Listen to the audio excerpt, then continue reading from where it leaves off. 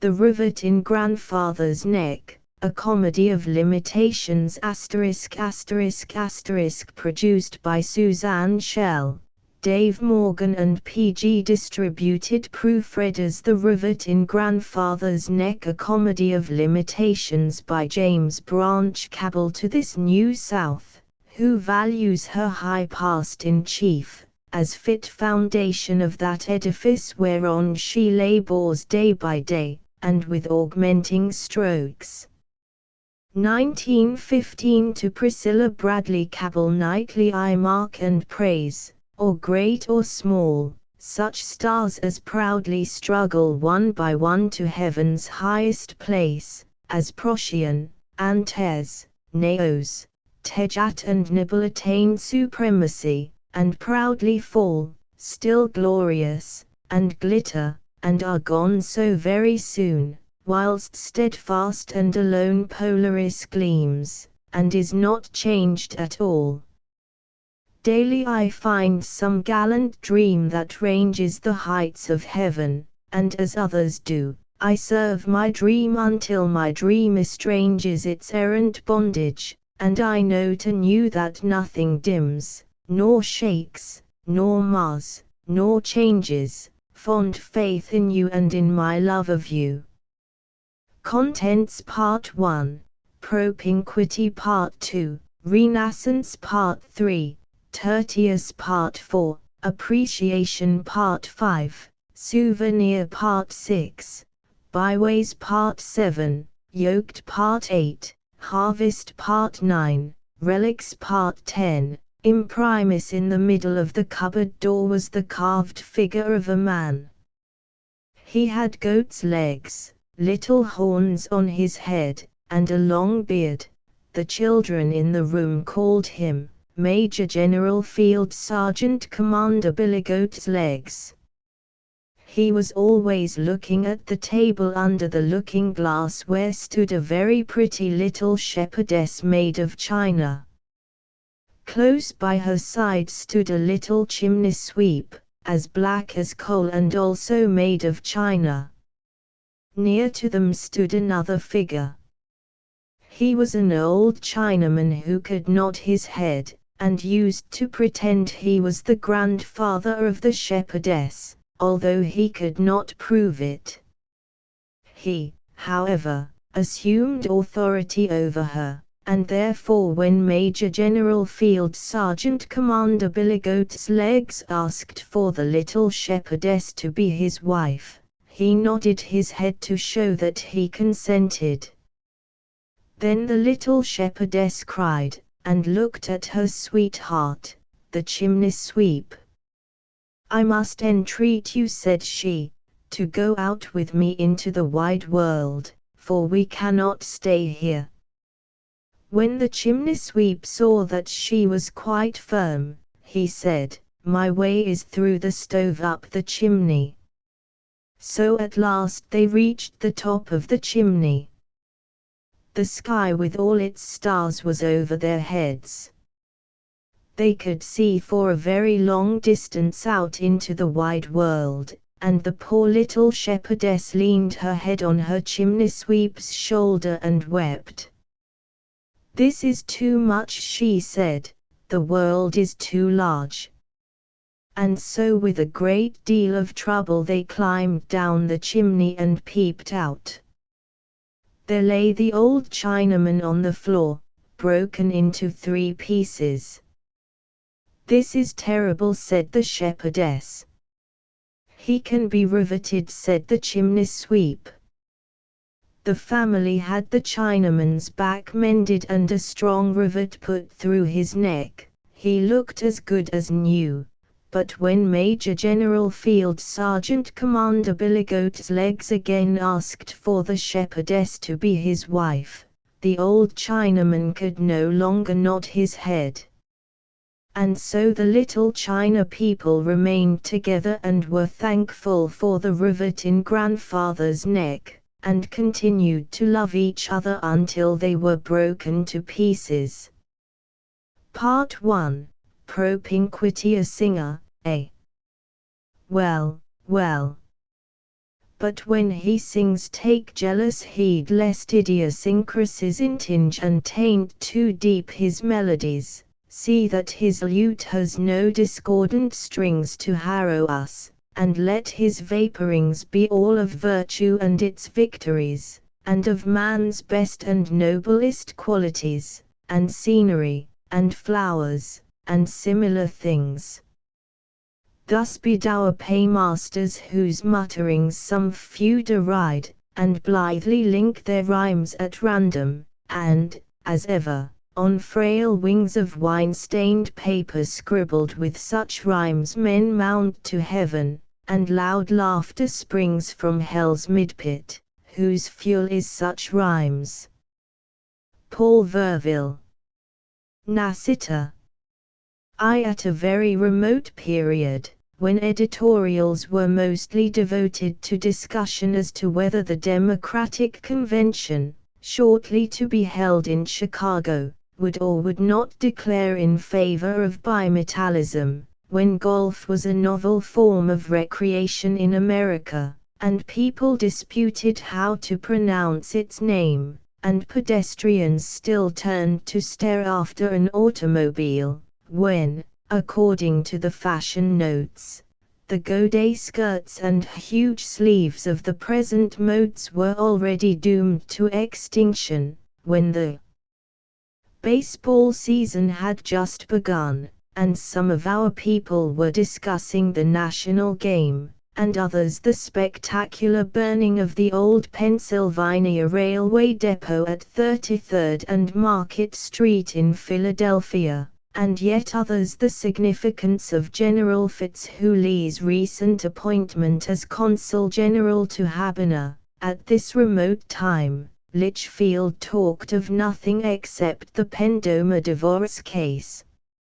And Colonel Rudolph Musgrave had very narrowly escaped being named as the co-respondent.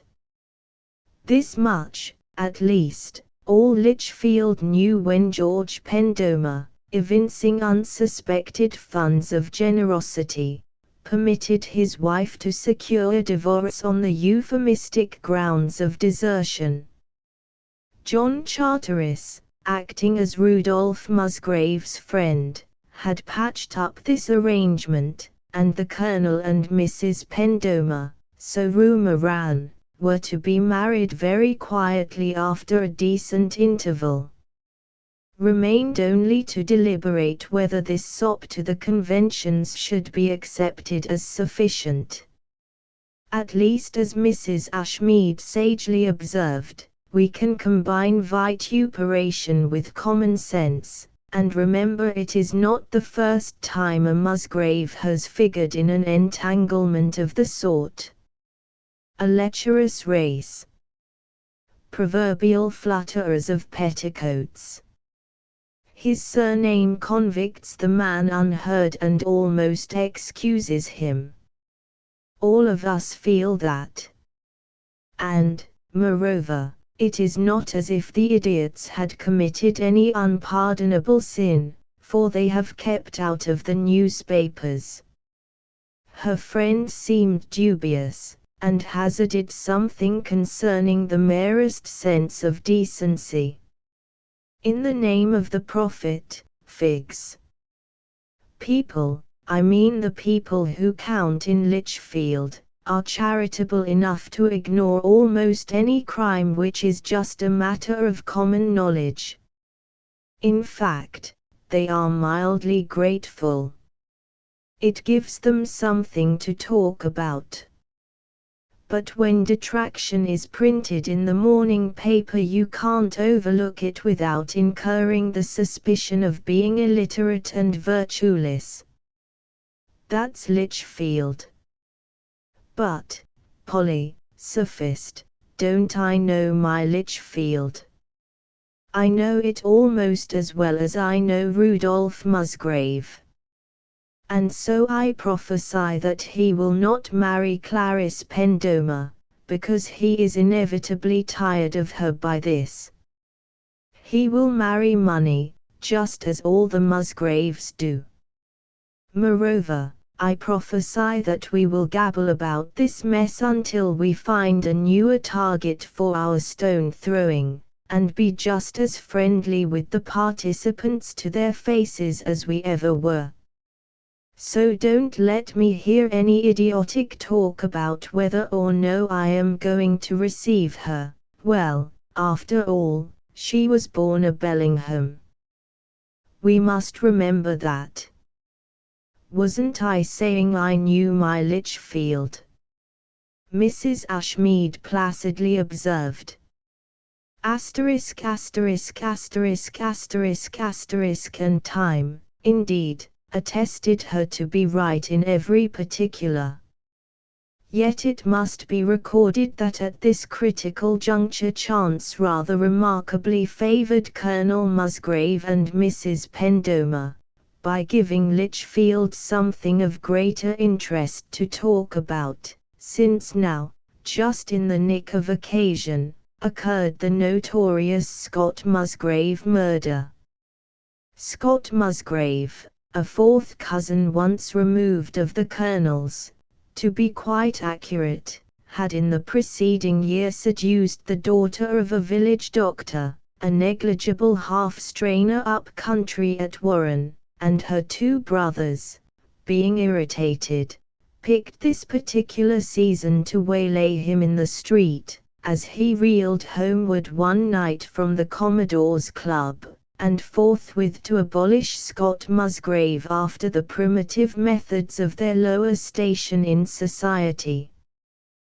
These details, indeed, were never officially made public, since a discreet police force found no clues, for Fred Musgrave, of King's Garden, as befitted the dead man's well-to-do brother, had been at no little pains to ensure constabulary short-sightedness, in preference to having the nature of Scott Musgrave's recreations unsympathetically aired.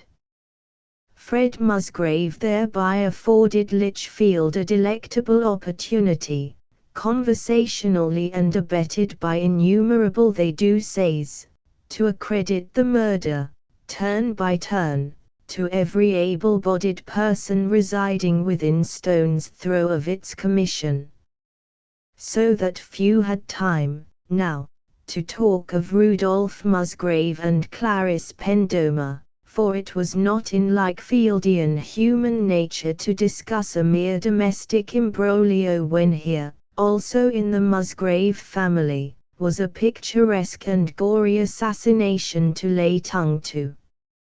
So Colonel Musgrave was duly re-elected that spring to the librarianship of the Lichfield Historical Association, and the name of Mrs. George Pendomer was not stricken from the list of patronesses of the Lichfield German Club, but was merely altered to Mrs. Clarice Pendomer. Asterisk asterisk asterisk asterisk asterisk. At the bottom of his heart Colonel Musgrave was a trifle irritated that his self-sacrifice should be thus unrewarded by martyrdom. Circumstances had enabled him to assume, and he had gladly accepted, the blame for John Charteris's iniquity, rather than let Anne Charteris know the truth about her husband and Clarice Pendomer. The truth would have killed Anne, the Colonel believed, and besides, the Colonel had enjoyed the performance of a picturesque action. And having acted as a hero in permitting himself to be pilloried as a libertine, it was preferable of course not to have incurred ostracism thereby. His common sense conceded this, and yet, to Colonel Musgrave, it could not but be evident that destiny was hardly rising to the possibilities of the situation. 2. Concerning Colonel Musgrave one finds the ensuing account in a publication of the period devoted to biographies of more or less prominent Americans. It is reproduced unchanged, because these memoirs were, in the old days, compiled by the person whom they commemorated. The custom was a worthy one, since the value of an autobiography is determined by the nature of its superfluities and falsehoods. Musgrave, Rudolph Vartray, editor, B. Lichfield, Sill, 14th of March, 1856, S. William Sebastian and Martha, Alardis, M. G. S. Theodoric Q. M., Gov. of Sill. 1805-8, Judge of the General Court 1808-11, Judge Supreme Court of Appeals, 1811-50 and present Supreme Court of Appeals, 1841-50, Grad. King's Col. and U of Sill. Cor. Sec. Lichfield Hist. Soc. and Editor Sill. Mag. of Biog. Since 1890, dir. Traders Nat. Bank, Sill. Mem. Soc. of the Sons of Colonel Govs, present Sill. Soc. of Protestant Martyrs, Commander Sill. Mill Order of Lost Battles, Mem. Exec. B.D. Sill. Hist. Arsen. For the preservation of ruins. Democrat, Episcopalian, unmarried. Author, Colonial Lichfield, 1892, Right on the Scaffold, 1893, Secession and the South, 1894, Chart of the Descendants of Xenophon Perkins, 1894, Recollections of a Gracious Era, 1895, Notes as to the Vartrays of Westphalia, 1896. Has also written numerous pamphlets on Hist, Biog, and genial subjects. Address, Lichfield, Sill. For Colonel Musgrave was by birth the lineal head of all the Musgraves of Mattockton, which is in Lichfield, as degrees are counted there, equivalent to what being born a marquis would mean in England. Handsome and trim and affable, he defied chronology by looking 10 years younger than he was known to be. For at least a decade he had been invaluable to Lichfield matrons alike against the entertainment of an out-of-town girl, the management of a cotillion, and the prevention of unpleasant pauses among incongruous dinner companies. In short, he was by all accounts the social triumph of his generation, and his military title, won by 4 years of arduous service at receptions and parades while on the staff of a former governor of the state, this seasoned bachelor carried off with plausibility and distinction. The story finds him librarian and corresponding secretary of the Lichfield Historical Association, which office he had held for some 6 years. The salary was small, and the colonel had inherited little, but his sister, Miss Agatha Musgrave, who lived with him, was a notable housekeeper. He increased his resources in a gentlemanly fashion by genealogical research, directed mostly toward the rehabilitation of ambiguous pedigrees, and for the rest, no other man could have fulfilled more gracefully the main duty of the librarian, which was to exhibit the association's collection of relics to hurried tourists doing Lichfield. His library manner was modeled upon that which an 18th-century portrait would conceivably possess, should witchcraft set the canvas breathing. 3. Also the story finds Colonel Musgrave in the company of his sister on a warm April day, whilst these two sat upon the porch of the Musgrave home in Lichfield, and Colonel Musgrave waited until it should be time to open the library for the afternoon. And about them birds twittered cheerily, and the formal garden flourished as gardens thrive nowhere except in Lichfield, and overhead the sky was a turquoise blue, save for a few irrelevant clouds which dappled it here and there like splashes of whipped cream. Yet, for all this, the Colonel was ill at ease, and care was on his brow, and venom in his speech. And one thing Colonel Musgrave concluded, with decision, I wish distinctly understood, and that is, if she insists on having young men loafing about her, as, of course, she will have to entertain them in the garden. I won't have them in the house, Agatha. You remember that Langham girl you had here last Easter, he added, disconsolately, the one who positively littered up the house with young men, and sang idiotic jingles to them at all hours of the night about the Bailey family and the correct way to spell chicken. She drove me to the verge of insanity, and I haven't a doubt that this Patricia person will be quite as obstreperous. So, please mention it to her, Agatha, casually, of course, that, in Lichfield, when one is partial to either vocal exercise or amorous dalliance, the proper scene of action is the garden. I really cannot be annoyed by her.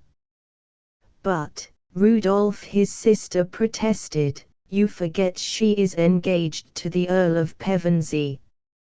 An engaged girl naturally wouldn't care about meeting any young men. Said the Colonel, dryly. Ensued a pause, during which the Colonel lighted yet another cigarette. Then, I have frequently observed, he spoke, in absent wise, that all young women having that peculiarly vacuous expression about the eyes, I believe there are misguided persons who describe such eyes as being dreamy, are invariably possessed of a fickle, unstable and coquettish temperament. Oh, no. You may depend upon it, Agatha, the fact that she contemplates purchasing the right to support a peculiarly disreputable member of the British peerage will not hinder her in the least from making advances to all the young men in the neighbourhood. Miss Musgrave was somewhat ruffled. She was a homely little woman with nothing of the ordinary Musgrave comeliness. Candour even compels the statement that in her pudgy swarthy face there was a droll suggestion of the pug dog. I am sure Miss Musgrave remonstrated, with placid dignity, that you know nothing whatever about her, and that the reports about the Earl have probably been greatly exaggerated, and that her picture shows her to be an unusually attractive girl. Though it is true, Miss Musgrave conceded after reflection, that there are any number of persons in the House of Lords that I wouldn't in the least care to have in my own house, even with the front parlour all in linen as it unfortunately is. So awkward when you have company. And the Bible does bid us not to put our trust in princes, and, for my part, I never thought that photographs could be trusted, either. Scorn not the nobly born, Agatha her brother admonished her, nor treat with lofty scorn the well-connected. The very best people are sometimes respectable. And yet, he pursued, with a slight hiatus of thought, I should not describe her as precisely an attractive-looking girl. She seems to have a lot of hair, if it is all her own, which it probably isn't, and her nose is apparently straight enough, and I gather she is not absolutely deformed anywhere, but that is all I can conscientiously say in her favor. She is artificial. Her hair, now. It has well, you would not call it exactly a crinkle or precisely a wave, but rather somewhere between the two. Yes, I think I should describe it as a ripple. I fancy it must be rather like the reflection of a sunset in a duck pond, say, with a faint wind ruffling the water. For I gather that her hair is of some light shade, induced, I haven't a doubt, by the liberal use of peroxides.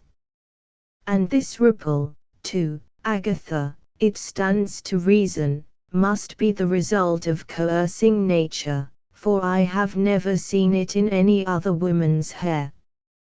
Moreover, Colonel Musgrave continued, warming somewhat to his subject, there is a dimple, on the right side of her mouth, immediately above it, which speaks of the most frivolous tendencies.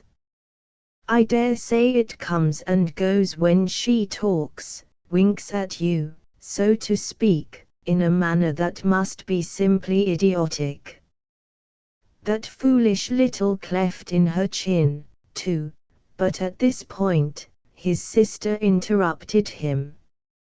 I hadn't a notion, said she, that you had even looked at the photograph. And you seem to have it quite by heart, Rudolph, and some people admire dimples, you know, and, at any rate, her mother had red hair, so Patricia isn't really responsible. I decided that it would be foolish to use the best mats tonight. We can save them for Sunday supper, because I am only going to have eggs and a little cold meat, and not make company of her. For no apparent reason, Rudolph Musgrave flushed. I inspected it, quite casually, last night. Please don't be absurd, Agatha. If we were threatened with any other direful visitation, influenza, say, or the 17-year locust, I should naturally read up on the subject in order to know what to expect. And since Providence has seen fit to send us a visitor rather than a visitation, though, personally, I should infinitely prefer the influenza, as interfering in less degree with my comfort, I have, of course, neglected no opportunity of finding out what we may reasonably look forward to. I fear the worst, Agatha. For I repeat, the girl's face is, to me, absolutely unattractive. The Colonel spoke with emphasis, and flung away his cigarette, and took up his hat to go. And then, I suppose, said Miss Musgrave, absently, you will be falling in love with her, just as you did with Anne Charteris and Aline Van Orden and all those other minxes. I would like to see you married, Rudolph, only I couldn't stand your having a wife. I, sputtered the Colonel. I think you must be out of your head. I fall in love with that chit. Good Lord, Agatha, you are positively idiotic. And the Colonel turned on his heel, and walked stiffly through the garden. But, when halfway down the path, he wheeled about and came back. I beg your pardon, Agatha, he said, contritely, it was not my intention to be discourteous. But somehow, dear, I don't quite see the necessity for my falling in love with anybody, so long as I have you. And Miss Musgrave, you may be sure, forgave him promptly, and afterward, with a bit of pride and an infinity of love in her kind, homely face, her eyes followed him out of the garden on his way to open the library. And she decided in her heart that she had the dearest and best and handsomest brother in the universe, and that she must remember to tell him, accidentally, how becoming his new hat was. And then, at some unspoken thought, she smiled, wistfully. She would be a very lucky girl if he did, said Miss Musgrave, apropos of nothing in particular, and tossed her grizzly head. An earl, indeed, said Miss Musgrave, and this is how it came about. Patricia Vartry, a second cousin once removed of Colonel Rudolph Musgrave's, as the older inhabitants of Lichfield will volubly attest, was always a person who did peculiar things. The list of her eccentricities is far too lengthy here to be enumerated, but she began it by being born with red hair. Titian reds and auburns were undiscovered euphemisms in those days, and, in Lichfield, this is not regarded as precisely a ladylike thing to do, and she ended it, as far as Lichfield was concerned, by eloping with what Lichfield in its horror could only describe, with conscious inadequacy, as a quite unheard of person. Indisputably the man was well-to-do already, and from this nightmarish topsy-turvydom of reconstruction the fellow visibly was plucking wealth. Also young Stapleton was well enough to look at, too, as Lichfield flurriedly conceded.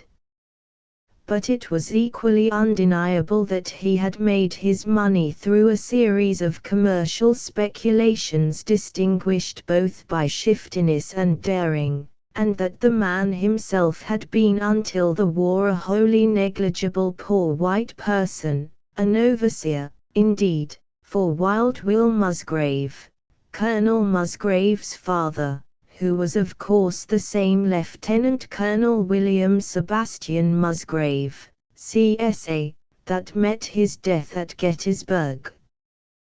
This upstart married Patricia Vartry, for all the chatter and whispering, and carried her away from Lichfield, as yet a little dubious as to what recognition, if any, should be accorded the existence of the Stapletons. And afterward, from a notoriously untruthful north, indeed, came rumors that he was rapidly becoming wealthy, and of Patricia Vartry's death at her daughter's birth, and of the infant's health and strength and beauty, and of her lavish upbringing, a Frenchwoman, Lichfield whispered, with absolutely nothing to do but attend upon the child. And then, little by little, a new generation sprang up, and, little by little, the interest these rumors waked became more lax, and it was brought about, at last, by the insidious transitions of time, that Patricia Vartry was forgotten in Lichfield. Only a few among the older men remembered her, some of them yet treasured, as these fogies so often do, a stray fan or an odd glove, and in by-corners of sundry time-toughened hearts there lurked the memory of a laughing word or of a glance or of some such casual bounty, that Patricia Vartry had accorded these hearts' owners when the world was young. But Agatha Musgrave, likewise, remembered the orphan cousin who had been reared with her. She had loved Patricia Vartry, and, in due time, she wrote to Patricia's daughter, in stately, antiquated phrases that astonished the recipient not a little, and the girl had answered. The correspondence flourished. And it was not long before Miss Musgrave had induced her young cousin to visit Lichfield. Colonel Rudolph Musgrave, be it understood, knew nothing of all this until the girl was actually on her way. And now, she was to arrive that afternoon, to domicile herself in his quiet house for 2 long weeks. This utter stranger, look you, and upset his comfort, ask him silly questions, expect him to talk to her, and at the end of her visit, possibly, present him with some outlandish gimcrack made of cardboard and pink ribbons, in which she would expect him to keep his papers. The Langham girl did that. Asterisk asterisk asterisk asterisk asterisk It is honestest part to give you the man no better than he was. Lichfield at large had pampered him, many women had loved him, and above all, Miss Agatha had spoiled him. After 15 years of being the pivot about which the economy of a household revolves, after 15 years of being the inevitable person whose approval must be secured before any domestic alteration, however trivial, may be considered, no mortal man may hope to remain a paragon of unselfishness. Colonel Musgrave joyed in the society of women. But he classed them, say, with the croquettes adorned with pink paper frills which were then invariably served at the suppers of the Lichfield German Club, as acceptable enough, upon a conscious holiday, but wholly incongruous with the slipperdies of home. When you had an inclination for feminine society, you shaved and changed your clothes and thought up an impromptu or so against emergency, and went forth to seek it. That was natural, but to have a petticoated young person infesting your house, hourly, was as preposterous as ice cream soda at breakfast. The metaphor set him off at a tangent. He wondered if this Patricia person could not, tactfully, be induced to take her bath after breakfast, as Agatha did. After he had his. Why, confound the girl, he was not responsible for there being only one bathroom in the house. It was necessary for him to have his bath and be at the library by 9 o'clock. This interloper must be made to understand as much. The Colonel reached the library undecided as to whether Mr. Pilton had better breakfast in her room, or if it would be entirely proper for her to come to the table in one of those fluffy lace-trimmed garments such as Agatha affected at the day's beginning.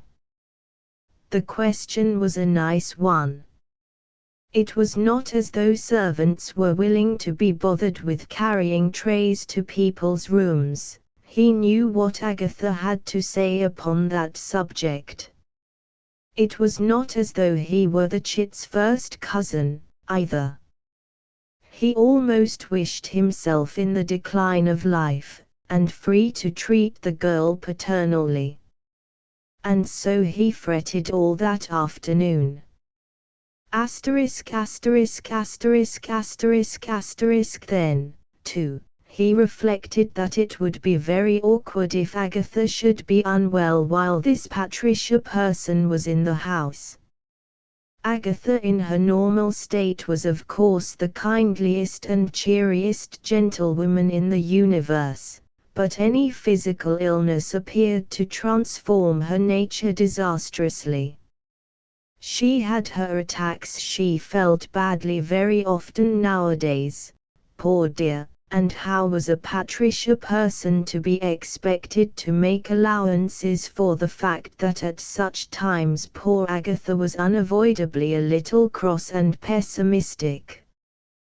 Yet Colonel Musgrave strolled into his garden, later, with a tolerable affectation of unconcern.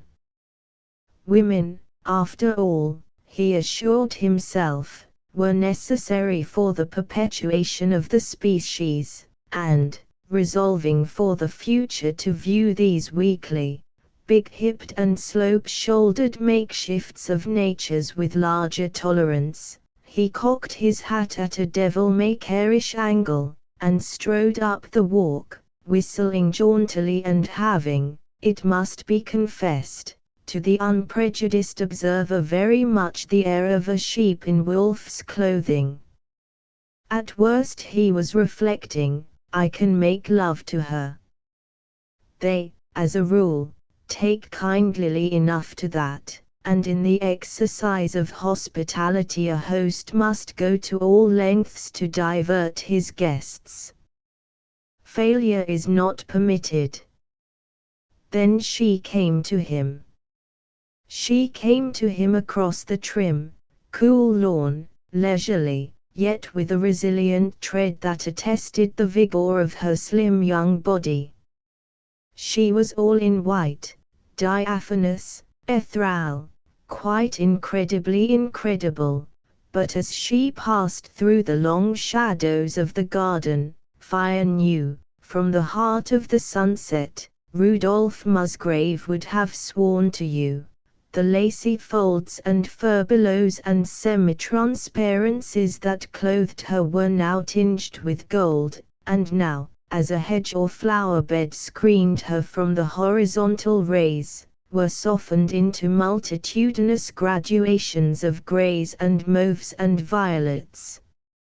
Failure is not permitted, he was repeating in his soul. Your cousin Rudolph, aren't you? She asked. How perfectly entrancing. You see, until today I always thought that if I had been offered the choice between having cousins or appendicitis I would have preferred to be operated on. And Rudolph Musgrave noted, with a delicious tingling somewhere about his heart, that her hair was really like the reflection of a sunset in rippling waters, only many times more beautiful, of course, and that her mouth was an inconsiderable trifle, a scrap of sanguine curves, and that her eyes were purple glimpses of infinity. Then he observed that his own mouth was giving utterance to divers irrelevant and foolish sounds, which eventually resolved themselves into the statement he was glad to see her. And immediately afterward the banality of this remark brought the hot blood to his face and, for the rest of the day, stung him and teased him, somewhere in the background of his mind, like an incessant insect. Glad, indeed.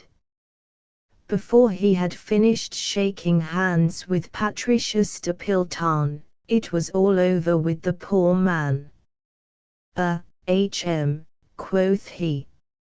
Only Miss Stapleton was meditating, with puckered brow. It would be unseemly for me to call you Rudolph, you impertinent minx, cried he, in his soul. I should rather think it would be.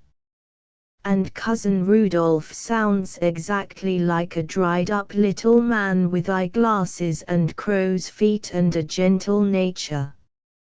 I rather thought you were going to be like that, and I regard it as extremely hospitable of you not to be. You are more like what now? Miss Stapleton put her head to one side and considered the contents of her vocabulary. You are like a Viking. I shall call you Olaf, she announced, when she had reached a decision. This, look you, to the most dignified man in Lichfield, a person who had never borne a nickname in his life. You must picture for yourself how the Colonel stood before her, big, sturdy and blonde, and glared down at her, and assured himself that he was very indignant, like Timanthus, the Colonel's biographer prefers to draw a veil before the countenance to which art is unable to do justice. Then, I have no admiration for the Northmen, Rudolph Musgrave declared, stiffly. They were a rude and barbarous nation, proverbially addicted to piracy and intemperance. My goodness gracious! Mr. Pilton observed, and now, for the first time, he saw the teeth that were like grains of rice upon a pink rose petal. Also, he saw dimples. And does one mean all that by a Viking? The Vikings, he informed her, and his library manner had settled upon him now to the very tips of his fingers, were pirates. The word is of Icelandic origin, from Vik, the name applied to the small inlets along the coast in which they concealed their galleys. I may mention that Olaf was not a Viking, but a Norwegian king, being the first Christian monarch to reign in Norway. Dear me, said Mr. Pilton, how interesting. Then she yawned with deliberate cruelty. However, she concluded, I shall call you Olaf, just the same. H.M., said the Colonel. Asterisk asterisk asterisk asterisk asterisk, and this stuttering boor, he reflected, was Colonel Rudolph Musgrave, confessedly the social triumph of his generation. This imbecile, without a syllable to say for himself, without a solitary adroit word within tongue's reach, wherewith to annihilate the hussy, was a Musgrave of Mattockton. Asterisk asterisk asterisk asterisk asterisk, and she did. To her he was Olaf from that day forth. Rudolph Musgrave called her, you. He was nettled, of course, by her forwardness, Olaf indeed, yet he found it, somehow, difficult to bear this fact in mind continuously. For while it is true our heroes and heroines in fiction no longer fall in love at first sight, nature, you must remember, is too busily employed with other matters to have much time to profit by current literature. Then, too, she is not especially anxious to be realistic. She prefers to jog along in the old rut, contentedly turning out chromolithographic sunrises such as they give away at the tea stores, contentedly staging the most violent and improbable melodramas, and, sturdy old Philistine that she is, she even now permits her children to fall in love in the most primitive fashion. She is not particularly interested in subtleties and soul analyses. She merely chuckles rather complacently when a pair of eyes are drawn, somehow, to another pair of eyes, and an indescribable something is altered somewhere in some untellable fashion, and the world, suddenly, becomes the most delightful place of residence in all the universe. Indeed, it is her favorite miracle, this. For at work of this sort the old Philistine knows that she is an adept, and she has rejoiced in the skill of her hands, with a sober workmanly joy, since Cain first went a-wooing in the land of Nod. So Colonel Rudolph Musgrave, without understanding what had happened to him, on a sudden was strangely content with life. It was at supper, dinner, in Lichfield, when not a formal entertainment is eaten at 2 in the afternoon, that he fell a speculating as to whether her eyes, after all, could be fitly described as purple. Wasn't there a greater luminosity about them than he had at first suspected? Wasn't the cool glow of them, in a word, rather that of sunlight falling upon a wet slate roof. It was a delicate question, an affair of nuances, of almost imperceptible graduations, and in debating a matter of such nicety, a man must necessarily lay aside all petty irritation, such as being nettled by an irrational nickname, and approach the question with unbiased mind. He did. And when, at last, he had come warily to the verge of decision, Miss Musgrave in all innocence announced that they would excuse him if he wished to get back to his work. He discovered that, somehow, the three had finished supper, and, somehow, he presently discovered himself in his study, where 8 o'clock had found him every evening for the last 10 years, when he was not about his social diversions. An old custom, you will observe, is not lightly broken. 6. Subsequently, I have never approved of these international marriages, said Colonel Musgrave, with heat. It stands to reason, she is simply marrying the fellow for his title. The will of Jeremiah Brown, dated the 29th of November, 1690, recorded the 2nd of February, 1690-1, mentions his wife Eliza Brown and appoints her his executrix. She can't possibly care for him.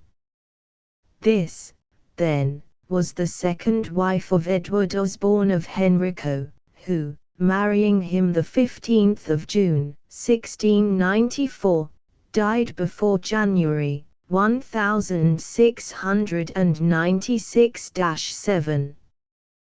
But they are all flibbertigibbets, every one of them. She had apparently no children by either marriage, and I dare say she is no better than the rest. Came a tap on the door. Followed a vision of soft white folds and furbelows and semi-transparencies and purple eyes and a pouting mouth. I am become like a pelican in the wilderness, Olaf the owner of these vanities complained. Are you very busy? Cousin Agatha is about her housekeeping, and I have read the afternoon paper all through, even the list of undelivered letters and the woman's page, and I just want to see the Gilbert Stuart picture, she concluded, exercising, one is afraid, a certain economy in regard to the truth. This was a little too much. If a man's working hours are not to be respected, if his privacy is to be thus invaded on the flimsiest of pretexts, why, then, one may very reasonably look for chaos to come again. This, Rudolph Musgrave decided, was a case demanding firm and instant action. Here was a young person who needed taking down a peg or two, and that at once.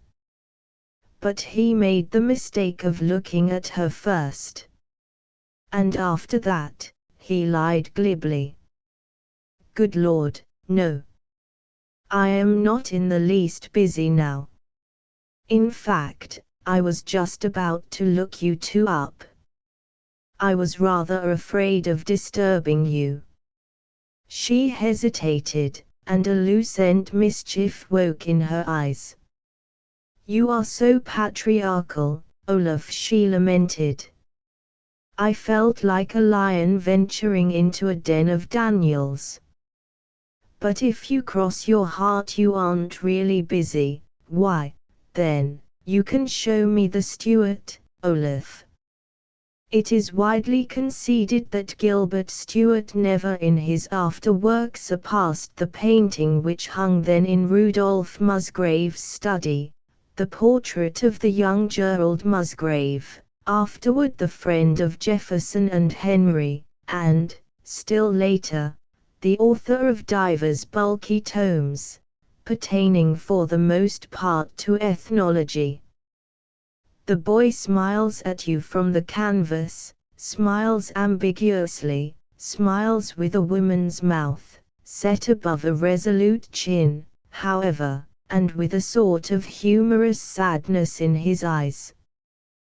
These latter are of a dark shade of blue, purple, if you will, and his hair is tinged with red.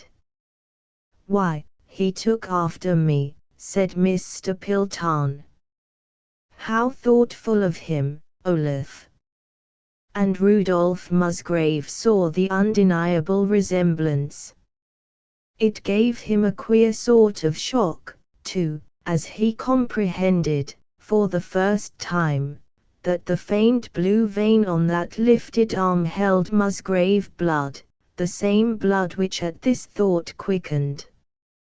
For any person guided by appearances, Rudolph Musgrave considered, would have surmised that the vein in question contained celestial ichor or some yet diviner fluid. It is true, he conceded, that there is a certain likeness. "And he is a very beautiful boy," said Mr. Pilton, demurely. "Thank you, Olaf. I begin to think you are a dangerous flatterer." "But he is only a boy, Olaf. And I had always thought of Gerald Musgrave as a learned person with a fringe of whiskers all around his face, like a centrepiece, you know." The Colonel smiled. "This portrait was painted early in life. Our kinsman was at that time, I believe, a person of rather frivolous tendencies. Yet he was not quite 30 when he first established his reputation by his monograph upon the evolution of marriage. And afterwards, just prior to his first meeting with Gertie, you will remember." "Oh, yes." Mr. Pilton assented, hastily, "I remember perfectly. I know all about him, thank you. And it was that beautiful boy, Olaf, that young-eyed cherub, who developed into a musty old man who wrote musty old books, and lived a musty, dusty life all by himself, and never married or had any fun at all." "How horrid, Olaf," she cried, with a queer shrug of distaste. "I fail," said Colonel Musgrave, "to perceive anything horrid in a life devoted to the study of anthropology.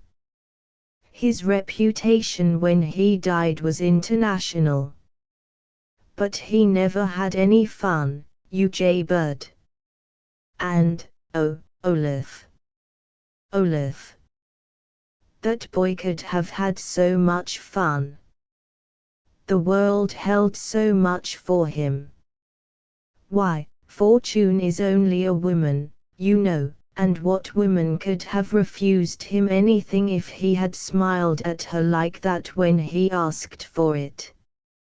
Mr. Pilton gazed up at the portrait for a long time now, her hands clasped under her chin.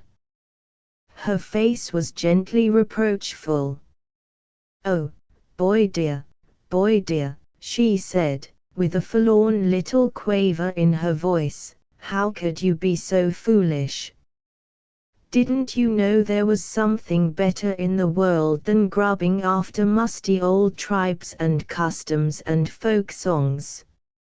Oh, precious child, how could you?" Gerald Musgrave smiled back at her, ambiguously, and Rudolph Musgrave laughed.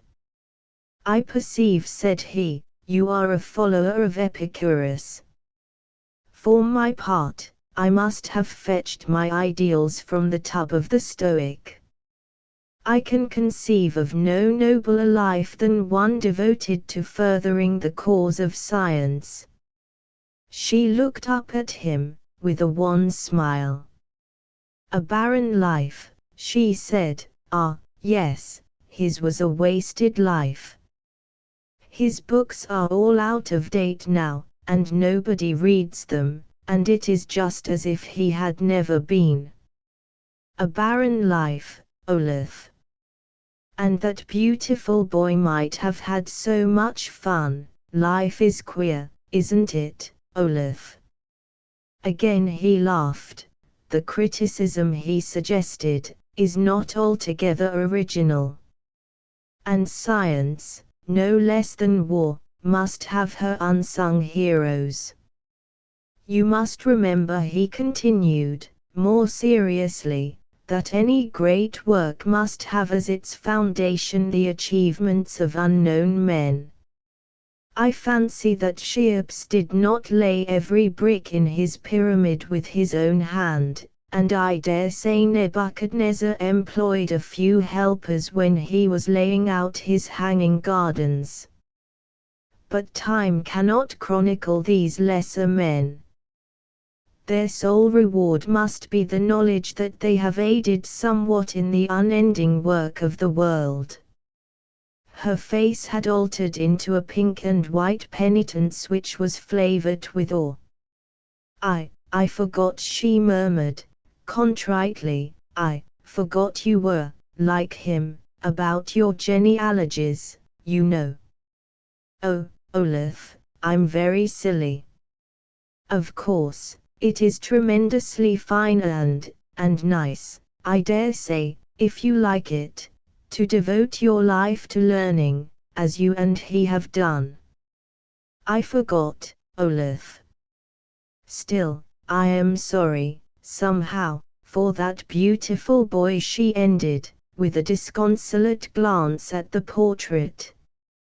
7 long after Mr. Pilton had left him, the Colonel sat alone in his study, idle now, and musing vaguely. There were no more addenda concerning the descendants of Captain Thomas Osborne that night. At last, the Colonel rose and threw open a window, and stood looking into the moonlit garden. The world bathed in a mist of blue and silver. There was a breeze that brought him sweet, warm odors from the garden, together with a blurred shrilling of crickets and the conspiratorial conference of young leaves.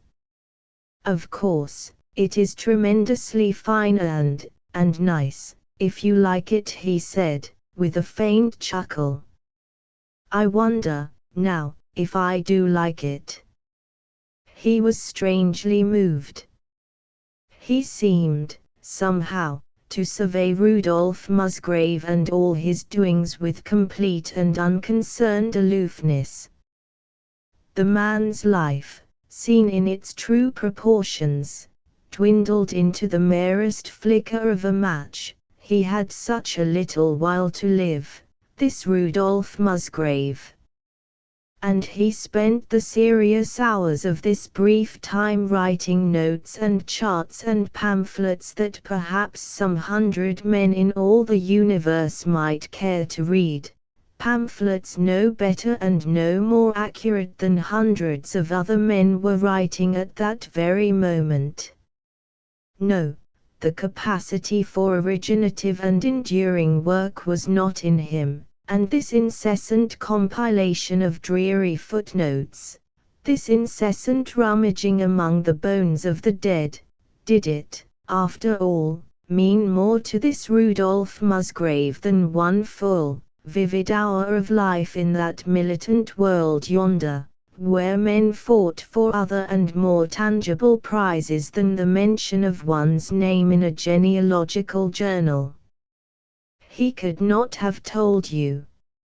In his heart, he knew that a thorough digest of the wills and orders of the Orphans' Court of any county must always rank as a useful and creditable performance, but, from without, the sounds and odors of spring were calling to him, alluring him, wringing his very heart, bidding him come forth into the open and crack a jest or two before he died, and stare at the girls a little before the match had flickered out. Asterisk asterisk asterisk asterisk asterisk. At this time he heard a moaning noise. The colonel gave a shrug, sighed, and ascended to his sister's bedroom. He knew that Agatha must be ill, and that there is no more efficient quietus to wildish meditations than the heating of hot water bottles and the administration of hypnotics he had long ago discovered. Part 2. Renascence. As one imprisoned that hath lain alone and dreamed of sunlight where no vagrant gleam of sunlight pierces, being freed, must deem this too but dreaming, and must dread the sun whose glory dazzles, even as such an one am I whose longing was but now supreme for this high hour, and, now it strikes, esteem I do but dream long dreamed of goals are won. Phyllis, I am not worthy of thy love. I pray thee let no kindly word be said of me at all, for in the train thereof, worness yet parted lips, sigh visited, end speech and wait, mine when I will to move, such joy awakens that I grow afraid. Thomas Rowland. Triumphs of Phyllis. They passed with incredible celerity, those next 10 days, those strange, delicious, topsy-turvy days.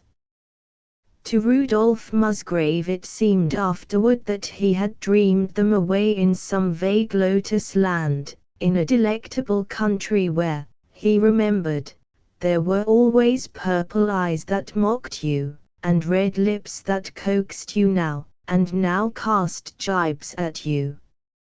You felt, for the most part of your stay in this country, flushed and hot and uncomfortable and unbelievably awkward, and you were mercilessly bedeviled there, but not for all the accumulated wealth of Samarkand and Ind and Offa would you have had it otherwise.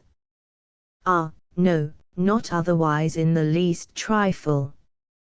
For now uplifted to a rosy zone of acquiescence, you partook incuriously at table of nectar and ambrosia, and noted abroad, without any surprise, that you trod upon a more verdant grass than usual, and that someone had polished up the sun a bit, and, in fine, you snatched a fearful joy from the performance of the most trivial functions of life. Yet always he remembered that it could not last, always he remembered that in the autumn Patricia was to marry Lord Pevensey. She sometimes gave him letters to mail which were addressed to that nobleman. He wondered savagely what was in them, he posted them with a vicious shove, and, for the time, they caused him acute twinges of misery.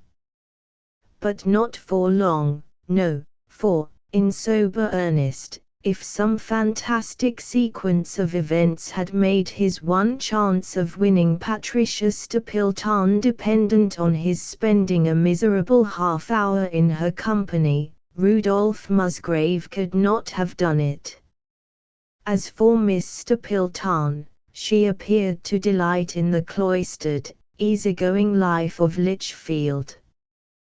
The quaint and beautiful old town fell short in nothing of her expectations, in spite of the fact that she had previously read John Charteris's Tales of Lichfield, those effusions which, if the Lichfield Courier Herald is to be trusted, have builded, by the strength and witchery of record and rhyme, romance and poem, a myriad-windowed temple in Lichfield's honour, exquisite, luminous, and enduring, for all the world to see.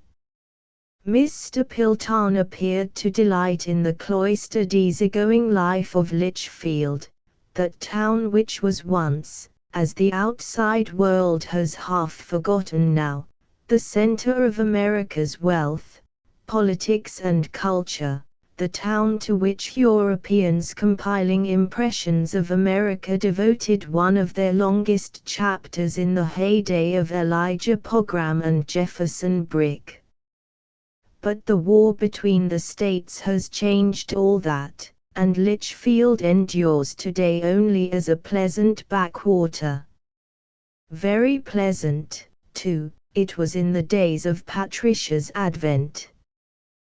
There were strikingly few young men about, to be sure, most of them on reaching maturity had settled in more bustling regions.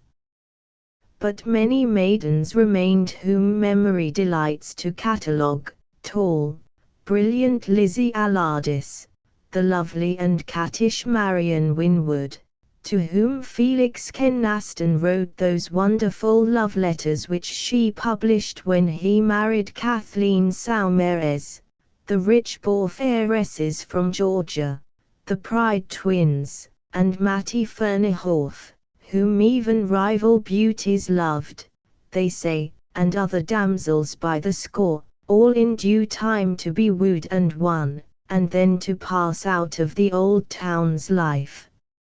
Among the men of Rudolph Musgrave's generation, those gallant oldsters who were born and bred, and meant to die, in Litchfield, Patricia did not lack for admirers. Tom May was one of them, of course. Rarely a pretty face escaped the tribute of at least one proposal from Tom May. Then there was Roderick Taunton, he with the leonine mane, who spared her none of his forensic eloquence, but found Patricia less tractable than the most stubborn of juries. Bluff Walter Thurman, too, who was said to know more of Dickens, whist and criminal law than any other man living, came to worship at her shrine, as likewise did huge red-faced Ashby Bland, famed for that cavalry charge which history books tell you that he led, and at which he actually was not present, for reasons all Litchfield knew and chuckled over. And Courtney Thorpe and Charles Maupin, doctors of the flesh and the spirit severally, were others among the rivals who gathered about Patricia at decorous festivals when, candles lighted, the butler and his underlings came with trays of delectable things to eat, and the nests of tables were set out, and pleasant chatter abounded. And among Patricia's attendants Colonel Musgrave, it is needless to relate, was preeminently pertinacious. The two found a deal to talk about, somehow, though it is doubtful if many of their comments were of sufficient importance or novelty to merit record. Then, also, he often read aloud to her from lovely books, for the Colonel read admirably and did not scruple to give emotional passages their value. Trilby, published the preceding spring in book form, was one of these books, for all this was at a very remote period, and the Rubaiyat was another, for that poem was as yet unhackneyed and hardly well known enough to be parodied in those happy days. Once he read to her that wonderful sad tale of Hans Christian Andersen's which treats of the china chimney sweep and the shepherdess, who eloped from their bedizened tiny parlor table, and were frightened by the vastness of the world outside, and crept ignominiously back to their fit home. And so the Colonel ended. The little China people remained together, and were thankful for the rivet in grandfather's neck, and continued to love each other until they were broken to pieces. It was really a very lucky thing, Patricia estimated, that the grandfather had a rivet in his neck and couldn't nod to the billy-goat-legged person to take the shepherdess away into his cupboard. I don't doubt the little China people were glad of it. But after climbing so far, and seeing the stars, I think they ought to have had more to be glad for." Her voice was quaintly wistful. "I will let you into a secret, Patricia. That rivet was made out of the strongest material in the whole universe. And the old grandfather was glad, at bottom, he had it in his neck so that he couldn't knot and separate the shepherdess from the chimney sweep. Yes, I guess he had been rather a rip among the bric-a-brac in his day and sympathized with them. No, it wasn't just that. You see, these little China people had forsaken their orderly comfortable world on the parlor table to climb very high. It was a brave thing to do, even though they faltered and came back after a while. It is what we all want to do, Patricia, to climb toward the stars, even those of us who are too lazy or too cowardly to attempt it.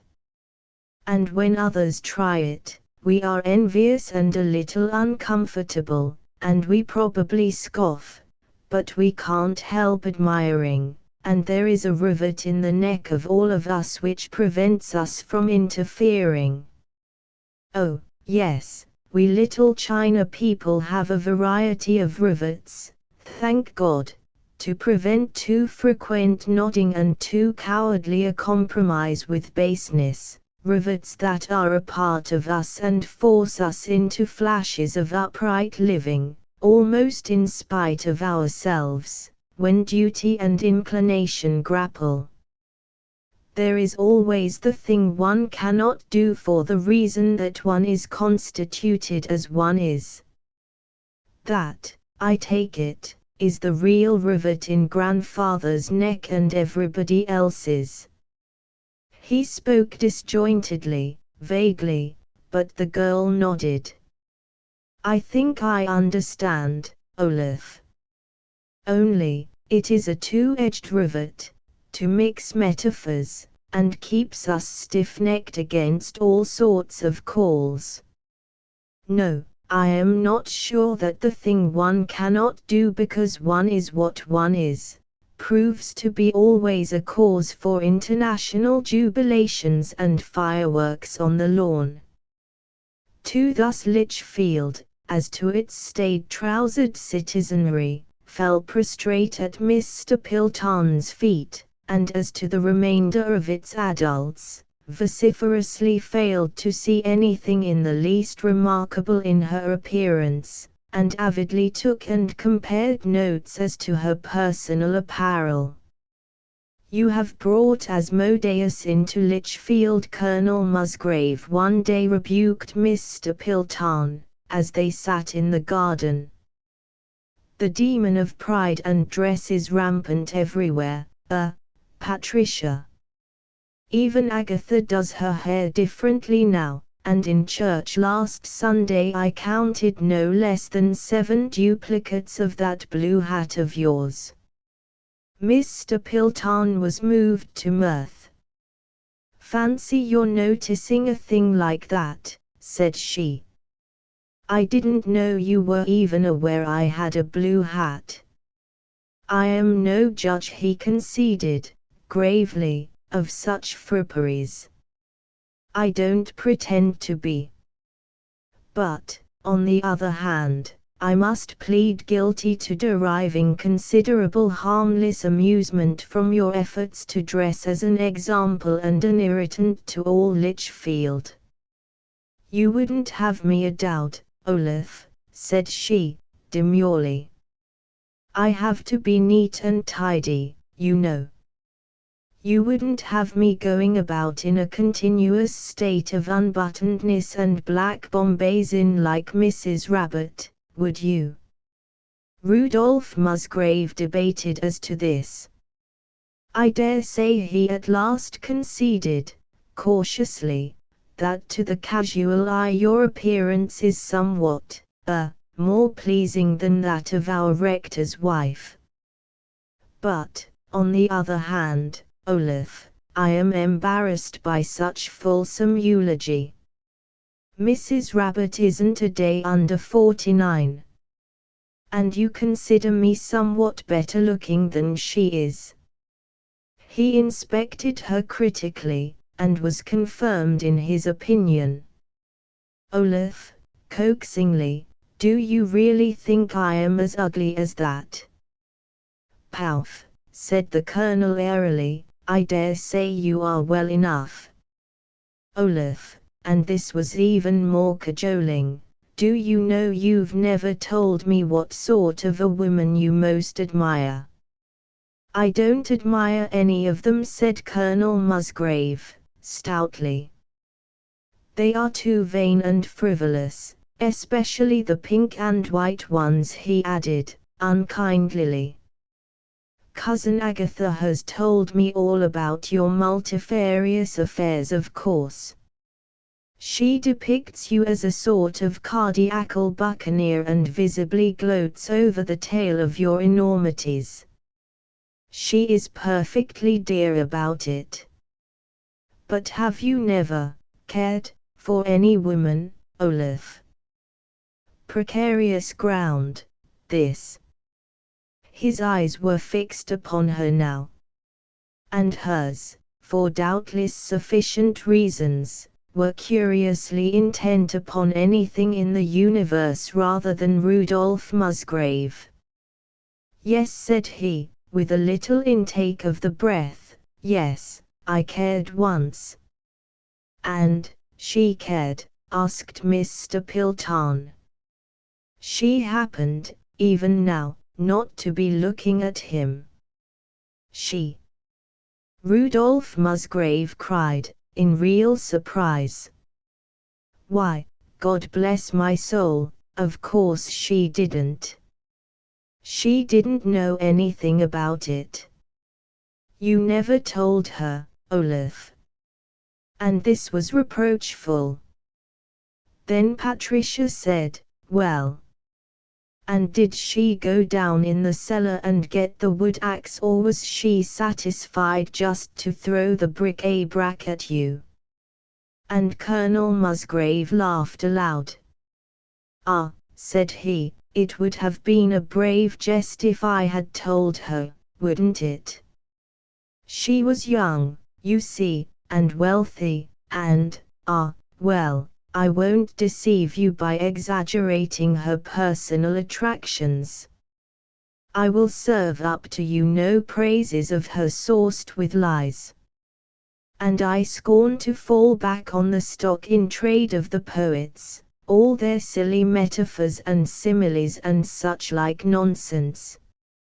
I won't tell you that her complexion reminded me of roses swimming in milk, for it did nothing of the sort. Nor am I going to insist that her eyes had a fire like that of stars, or proclaim that Cupid was in the habit of lighting his torch from them. I don't think he was. I would like to have caught the brat taking any such liberties with those innocent, humorous, unfathomable eyes of hers. And they didn't remind me of violets, either, he pursued, belligerently, nor did her mouth look to me in the least like a rosebud, nor did I have the slightest difficulty in distinguishing between her hands and lilies. I consider these hyperbolical figures of speech to be idiotic. Ah, no, cried Colonel Musgrave, warming to his subject, and regarding it, too, very intently. Ah, no, a face that could be patched together at the nearest florist's would not haunt a man's dreams o' nights, as hers does. I haven't any need for praises sourced with lies. I spurn hyperbole. I scorn exaggeration. I merely state calmly and judicially that she was God's masterpiece, the most beautiful and adorable and indescribable creature that he ever made. She smiled at this. You should have told her, Olaf, said Mr. Pilton. You should have told her that you cared. He gave a gesture of dissent. She had everything he pointed out, everything the world could afford her. And, doubtless, she would have been very glad to give it all up for me, wouldn't she, for me, who haven't youth or wealth or fame or anything. Ah, I dare say she would have been delighted to give up the world she knew and loved, the world that loved her, for the privilege of helping me digest old county records. And Rudolph Musgrave laughed again, though not mirthfully. But the girl was staring at him, with a vague trouble in her eyes. You should have told her, Olaf, she repeated. And at this point he noted that the arbutus flush in her cheeks began to widen slowly, until, at last, it had burned back to the little pink ears, and had merged into the coppery glory of her hair, and had made her, if such a thing were possible, which a minute ago it manifestly was not, more beautiful and adorable and indescribable than ever before. Ah, yes, he scoffed, Lichfield would have made a fitting home for her. She would have been very happy here, shut off from the world with us, whose forefathers have married and intermarried with one another until the stock is worthless, and impotent for any further achievement. For here, you know, we have the best blood in America, and, for utilitarian purposes, that means the worst blood. Ah, we may prate of our superiority to the rest of the world, and God knows, we do. But, at bottom, we are worthless. We are worn out, I tell you. We are effete and stunted in brain and willpower, and the very desire of life is gone out of us. We are contented simply to exist in Lichfield. And he paused, and a new, fierce light came into his eyes. She was so beautiful, he said, half angrily, between clenched teeth. You are just like the rest of them, Olaf, she lamented, with a hint of real sadness. You imagine you are in love with a girl because you happen to like the color of her eyes, or because there is a curve about her lips that appeals to you. That isn't love, Olaf, as we women understand it. Ah, no, a girl's love for a man doesn't depend altogether upon his fitness to be used as an advertisement for somebody's ready-made clothing. You fancy you know what you are talking about, said Rudolph Musgrave, but you don't. You don't realize, you see, how beautiful she was. And this time, he nearly tripped upon the tents, for her hand was on his arm, and, in consequence, a series of warm, delicious little shivers was running about his body in a fashion highly favorable to extreme perturbation of mind. You should have told her, Olaf, she said, wistfully. Oh, Olaf, why didn't you tell her? She did not know, of course, how she was tempting him. She did not know, of course, how her least touch seemed to waken every pulse in his body to an aching throb, and set hope and fear a-drumming in his breast. Obviously, she did not know, and it angered him that she did not. She would have laughed at me, he said, with a snarl. How she would have laughed. She wouldn't have laughed, Olaf. And, indeed, she did not look as if she would. But much you know of her, said Rudolph Musgrave, morosely. She was just like the rest of them, I tell you. She knew how to stare a man out of countenance with big purple eyes that were like violets with the dew on them, and keep her paltry pink and white baby face all pensive and sober, till the poor devil went stark, staring mad, and would have pawned his very soul to tell her that he loved her. She knew. She did it on purpose. She would look pensive just to make an ass of you. And here the Colonel set his teeth for a moment, and resolutely drew back from the abyss. She would not have cared for me, he said, with a shrug. I was not exactly the sort of fool she cared for. What she really cared for was a young fool who could dance with her in this silly newfangled gliding style, and send her flowers and sweetmeats, and make love to her glibly, and a petticoated fool who would envy her fine feathers, and, at last, a knavish fool who would barter his title for her money. She preferred fools, you see, but she would never have cared for a middle-aged penniless fool like me. And so he ended, with a vicious outburst of mendacity. I never told her, and she married a title and lived unhappily in gilded splendor ever afterwards.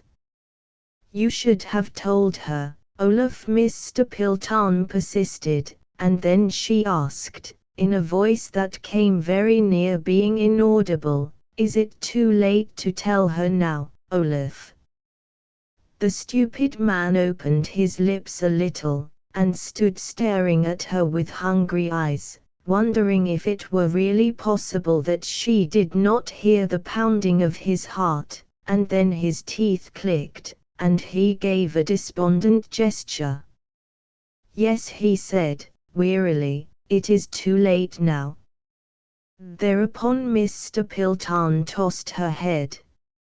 Oh, very well, said she, only, for my part, I think you acted very foolishly, and I don't see that you have the least right to complain. I quite fail to see how you could have expected her to marry you, or, in fact, how you can expect any woman to marry you, if you won't, at least, go to the trouble of asking her to do so. Then Mr. Pilton went into the house, and slammed the door after her. Nor was that the worst of it. For when Rudolph Musgrave followed her, as he presently did, in a state of considerable amaze, his sister informed him that Mr. Pilton had retired to her room with an unaccountable headache. And there she remained for the rest of the evening. It was an unusually long evening.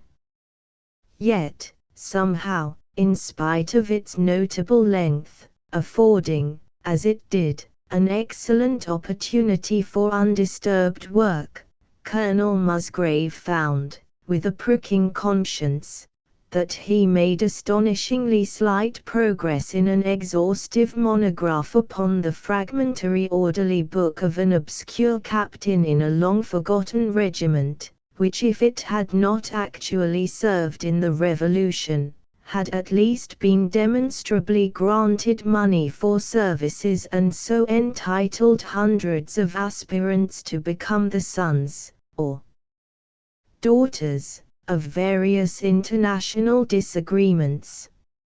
Nor did he see her at breakfast, nor at dinner. For a curious little heartache accompanied Colonel Musgrave on his way home that afternoon. He had not seen Patricia Stapleton for 24 hours, and he was just beginning to comprehend what life would be like without her. He did not find the prospect exhilarating. Then, as he came up the orderly gravelled walk, he heard, issuing from the little vine-covered summer house, a loud voice. It was a man's voice, and its tones were angry. No. No, the man was saying, I'll agree to no such nonsense, I tell you. What do you think I am? I think you are a jackass fool, Mr. Pilton said, crisply, and a fortune hunter, and a sot, and a travesty, and a whole heap of other things I haven't, as yet had time to look up in the dictionary. And I think you call yourself an English gentleman. Well, all I have to say is God pity England if her gentlemen are of your stamp. There isn't a costermonger in all Whitechapel who would dare talk to me as you've done. I would like to snatch you bald-headed, I would like to kill you, and do you think, now, if you were the very last man left in all the world that I would? No, don't you try to answer me, for I don't wish to hear a single word you have to say. Oh, how dare you? Well, I've had provocation enough, the man's voice retorted, sullenly. Perhaps I have cut up a bit rough, Patricia, but, then, you've been talking like a fool, you know. But what's the odds? Let's kiss and make up, old girl. Don't touch me, she panted. Ah, don't you dare. You little devil. You infernal little vixen. You'll jilt me, will you? Let me go, the girl cried, sharply. Rudolph Musgrave went into the summer house. The man Colonel Musgrave found there was big and loose-jointed, with traces of puffiness about his face. He had wheat-colored hair and weakish-looking, pale blue eyes. One of his arms was about Mr. Pilton, but he released her now, and blinked at Rudolph Musgrave. And who are you, pray? He demanded, querulously. What do you want, anyhow? What do you mean by sneaking in here and tapping on a fellow's shoulder, like a damn woodpecker, by Jove? I don't know you. There was in Colonel Musgrave's voice a curious tremor, when he spoke, but to the eye he was unruffled, even faintly amused. I am the owner of this garden, he enunciated, with leisurely distinctness, and it is not my custom to permit gentlewomen to be insulted in it. So I am afraid I must ask you to leave it. Now, see here, the man blustered, weakly, we don't want any heroics, you know. See here, you're her cousin, ain't you? By God, I'll leave it to you, you know. She's treated me badly, don't you understand? She's a jilt, you know. She's playing fast and loose. He never got any further, for at this point Rudolph Musgrave took him by the coat collar and half dragged, half pushed him through the garden, shaking him occasionally with a quiet emphasis. The colonel was angry, and it was a matter of utter indifference to him that they were trampling over flower beds, and leaving havoc in their rear. But when they had reached the side entrance, he paused and opened it, and then shoved his companion into an open field, where a number of cows, fresh from the evening milking, regarded them with incurious eyes. It was very quiet here, save for the occasional jangle of the cowbells and the far-off fifing of frogs in the marsh below. It would have been impossible, of course, said Colonel Musgrave, for me to have offered you any personal violence as long as you were, in a manner, a guest of mine. This field, however, is the property of Judge Willoughby, and here I feel at liberty to thrash you." Then he thrashed the man who had annoyed Patricia Stapleton. That thrashing was, in its way, a masterpiece. There was a certain conscientiousness about it, a certain thoroughness of execution, a certain plodding and painstaking carefulness, in a word, such as is possible only to those who have spent years in guiding fat-witted tourists among the antiquities of the Lichfield Historical Association. "You ought to exercise more," Rudolph Musgrave admonished his victim, when he had ended. "You are entirely too flabby now, you know. That path yonder will take you to the hotel, where, I imagine, you are staying. There is a train leaving Lichfield at 6:15, and if I were you, I would be very careful not to miss that train. Good evening. I am sorry to have been compelled to thrash you, but I must admit I have enjoyed it exceedingly." Then he went back into the garden. In the shadow of a white lilac bush, Colonel Musgrave paused with an odd face. "Good Lord," said he, aghast at the notion, "what would Agatha say if she knew I had been fighting like a drunken truck driver? Or, rather, what would she refrain from saying? Only, she wouldn't believe it of me. And, for the matter of that," Rudolph Musgrave continued, after a moment's reflection, "I wouldn't have believed it of myself a week ago. I think I am changing, somehow.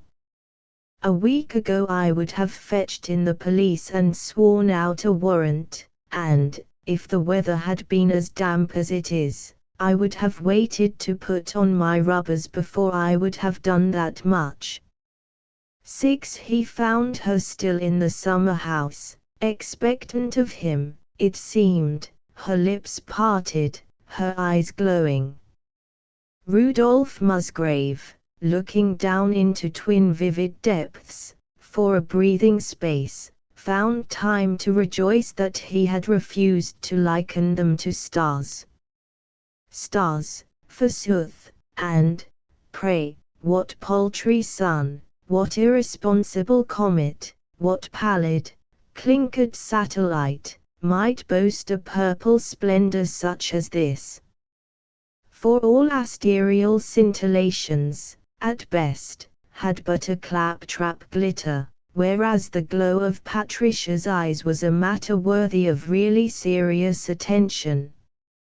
"What have you done with him, Olaf?" the girl breathed, quickly.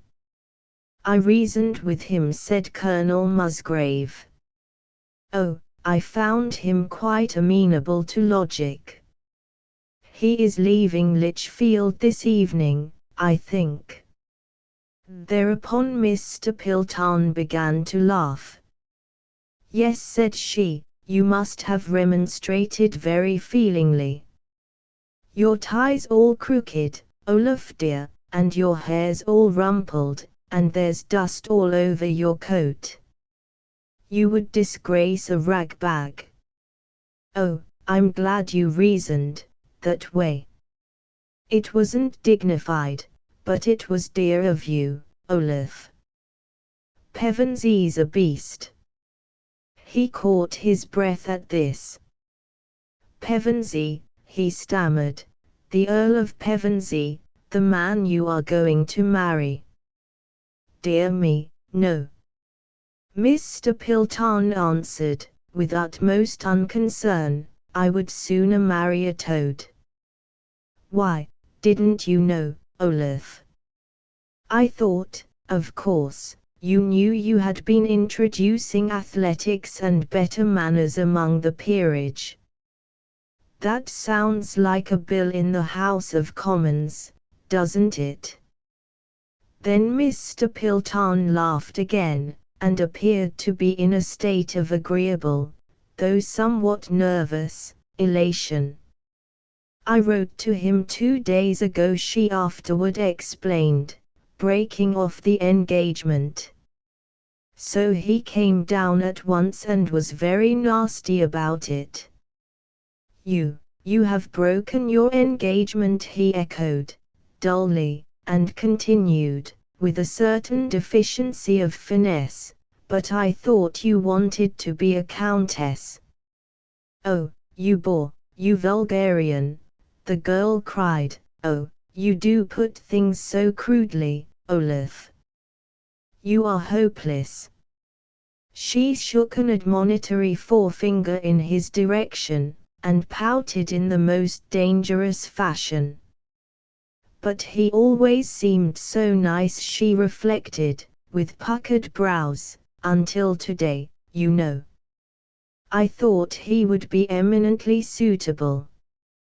I liked him tremendously until," and here, a wonderful, tender change came into her face, a wistful quaver woke in her voice, "until I found there was someone else I liked better." "Ah," said Rudolph Musgrave. "So, that was it." "Yes, that was it." Her head was bowed now, her glorious, proud little head, and she sat silent, an abashed heap of fluffy frills and ruffles, a tiny bundle of vaporous ruchings and filmy tucks and such-like vanities, in the green dusk of the summer house. But he knew. He had seen her face grave and tender in the twilight, and he knew. She loved some man, some lucky devil. Ah, yes, that was it.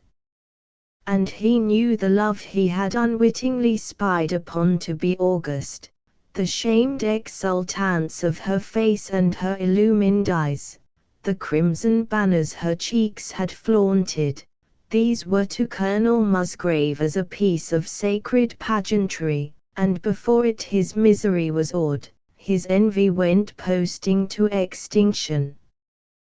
Thus the stupid man reflected, and made himself very unhappy over it. Then, after a little, the girl threw back her head and drew a deep breath, and flashed a tremulous smile at him.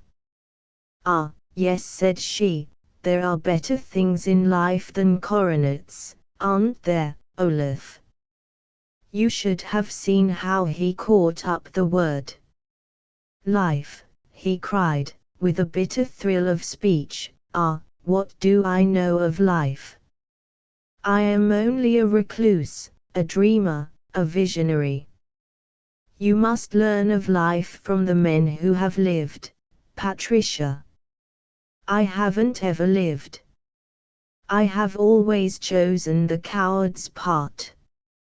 I have chosen to shut myself off from the world, to posture in a village all my days, and to consider its trifles as of supreme importance.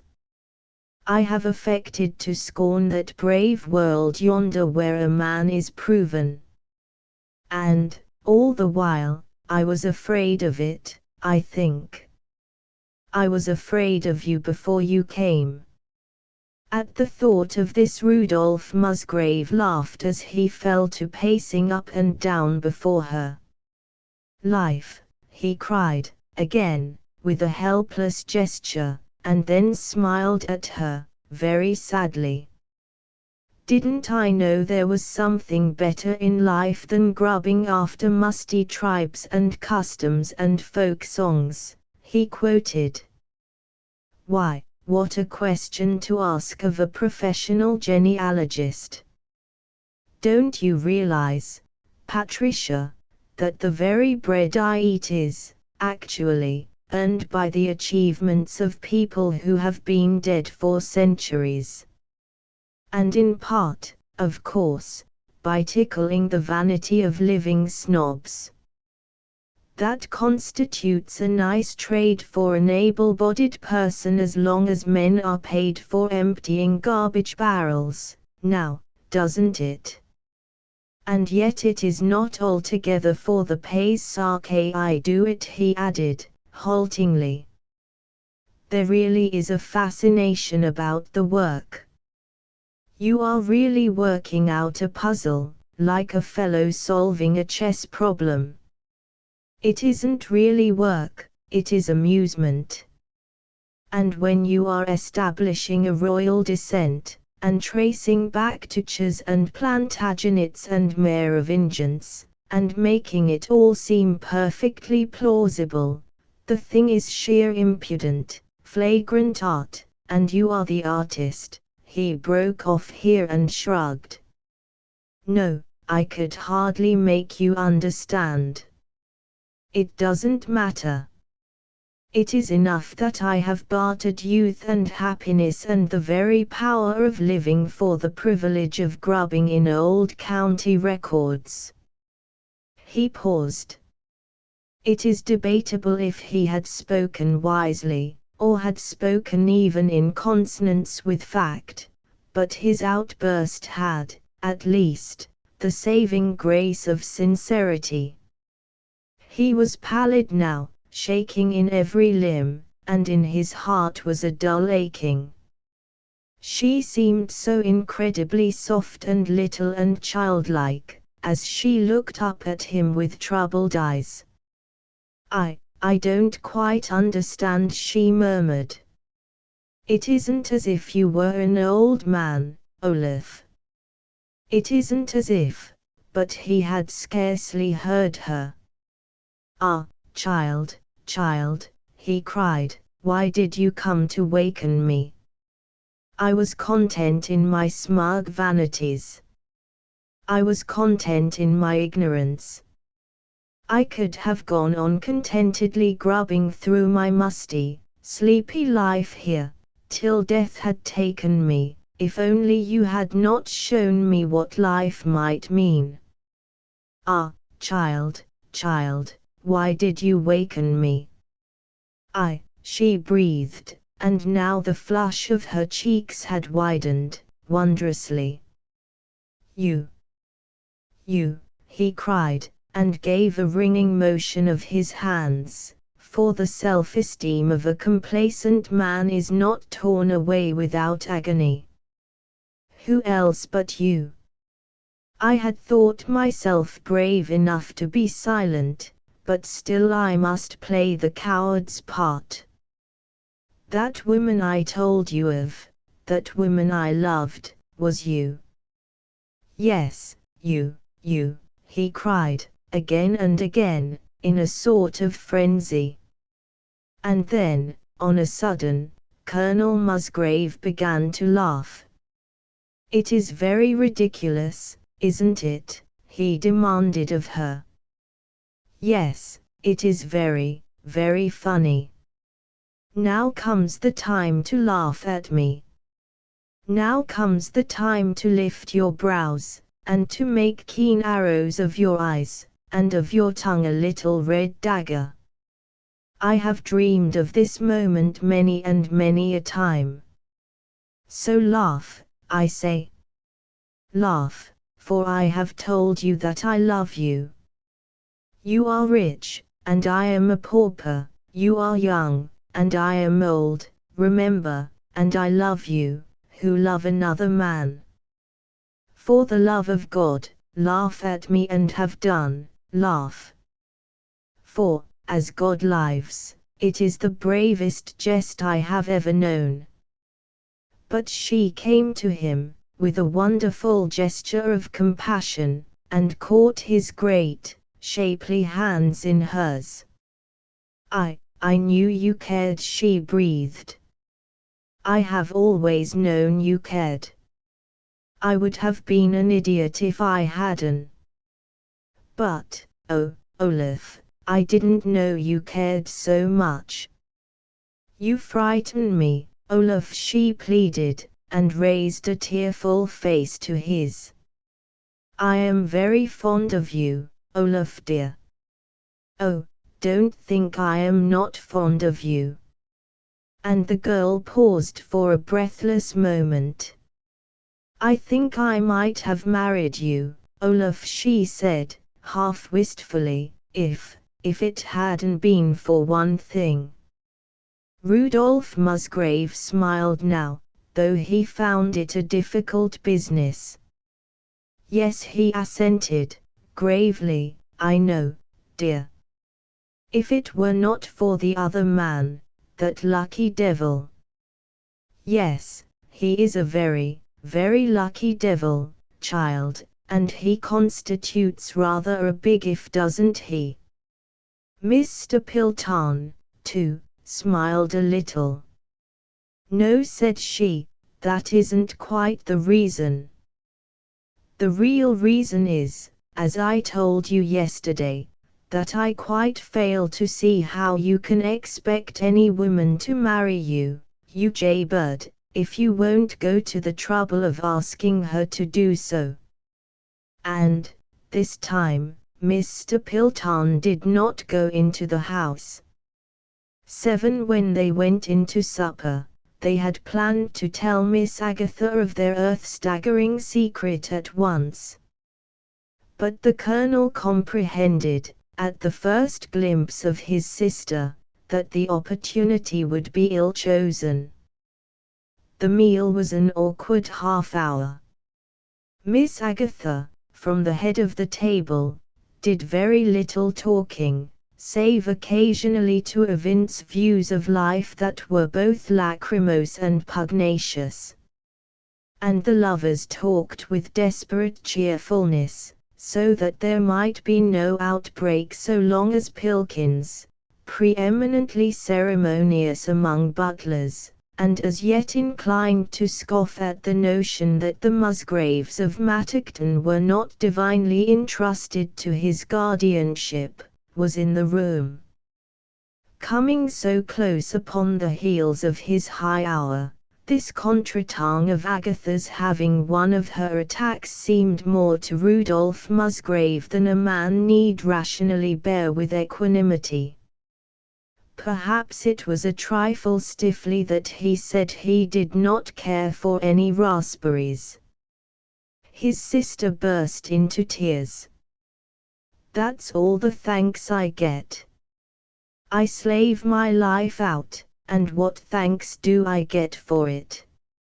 I never have any pleasure, I never put my foot out of the house except to go to market, and what thanks do I get for it?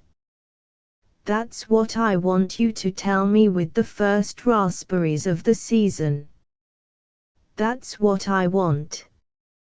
Oh, I don't wonder you can't look me in the eye. And I wish I was dead. That's what I wish. Colonel Musgrave did not turn at once toward Patricia, when his sister had stumbled, weeping, from the dining room. I am so sorry, Olaf said, a remote and tiny voice. Then he touched her hand with his fingertips, ever so lightly. You must not worry about it, dear. I dare say I was unpardonably brusque. And Agatha's health is not good, so that she is a trifle irritable at times. Why, good Lord, we have these little set-tos ever so often, and never give them a thought afterwards. That is one of the many things the future Mrs. Musgrave will have to get accustomed to, eh? Or does that appalling prospect frighten you too much? And Patricia brazenly confessed that it did not. She also made a face at him, and accused Rudolf Musgrave of trying to crawl out of marrying her, which proceeding led to frivolities unnecessary to record, but found delectable by the participants. 8. Colonel Musgrave was alone. He had lifted his emptied coffee cup and he swished the lees gently to and fro. He was curiously intent upon these lees, considered them in the light of a symbol. Then a comfortable, pleasant-faced mulatress came to clear the supper table. Virginia they called her. Virginia had been nurse in turn to all the children of Rudolph Musgrave's parents, and to the end of her life she appeared to regard the emancipation of the South's Negroes as an irrelevant vagary of certain low-down and probably ornery Yankees, as an, in short, quite eminently tacky proceeding which very certainly in no way affected her vested right to tyrannies over the Musgrave household. Virginia said Colonel Musgrave, "Don't forget to make up a fire in the kitchen stove before you go to bed. And please fill the kettle before you go upstairs, and leave it on the stove. Miss Agatha is not well tonight." "Yes, sir." "I understand, sir," Virginia said, sedately. Virginia filled her tray, and went away quietly, her pleasant yellow face as imperturbable as an idol's. Part 3.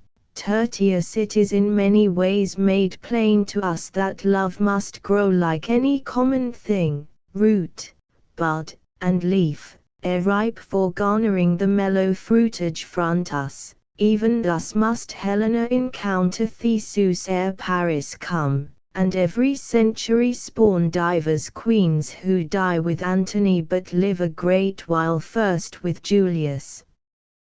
Thus I have spoken the prologue of a play wherein I have no part, and laugh, and sit contented in the wings, whilst you portray an amorous maid with gestures that befit this lovely role, as who knows better, pray, than I that helped you in rehearsing it. Horace Simmons. Civic Voluntaries. When the presidential campaign was at its height, when in various sections of the United States the boy orator of La Platte was making invidious remarks concerning the Republican Party, and in Canton, Ohio, Mr. M. A. Hanna was cheerfully expressing his confidence as to the outcome of it all, when the Cha and the China were visiting President Fior in Paris amid unparalleled enthusiasm, and when semi-educated people were appraising, with a glibness possible to ignorance only, the literary achievements of William Morris and George du Maurier, who had just died. At this remote time, Roger Stapleton returned to Lichfield. For in that particular October Patricia's father, an accommodating physician having declared old Roger Stapleton's health to necessitate a southern sojourn, leased the Bellingham mansion in Lichfield. It happened that, by rare good luck, Tom Bellingham, of the Bellinghams of Assequin, not the Bellinghams of Bellamede, who indeed immigrated after the War of 1812 and have never been regarded as securely established from a social standpoint, was at this time in pecuniary difficulties on account of having signed another person's name to a check. Roger Stapleton refurnished the house in the extreme degree of Lichfieldian elegance. Colonel Musgrave was his mentor throughout the process, and the oldest families of Lichfield very shortly sat at table with the former overseer, and not at all unwillingly, since his dinners were excellent, and an infatuated Rudolph Musgrave, an axiom now in planning any list of guests, was very shortly to marry the man's daughter. In fact, the matter had been settled, and Colonel Musgrave had received from Roger Stapleton an exuberantly granted charter of courtship. This befell, indeed, upon a red-letter day in Roger Stapleton's life. The banker was in business matters wonderfully shrewd, as divers transactions, since the signing of that half-forgotten contract whereby he was to furnish a certain number of mules for the Confederate service, strikingly attested, but he had rarely been out of the country wherein his mother bore him, and where another nabob might have dreamed of an earl, or even have soared aspiringly in imagination toward a marchionessship for his only child. Old Stapleton retained unshaken faith in the dust gathering creed of his youth. He had tolerated Pevensey, had indeed been prepared to purchase him much as he would have ordered any other expensive trinket or knick-knack which Patricia desired. But he had never viewed the match with enthusiasm. Now, though, old Stapleton exulted. His daughter, half a Vartray already, would become by marriage a Musgrave of Mattockton, no less. Pat's carriage would roll up and down the oak-shaded avenue from which he had so often stepped aside with an uncovered head, while gentlemen and ladies cantered by, and it would be Pat's children that would play about the corridors of the old house at whose doors he had lived so long, those awe-inspiring corridors, which he had very rarely entered, except on Christmas Day and other recognized festivities, when, dressed to the nines, the overseer and his uneasy mother were by immemorial custom made free of the mansion, with every slave upon the big plantation.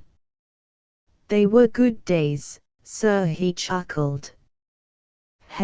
We'll stick to the old customs. We'll give a dinner and announce it at dessert, just as your honored grandfather did your Aunt Constantia's betrothal, for about the Musgraves of Mattockton there could be no question. It was the old man's delight to induce Rudolph Musgrave to talk concerning his ancestors, and Stapleton soon had their history at his fingertips. He could have correctly blazoned every tincture in their armorial bearings and have explained the origin of every rampant, counterchanged or couchant beast upon the shield.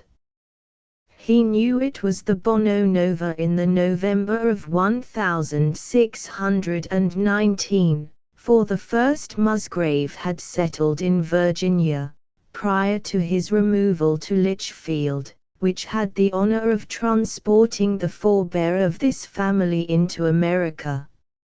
Stapleton could have told you offhand which scions of the race had represented this or that particular county in the House of Burgesses, and even for what years, which three of them were governors, and which of them had served as officers of the state line in the Revolution, and, in fine, was more than satisfied to have his daughter play Penlafon to Colonel Musgrave's debonair mature coiffure.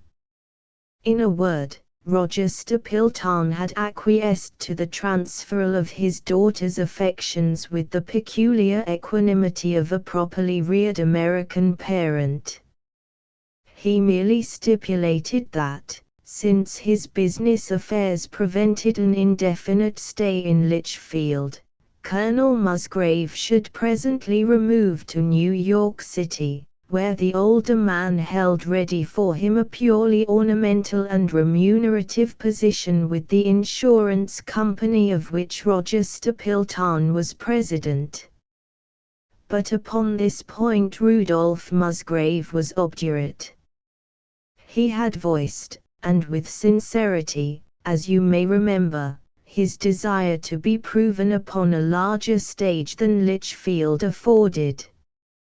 Yet the sincerity was bred of an emotion it did not survive.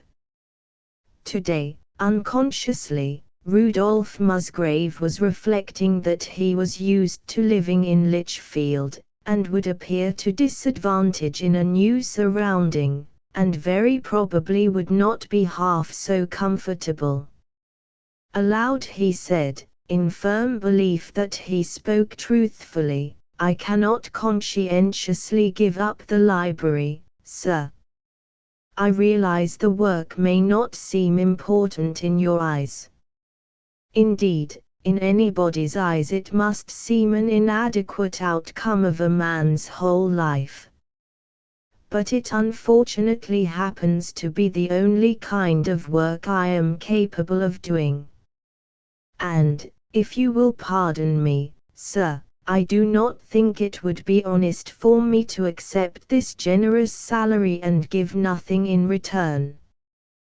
But here Patricia broke in. Patricia agreed with Colonel Musgrave in every particular. Indeed, had Colonel Musgrave proclaimed his intention of setting up in life as an assassin, Patricia would readily have asserted homicide to be the most praiseworthy of vocations.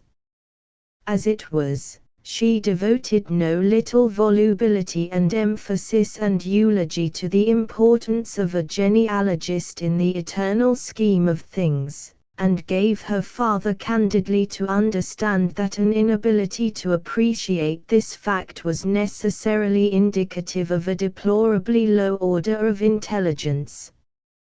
Musgrave was to remember, long afterward, how glorious and dear this brightly colored, mettlesome and tiny woman had seemed to him in the second display of temper he witnessed in Patricia. It was a revelation of an additional and as yet unsuspected adorability. Her father, though, said, "Pat, I've suspected for a long time it was foolish of me to have a red-haired daughter." Thus he capitulated, and with an ineffable air of routine. Colonel Musgrave was, in a decorous fashion, the happiest of living persons. Colonel Musgrave was, in a decorous fashion, the happiest of living persons. As a token of this he devoted what little ready money he possessed to renovating Mattockton, where he had not lived for 20 years. He rarely thought of money, not esteeming it an altogether suitable subject for a gentleman's meditations.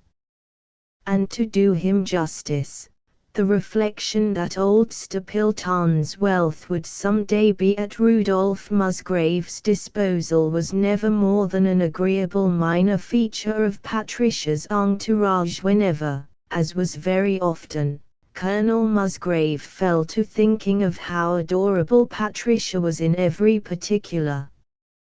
Yet there were times when he thought of Anne Charteris as well.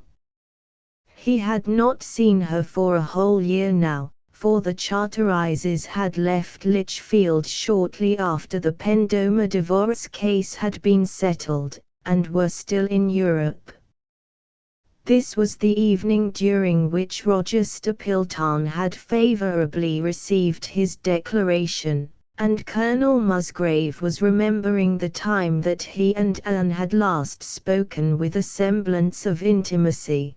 That caustic time when Anne Charteris had interrupted him in high words with her husband, and circumstances had afforded to Rudolph Musgrave no choice save to confess, to this too perfect woman, of all created beings, his true relations with Clarice Pendoma.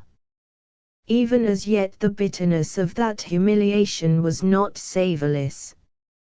It seemed to him that he could never bear to think of the night when Anne had heard his stammerings through, and had merely listened, and in listening had been unreasonably beautiful.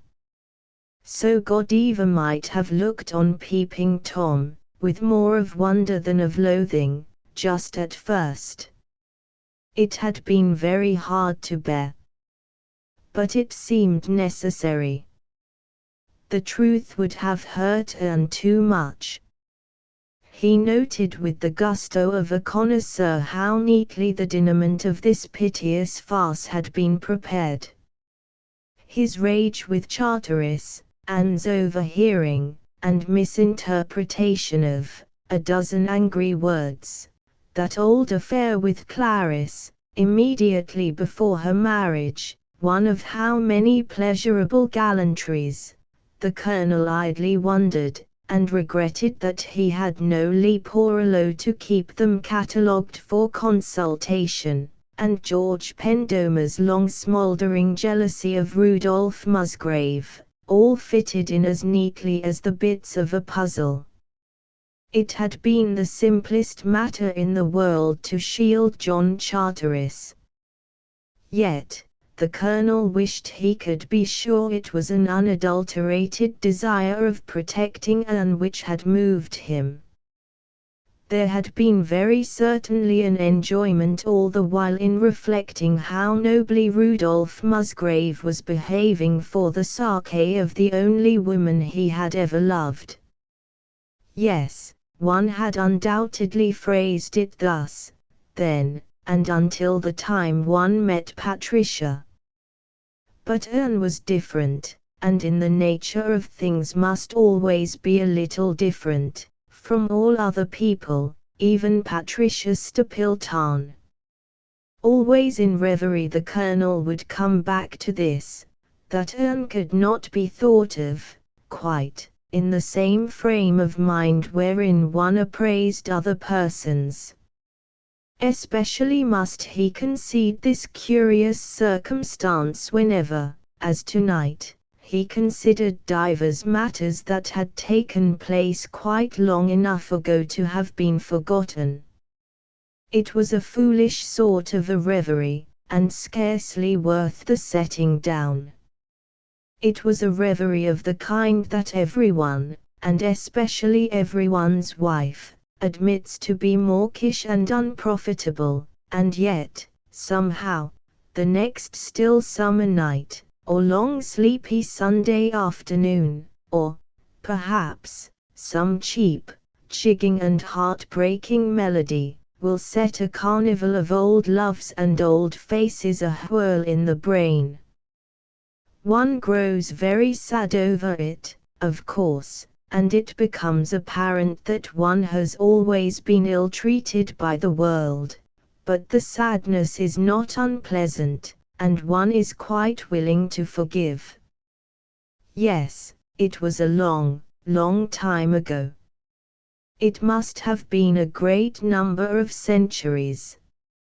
Mattockton was decked in its spring fripperies of bourgeoning, and the sky was a great, pale turquoise, and the buttercups left a golden dust high up on one's trousers. One had not become entirely accustomed to long trousers then, and one was rather proud of them. One was lying on one's back in the woods, where the birds were astir and eager to begin their house building, and twittered hysterically over the potentialities of straws and broken twigs. Overhead, the swelling buds of trees were visible against the sky, and the branches were like grotesque designs on a Japanese plate. There was a little clump of moss, very cool and soft, that just brushed one's cheek. One was thinking, really thinking, for the first time in one's life, and, curiously enough, one was thinking about a girl, although girls were manifestly of no earthly importance. But Anne Willoughby was different. Even at the age when girls seemed feckless creatures, whose aimings were inexplicable, both as concerned existence in general, and, more concretely, as touched gravel shooters and snowballs, and whose reasons for bursting into tears were recondite, one had perceived the difference. One wondered about it from time to time. Gradually, there awoke an uneasy self-conscious interest as to all matters that concerned her, a mental pricking up of the ears when her name was mentioned. One lay awake o' nights, wondering why her hair curled so curiously about her temples, and held such queer glowing tints in its depths when sunlight fell upon it. One was uncomfortable and embarrassed and Briarian-handed in her presence, but with her absence came the overwhelming desire of seeing her again. After a little, it was quite understood that one was in love with Anne Willoughby. It was a matter of minor importance that her father was the wealthiest man in Fairhaven, and that one's mother was poor. One would go away into foreign lands after a while, and come back with a great deal of money, lakes of rupees and pieces of 8, probably. It was very simple. But Anne's father had taken an unreasonable view of the matter, and carried Anne off to a terrible aunt, who returned one's letters unopened. That was the end of Anne Willoughby. Then, after an interval, during which one fell in and out of love assiduously, and had upon the whole a pleasant time, Anne Charteris had come to Lichfield. One had found that time had merely added poise and self-possession and a certain opulence to the beauty which had caused one's voice to play fantastic tricks in conference with Anne Willoughby, ancient, unforgotten conferences, wherein one had pointed out the many respects in which she differed from all other women, and the perfect feasibility of marrying on nothing a year. Much as one loved Patricia, and great as was one's happiness, men did not love as boys did, after all. "Ah, boy, it is a dream for life too high," said Colonel Musgrave, in his soul.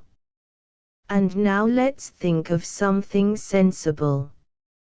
Let's think about the present political crisis, and what to give the groomsmen, and how much 6 times 7 is. Meanwhile, you are not the fellow in auxiliary Italians, you know, you are not bothered by the faint, sweet smell of any foolish jasmine flower, you understand, or by any equally foolish hankerings after your lost youth. You are simply a commonplace, everyday sort of man, not thoroughly hardened as yet to being engaged, and you are feeling a bit pulled down tonight, because your liver or something is out of sorts." Upon reflection, Colonel Musgrave was quite sure that he was happy, and that it was only his liver or something which was upset. But, at all events, the Colonel's besetting infirmity was always to shrink from making changes. Instinctively he balked against commission of any action which would alter his relations with accustomed circumstances or persons. It was very like Rudolph Musgrave that even now, for all the glow of the future's bright allure, his heart should hark back to the past and its absurd dear memories, with wistfulness. And he found it, as many others have done, but cheerless sexton's work, this digging up of boyish recollections. One by one, they come to light, the brave hopes and dreams and aspirations of youth. The ruddy life has gone out of them, they have shriveled into an alien, pathetic dignity. They might have been one's great-grandfathers or Hannibals or Adams. The boy whose life was swayed by them is quite as dead as these. Amaryllis is dead, too. Perhaps, you drop in of an afternoon to talk over old happenings. She is perfectly affable. She thinks it is time you were married. She thinks it very becoming, the way you have stoutened. And, no, they weren't at the Robinsons', that was the night little Amaryllis was threatened with croup. Then, after a little, the lamps of welcome are lighted in her eyes, her breath quickens, her cheeks mount crimson flags in honor of her lord, her hero, her conqueror. It is Mr. Grundy, who is happy to meet you, and hopes you will stay to dinner. He patronizes you a trifle. His wife, you see, has told him all about that boy who is as dead as Hannibal. You don't mind in the least. You dine with Mr. and Mrs. Grundy, and pass a very pleasant evening. Colonel Musgrave had dined often with the Charterises. 3 and then some frolic got en route from homicide by means of an unloaded pistol in Chicago for the demolishment of a likely ship off Palos, with the cooperancy of a defective piston rod, stayed in his flight to bring Joe Parkinson to Lichfield. It was Roger Stapleton who told the colonel of this advent, as the very apex of jocularity. For you remember the Parkinsons, I suppose. The ones that had a cabin near Mattockton. Very deserving people, I believe. And their son, sir, wants to marry my daughter, said Mr. Stapleton, my daughter, who is shortly to be connected by marriage with the Musgraves of Mattockton. I don't know what this world will come to next. It was a treat to see him shake his head in deprecation of such anarchy. Then Roger Stapleton said, more truculently, yes, sir. On account of a boy and girl affair 5 years ago, this half-strainer, this poor white trash, has actually had the presumption, sir, but I don't doubt that Pat has told you all about it. Why, no, said Colonel Musgrave. She did not mention it this afternoon. She was not feeling very well. A slight headache. I noticed she was not inclined to conversation. It had just occurred to him, as mildly remarkable, that Patricia had never at any time alluded to any one of those countless men who must have inevitably made love to her. Though, mind you, I don't say anything against Joe. He's a fine young fellow. Paid his own way through college. Done good work in Panama and in Alaska too. But, confound it, sir, the boy's a fool. Now I put it to you fairly, ain't he a fool, said Mr. Stapleton. Upon my word, sir, if his folly has no other proof than an adoration of your daughter, the colonel protested, I must in self-defense beg leave to differ with you. Yes, that was it undoubtedly. Patricia had too high a sense of honor to exhibit these defeated rivals in a ridiculous light, even to him. It was a revelation of an additional and as yet unsuspected adorability. Then after a little further talk they separated. Colonel Musgrave left that night for Mattockton in order to inspect the improvements which were being made there. He was to return to Lichfield on the ensuing Wednesday, when his engagement to Patricia was to be announced, just as your honoured grandfather did your Aunt Constantia's betrothal. Meanwhile Joe Parkinson, a young man much enamoured, who fought the world by ordinary like Hal o' the wind, for his own hand was seeing Patricia every day. For Colonel Musgrave remained 5 days at Mattockton, that he might put his house in order against his nearing marriage. It was a pleasant sight to see the colonel stroll about the panelled corridors and pause to chat with divers deferential workmen who were putting the last touches there, or to observe him mid-course in affable consultation with gardeners anent the rolling of a lawn or the retrimming of a rose-bush, and to mark the bearing of the man so optimistically colored by goodwill toward the solar system.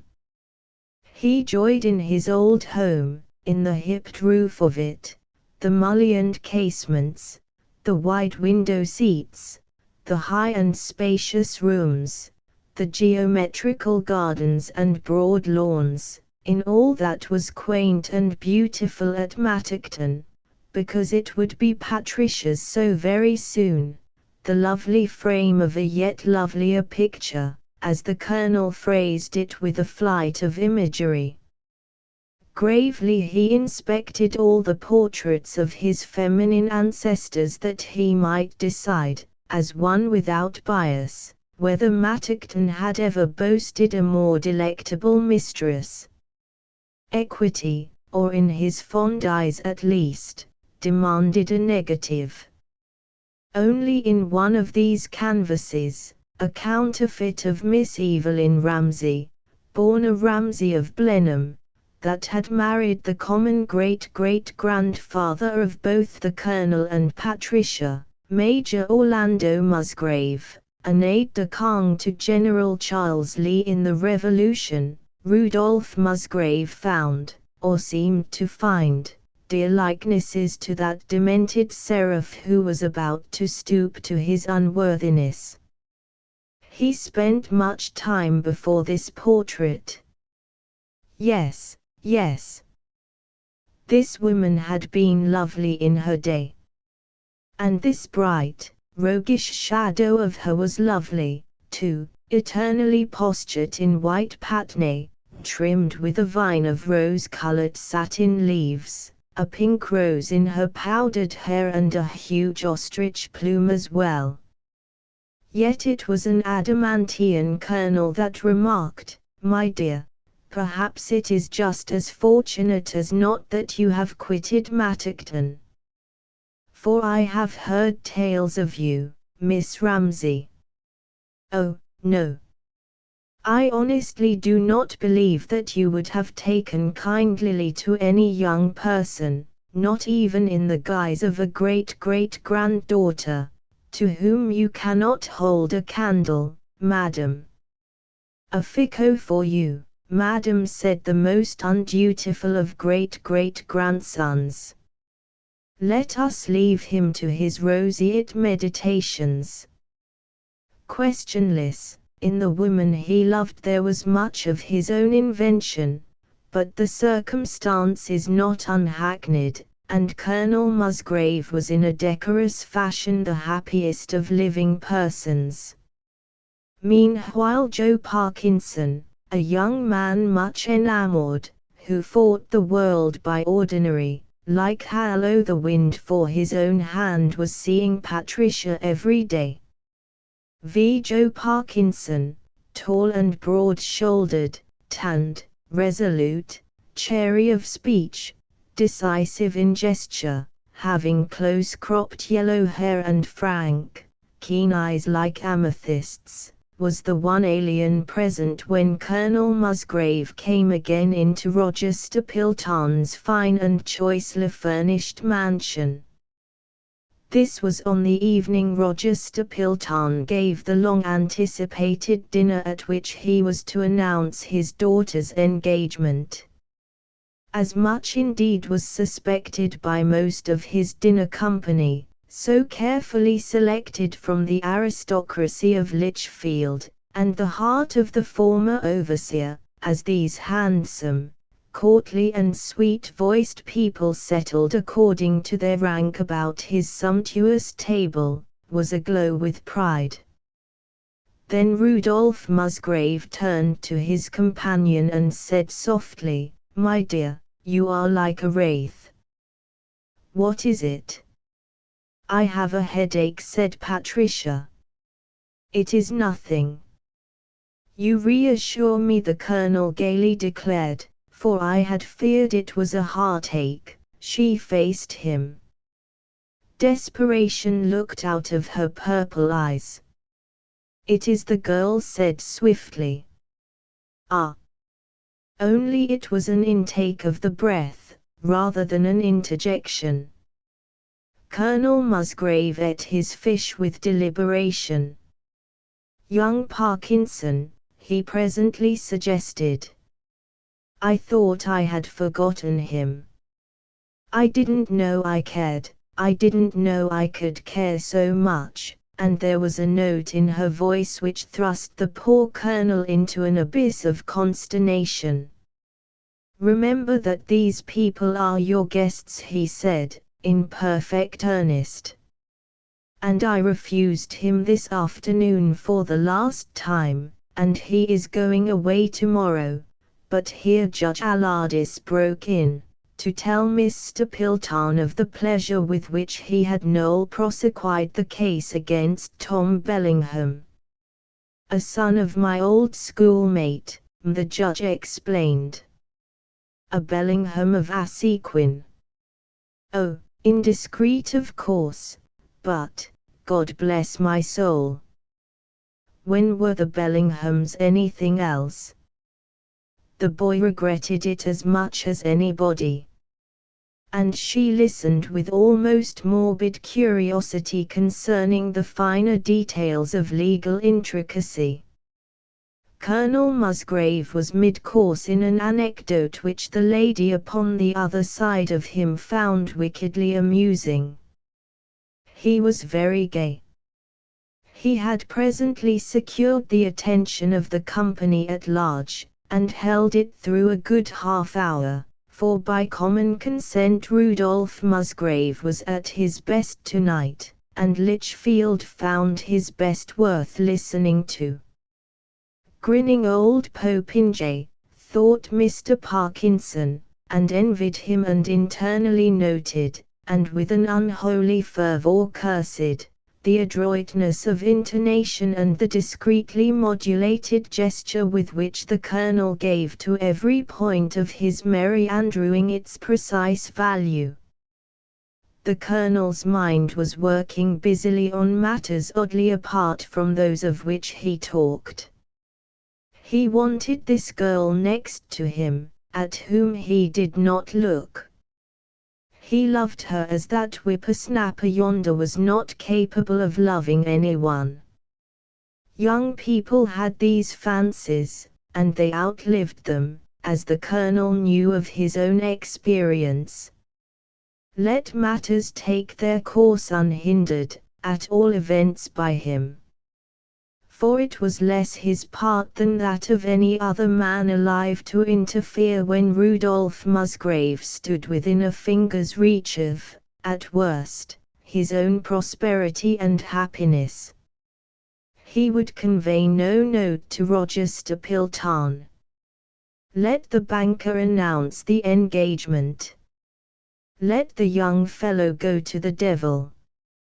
Colonel Musgrave would marry the girl and make Patricia, at worst, content.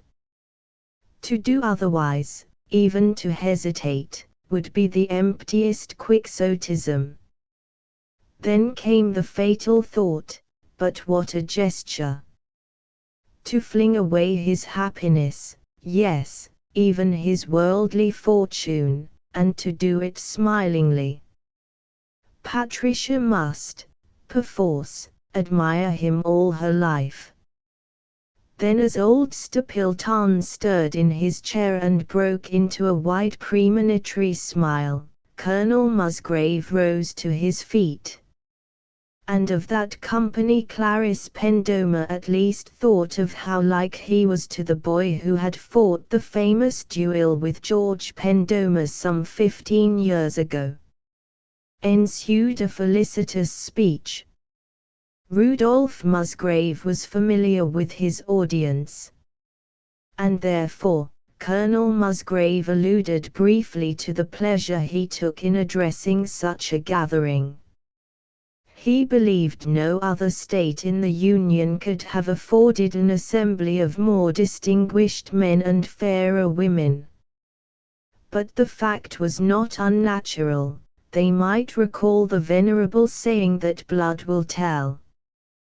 Well, It was their peculiar privilege to represent today that sturdy stock which, when this great republic was in the pangs of birth, had with sword and pen and oratory discomfited the hirelings of England and given to history the undying names of several revolutionary patriots, all of whom he enumerated with the customary pause after each cognomen to allow for the customary applause. And theirs, too, was the blood of those heroic men who fought more recently beneath the stars and bars, as bravely, he would make bold to say, as Leonidas at Thermopylae, in defense of their loved Southland. Right, he conceded, had not triumphed here. For hordes of brutal soldiery had invaded the fertile soil. The tempest of war had swept the land and left it desolate. The South lay battered and bruised, and prostrate in blood, the Niobe of nations as sad a victim of ingratitude as King Lear. The colonel touched upon the time when buzzards, in the guise of carpetbaggers, had battened upon the recumbent form, and spoke slightingly of divers persons of antiquity as compared with various Confederate leaders, whose names were greeted with approving nods and ripples of polite enthusiasm.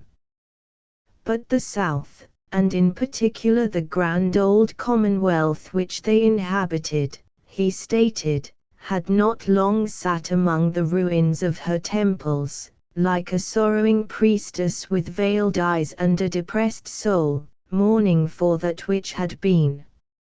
Like the fabled phoenix, she had risen from the ashes of her past. Today she was once more to be seen in her hereditary position, the brightest gem in all that glorious galaxy of states which made America the envy of every other nation. Her battlefields converted into building lots, tall factories smoked where once a holocaust had flamed, and where cannon had roared you heard today the tinkle of the school bell. Such progress was without a parallel. Nor was there any need for him, he was assured, to mention the imperishable names of their dear homeland's poets and statesmen of today, the orators and philanthropists and prominent businessmen who jostled one another in her splendid, new asphalt streets, since all were quite familiar to his audience, as familiar, he would venture to predict, as they would eventually be to the most cherished recollections of Macaulay's prophesied New Zealander, when this notorious Antipodean should pay his long-expected visit to the ruins of St. Paul's.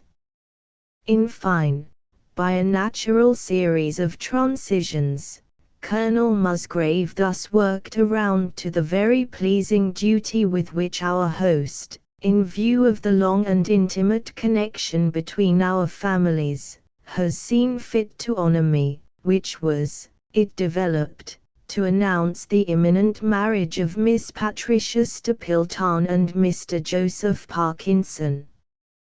It may conservatively be stated that everyone was surprised. Old Stapleton had half risen, with a purple face. The colonel viewed him with a look of bland interrogation. There was silence for a heartbeat. Then Stapleton lowered his eyes, if just because the laws of caste had triumphed, and in consequence his glance crossed that of his daughter, who sat motionless regarding him. She was an unusually pretty girl, he thought, and he had always been inordinately proud of her. It was not pride she seemed to beg him muster now. Patricia through that moment was not the fine daughter the old man was sometimes half afraid of. She was, too, like a certain defiant person, of an incredible beauty, such as women had not any longer, who had hastily put aside her bonnet and had looked at a young Roger Stapleton in much this fashion very long ago, because the minister was coming downstairs, and they would presently be man and wife, provided always her pursuing brothers did not arrive in time. Old Roger Stapleton cleared his throat. Old Roger Stapleton said, half sheepishly, "My foot's asleep, that's all. I beg everybody's pardon, I'm sure." "Please go on." He had come within an ace of saying Mr. Rudolph, and only in the nick of time did he continue, "Colonel Musgrave." So the Colonel continued in time-hallowed form, with happy allusions to Mr. Parkinson's anterior success as an engineer before he came like a young Lochinvar to wrest away his beautiful and popular fiancée from us faint-hearted fellows of Lichfield, touched of course upon the Colonel's personal comminglement of envy and rage, and so on, as an old bachelor who saw too late what he had missed in life, and concluded by proposing the health of the young couple. This was drunk with all the honours. 6. Upon what Patricia said to the Colonel in the drawing-room, what Joe Parkinson blurted out in the hall, and chief of all, what Roger Stapleton asseverated to Rudolph Musgrave in the library, after the other guests had gone, it is unnecessary to dwell in this place. To each of these in various fashions did Colonel Musgrave explain such reasons as, he variously explained, must seem to any gentleman sufficient cause for acting as he had done, but most candidly, and even with a touch of eloquence, to Roger Stapleton. "You are like your grandfather, sir," at times the latter said, inconsequently enough, when the Colonel had finished. And Rudolph Musgrave gave a little bowing gesture, with an entire gravity. He knew it was the highest tribute that Stapleton could pay to any man. "She's a daughter any father might be proud of," said the banker, also. He removed his cigar from his mouth and looked at it critically. "She's rather like her mother sometimes," he said carelessly. "Her mother made a runaway match, you may remember. Damn poor cigar, this. But no, you wouldn't, I reckon. I had branched out into cotton then and had a little place just outside of Chiswick, so that, all in all, Colonel Musgrave returned homeward not entirely dissatisfied. 7. The Colonel sat for a long while before his fire that night. The room seemed less comfortable than he had ever known it. So many of his books and pictures and other furnishings had been already carried to Mattockton that the walls were a little bare. Also there was a formidable pile of bills upon the table by him, from contractors and upholsterers and furniture houses, and so on, who had been concerned in the late renovation of Mattockton, the heralds of a host he hardly saw his way to dealing with. He had flung away a deal of money that evening, with something which to him was dearer. Had you attempted to condole with him he would not have understood you. But what would you have had a gentleman do, sir? Colonel Musgrave would have said, in real perplexity. Besides, it was, in fact, not sorrow that he felt, rather it was contentment, when he remembered the girl's present happiness, and what alone depressed the Colonel's courtly affability toward the universe at large was the queer, horrible new sense of being somehow out of touch with yesterday's so comfortable world, of being outmoded, of being almost old. Well, he said, I am of a certain age undoubtedly. By an odd turn the Colonel thought of how his friends of his own class and generation had honestly admired the after-dinner speech which he had made that evening. And he smiled, but very tenderly, because they were all men and women whom he loved. The most of us have known each other for a long while. The most of us, in fact, are of a certain age. I think no people ever met the sorry problem that we faced. For we were born the masters of a leisured, ordered world, and by a tragic quirk of destiny were thrust into a quite new planet, where we were for a while the inferiors, and after that just the competitors of yesterday's slaves.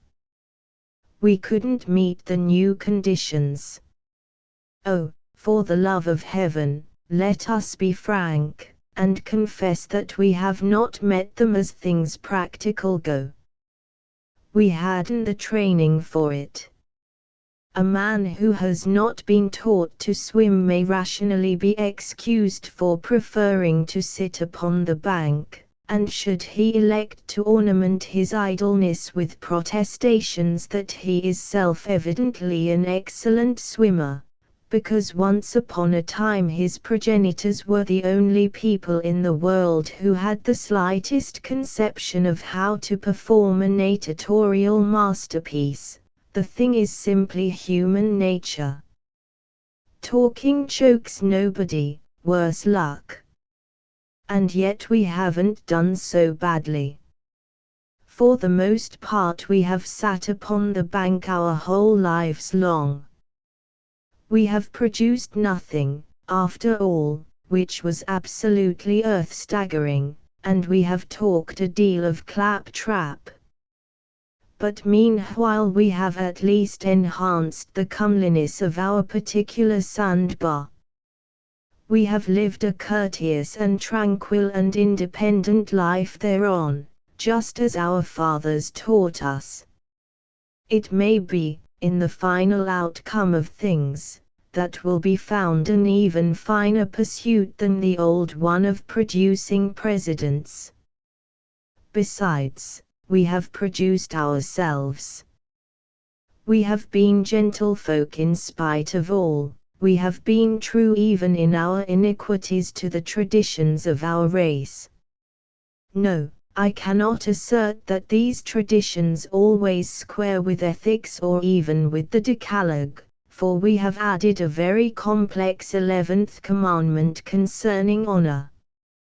And for the rest, we have defiantly embroidered life, and indomitably we have converted the commonest happening of life into a comely thing. We have been artists if not artisans. There was upon the table a large photograph in sepia of Patricia Stapleton. He studied this now.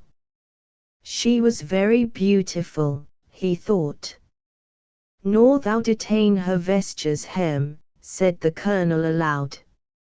Oh, that infernal Yankee understood, even though he was born in Boston. And this as coming from a Musgrave of Mattockton, may fairly be considered as a sweeping tribute to the author of Give All to Love. Colonel Musgrave was intent upon the portrait. So, she had chosen at last between himself and this young fellow, a workman born of workmen, who went about the world building bridges and canals and tunnels and such, in those far countries which were to Colonel Musgrave just so many grey or pink or fawn-coloured splotches on the map. It seemed to Colonel Musgrave almost an allegory. So Colonel Musgrave filled a glass with the famed Lafayette Madeira of Mattockton, and solemnly drank yet another toast. He loved to do, as you already know, that which was colourful. To this new South he said. To this new South that has not any longer need of me or of my kind. To this new South. She does not gaze unwillingly, nor too complacently, upon old years, and dares concede that but with loss of manliness may any man encroach upon the heritage of a dog or of a trotting horse, and consider the exploits of an ancestor to guarantee an innate and personal excellence. For to her all former glory is less a jewel than a touchstone, and with her portion of it daily she appraises her own doing, and without vain speech. And her high past she values now, in chief, as fit foundation of that edifice whereon she labors day by day, and with augmenting strokes. Asterisk asterisk asterisk asterisk asterisk and yet, it may be he will serve you better. But, oh, it isn't possible that he should love you more than I, said Colonel Musgrave of Mattockton. The man was destined to remember that utterance, and, with the recollection, to laugh not altogether in either scorn or merriment. Part 4. Appreciation you have chosen, and I cry content thereto, and cry your pardon also, and am reproved in that I took you for a woman I loved odd centuries ago, and would undo that curious error. Nay, your eyes are blue, your speech is gracious, but you are not she, and I am older, and changed how utterly. I am no longer I, you are not you. Time, destined as we thought but to befriend and goodden love like ours, finds you beset with joys and griefs I neither share nor mend who am a stranger, and we two are met nor wholly glad nor sorry, and the end of too much laughter is a faint regret. R.E. Townsend. Sonnets for Elena. I next morning Rudolph Musgrave found the world no longer an impassioned place, but simply a familiar habitation, no longer the wrestling ground of big emotions, indeed, but undoubtedly a spot, whatever were its other pretensions to praise, wherein one was at home. He breakfasted on ham and eggs, in a state of tolerable equanimity, and mildly wondered at himself for doing it. The colonel was deep in a heraldic design and was whistling through his teeth when Patricia came into the library. He looked up, with the outlines of a frown vanishing like pencillings under the india rubber of professional courtesy, for he was denoting or at the moment, which is fussy work, as it consists exclusively of dots. Then his chair scraped audibly upon the floor as he pushed it from him. It occurred to Rudolph Musgrave after an interval that he was still halfway between sitting and standing, and that his mouth was open.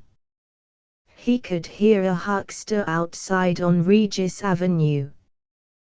The colonel never forgot the man was crying fresh oranges. He kissed me, Olaf.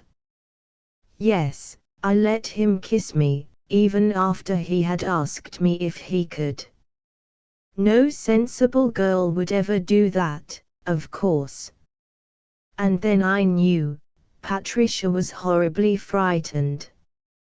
And afterwards the jackass fool made matters worse by calling me his darling.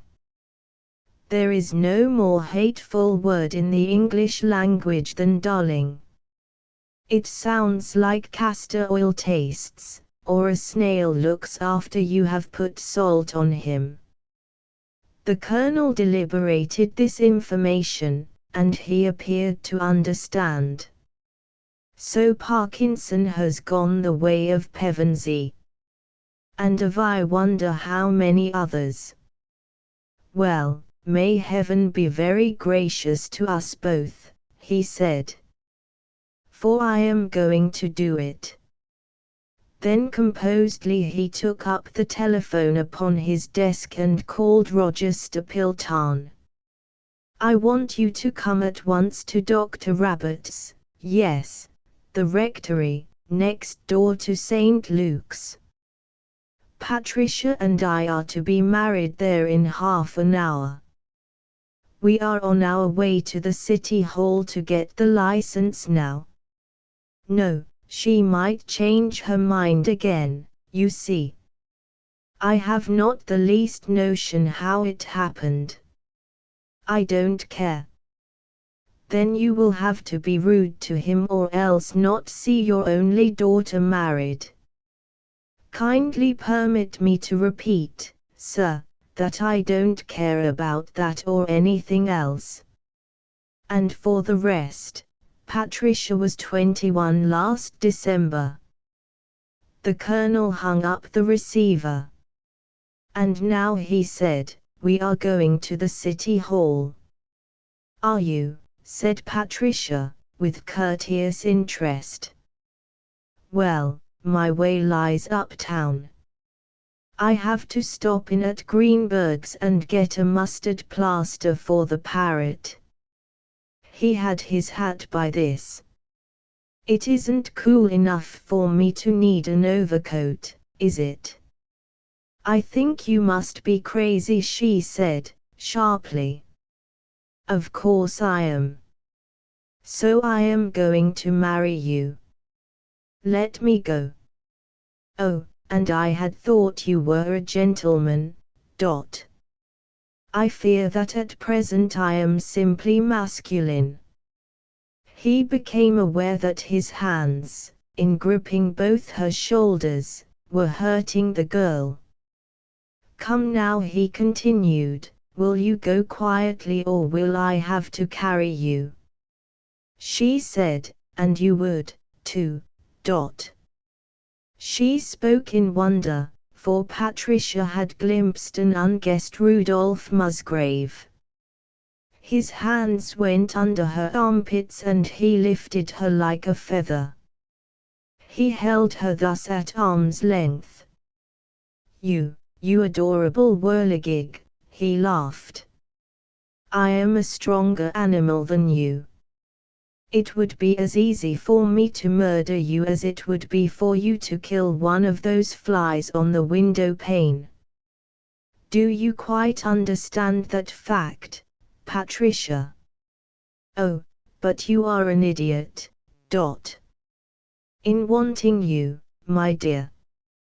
Please put me down." She thoroughly enjoyed her helplessness. He saw it, long before he lowered her. "Why, not so much in that," said Miss Stapleton, "because inasmuch as I am a woman of superlative charm, of course you can't help yourself. But how do you know that Dr. Rabbit may not be somewhere else, harrying a defenseless barkeeper, or superintending the making of dress shirt protectors for the Hottentots, or doing something else clerical, when we get to the rectory?" After an irrelevant interlude she stamped her foot. "I don't care what you say, I won't marry an atheist. If you had the least respect for his cloth, Olaf, you would call him up and arrange, well, whatever you want to arrange, and permit me to powder my nose without being bothered, because I don't want people to think you are marrying a second helping to butter, and I never did like that Baptist man on the block above, anyhow. And besides," said Patricia, as with the occurrence of a new viewpoint, "think what a delicious scandal it will create." Patricia spoke the truth. By supper time Lichfield had so industriously embroidered the Stapleton dinner and the ensuing marriage with hypotheses and explanations and unparented rumours that none of the participants in the affair but could advantageously have exchanged reputations with Benedict Arnold or Lucretia Borgia, had Lichfield believed a tithe of what Lichfield was repeating. A duel was of course anticipated between Mr. Parkinson and Colonel Musgrave, and the Colonel indeed offered, through Major Wadley, any satisfaction which Mr. Parkinson might desire. The engineer, with garnishments of profanity, considered duelling to be a painstakingly described absurdity and wished the old popinjay joy of his bargain. Lichfield felt that only showed what came of treating poor white trash as your equals, and gloried in the salutary moral. Meanwhile the two originators of so much like Fieldian diversion were not unhappy. But indeed it were irreverent even to try to express the happiness of their earlier married life.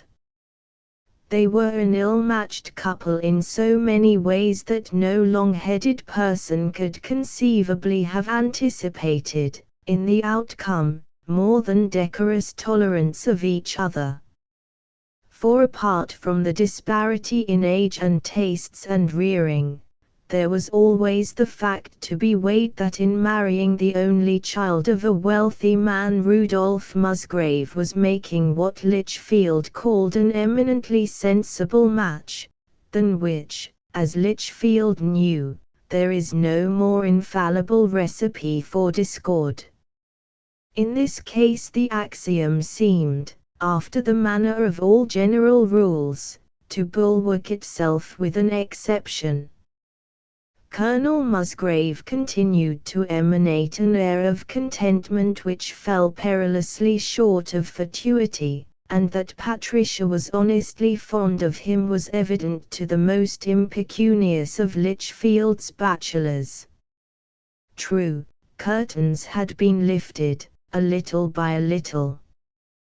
Patricia could hardly have told you at what exact moment it was that she discovered Miss Agatha, who continued of course to live with them, was a dipsomaniac. Very certainly Rudolph Musgrave was not Patricia's informant. It is doubtful if the Colonel ever conceded his sister's infirmity in his most private meditations, so that Patricia found the cause of Miss Agatha's attacks to be an open secret of which everyone in the house seemed aware and of which by tacit agreement nobody ever spoke.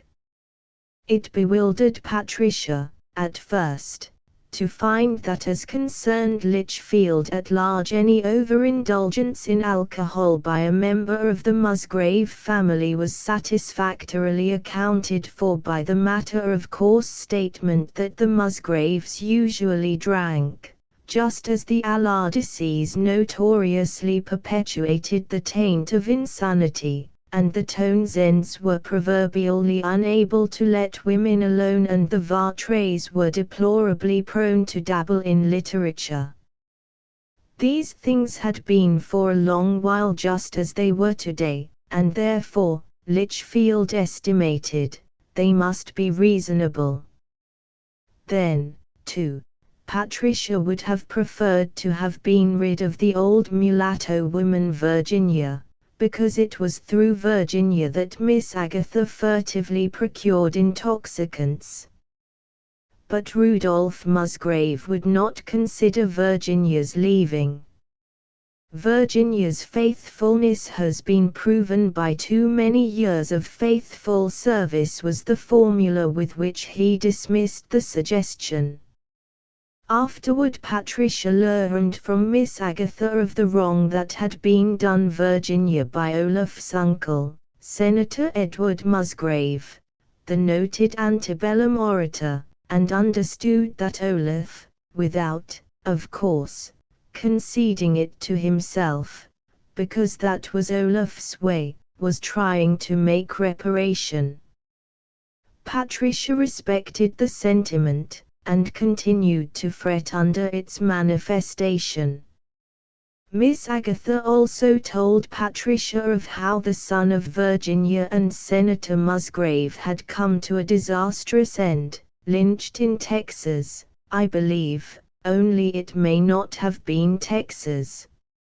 And indeed, when I come to think of it, I don't believe it was, because I know we first heard of it on a Monday, and Virginia couldn't do the washing that week and I had to send it out. And for the usual crime, of course. It simply shows you how much better off the darkies were before the war, Miss Agatha said. Patricia refrained from comment, not being willing to consider the deduction strained. For love is a contagious infection, and loving Rudolph Musgrave so much, Patricia must perforce love any person whom he loved as conscientiously as she would have strangled any person with whom he had flirted. And yet, to Patricia, it was beginning to seem that Patricia Musgrave was not living, altogether, in that Lichfield which John Charteris has made immortal, that nursery of free principles, according to the Lichfield Courier Herald, wherein so many statesmen, lieutenants general and orators were trained to further the faith of their fathers, to thrill the listening senates, draft constitutions, and bruise the paws of the British lion. For it may be remembered that Lichfield had asked long ago, but who, pray, are the Stapletons? It was characteristic of Colonel Musgrave that he went about answering the question without delay. The Stapletons, for Stapleton was a happy innovation of Roger Stapleton's dead wife. The Colonel knew to have been farmers in Brummel County, and Brummel Court House is within an hour's ride, by rail, of Lichfield. So he set about his labor of love. And in it he excelled himself. The records of Brummel date back to 1750 and are voluminous, but Rudolph Musgrave did not overlook an item in any will book, or in any orders of the court, that pertained, however remotely, to the Stapletons. Then he renewed his labors at the court-house of the older county from which Brummel was formed in 1750, and through many fragmentary, evil-odoured and unindexed volumes indefatigably pursued the family's fortune back to the immigration of its American progenitor in 1619, and, by the happiest fatality, upon the same Bono Nova which enabled the first American Musgrave to grace the colony of Virginia with his presence. It could no longer be said that the wife of a Musgrave of Mattockton lacked an authentic and tolerably ancient pedigree. The Colonel made a book of his Stapletonian researches which he vaingloriously proclaimed to be the stupidest reading within the ample field of uninteresting printed English. Patricia was allowed to see no word of it until the first 10 copies had come from the printers, very splendid in green art vellum and stamped with the Stapleton coat of arms in gold. She read the book. "It is perfectly superb," was her verdict. "It is as dear as remembered kisses after death and as sweet as a plaintiff in a breach of promise suit. Only I would have preferred it served with a few kings and dukes for parsley. The Stapletons don't seem to have been anything but perfectly respectable mediocrities." The Colonel smiled. At the bottom of his heart he shared Patricia's regret that the Stapleton pedigree was unadorned by a potentate, because nobody can stay unimpressed by a popular superstition, however crass the thing may be. But for all this, an appraisal of himself and his own achievements profusely showed high lineage is not invariably a guarantee of excellence, and so he smiled and said, "There are two ends to every stick."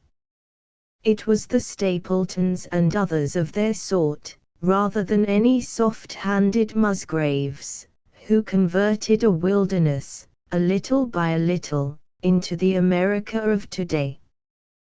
The task was tediously achieved, and without ostentation, and always the ship had its resplendent figurehead, as always it had its hidden, nay, grimy, engines, which propelled the ship. And, however direfully America may differ from Utopia, to have assisted in the making of America is no mean distinction. We Musgraves and our peers, I sometimes think, may possibly have been just gaudy autumn leaves which happened to lie in the path of a high wind. And to cut a gallant figure in such circumstances does not necessarily prove the performer to be a rara avis, even though he rides the whirlwind quite as splendidly as any bird existent. Patricia fluttered, and as lightly and irresponsibly as a wren might have done, perched on his knee. No. There is really something in heredity, after all. Now, you are a Musgrave in every vein of you. It always seems like a sort of flippancy for you to appear in public without a stock and a tarnished gilt frame with most of the gilt knocked off and a catalogue number tucked in the corner. Patricia spoke without any regard for punctuation. And I am so unlike you. I am only a Stapleton. I do hope you don't mind my being merely a Stapleton, Olaf, because if only I wasn't too modest to even think of alluding to the circumstance, I would try to tell you about the tiniest fraction of how much a certain ravishingly beautiful half-strainer loves you, Olaf, and the consequences would be deplorable. My dear, he began. Ouch, said Patricia, you are tickling me. You don't shave half as often as you used to, do you? No, nowadays you think you have me safe and don't have to bother about being attractive. If I had a music box I could put your face into it and play all sorts of tunes, only I prefer to look at it. You are a slattern and a jaybird and a joy forever. And besides, the first Stapleton seems to have blundered somehow into the House of Burgesses, so that entitles me to be a colonial dame on my father's side, too, doesn't it, Olaf? The Colonel laughed.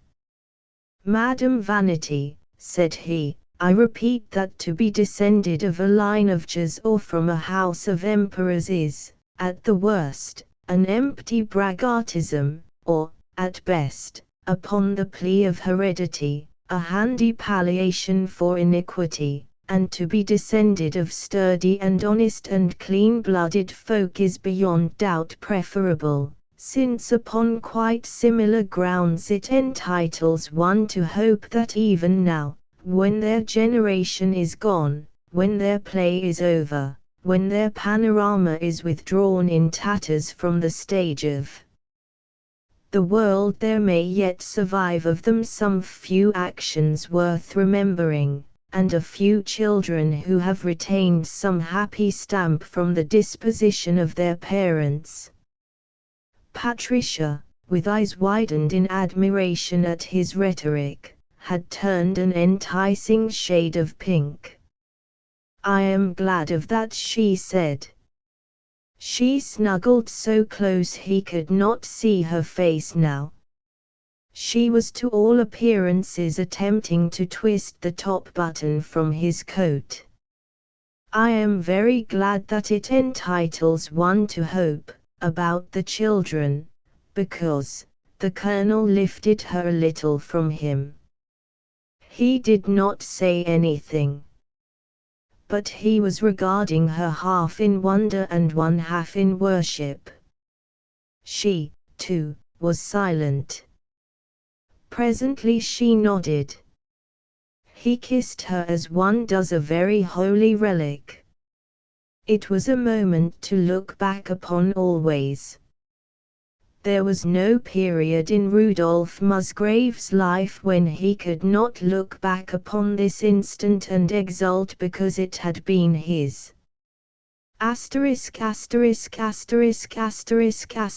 Only, Patricia found out afterward, with an inexplicable disappointment, that her husband had not been talking extempore, but was freely quoting his compiler's foreword just as it figured in the printed book. One judges this posturing, so inevitable of detection, to have been as significant of much in Rudolph Musgrave as was the fact of its belated discovery characteristic of Patricia. Yet she had read this book about her family from purely normal motives, first, to make certain how old her various cousins were, secondly, to gloat over any traces of distinction such as her ancestry afforded, thirdly, to note with what exaggerated importance the text seemed to accredit those relatives she did not esteem, and mentally to annotate each page with unprintable events which everybody knew about, and fourthly, to reflect, as with a gush of steadily augmenting love, how dear and how unpractical it was of Olaf to have concocted these date-bristling pages, so staunch and blind in his misguided gratitude toward those otherwise uninteresting people who had rendered possible the existence of a Patricia. Matters went badly with Patricia in the ensuing months. Her mother's blood told here, as Colonel Musgrave saw with disquietude. He knew the women of his race had by ordinary been unfit for childbearing, indeed, the daughters of this famous house had long, in a grim routine, perished, just as Patricia's mother had done, in their first maternal essay. There were many hideous histories the Colonel could have told you of, unmeet to be set down, and he was familiar with this talk of pelvic anomalies which were congenital. But he had never thought of Patricia, till this, as being his kinswoman, and in part a Musgrave. And even now the Stapleton blood that was in her pulled Patricia through long weeks of anguish. Surgeons dealt with her very horribly in a famed northern hospital, whither she had been removed.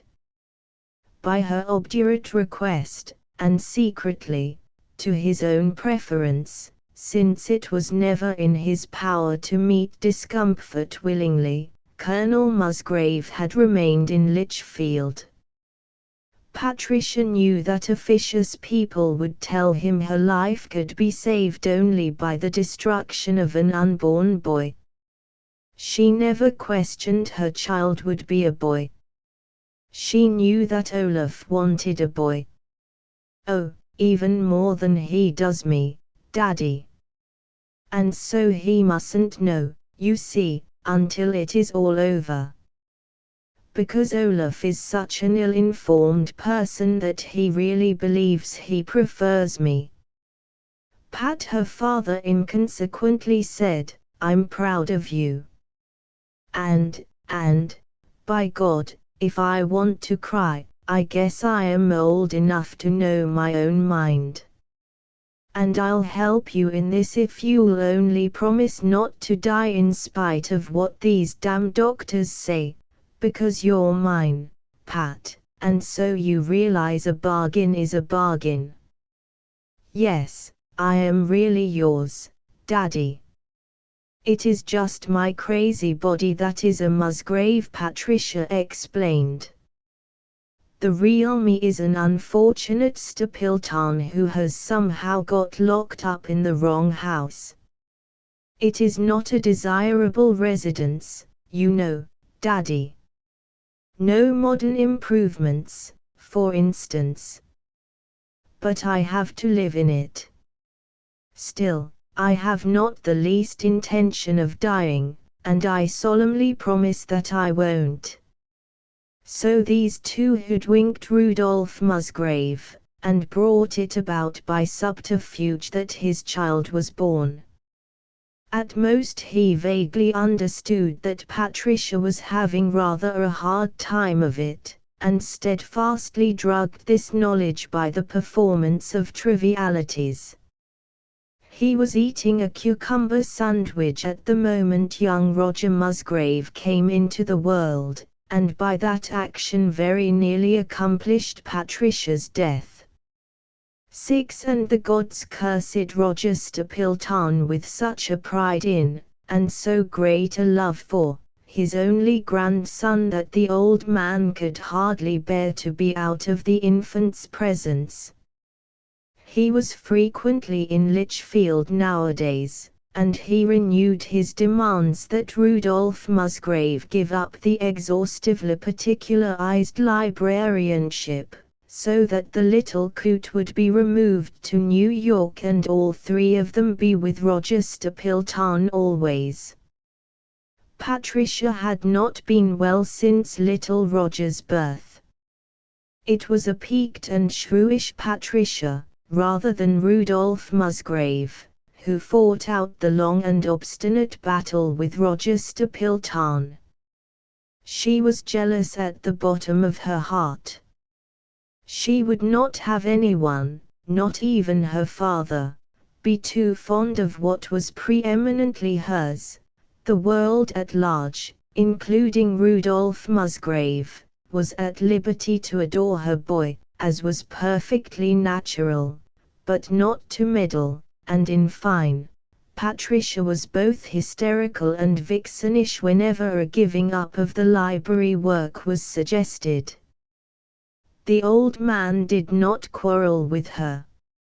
And with Roger Stapleton's loneliness in these days, and the long thoughts it bred, we have nothing here to do.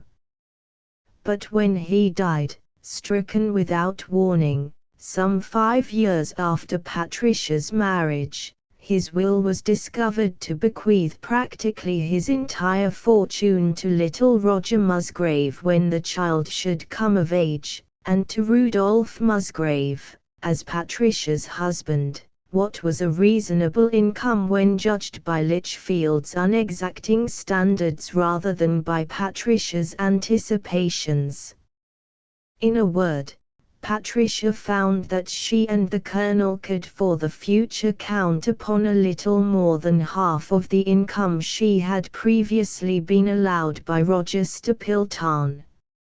"It isn't fair," she said. "It's monstrous. And all because you were so obstinate about your Picayune library." "Patricia," he began. "Oh, I tell you it's absurd, Olaf. The money logically ought to have been left to me. And here I will have to come to you for every penny of my money. And heaven knows I have had to scrimp enough to support us all on what I used to have." "Olaf," Patricia said, in another voice. "Olaf." "Why, what is it, dear?" "I was reflecting," said Colonel Musgrave, "that, as you justly observe, both Agatha and I have been practically indebted to you for our support these past 5 years, 7 it must be enregistered, not to the man's credit, but rather as a simple fact, that it was never within Colonel Musgrave's power to forget the incident immediately recorded. He forgave, when Patricia wept, seeing how leaden-colored his handsome face had turned. He forgave as promptly and as freely as he was learning to pardon the telling of a serviceable lie, or the perpetration of an occasional barbarism in speech, by Patricia. For he, a Musgrave of Mattockton, had married a Stapleton. He had begun to comprehend that their standards were different, and that some daily conflict between these standards was inevitable. And besides, as it has been veraciously observed, the truth of an insult is the barb which prevents its retraction. Patricia spoke the truth. Rudolph Musgrave and all those rationally reliant upon Rudolph Musgrave for support, had lived for some 5 years upon the money which they owed to Patricia.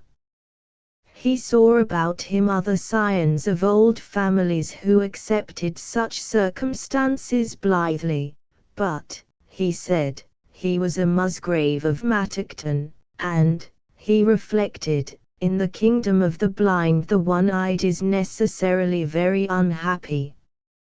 He did not mean to touch a penny of such moneys as Roger Stapleton had bequeathed to him, for the Colonel considered, now, it was a man's duty personally to support his wife and child and sister.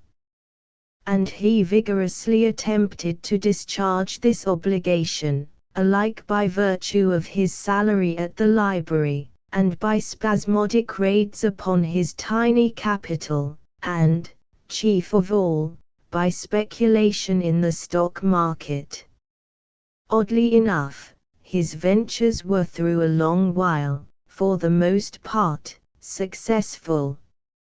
Here he builded a desperate edifice whose foundations were his social talents, and it was with quaint self-abhorrence he often noted how the telling of a smutty jest or the insistence upon a manifestly superfluous glass of wine had purchased from some properly tickled magnate a much desiderated tip. And presently these tips misled him. So the Colonel borrowed from Patricia's account. And on this occasion he guessed correctly. And then he stumbled upon such a chance for reinvestment as does not often arrive. And so he borrowed a trifle more in common justice to Patricia. 8. When those then famous warriors, Colonel Gaynor and Captain Green, were obstinately fighting extradition in Quebec, when in Washington the Senate was wording a suitable resolution wherewith to congratulate Cuba upon that island's brand-new independence, and when Messrs. Fitzsimmons and Jeffreys were making amicable arrangements in San Francisco to fight for the World's Championship, at this remote time, in Chicago, on the same day, indeed, that in this very city Mr. S. E. Gross was legally declared the author of a play called Cyrano de Bergerac, the sons of the colonial governors opened their 10th biennial convention. You may depend upon it that Colonel Rudolph Musgrave represented the Litchfield chapter. It was 2 days later the telegram arrived. It read, Agatha very ill, come to me, Roger in perfect health. Patricia. He noted how with Stapletonian thrift Patricia telegraphed 10 words precisely. And when he had reached home, late in the evening, the Colonel, not having taken his bunch of keys with him, laid down his dress suit case on the dark porch, and reached out one hand to the doorbell. He found it muffled with some flimsy, gritty fabric. He did not ring. Upon the porch was a rustic bench. He sat upon it for a quarter of an hour, precisely where he had first talked with Agatha about Patricia's first coming to Lichfield. Once the door of a house across the street was opened, with a widening gush of amber light wherein he saw 3 women fitting wraps about them. One of them was adjusting a lace scarf above her hair. "No, we're not a bit afraid, just around the corner, you know, such a pleasant evening," their voices carried far in the still night. Rudolph Musgrave was not thinking of anything.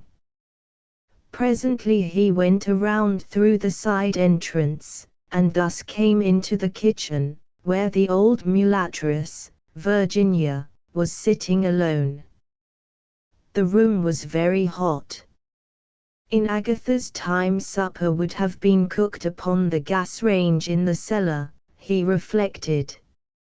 Virginia had risen and made as though to take his dress suit case, her pleasant yellow face as imperturbable as an idol's. "No, don't bother, Virginia," said Colonel Musgrave. He met Patricia in the dining room, on her way to the kitchen. She had not chosen, as even the most sensible of us will instinctively decline to do, to vex the quiet of a house wherein death was by ringing a bell. Holding his hand in hers, fondling it as she talked, Patricia told how 3 nights before Miss Agatha had been queer, you know, at supper. Patricia had not liked to leave her, but it was the night of the Women's Club's second whist tournament. And Virginia had promised to watch Miss Agatha. And, anyhow, Miss Agatha had gone to bed before Patricia left the house, and anybody would have thought she was going to sleep all night. And, in fine, Patricia's return at a drizzling 11:30 had found Miss Agatha sitting in the garden, in her night-dress only, weeping over fancied grievances, and Virginia asleep in the kitchen. And Agatha had died that afternoon of pneumonia. Even in the last half-stupor she was asking always when would Rudolph come. Patricia told him. Rudolph Musgrave did not say anything. Without any apparent emotion he put Patricia aside, much as he did the dress suit case which he had forgotten to lay down until Patricia had ended her recital. He went upstairs, to the front room, Patricia's bedroom. Patricia followed him. Agatha's body lay upon the bed, with a sheet over all. The undertaker's skill had arranged everything with smug and horrible tranquillity. Rudolph Musgrave remembered he was 46 years old, and when in all these years had there been a moment when Agatha, the real Agatha, had not known that what he had done was self-evidently correct, because otherwise Rudolph would not have done it. "I trust you enjoyed your whist game, Patricia." "Well, I couldn't help it. I'm not running a sanitarium. I wasn't responsible for her eternal drinking." The words skipped out of either mouth like gleeful little devils. Then both were afraid, and both were as icily tranquil as the thing upon the bed. You could not hear anything except the clock upon the mantel. Colonel Musgrave went to the mantel, opened the clock, and with an odd deliberation removed the pendulum from its hook. Followed one metallic gasp, as of indignation, and then silence. He spoke, still staring at the clock, his back turned to Patricia. You must be utterly worn out. You had better go to bed. He shifted by the fraction of an inch the old-fashioned hand-colored daguerreotype of his father in Confederate uniform.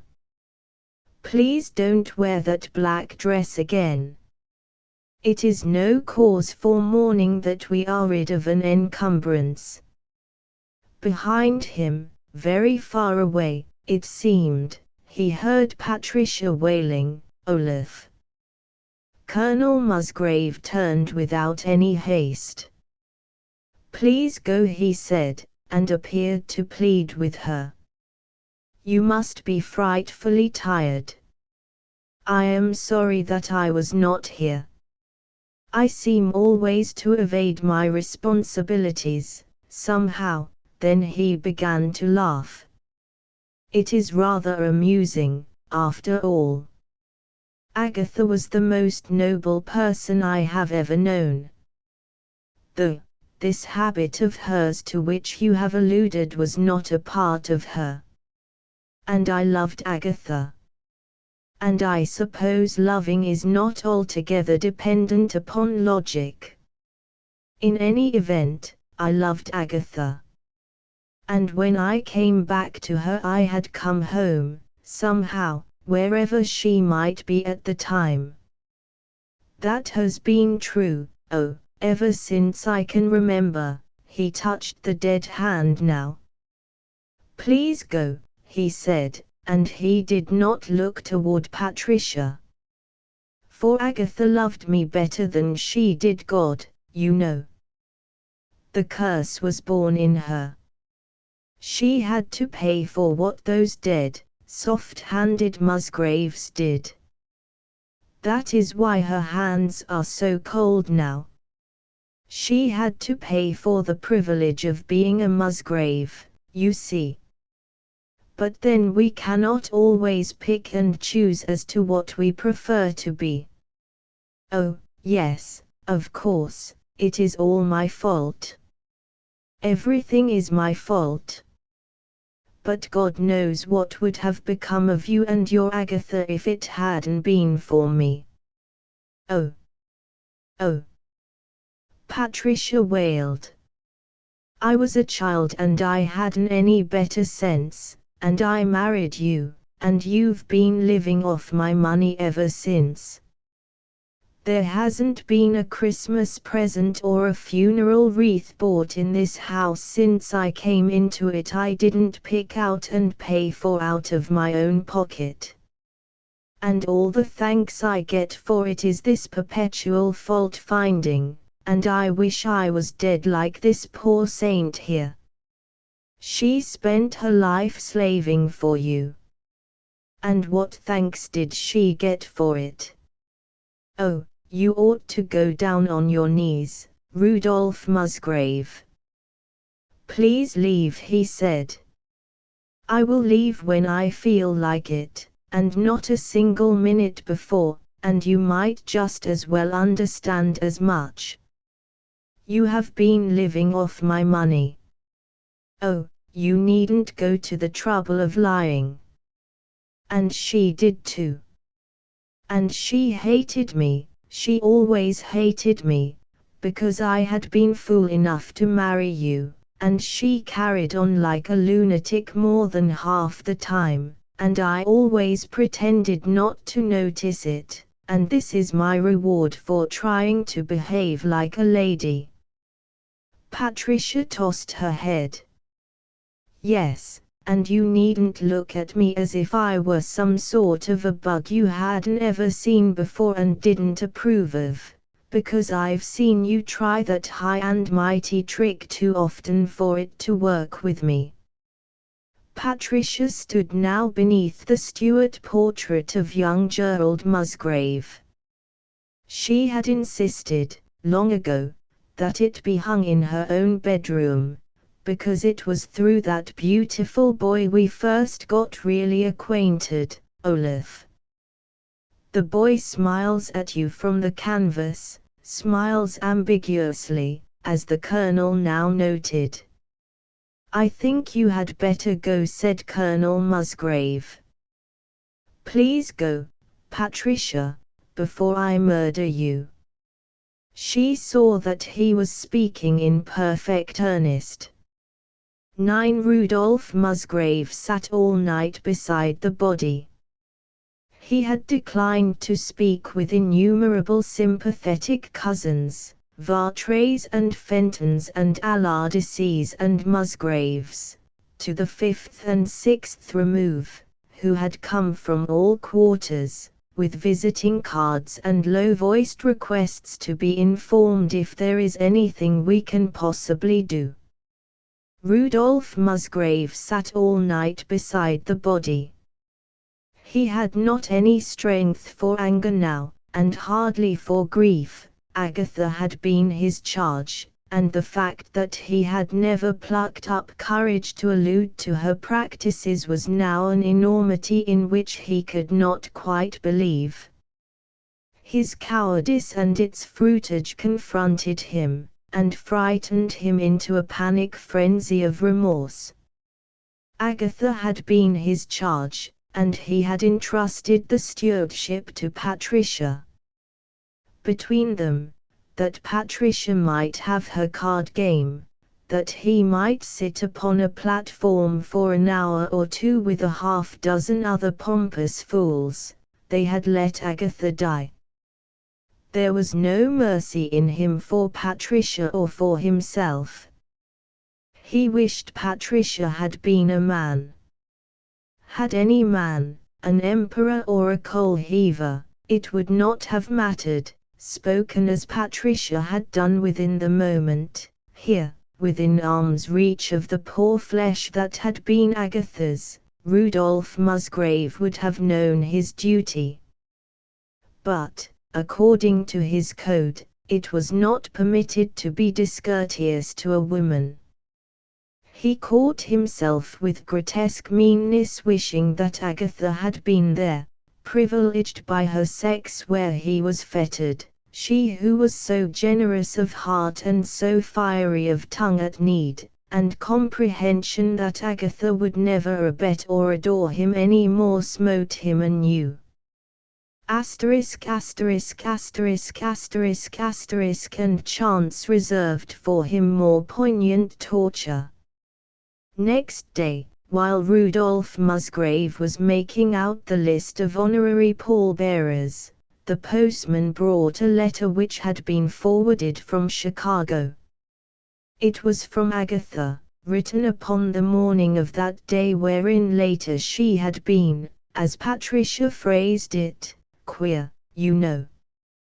He found it wildly droll to puzzle out those crossed 4 sheets of trivialities written in an Italian hand so minute and orderly that the finished page suggested a fly screen. He had so often remonstrated with Agatha about her penuriousness as concerned stationery. Selina Bryce and the Rev. D. Henry Anstruther, who now has a church in Seattle, have announced their engagement. Stanley Haggage has gone to Alabama to marry Leonora Bright, who moved from here a year ago. They are both as poor as church mice, and I think marriage in such a case an unwise step for anyone. It brings cares and anxieties enough anyway, without starting out with poverty to increase and render deeper every trouble.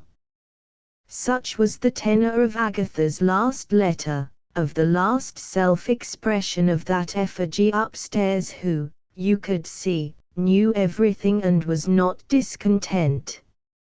Here the dead spoke, omniscient, and told you that Stanley Haggage had gone to Alabama, and that marriage brought new cares and anxieties. I cannot laugh, said Rudolph Musgrave, aloud. I know the jest deserves it. But I cannot laugh, because my upper lip seems to be made of leather and I can't move it. And, besides, I loved Agatha to a degree which only you and I have ever known of. She never understood quite how I loved her. Oh, won't you make her understand just how I loved her? For Agatha is dead, because you wanted her to be dead, and I have never told her how much I loved her, and now I cannot ever tell her how much I loved her. Oh, won't you please show me that you have made her understand? Or else have me struck by lightning. Or do anything. Nothing was done. And afterward Rudolph Musgrave and his wife met amicably, and without reference to their last talk. Patricia wore black and white for some 6 months, and Colonel Musgrave accepted the compromise tacitly.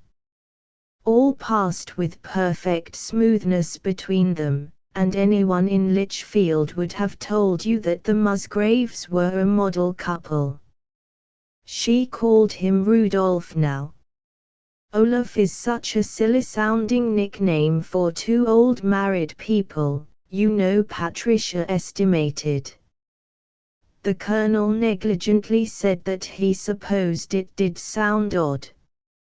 Only I don't think Clarice Pendoma would care about coming, he resumed, for the two were discussing an uncompleted list of the people Patricia was to invite to their first house party. And for heaven's sake, why not? We always have her to everything. He could not tell her it was because the Charterises were to be among their guests. So he said, oh, well. Mrs. C.B. Pendoma, then. Patricia wrote the name with a flourish. Oh, you jaybird, I'm not jealous. Everybody knows you never had any more morals than a tomcat on the back fence. It's a lucky thing the boy didn't take after you, isn't it? He doesn't, not a bit. No, Harry Pendoma is the puniest black-haired little wretch, whereas your other son, sir, resembles his mother and is in consequence a ravishingly beautiful person of superlative charm. He was staring at her so oddly that she paused. So Patricia was familiar with that old scandal which linked his name with Clarice Pendoma's. He was wondering if Patricia had married him in the belief that she was marrying a man who, appraised by any standards, had acted infamously. I was only thinking you had better ask Judge Alardis, Patricia. You see, he is absolutely certain not to come. This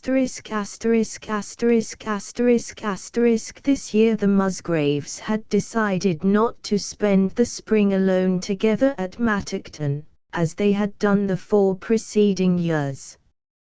It looks so silly, as Patricia pointed out.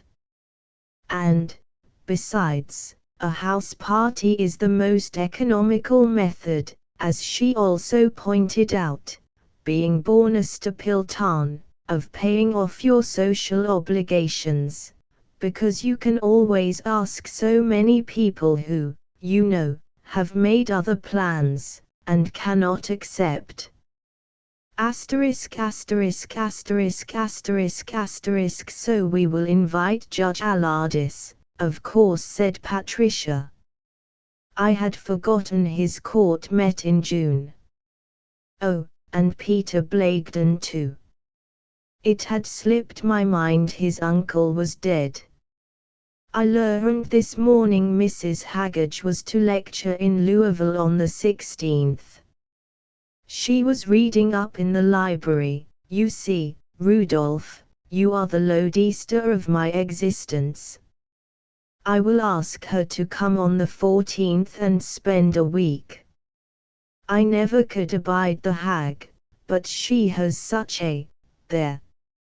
I've made a big blot right in the middle of darling and spoiled a perfectly good sheet of paper. You'd better mail it at once, though, because the evening paper may have something in it about her lecture. 11 Rudolph, why, yes, dear. This was after supper, and Patricia was playing solitaire. Her husband was reading the paper.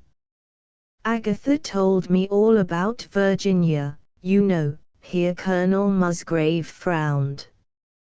It is not a pleasant topic. You jaybird, you behave entirely too much as if you were my grandfather.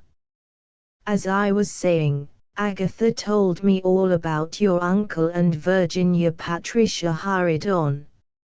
And how she ran away afterwards, and hid in the woods for 3 days, and came to your father's plantation, and how your father bought her, and how her son was born, and how her son was lynched. Now, really, Patricia. Surely there are other matters which may be more profitably discussed. Of course. Now, for instance, why is the King of Hearts the only one that hasn't a moustache? Patricia peeped to see what cards lay beneath that monarch, and upon reflection moved the King of Spades into the vacant space.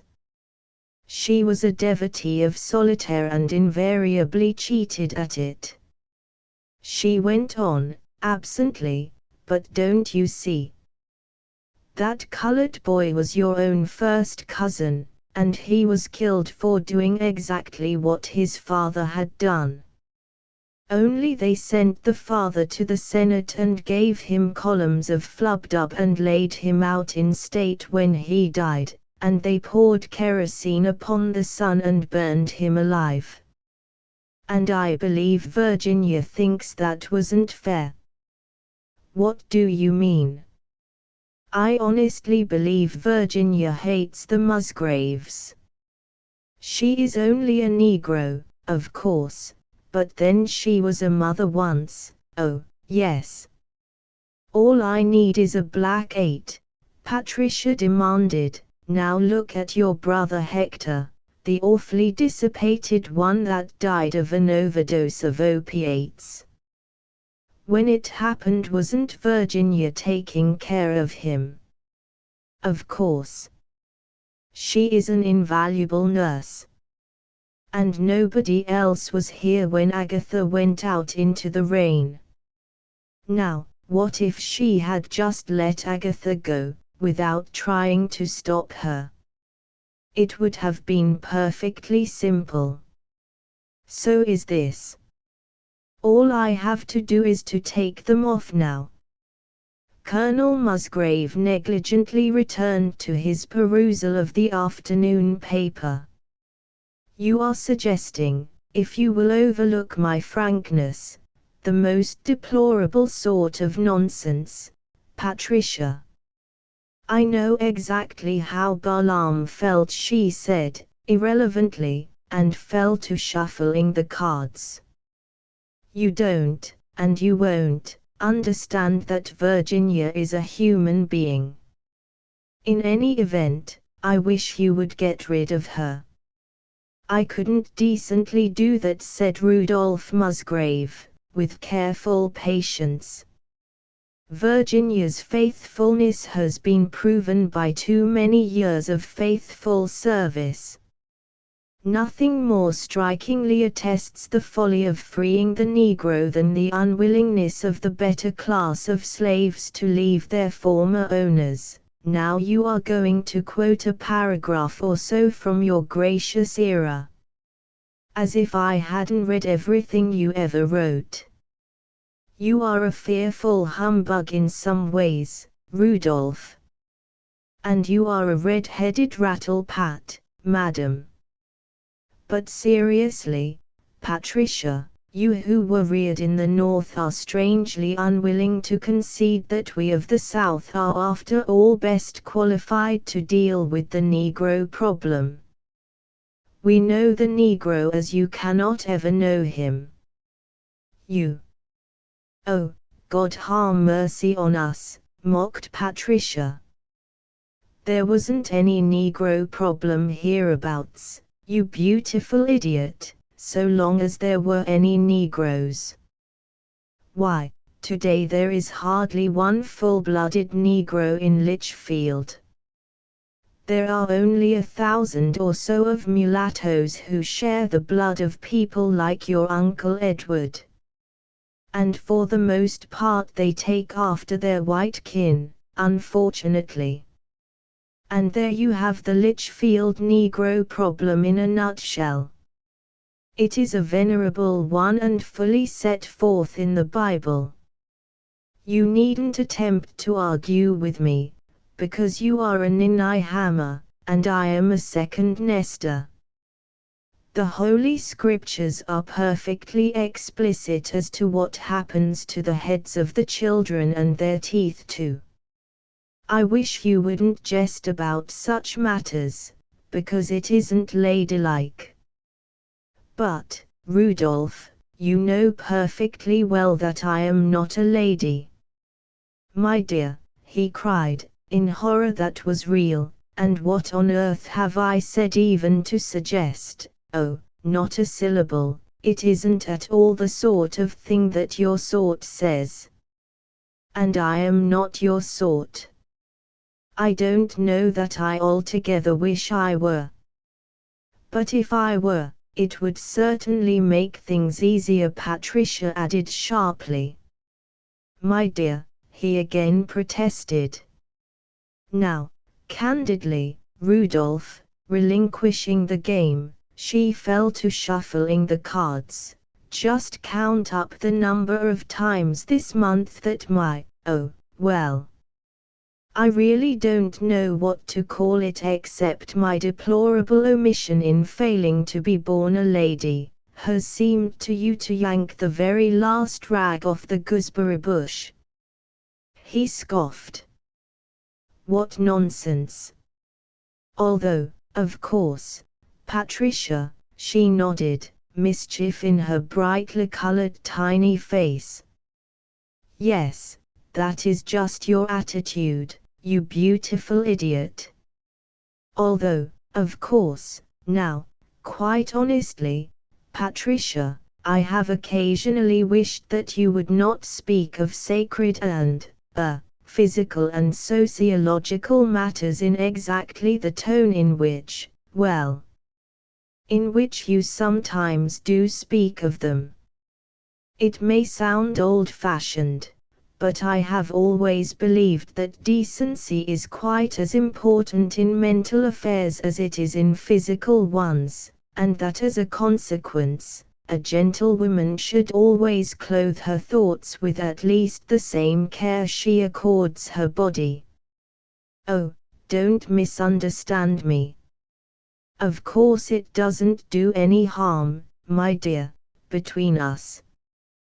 But outside, you see, for people to know that you think about such things must necessarily give them a false opinion of you. Patricia meditated. She said, with utter solemnity, Anathema Maranatha. Oh, hell to damn! May the noses of all respectable people be turned upside down and jackasses dance eternally upon their grandmothers' graves. Patricia, cried a shocked colonel. I mean every syllable of it. No, Rudolph, I can't help it if the vinaigrette beauties of your boyhood were unabridged dictionaries of prudery. You see, I know almost all the swear words there are. And I read the newspapers, and medical books, and even the things that boys chalk up on fences. In consequence I am not a bit white-minded, because if you use your mind at all it gets more or less dingy, just like using anything else. He could not help but laugh, much as he disapproved. Patricia fluttered and, as a wren might have done, perched presently upon his knee. Rudolph, can't you laugh more often, and not devote so much time to tracing out the genealogies of those silly people, and being so tediously beautiful and good, she asked, and with a hint of seriousness. Rudolph, you don't know how I would adore you if you would rob a church or cut somebody's throat in an alley, and tell me all about it because you knew I wouldn't betray you. You are so infernally respectable in everything you do. How did you come to bully me that day at the library? It seems almost as if those two were different people, doesn't it, Rudolph? My dear, the Colonel said whimsically, I am afraid we are rather like the shepherdess and the chimney sweep of the fable I read you very long ago. We climbed up so far that we could see the stars, once, very long ago, Patricia, and we have come back to live upon the parlor table. I suppose it happens to all the little China people. She took his meaning. Each was aware of an odd sense of intimacy. Everything we have to be glad for now, Rudolph, is the rivet in grandfather's neck. It is rather a fiasco, isn't it? There are all sorts of rivets, Patricia.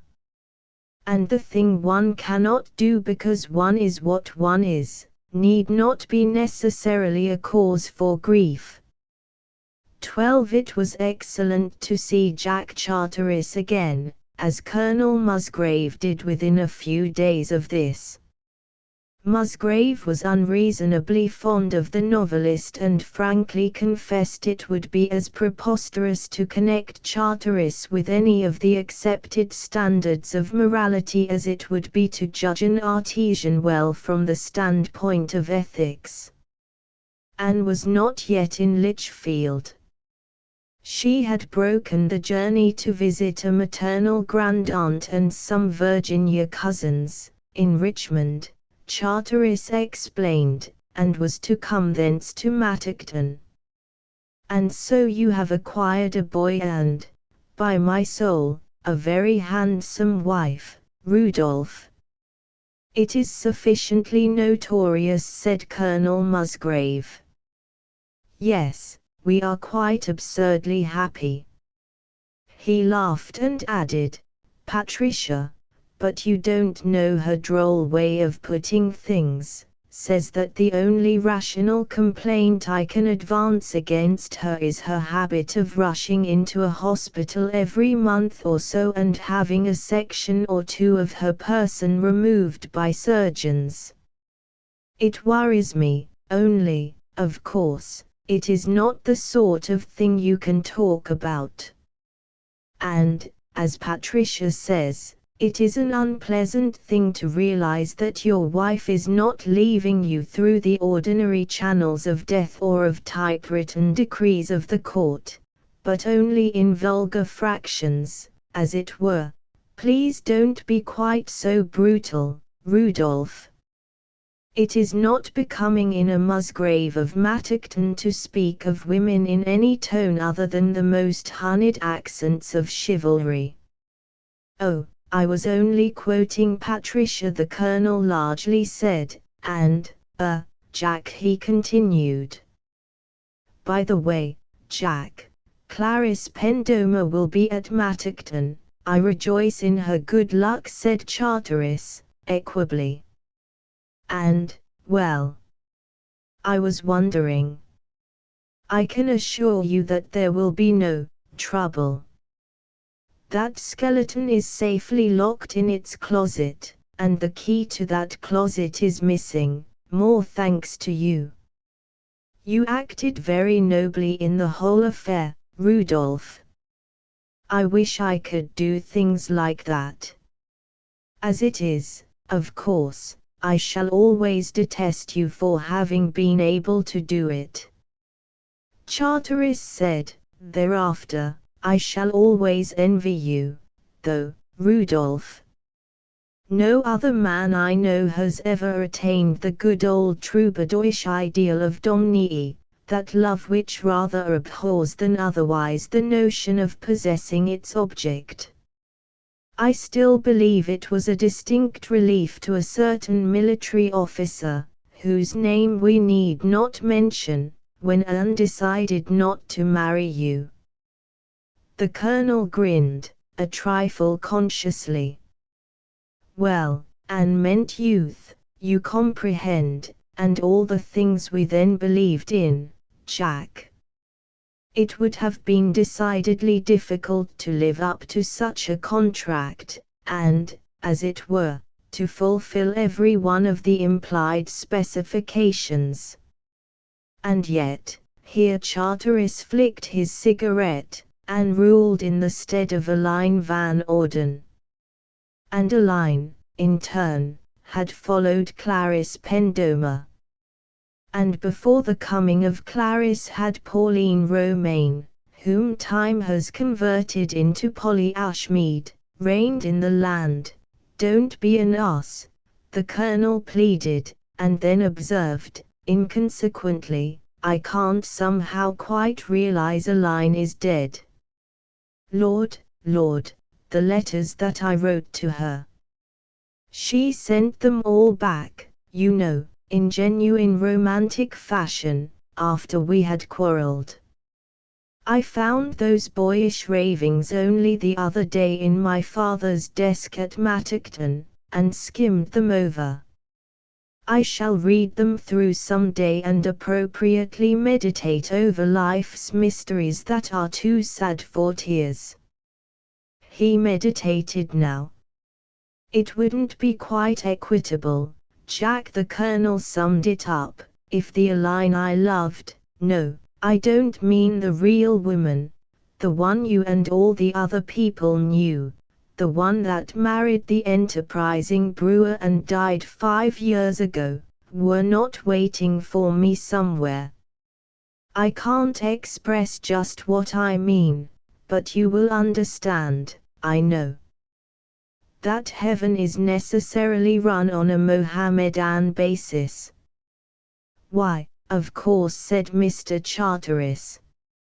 "Heaven, as I apprehend it, is a place where we shall live eternally among those ladies of old years who never condescended actually to inhabit any realm more tangible than that of our boyish fancies. It is the obvious definition, and I defy you to evolve a more enticing allurement toward becoming a deacon. You romancers are privileged to talk nonsense anywhere," the colonel estimated, "and I suppose that in the Lichfield you have made famous, Jack, you have a double right." "Ah, but I never wrote a line concerning Lichfield. I only wrote about the Lichfield whose existence you continue to believe in spite of the fact that you are actually living in the real Lichfield," Charteris returned. "The vitality of the legend is wonderful." He cocked his head to one side, an habitual gesture with Charteris, and the colonel noted, as he had often done before, how extraordinarily reminiscent Jack was of a dried-up, quizzical black parrot. Said Charteris, "I love to serve that legend. I love to prattle of Ole Master and Ole Miss and throw in a sprinkling of mockingbirds and hands and hog-killing time and of sweeping animadversions as to all free niggers, and to narrate how de quality used her cum. You spell it cum because that looks so convincingly like dialect, ter de gret whose. Those are the main ingredients.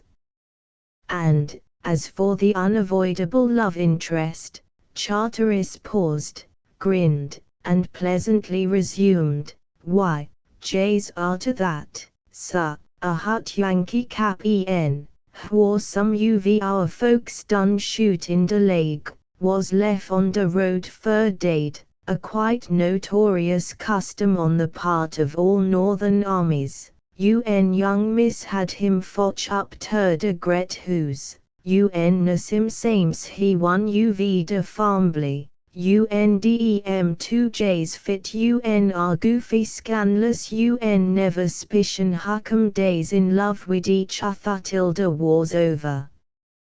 And there you are.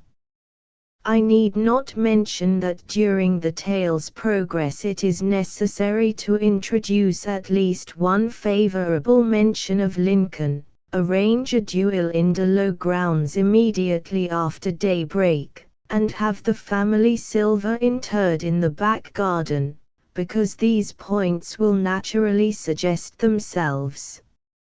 Jack, Jack, the colonel cried, it is an ill bird that fouls its own nest. But, believe me, I don't at heart, said Charteris, in a queer earnest voice. There is a sardonic imp inside me that makes me jeer at the commoner tricks of the trade, and yet when I am practicing that trade, when I am writing of those tender-hearted, brave and gracious men and women, and of those dear old darkies, I very often write with tears in my eyes. I tell you this with careful airiness because it is true and because it would embarrass me so horribly if you believed it. Then he was off upon another tack. And wherein, pray, have I harmed Lichfield by imagining a dream city situated halfway between Atlantis and Avalon and peopled with superhuman persons, and by having called this city Lichfield? The portrait did not only flatter Lichfield, it flattered human nature. So, naturally, it pleased everybody. Yes, that, I take it, is the true secret of romance, to induce the momentary delusion that humanity is a superhuman race, profuse in aspiration, and prodigal in the exercise of glorious virtues and stupendous vices. As a matter of fact, all human passions are depressingly chicken-hearted, I find. Were it not for the police court records, I would pessimistically insist that all of us elect to love one person and to hate another with very much the same enthusiasm that we display in expressing a preference for rare roast beef as compared with the outside slice. Oh, really, Rudolph, you have no notion how salutary it is to the self-esteem of us romanticists to run across, even nowadays, an occasional breach of the peace. For then sometimes, when the coachman obligingly cuts the butler's throat in the back alley, say, we actually presume to think for a moment that our profession is almost as honest as that of making counterfeit money. The colonel did not interrupt his brief pause of meditation. Then the novelist said, why, no, if I were ever really to attempt a tale of Lichfield, I would not write a romance but a tragedy. I think that I would call my tragedy Futility, for it would mirror the life of Lichfield with unengaging candor, and, as a consequence, people would complain that my tragedy lacked sustained interest, and that its participants were inconsistent, that it had no ordered plot, no startling incidents, no high endeavors, and no especial aim, and that it was equally deficient in all time-hallowed provocatives of either laughter or tears. For very few people would understand that a life such as this, when rightly viewed, is the most pathetic tragedy conceivable. Oh, come, now, Jack. Come, recollect that your reasoning powers are almost as worthy of employment as your rhetorical abilities. We are not quite so bad as that, you know. We may be a little behind the times in Lichfield, we certainly let well enough alone, and we take things pretty much as they come, but we meddle with nobody, and, after all, we don't do any especial harm. We don't do anything whatever in especial, Rudolph. That would be precisely the theme of my story of the real Litchfield if I were ever bold enough to write it. There seems to be a sort of blight upon Litchfield. Oh, yes. It would be unfair, perhaps, to contrast it with the bigger southern cities, like Richmond and Atlanta and New Orleans. But even the inhabitants of smaller southern towns are beginning to buy excursion tickets, and thereby ascertain that the 20th century has really begun.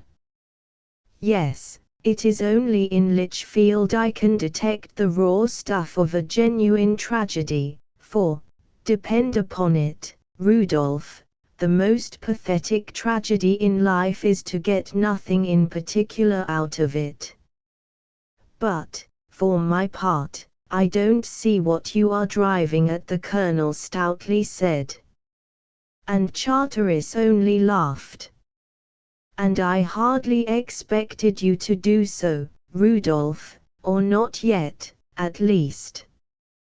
Part 5. Souvenir. I am contented by remembrances, dreams of dead passions, wraiths of vanished times, fragments of vows, and by ends of old rhymes, flotsam and jetsam tumbling in the seas whereon, long since, put forth our argosies which, bent on traffic in the isles of love, lie foundered somewhere in some firth thereof, encradled by eternal silences. Thus, having come to naked bankruptcy, let us part friends, as thrifty tradesmen do when common ventures fail, for it may be these battered oaths and rhymes may yet ring true to some fair woman's hearing, so that she will listen and think of love, and I of you. F. Ashcroft Wheeler. Revisions.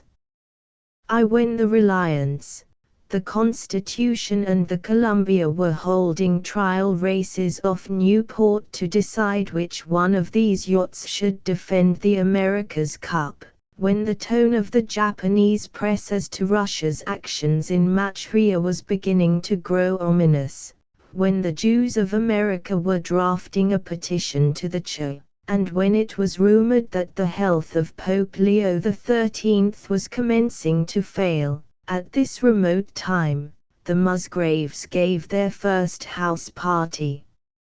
And at this period Colonel Musgrave noted and admired the apparent unconcern with which John Charteris and Clarice Pendomer encountered at Mattockton. And at this period Colonel Musgrave noted with approval the intimacy which was, obviously, flourishing between the little novelist and Patricia.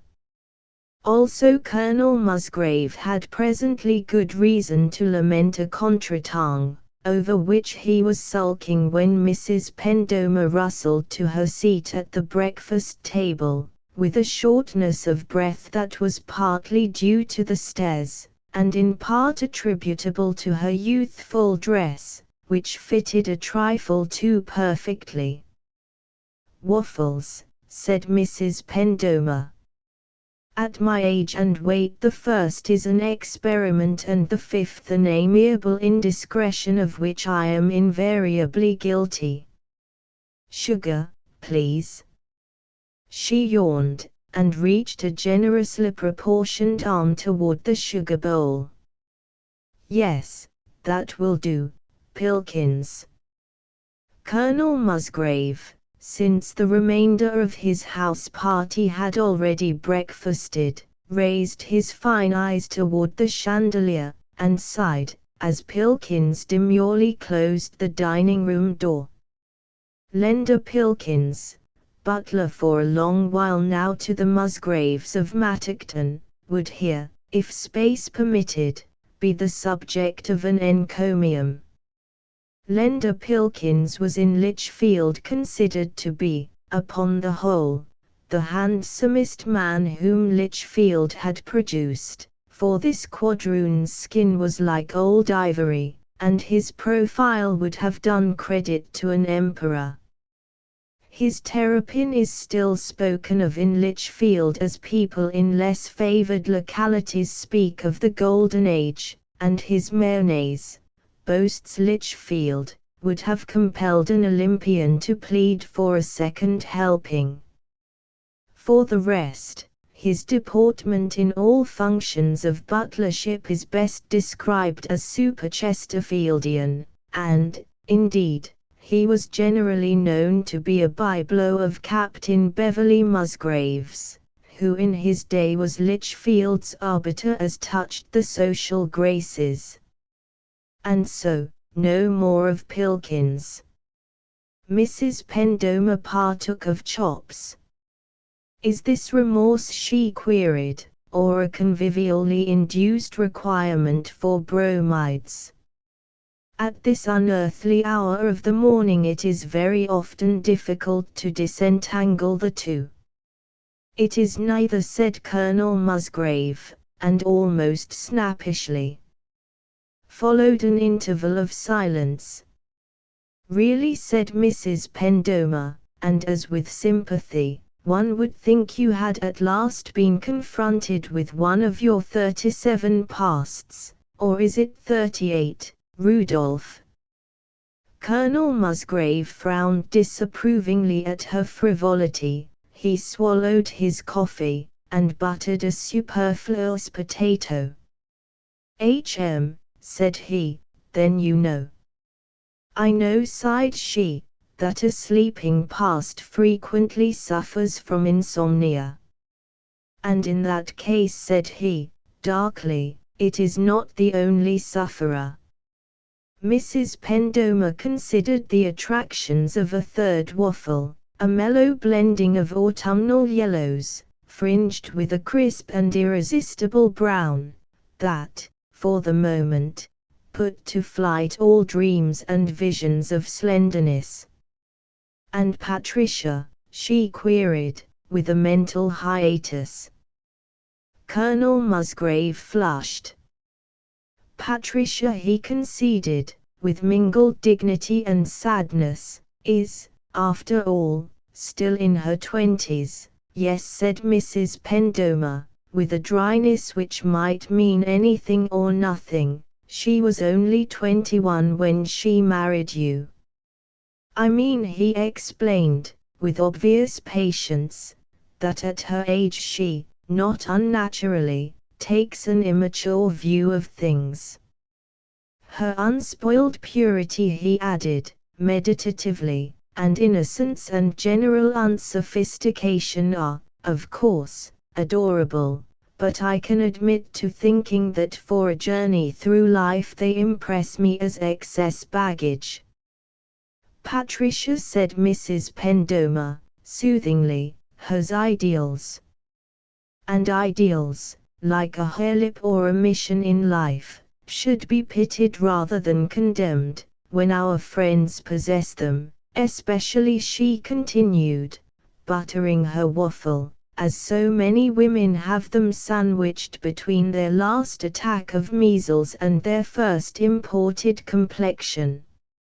No one of the three is lasting, Rudolph. Said he.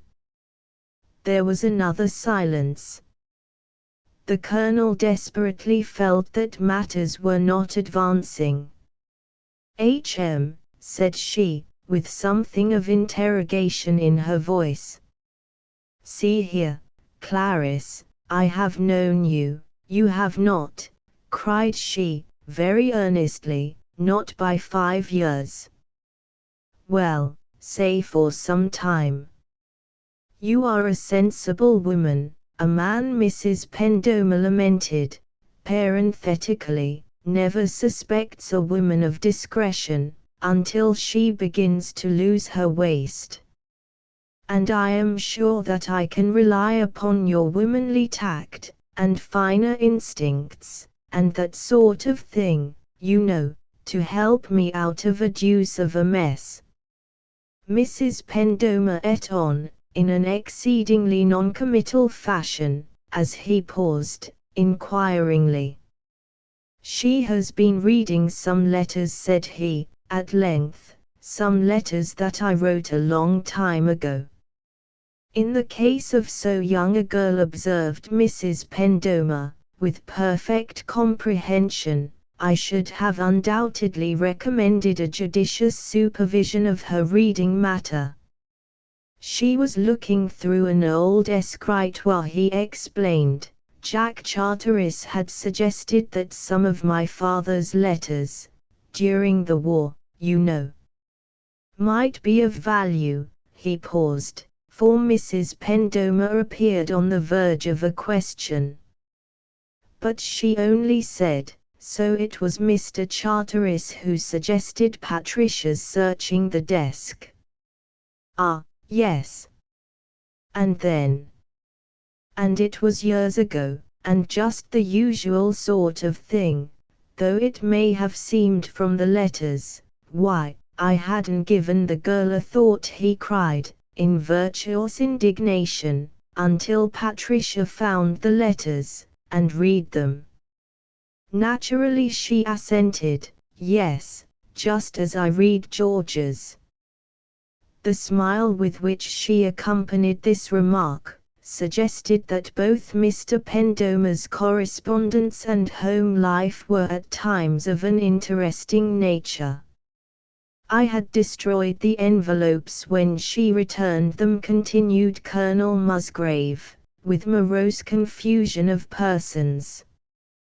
Patricia doesn't even know who the girl was. Her name, somehow, was not mentioned. Woman of my heart, dearest girl in all the world, quoted Mrs. Pendomer, reminiscently, and such like tender phrases, scattered in with a pepper cruet, after the rough copy was made in pencil, and dated just Wednesday or Thursday, of course.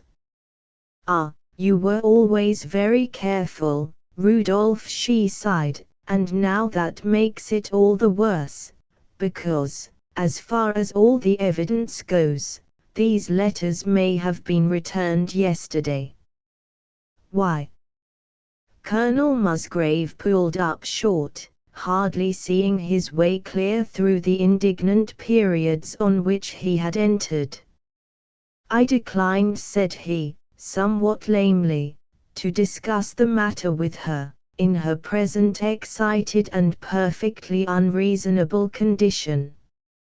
Mrs. Pendomer's penciled eyebrows rose, and her lips, which were quite as red as there was any necessity for their being, twitched. Hysterics? She asked. Worse, groaned Colonel Musgrave. Patient resignation under unmerited affliction.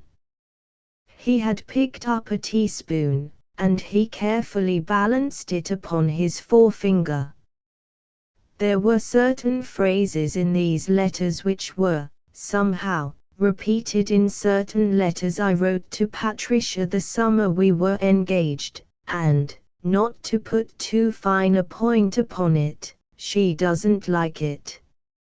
Mrs. Pendomer smiled, as though she considered this not improbable, and he continued, with growing embarrassment and indignation, she says there must have been others. Mrs. Pendomer's smile grew reminiscent, any number of others, that she is only an incident in my life.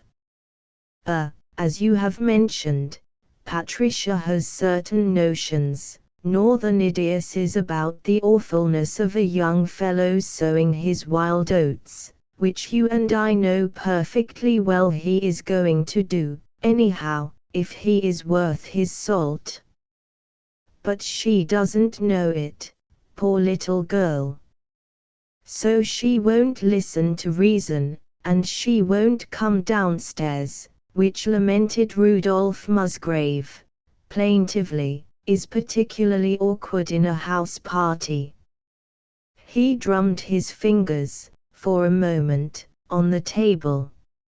It is, he summed up, a combination of Ibsen and hysterics, and of rather declamatory observations concerning there being one law for the man and another for the woman, and Patricia's realization of the mistake we both made, and all that sort of nonsense, you know, exactly as if, I give you my word, she were one of those women who want to vote.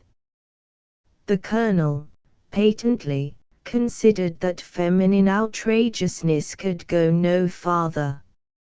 And she is taking menthol and green tea and mustard plasters and I don't know what all, in bed, prior to taking leave. Mrs. Pendomer suggested. That was mentioned, I believe, said Colonel Musgrave. But of course she was only talking. Mrs. Pendomer looked about her, and, without, the clean-shaven lawns and trim box hedges were very beautiful in the morning sunlight. Within, the same sunlight sparkled over the heavy breakfast service, and gleamed in the high walnut panels of the breakfast room. She viewed the comfortable appointments about her a little wistfully, for Mrs. Pendomer's purse was not over full.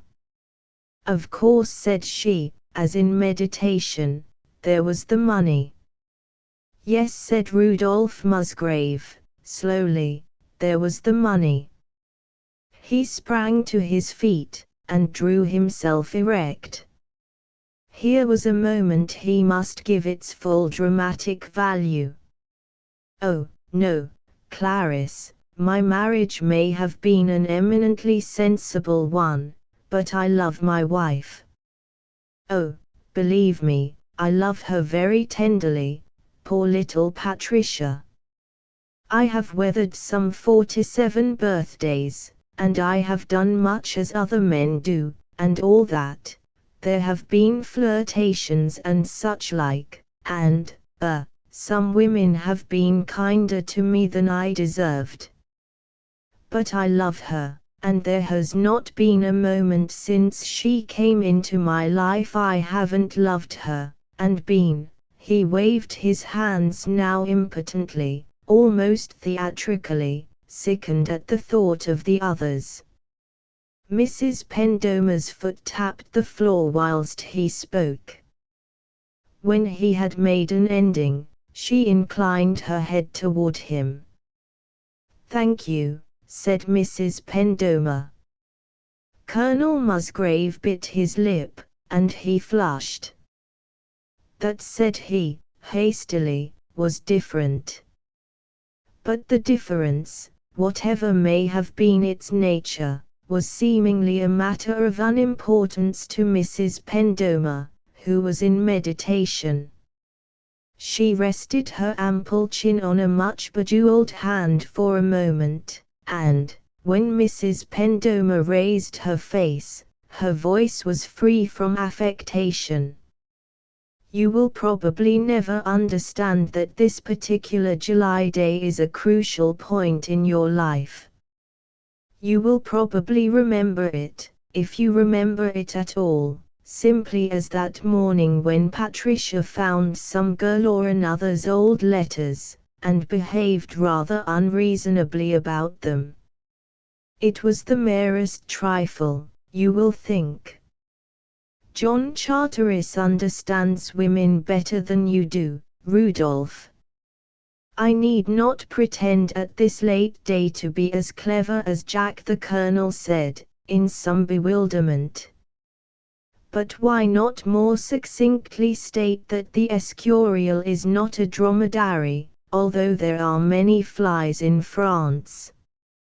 For what on earth has Jack to do with crucial points and July mornings? Why, I suppose, I only made bold to introduce his name for the sake of an illustration, Rudolph. For the last person in the world to realize, precisely, why any woman did anything is invariably the woman who did it. Yet there comes in every married woman's existence that time when she realizes, suddenly, that her husband has a past which might be taken as, in itself, a complete and rounded life, as a life which had run the gamut of all ordinary human passions, and had become familiar with all ordinary human passions a dishearteningly long while before she ever came into that life. A woman never realizes that of her lover, somehow. But to know that your husband, the father of your child, has lived for other women a life in which you had no part, and never can have part, she realizes that, at one time or another, and it sickens her. Mrs. Pendomer smiled as she echoed his phrase, but her eyes were not mirthful. Ah, she hungers for those dead years, Rudolph, and, though you devote your whole remaining life to her, nothing can ever make up for them, and she always hates those shadowy women who have stolen them from her. A woman never, at heart, forgives the other women who have loved her husband, even though she cease to care for him herself. For she remembers, ah, you men forget so easily, Rudolph. God had not invented memory when he created Adam, it was kept for the woman. Then ensued a pause, during which Rudolph Musgrave smiled down upon her, irresolutely, for he abhorred a scene as his vernacular phrased it, and to him Clarice's present manner bordered upon both the scenic and the incomprehensible. Ah, you women, he temporized. There was a glance from eyes whose lustre time and irregular living had conspired to dim. Ah, you men! Mrs. Pendomer retorted. And there we have the tragedy of life in a nutshell. Silence lasted for a while. The Colonel was finding this matutinal talk discomfortably opulent in pauses. Rudolph, and has it never occurred to you that in marrying Patricia you swindled her? And naturally his eyebrows lifted. Because a woman wants love. Well, well. And don't I love Patricia? I dare say that you think you do. Only you have played at loving so long you are really unable to love anybody, as a girl has every right to be loved in her 20s. Yes, Rudolph, you are being rather subtly punished for the good times you have had.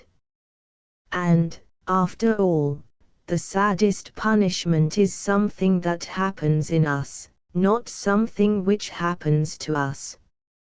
I wish you wouldn't laugh, Clarice, I wish I didn't have to. For I would get far more comfort out of crying, and I don't dare to, because of my complexion. It comes in a round pasteboard box nowadays, you know, Rudolph, with French mendacities all over the top, and my eyebrows come in a fat crown, and the healthful glow of my lips comes in a little porcelain tub. Mrs. Pendomer was playing with a teaspoon now, and a smile hovered about the aforementioned lips. And yet, do you remember, Rudolph, said she, that evening at Assequin, when I wore a blue gown, and they were playing Fleurs d'amour, and, you said. Yes, there was an effective little catch in his voice, you were a wonderful girl, Clarice, my sunshine girl I used to call you. And blue was always your color, it went with your eyes so exactly. And those big sleeves they wore then, those telltale, crushable sleeves, they suited your slender youthfulness so perfectly. Ah, I remember it as though it were yesterday. Mrs. Pendoma majestically rose to her feet. It was pink. And it was at the Whiteabria you said what you said. And you don't deserve anything but what you are getting, she concluded, grimly. It was so long ago, Rudolph Musgrave apologized, with mingled discomfort and vagueness. Yes, she conceded, rather sadly, it was so long, oh, very long ago. For we were young then, and we believed in things, and Jack Charteris had not taken a fancy to me, she sighed and drummed her fingers on the table. But women have always helped and shielded you, haven't they, Rudolph? And now I am going to help you too, for you have shown me the way. You don't deserve it in the least, but I'll do it. Thus it shortly came about that Mrs. Pendoma mounted, in meditative mood, to Mrs. Musgrave's rooms, and that Mrs. Pendoma, recovering her breath, entered, without knocking, into a gloom where cologne and menthol and the odor of warm rubber contended for mastery. For Patricia had decided that she was very ill indeed, and was sobbing softly in bed. Very calmly, Mrs. Pendoma opened a window, letting in a flood of fresh air and sunshine. Very calmly, she drew a chair, a substantial armchair, to the bedside, and, very calmly, she began, "My dear, Rudolph has told me of this ridiculous affair, and, oh, you equally ridiculous girl." She removed, with deft fingers, a damp and clinging bandage from about Patricia's head, and patted the back of Patricia's hand, placidly. Patricia was by this time sitting erect in bed, and her coppery hair was thick about her face, which was colorless, and, altogether, she was very rigid and very indignant and very pretty, and very, very young. "How dare he tell you, or anybody else?" she cried. "We are such old friends," remember, Mrs. Pendoma pleaded, and rearranged the pillows, soothingly, about her hostess, "and I want to talk to you quietly and sensibly." Patricia sank back among the pillows, and inhaled the fresh air, which, in spite of herself, she found agreeable. Somehow, I don't feel very sensible," she murmured, half sulky and half shamefaced. Mrs. Pendoma hesitated for a moment, and then plunged into the heart of things. "You are a woman, dear," she said, gently, "though heaven knows it must have been only yesterday you were playing about the nursery, and one of the facts we women must face, eventually, is that man is a polygamous animal. It is unfortunate, perhaps, but it is true.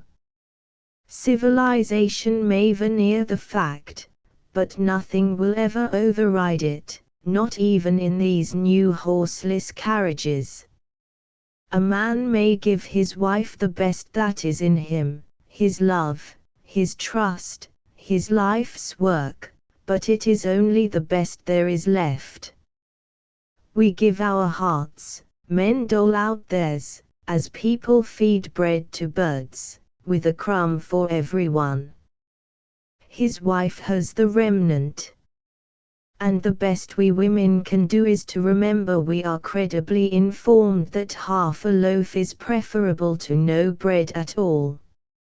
Her face sobered, and she added, pensively, "We might contrive a better universe, we sister women, but this is not permitted us. So we must take it as it is." Patricia stirred, as talking died away. "I don't believe it," said she, and she added, with emphasis, and, anyhow, I hate that nasty trollop. Ah, but you do believe it. Mrs. Pendomer's voice was insistent. You knew it years before you went into long frocks.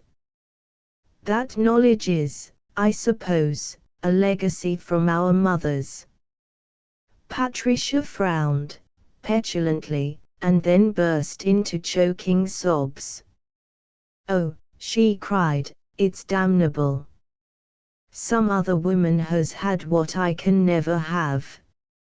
And I wanted it so, that first love that means everything, the love he gave her when I was only a messy little girl, with pigtails and too many hands and feet. Oh, that hellcat. She's had everything. There was an interval, during which Mrs. Pendomer smiled crookedly, and Patricia continued to sob, although at lengthening intervals. Then, Mrs. Pendomer lifted the packet of letters lying on the bed, and cleared her throat. Said she, so this is what caused all the trouble. You don't mind. And, considering silence as equivalent to acquiescence, she drew out a letter at hazard, and read aloud, just a line, woman of all the world, to tell you. But what have I to tell you, after all? Only the old message, so often told that it seems scarcely worthwhile to bother the postman about it.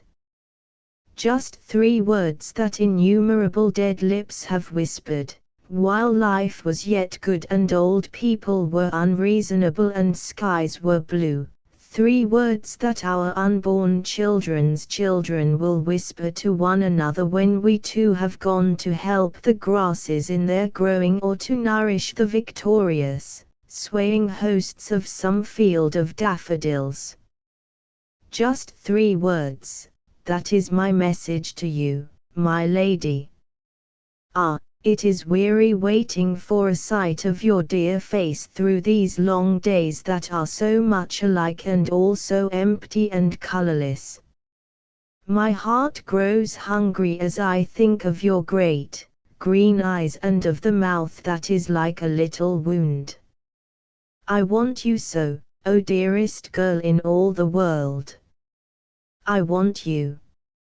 Ah, time travels very slowly, that brings you back to me, and, meanwhile, I can but dream of you and send you impotent scrawls that only vex me with their futility.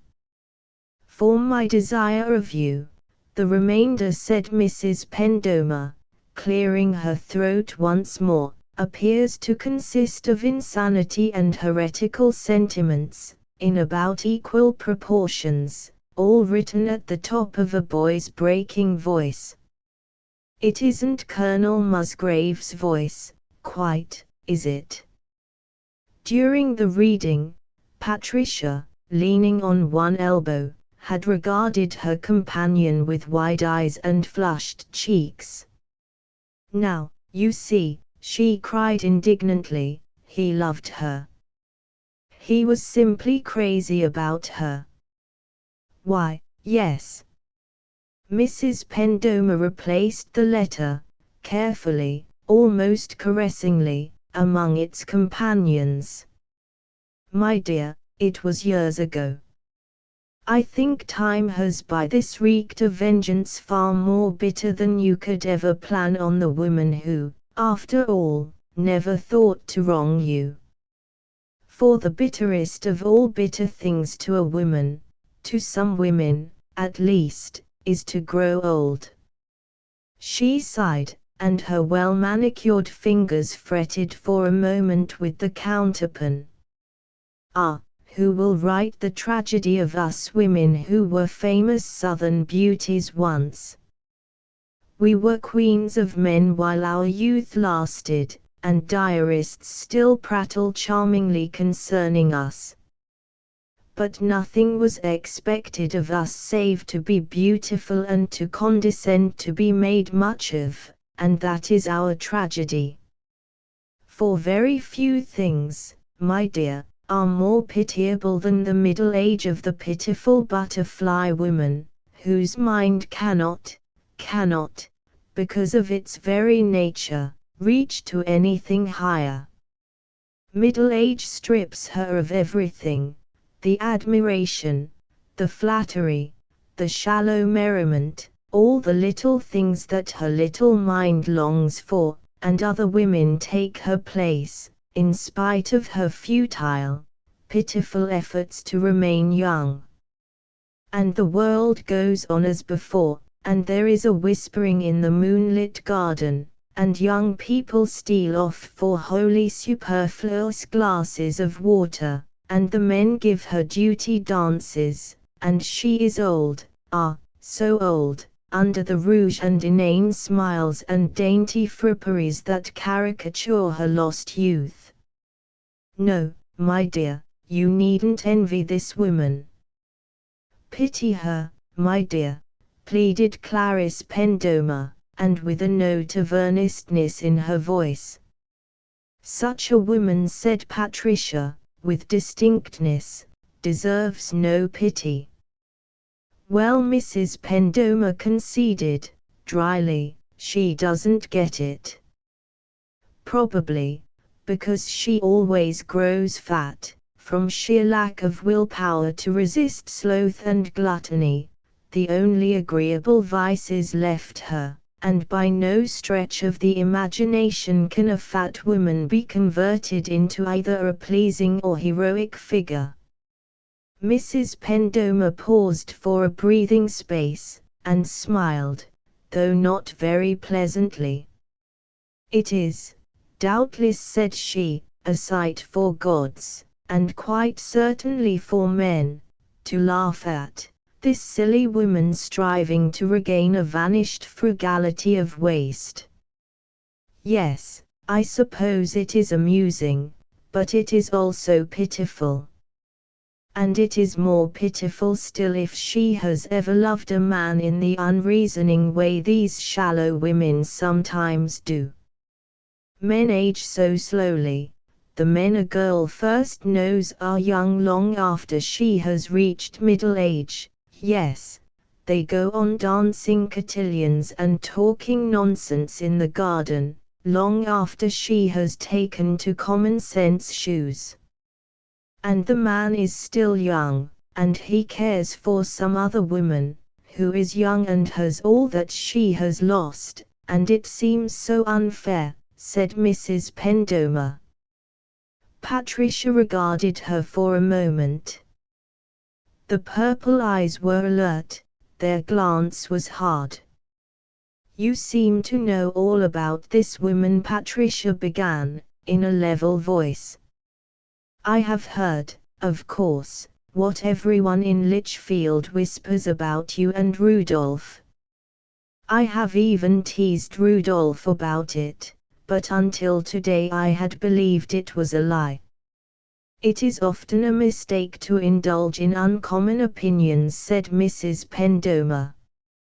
You get more fun and interest out of it, I don't deny, but the bill, my dear, is unconscionable. So you confess it. My dear, and who am I to stand aside like a coward and see you make a mountain of this boy and girl affair, an affair which Rudolph and I had practically forgotten, years ago, until today. Why, you can't be jealous of me, Mrs. Pendomer concluded, half mockingly.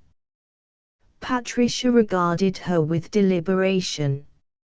In the windy sunlight, Mrs. Pendomer was a well-preserved woman, but, unmistakably, preserved. Moreover, there was a great deal of her, and her nose was in need of a judicious application of powder, of which there was a superfluity behind her ears. Was this the siren Patricia had dreaded? Patricia clearly perceived that, whatever had been her husband's relations with this woman, he had been manifestly entrapped into the imbroglio, a victim to Mrs. Pendoma's inordinate love of attention, which was, indeed, tolerably notorious, and Patricia's anger against Rudolph Musgrave gave way to a rather contemptuous pity and a half-maternal remorse for not having taken better care of him. "No," answered Mrs. Pendoma. To her unspoken thought, no woman could be seriously jealous of me. "Yes, I dare say, I am passy and vain and frivolous and harmless." But she added, meditatively, "You hate me, just the same." "My dear Mrs. Pendoma," Patricia began, with cool courtesy, then hesitated. "Yes," she conceded, "I dare say, it is unreasonable, but I do hate you like the very old Nick." "Why," then spoke Mrs. Pendoma, with cheerfulness, "everything is as it should be." She rose and smiled. "I am sorry to say I must be leaving Mattockton today. The Allweathers are very pressing, and I really don't know how to get out of paying them a visit. So sorry to lose you," cooed Patricia, "but, of course, you know best. I believe some very good people are visiting the Allweathers nowadays." She extended the letters, blandly. "May I restore your property?" she queried, with utmost gentleness. "Thanks." Clarice Pendoma took them, and kissed her hostess, not without tenderness, on the brow. "My dear, be kind to Rudolph. He is rather an attractive man, you know, and other women are kind to him. We of Lichfield have always said that he and Jack Charteris were the most dangerous men that even Lichfield has ever produced." "Why, do people really find Mr. Charteris particularly attractive?" Patricia demanded, so quickly and so innocently that Mrs. Pendoma could not deny herself the glance of a charlatan who applauds his fellow's legerdemain. And Patricia colored. "Oh, well. You know how Lichfield gossips," said Mrs. Pendoma. Colonel Musgrave had smoked a preposterous number of unsatisfying cigarettes on the big front porch of Mattockton whilst Mrs. Pendoma was absent on her mission, and on her return, flushed and triumphant, he rose in eloquent silence. "I've done it," Rudolph said. Mrs. Pendoma. "Done what?" he queried, blankly. "Restored what my incomprehensible lawyers call the status quo, achieved peace with honor, carried off the spoils of war, and, in short, arranged everything," answered Mrs. Pendoma, and sank into a rustic chair, which creaked admonishingly. "And all," she added, bringing a fan into play, "without a single falsehood. I am not to blame if Patricia has jumped at the conclusion that these letters were written to me." "My word," said Rudolph Musgrave, "your methods of restoring domestic peace to a distracted household are, to say the least, original." He seated himself, and lighted another cigarette. "Oh, well, Patricia is not deaf, you know, and she has lived in Lichfield quite a while." Mrs. Pendoma said abruptly, "I have half a mind to tell you some of the things I know about Aline Van Orden." "Please don't," said Colonel Musgrave, "for I would inevitably beard you on my own porch and smite you to the doormat." and I am hardly young enough for such adventures. And Coraline is dead. And the rest of us are middle-aged now, Rudolph, and we go into dinner with the veterans who call us madam, and we are prominent in charitable enterprises. But there was a time when we were not exactly hideous in appearance, and men did many mad things for our sakes, and we never lose the memory of that time. Pleasant memories are among the many privileges of women. Yes, added Mrs. Pendomer, meditatively, we derive much the same pleasure from them a cripple does from rearranging the athletic medals he once won, or a starving man from thinking of the many excellent dinners he has eaten. But we can't and we wouldn't part with them, nevertheless. Rudolph Musgrave, however, had not honored her with much attention, and was puzzling over the more or less incomprehensible situation, and, perceiving this, she ran on, after a little, "Oh, it worked beautifully. You see, she would always have been very jealous of that other woman, but with me it is different. She has always known that scandalous story about you and me. And she has always known me as I am, a frivolous and, say, corpulent, for it is a more dignified word, and generally unattractive chaperone, and she can't think of me as ever having been anything else. Young people never really believe in their elders' youth, Rudolph. At heart, they think we came into the world with crow's feet and pepper and salt hair, all complete. So, she is only sorry for you now, rather as a mother would be for a naughty child. As for me, she isn't jealous, but sighed Mrs. Pendomer, she isn't over fond of me." Colonel Musgrave rose to his feet. "It isn't fair," said he. The letters were distinctly compromising. "It isn't fair you should shoulder the blame for a woman who was nothing to you. It isn't fair you should be placed in such a false position." "What matter?" pleaded Mrs. Pendomer. "The letters are mine to burn, if I choose. I have read one of them, by the way, and it is almost word for word a letter you wrote me a good 20 years ago. And you rehashed it for Patricia's benefit too, it seems. You ought to get a mimeograph." "Oh, very well. It doesn't matter now, for Patricia will say nothing, or not at least to you," she added. "Still," he began. "Ah, Rudolph, if I want to do a foolish thing, why won't you let me? What else is a woman for? They are always doing foolish things.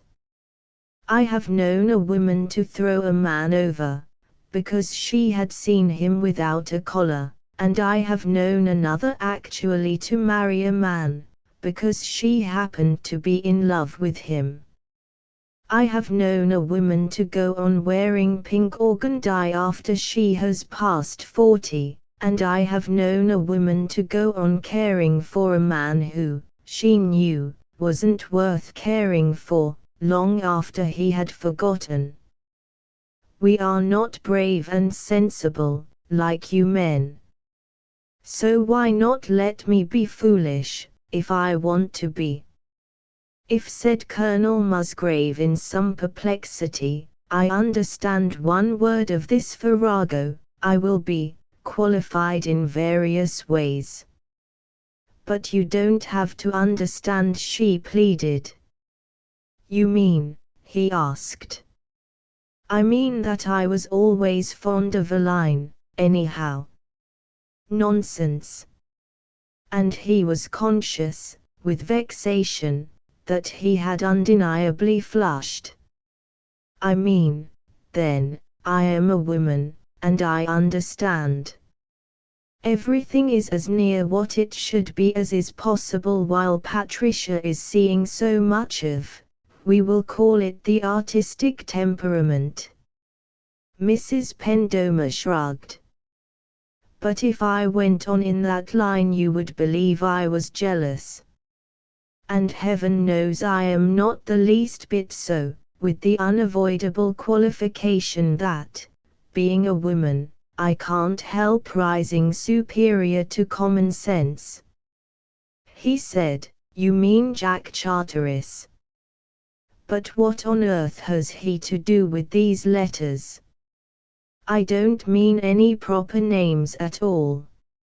I simply mean you are not to undo my work.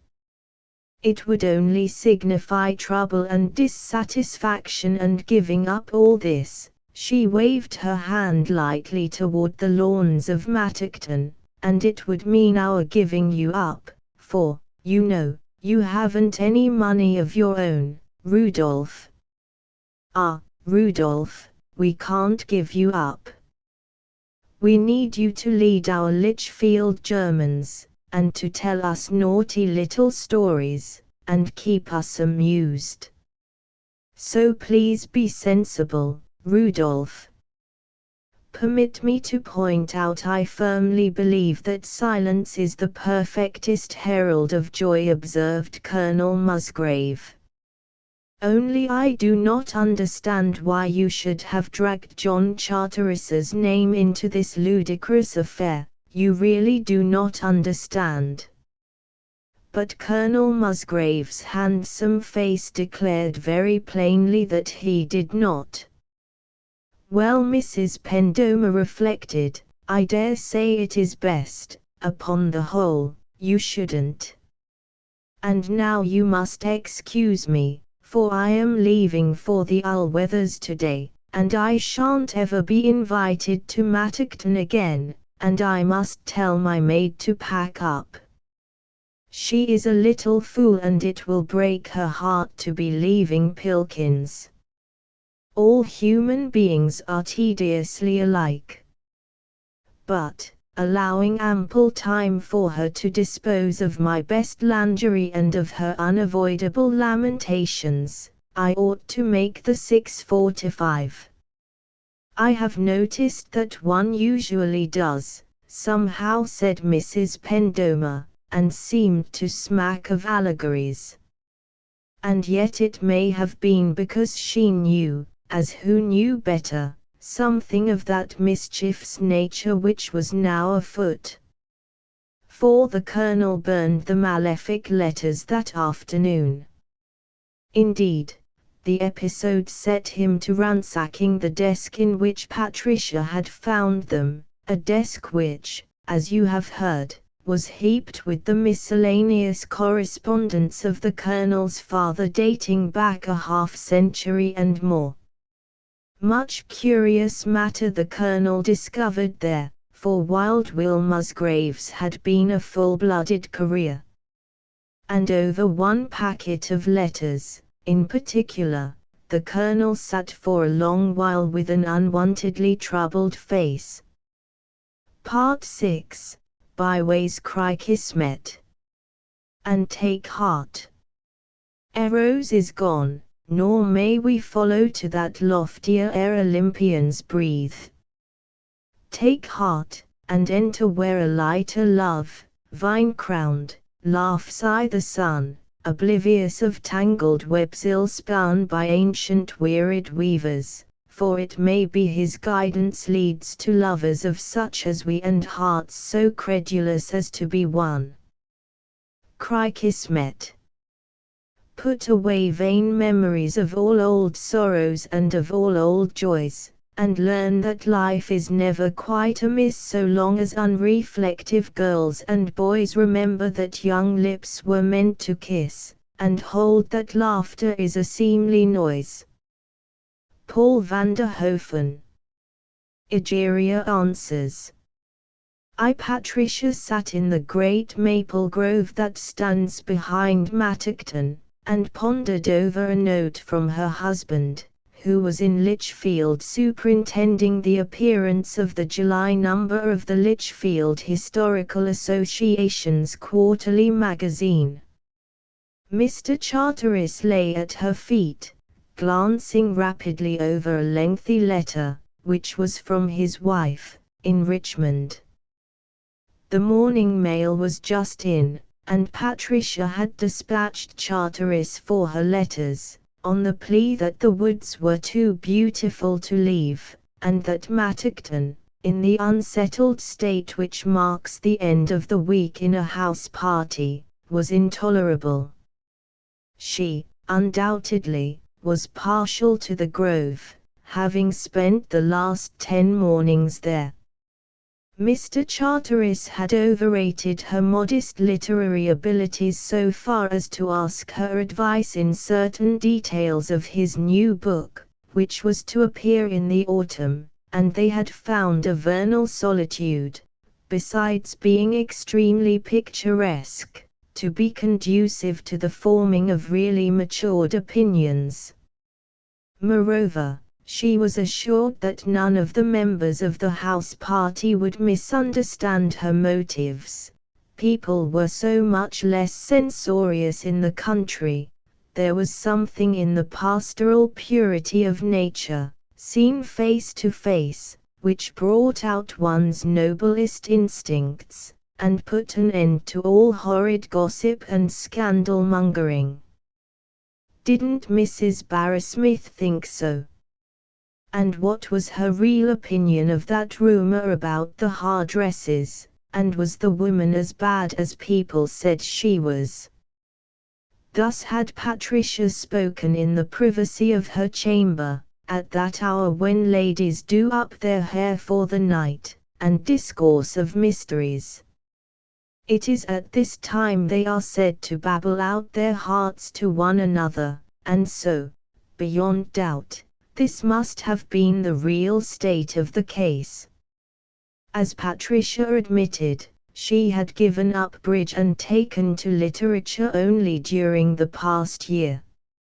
She might more honestly have said within the last 2 weeks. In any event, she now conversed of authors with a fitful persistence like that of an ill-regulated machine. Her comments were delightfully frank and original, as she had an unusually good memory.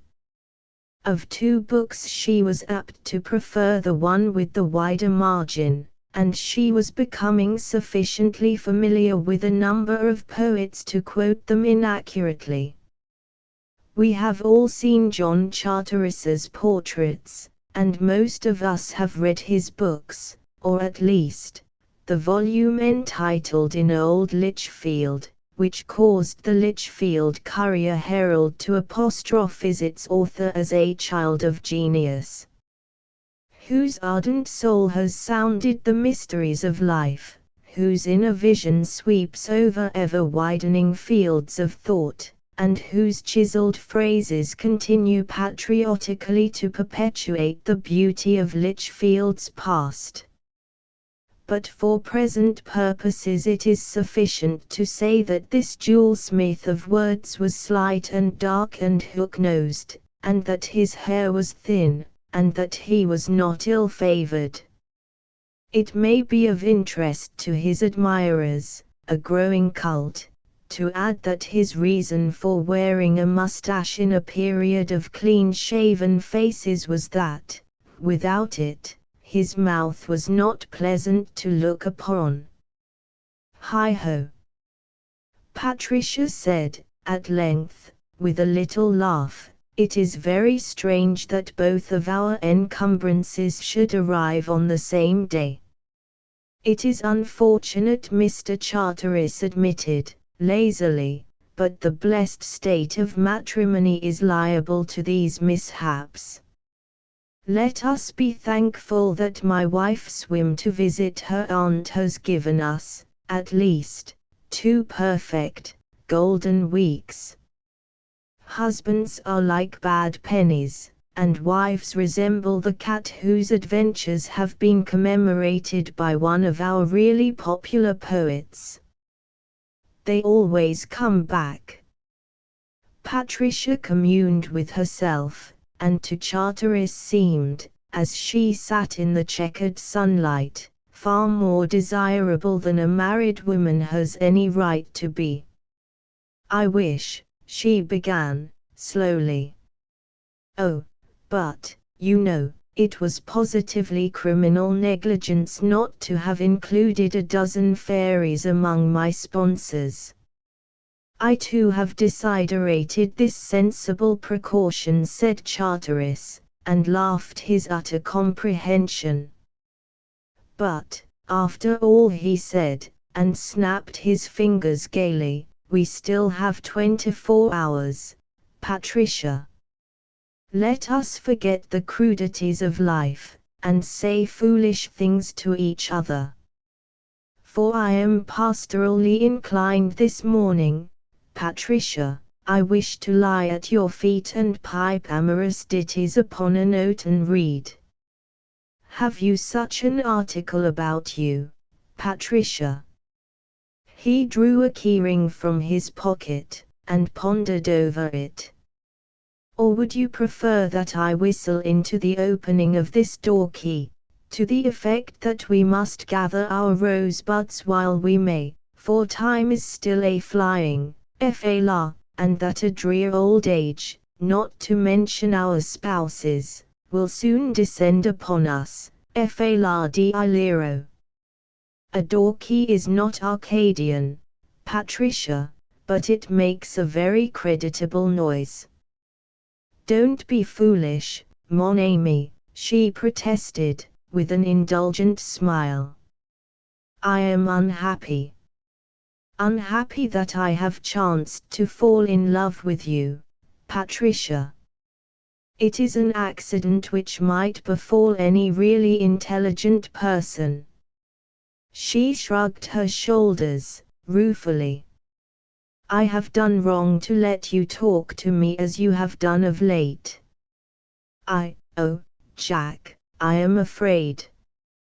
Mr. Charteris meditated.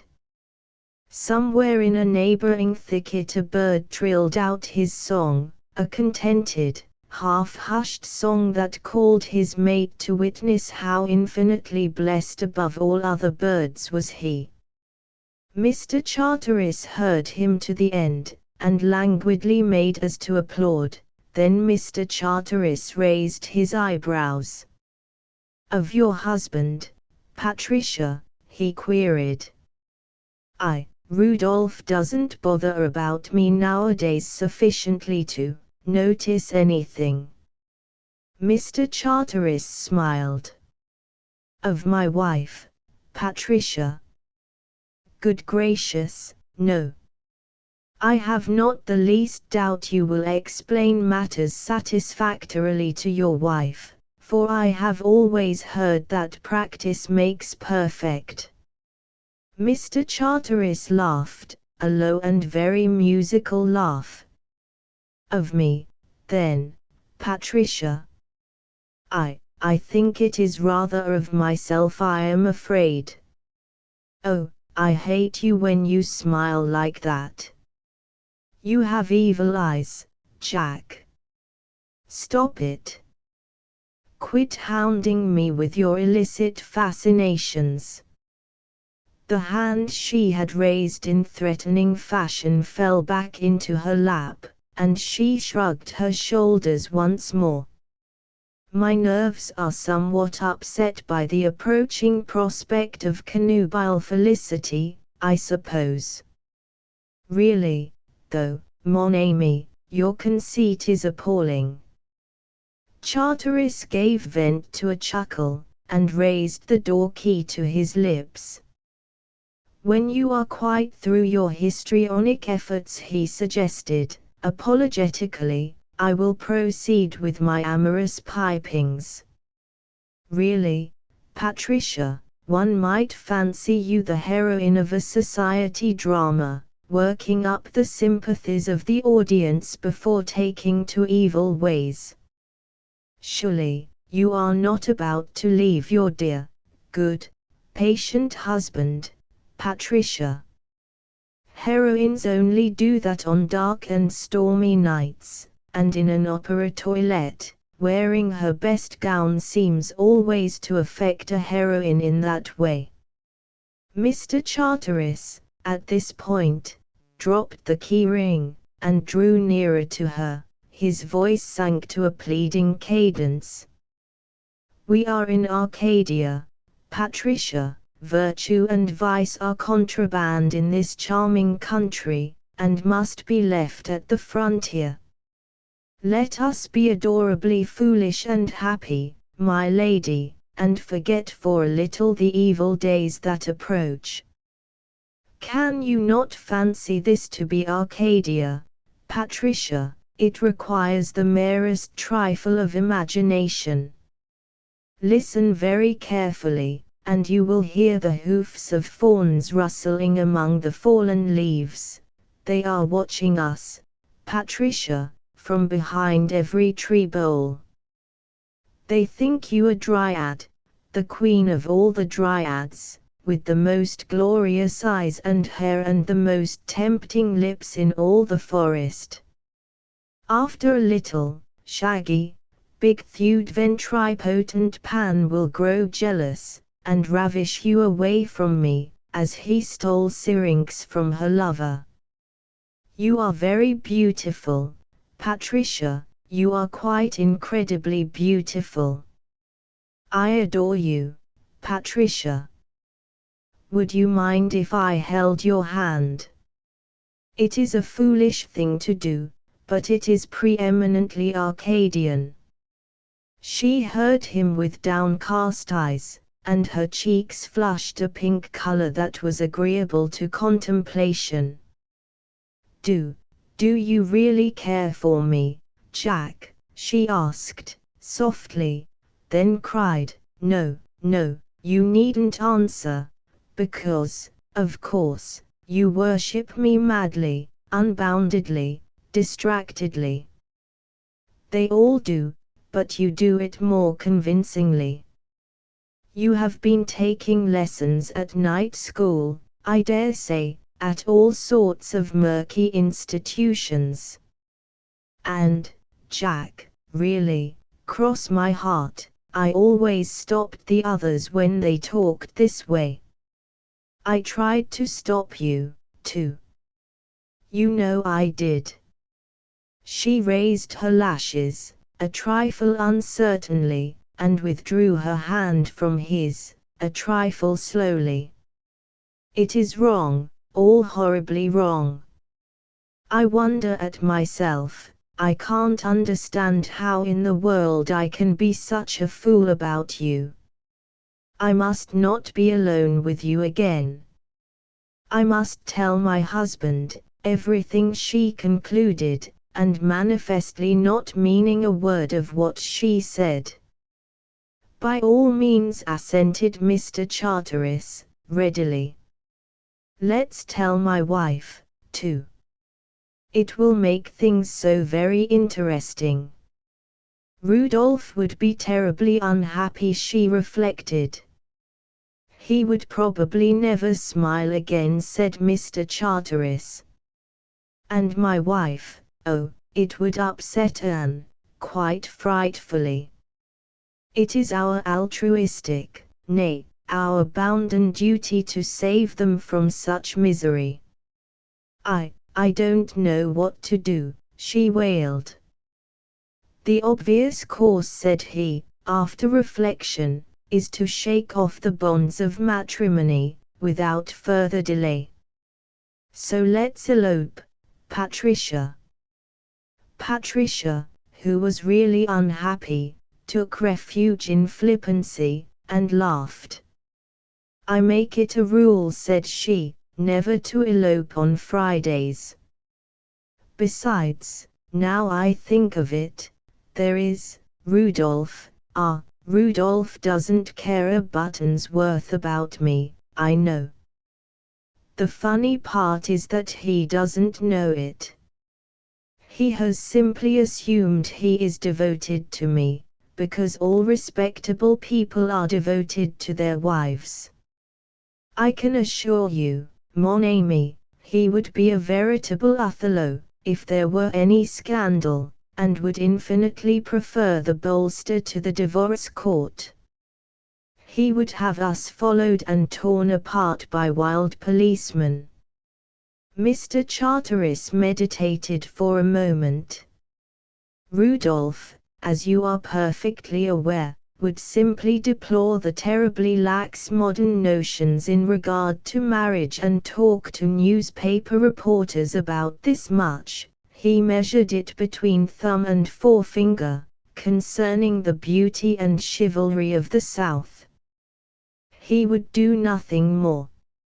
I question if Rudolph Musgrave would ever in any circumstances be capable of decisive action. Ah, don't make fun of Rudolph, she cried, quickly.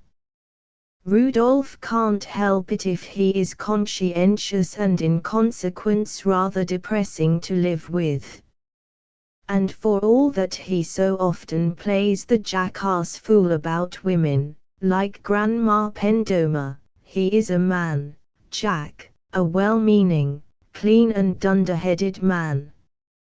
You aren't, you are puny and frivolous, and you sneer too much, and you are making a fool of me, and that's why I like you, I suppose. Oh, I wish I were good. I have always tried to be good, and there doesn't seem to be a happen in the world that makes a halo sit comfortably. Now, Jack, you know I've tried to be good. I've never let you kiss me, and I've never let you hold my hand, until today, and, Patricia paused, and laughed. But we were talking of Rudolph, she said, with a touch of weariness. Rudolph has all the virtues that a woman most admires until she attempts to live in the same house with them. I thank you, said Mr. Charteris, for the high opinion you entertain of my moral character. He bestowed a reproachful sigh upon her, and continued, at any rate, Rudolph Musgrave has been an unusually lucky man, the luckiest that I know of. Patricia had risen as if to go. She turned her big purple eyes on him for a moment. You think so? She queried, hesitatingly. Afterward she spread out her hands in a helpless gesture, and laughed for no apparent reason, and sat down again. Why, said Patricia. It took Charteris fully an hour to point out all the reasons. Patricia told him very frankly that she considered him to be talking nonsense, but she seemed quite willing to listen. Sunset was approaching on the following afternoon when Rudolph Musgrave, fresh from Lichfield, whither, as has been recorded, the bringing out of the July number of the Lichfield Historical Association's quarterly magazine had called him, came out on the front porch at Mattockton. He had arrived on the afternoon train, about an hour previously, in time to superintend little Roger's customary evening transactions with an astounding quantity of bread and milk, and, Roger abed, his father, having dressed at once for supper, found himself ready for that meal somewhat in advance of the rest of the house party. Indeed, only one of them was visible at this moment, a woman, who was reading on a rustic bench some distance from the house, and whose back was turned to him. The poise of her head, however, was not unfamiliar. Also, it is not everyone who has hair that is like a nimbus of thrice-polished gold. Colonel Musgrave threw back his shoulders, and drew a deep breath. Subsequently, with a fine air of unconcern, he inspected the view from the porch, which was, in fact, quite worthy of his attention. Interesting things have happened at Mattockton, many events that have been preserved in the local mythology, not always to the credit of the old Musgraves, and a few which have slipped into a modest niche in history. It was, perhaps, on these that Colonel Musgrave pondered so intently. Once the fardingaled and red-heeled gentry came in sluggish barges to Mattockton, and the broad river on which the estate faces was thick with bellying sails. Since the days of railroads, one approaches the mansion through the maple grove in the rear, and enters ignominiously by the back door.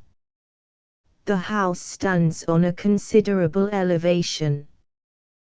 The main portion, with its hipped roof and mullioned windows, is very old, but the two wings that stretch to the east and west are comparatively modern, and date back little over a century. Time has mellowed them into harmony with the major part of the house, and the kindly Virginia creeper has done its utmost to conceal the fact that they are constructed of plebeian bricks which were baked in this country. But Mattockton was Mattockton long before these wings were built, and a mere affair of yesterday, such as the Revolution, antedates them. They were not standing when Tarleton paid his famous visit to Mattockton. In the main hall, you may still see the stairs up which he rode on horseback, and the slashes which his saber hacked upon the hand-rail. To the front of the mansion lies a close-shaven lawn, dotted with sundry oaks and maples, and thence, the formal gardens descend in 6 broad terraces. There is when summer reigns no lovelier spot than this bright medley of squares and stars and triangles and circles, all Euclidean flowerage, which glow with multitudinous colors where the sun strikes. You will find no new flowers at Mattockton, though.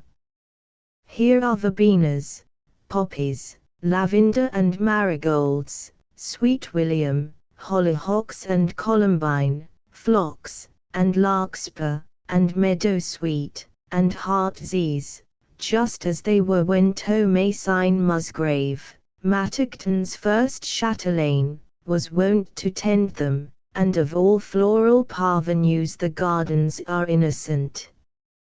Box hedges mark the walkways.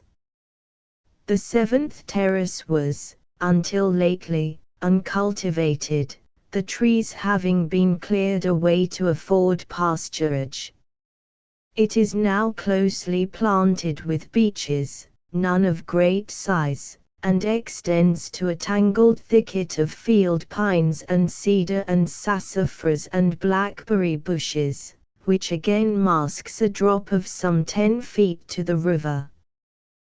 The beach here is narrow. At high tide, it is rarely more than 15 feet in breadth, and is in many places completely submerged.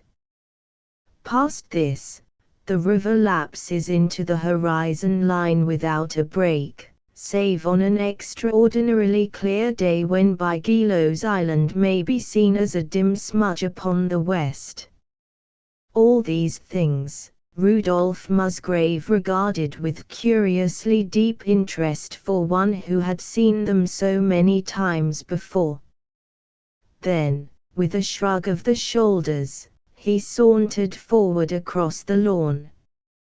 He had planned several appropriate speeches, but, when it came to the point of giving them utterance, he merely held out his hand in an awkward fashion, and said, "Anne." She looked up from her reading. She did this with 2 red-brown eyes that had no apparent limits to their depth. Her hand was soft, it seemed quite lost in the broad palm of a man's hand.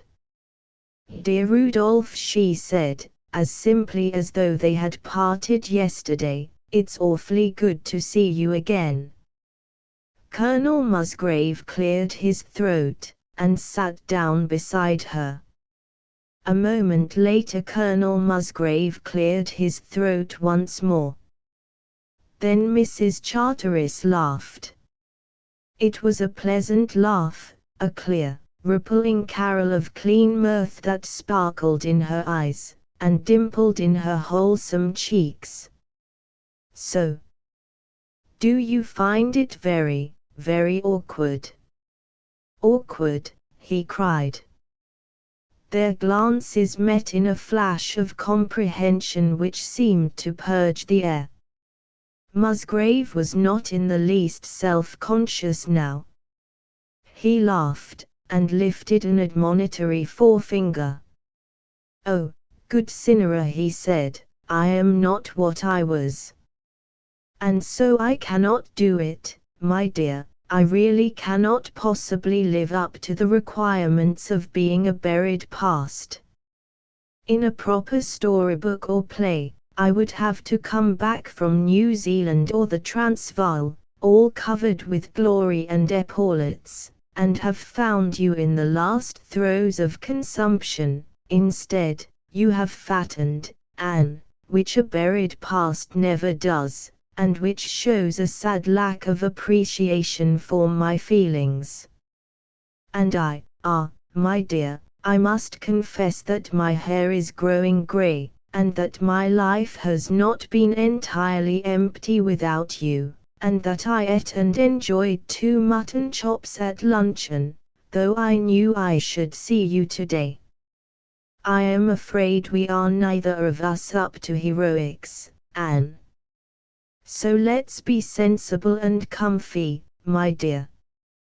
"You brute," she cried, not looking irreparably angry, yet not without a real touch of vexation. "Don't you know that every woman cherishes the picture of her former lovers sitting alone in the twilight, and growing lackadaisical over undying memories and faded letters? And you approach me, after I don't dare to think how many years, as calmly as if I were an old schoolmate of your mother's, and attempt to talk to me about mutton chops. You ought to be ashamed of yourself, Rudolph Musgrave. You might, at least, have started a little at seeing me, and have clasped your hand to your heart, and have said, you, or something of the sort. I had every right to expect it." Mrs. Charteris pouted, and then trifled for a moment with the pages of her book. And I want to tell you that I am sorry for the way I spoke to you that night," she swiftly said. Anne did not look at him. "Women don't understand things that are perfectly simple to men, I suppose. I mean, that is," Jack said, "that you ought to apologize." It was very like him, and Colonel Musgrave smiled to think how like John Charteris it was. "Jack is quite wonderful," he observed. She looked up, saying impulsively, "Rudolph, you don't know how happy he makes me." "Heartless woman, and would you tempt me to end the tragedy of my life with a Shakespearean fifth act of poisonings and assassination? I spurn you, temptress. For, after all, it was an unpleasantly long while ago we went mad for each other," Musgrave announced, and he smiled. "I fancy that the boy and girl we knew of are as dead now as Nebuchadnezzar. Marian's married, and I sit here alive and merry at, well, not at 40 year, unluckily. If you continue in that heartless strain, I shall go into the house," Mrs. Charteris protested. Her indignation was exaggerated, but it was not altogether feigned, women cannot quite pardon a rejected suitor who marries and is content. They wish him all imaginable happiness and prosperity, of course, and they are honestly interested in his welfare, but it seems unexpectedly callous in him. And besides, his wife is so perfectly commonplace. Mrs. Charteris, therefore, added, with emphasis, I am really disgracefully happy. Glad to hear it, said Musgrave, placidly. So am I. Oh, Rudolph, Rudolph, you are hopeless, she sighed. And you used to make such a nice lover. Mrs. Charteris looked out over the river, which was like melting gold, and for a moment was silent. I was frightfully in love with you, Rudolph, she said, as half in wonder. After that horrible time when my parents forced us to behave rationally, I wept, oh, I must have wept deluges. I firmly intended to pine away to an early grave. And that second time I liked you too, but then, there was Jack, you see.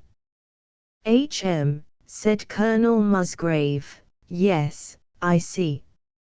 I want you to continue to be friends with Jack, she went on, and her face lighted up, and her voice grew tender. He has the artistic temperament, and naturally that makes him sensitive, and a trifle irritable at times. It takes so little to upset him, you see, for he feels so acutely what he calls the discords of life. I think most men are jealous of his talents, so they call him selfish and finicky and conceited. He isn't really, you know. Only, he can't help feeling a little superior to the majority of men, and his artistic temperament leads him to magnify the lesser mishaps of life, such as the steak being overdone, or missing a train. Oh, really, a thing like that worries him as much as the loss of a fortune, or a death in the family, would upset anyone else. Jack says there are no such things as trifles in a harmonious and well-proportioned life, and I suppose that's true to men of genius. Of course, I am rather a Philistine, and I grate on him at times, that is, I used to, but he says I have improved wonderfully.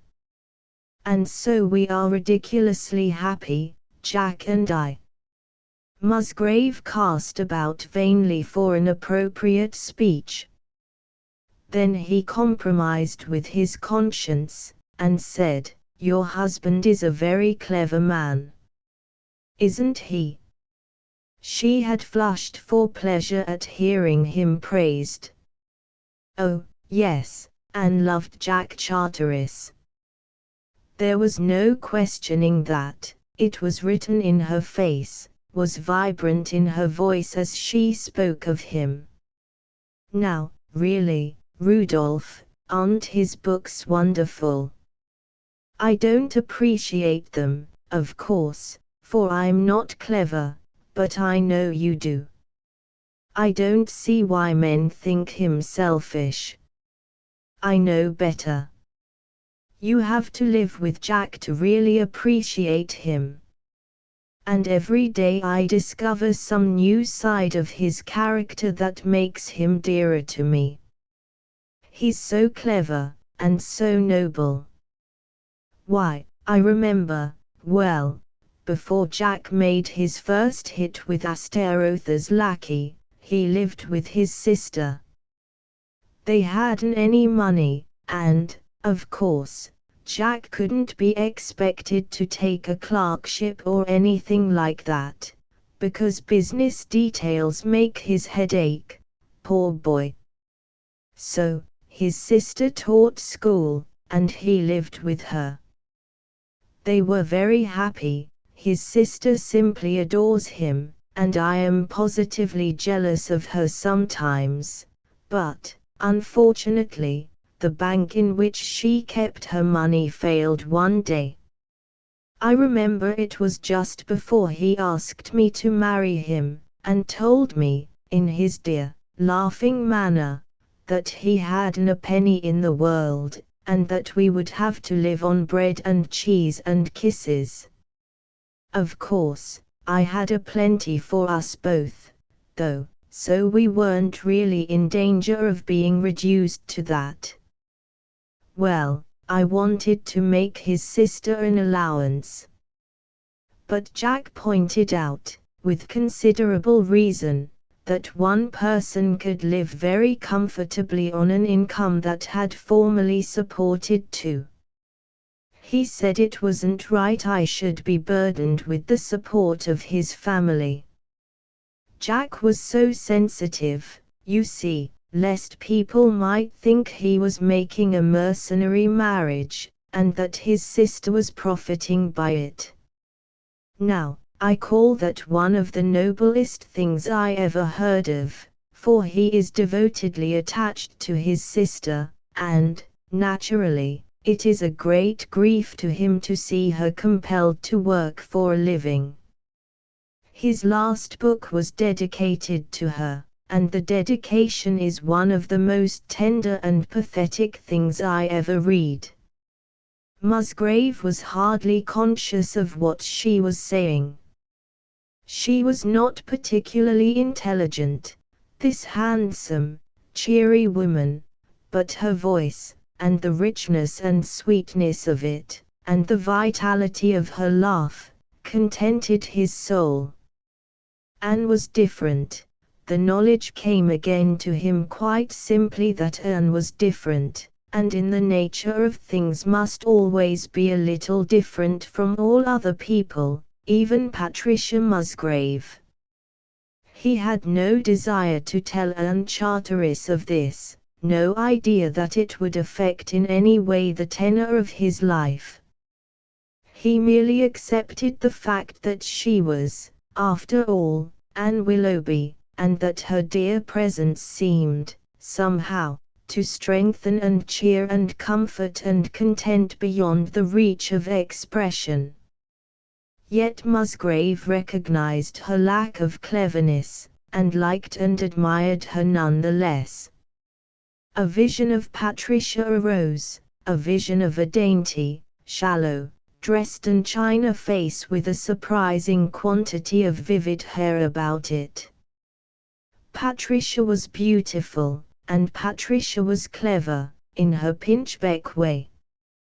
But Rudolph Musgrave doubted very much if her mocking eyes now ever softened into that brooding, sacred tenderness he had seen in Anne's eyes, and he likewise questioned if a hurried, happy thrill ran through Patricia's voice when Patricia spoke of her husband. "You have unquestionably married an unusual man," Musgrave said. By Jove, you know, I fancy my wife finds him almost as attractive as you do." "Ah, Rudolph, I can't fancy anyone whom you loved caring for anyone else."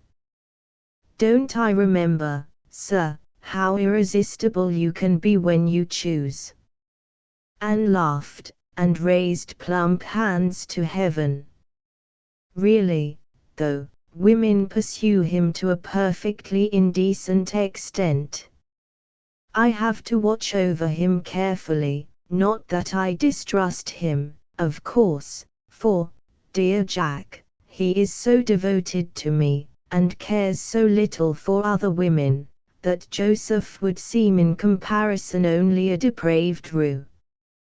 But the women, why, Rudolph, there was an Italian countess at Rome, the impudent minx, who actually made me believe, however, Jack explained all that, after I had made both a spectacle and a nuisance of myself, and he had behaved so nobly in the entire affair that 4 days afterwards I was positively limp with repentance. Then in Paris that flighty Mrs. Hardress, but he explained that, too. Some women are shameless, Rudolph Mrs. Charteris concluded, and sighed her pity for them. Utterly so, Musgrave assented, gravely. He was feeling a thought uncomfortable. To him the place had grown portentous. The sun was low, and the long shadows of the trees were black on the dim lawn. People were assembling for supper, and passing to and fro under low-hanging branches, and the gala-coloured gowns of the women glimmered through a faint blue haze like that with which Boucher and Watteau and Fragonard loved to veil, and thereby to make wistful, somehow, the antics of those fine paraquet-like mannikins who figure in their Fetis gallants. Inside the house, someone was playing an unpleasant sort of air on the piano, an air which was quite needlessly creepy and haunting and insistent. It all seemed like a grim bit out of a play. The tenderness and pride that shone in Anne's eyes as she boasted of her happiness troubled Rudolph Musgrave. He had a perfectly unreasonable desire to carry her away, by force, if necessary, and to protect her from clever people, and to buy things for her. So, I am an old married woman now, and I think in some ways I suit Jack better than a more brilliant person might. I am glad your wife has taken a fancy to him. And I want you to profit by her example. Jack says she is one of the most attractive women he ever met. He asked me today why I didn't do my hair like hers. She must make you very happy, Rudolph. My wife, Colonel Musgrave said, is in my partial opinion, a very clever and very beautiful woman. Yes, cleverness and beauty are sufficient to make any man happy, I suppose, Anne hazarded. Jack says, though, are cleverness and beauty the main things in life, Rudolph? Undoubtedly, he protested. Now, that she said, judicially, shows the difference in men. Jack says a man loves a woman, not for her beauty or any other quality she possesses, but just because she is the woman he loves and can't help loving. Ah! I dare say that is the usual reason. Yes, said Colonel Musgrave, because she is the woman he loves and cannot help loving. Anne clapped her hands. Ah! So I have penetrated your indifference at last, sir. Impulsively, she laid her hand upon his arm, and spoke with earnestness. Dear Rudolph, I am so glad you've found the woman you can really love. Jack says there is only one possible woman in the world for each man, and that only in a month of Sundays does he find her. Yes, said Musgrave. He had risen, and was looking down in friendly fashion into her honest, lovely eyes. Yes, there is only one possible woman. And, yes, I think I found her, Anne, some years ago. 3. Thus it befell that all passed smoothly with Rudolph Musgrave and Anne Charteris, with whom he was not in the least in love any longer, he reflected, although in the nature of things she must always seem to him a little different from all other people. And it befell, too, that the following noon, this day being a Sunday, warm, clear, and somnolent, Anne Charteris and Rudolph Musgrave sat upon the lawn before Mattockton, and little Roger Musgrave was with them. In fact, these two had been high-handedly press-ganged by this small despot to serve against an enemy then harassing His Majesty's equanimity and by him, revilingly, designated as nothing to do.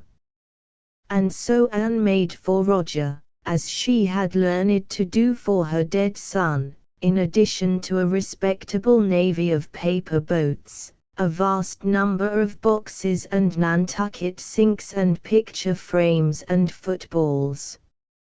She had used up the greater part of a magazine before the imp grew tired of her novel accomplishments.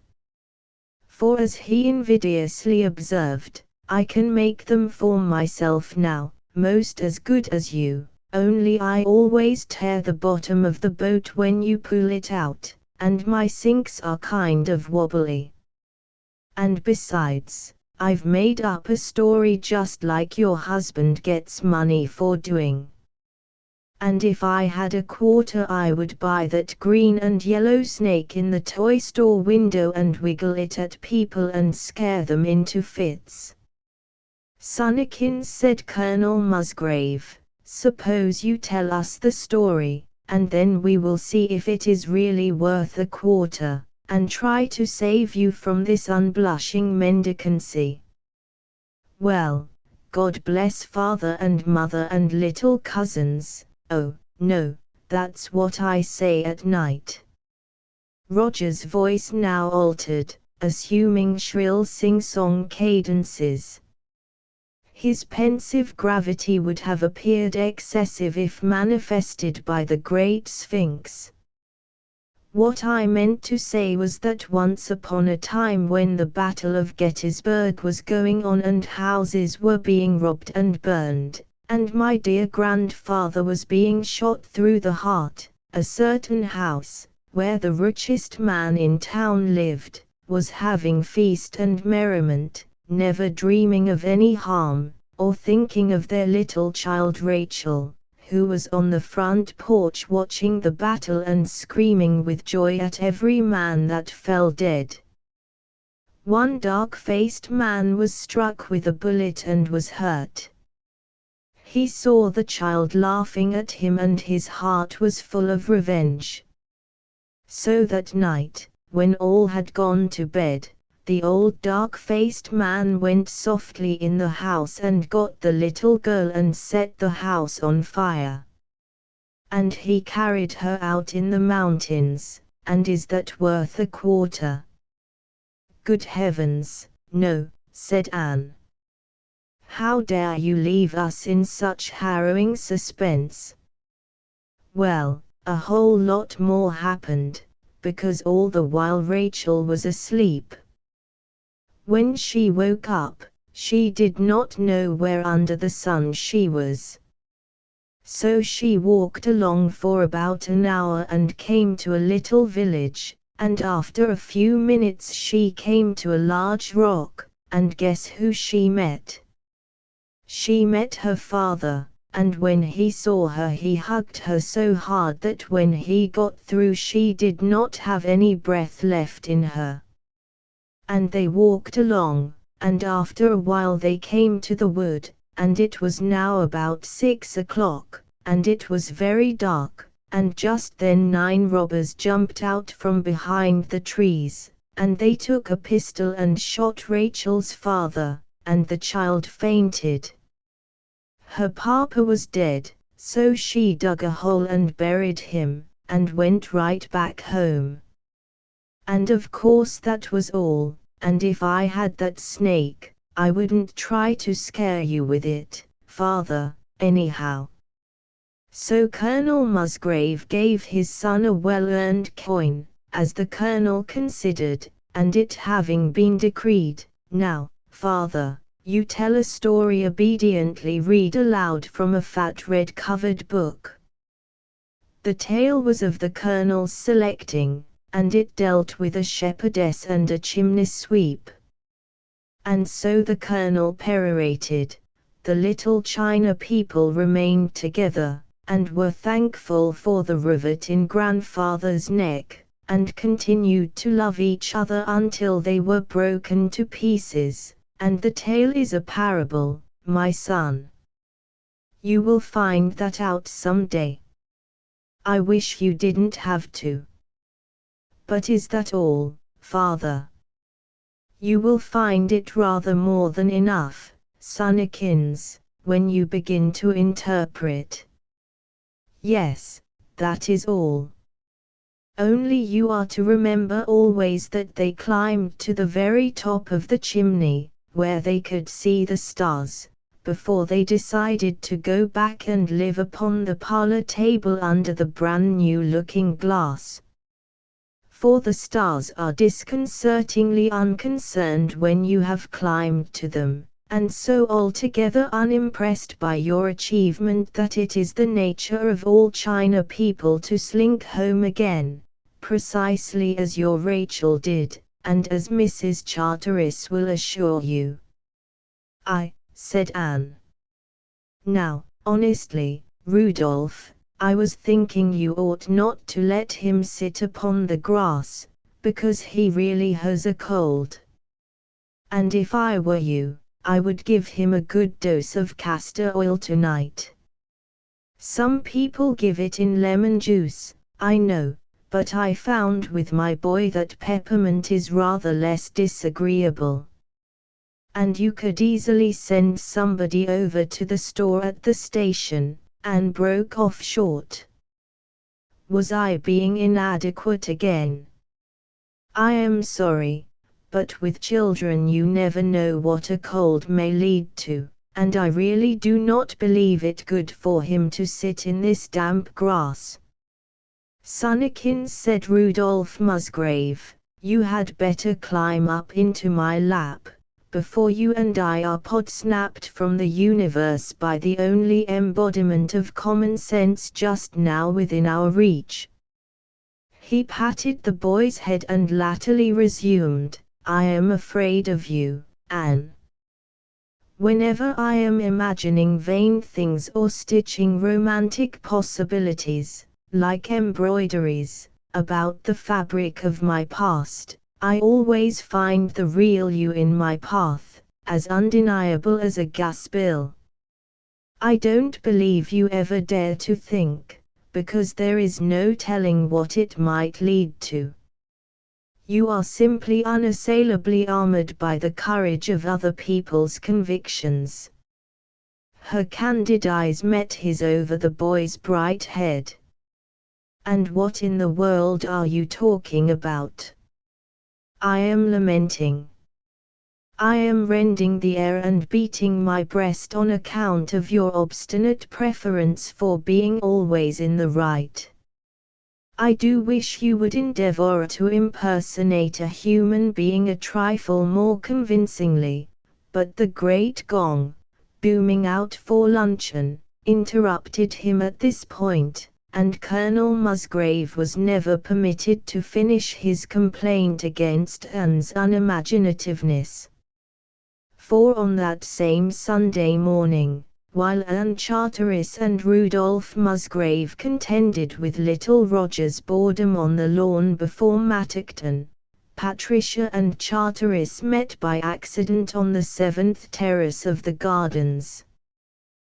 Patricia had mentioned casually at the breakfast table that she intended to spend the forenoon on this terrace unsabbatically making notes for a paper on the symbolism of Dante which she was to read before the Lichfield Women's Club in October, but Mr. Charteris had not overheard her. He was seated on the front porch, working out a somewhat difficult point in his new book, when it had first occurred to him that this particular terrace would be an inspiring and appropriate place in which to think the matter over, undisturbed, he said.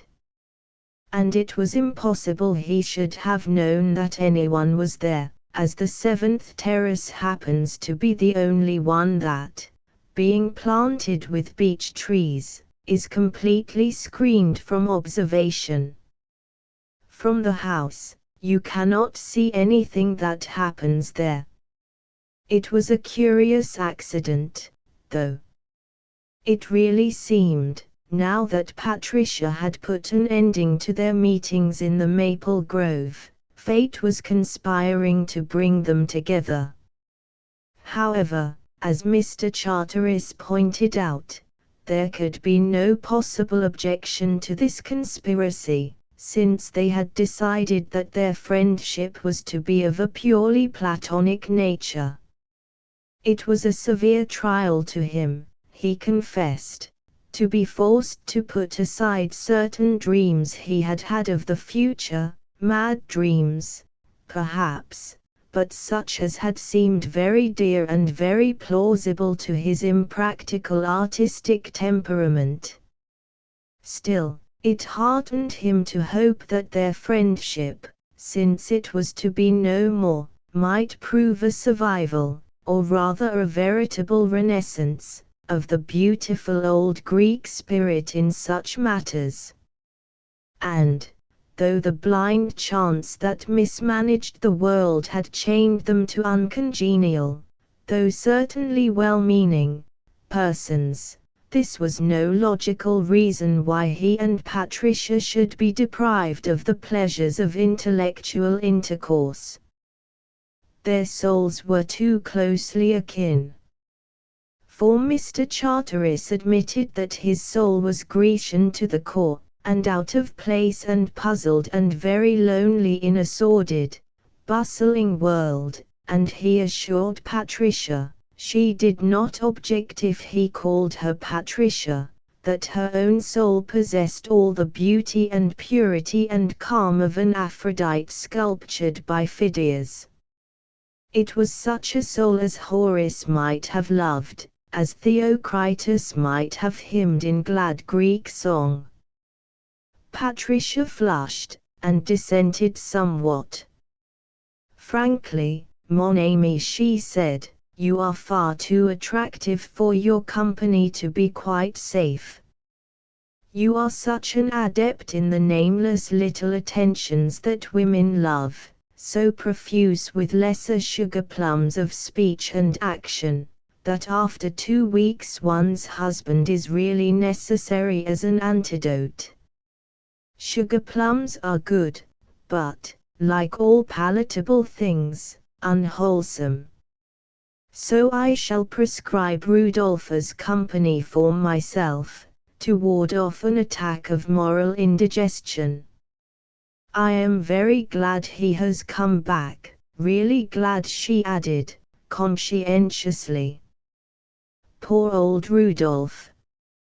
What between his interminable antiquities and those demented sections of the alphabet, what are those things, mon ami, that are always going up and down in Wall Street?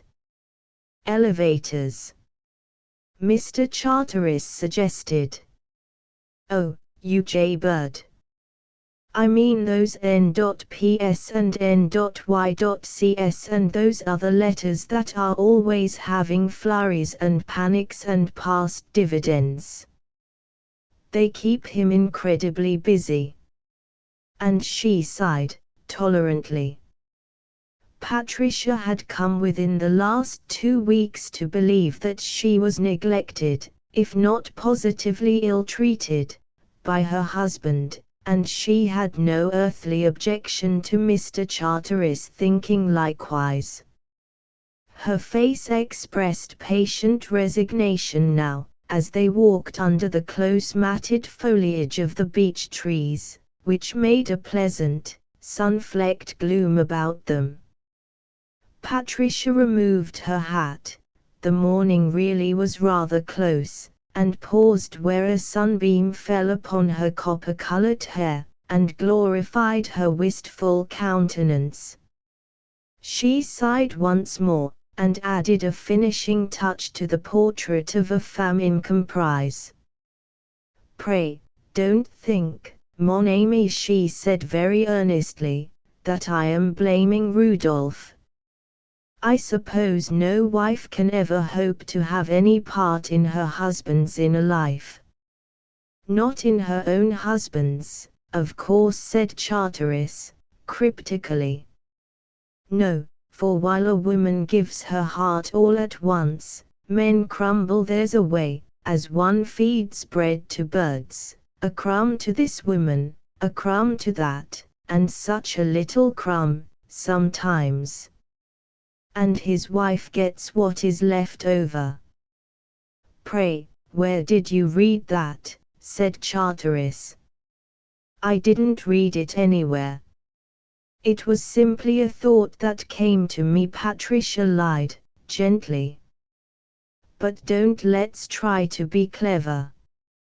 Cleverness is always a tax, but before luncheon it is an extortion. Personally, it makes me feel as if I had attended a Welsh rabbit supper the night before. Your wife must be very patient. My wife, cried Charteris, in turn resolved to screen an unappreciative mate, is the most dear and most kind-hearted among the Philistines.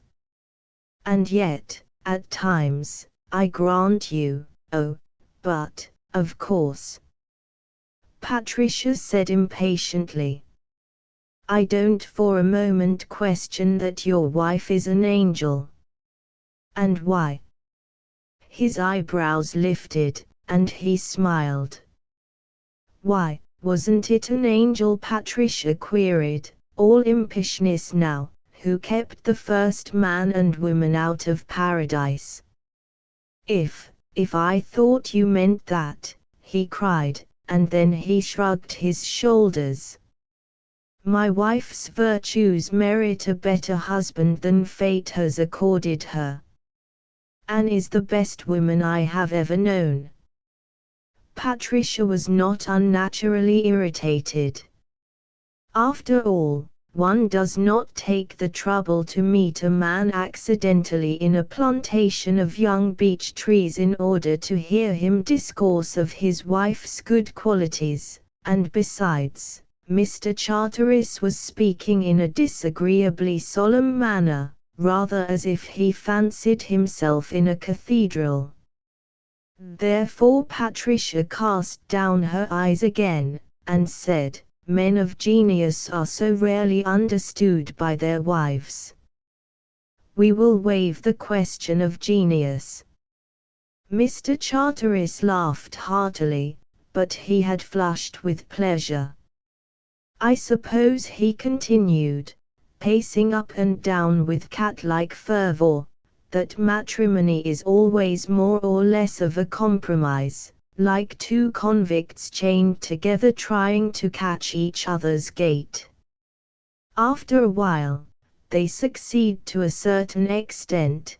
The chain is still heavy, of course, but it does not gall them as poignantly as it used to do.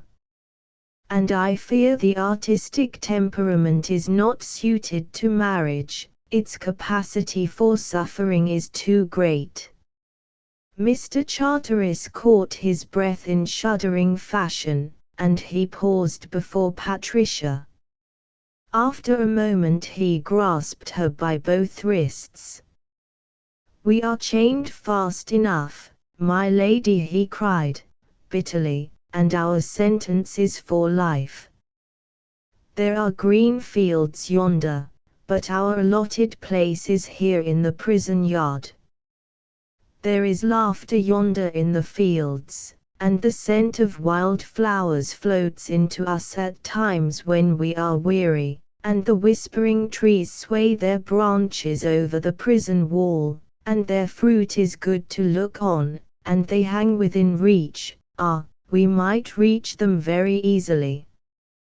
But this is forbidden fruit, my lady, and it is not included in our wholesome prison fare. And so don't think of it.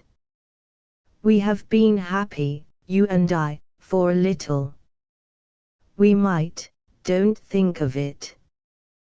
Don't dare think of it. Go back and help your husband drag his chain, it galls him as sorely as it does you. It galls us all.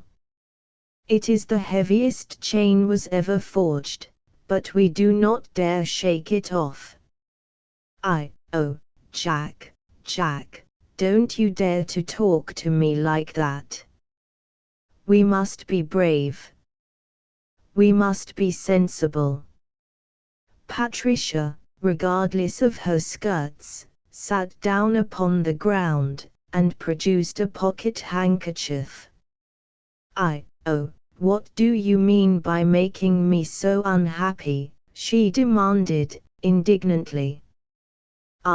Patricia, he murmured, as he knelt beside her, how can you hope to have a man ever talk to you in a sane fashion? You shouldn't have such eyes, Patricia. They are purple and fathomless like the ocean, and when a man looks into them too long his sanity grows weak, and sinks and drowns in their cool depths, and the man must babble out his foolish heart to you. Oh, but indeed, you shouldn't have such eyes, Patricia. They are dangerous, and to ask anybody to believe in their splendor is an insult to his intelligence, and besides, they are much too bright to wear in the morning. They are bad form, Patricia. We must be sensible, she babbled. Your wife is here, my husband is here. And we aren't children or madmen, Jack dear. So we really must be sensible, I suppose. Oh, Jack, she cried, upon a sudden, this isn't honorable. Why, no. Poor little Anne. Mr. Charteris's eyes grew tender for a moment, because his wife, in a fashion, was dear to him. Then he laughed, very musically. And how can a man remember honor, Patricia, when the choice lies between honor and you? You shouldn't have such hair, Patricia. It is a net spun out of the raw stuff of fire and blood and of portentous sunsets, and its tendrils have curled around what little honor I ever boasted, and they hold it fast, Patricia. It is dishonorable to love you, but I cannot think of that when I am with you and hear you speak. And when I am not with you, just to remember that dear voice is enough to set my pulses beating faster. Oh, Patricia, you shouldn't have such a voice. Charteris broke off in speech.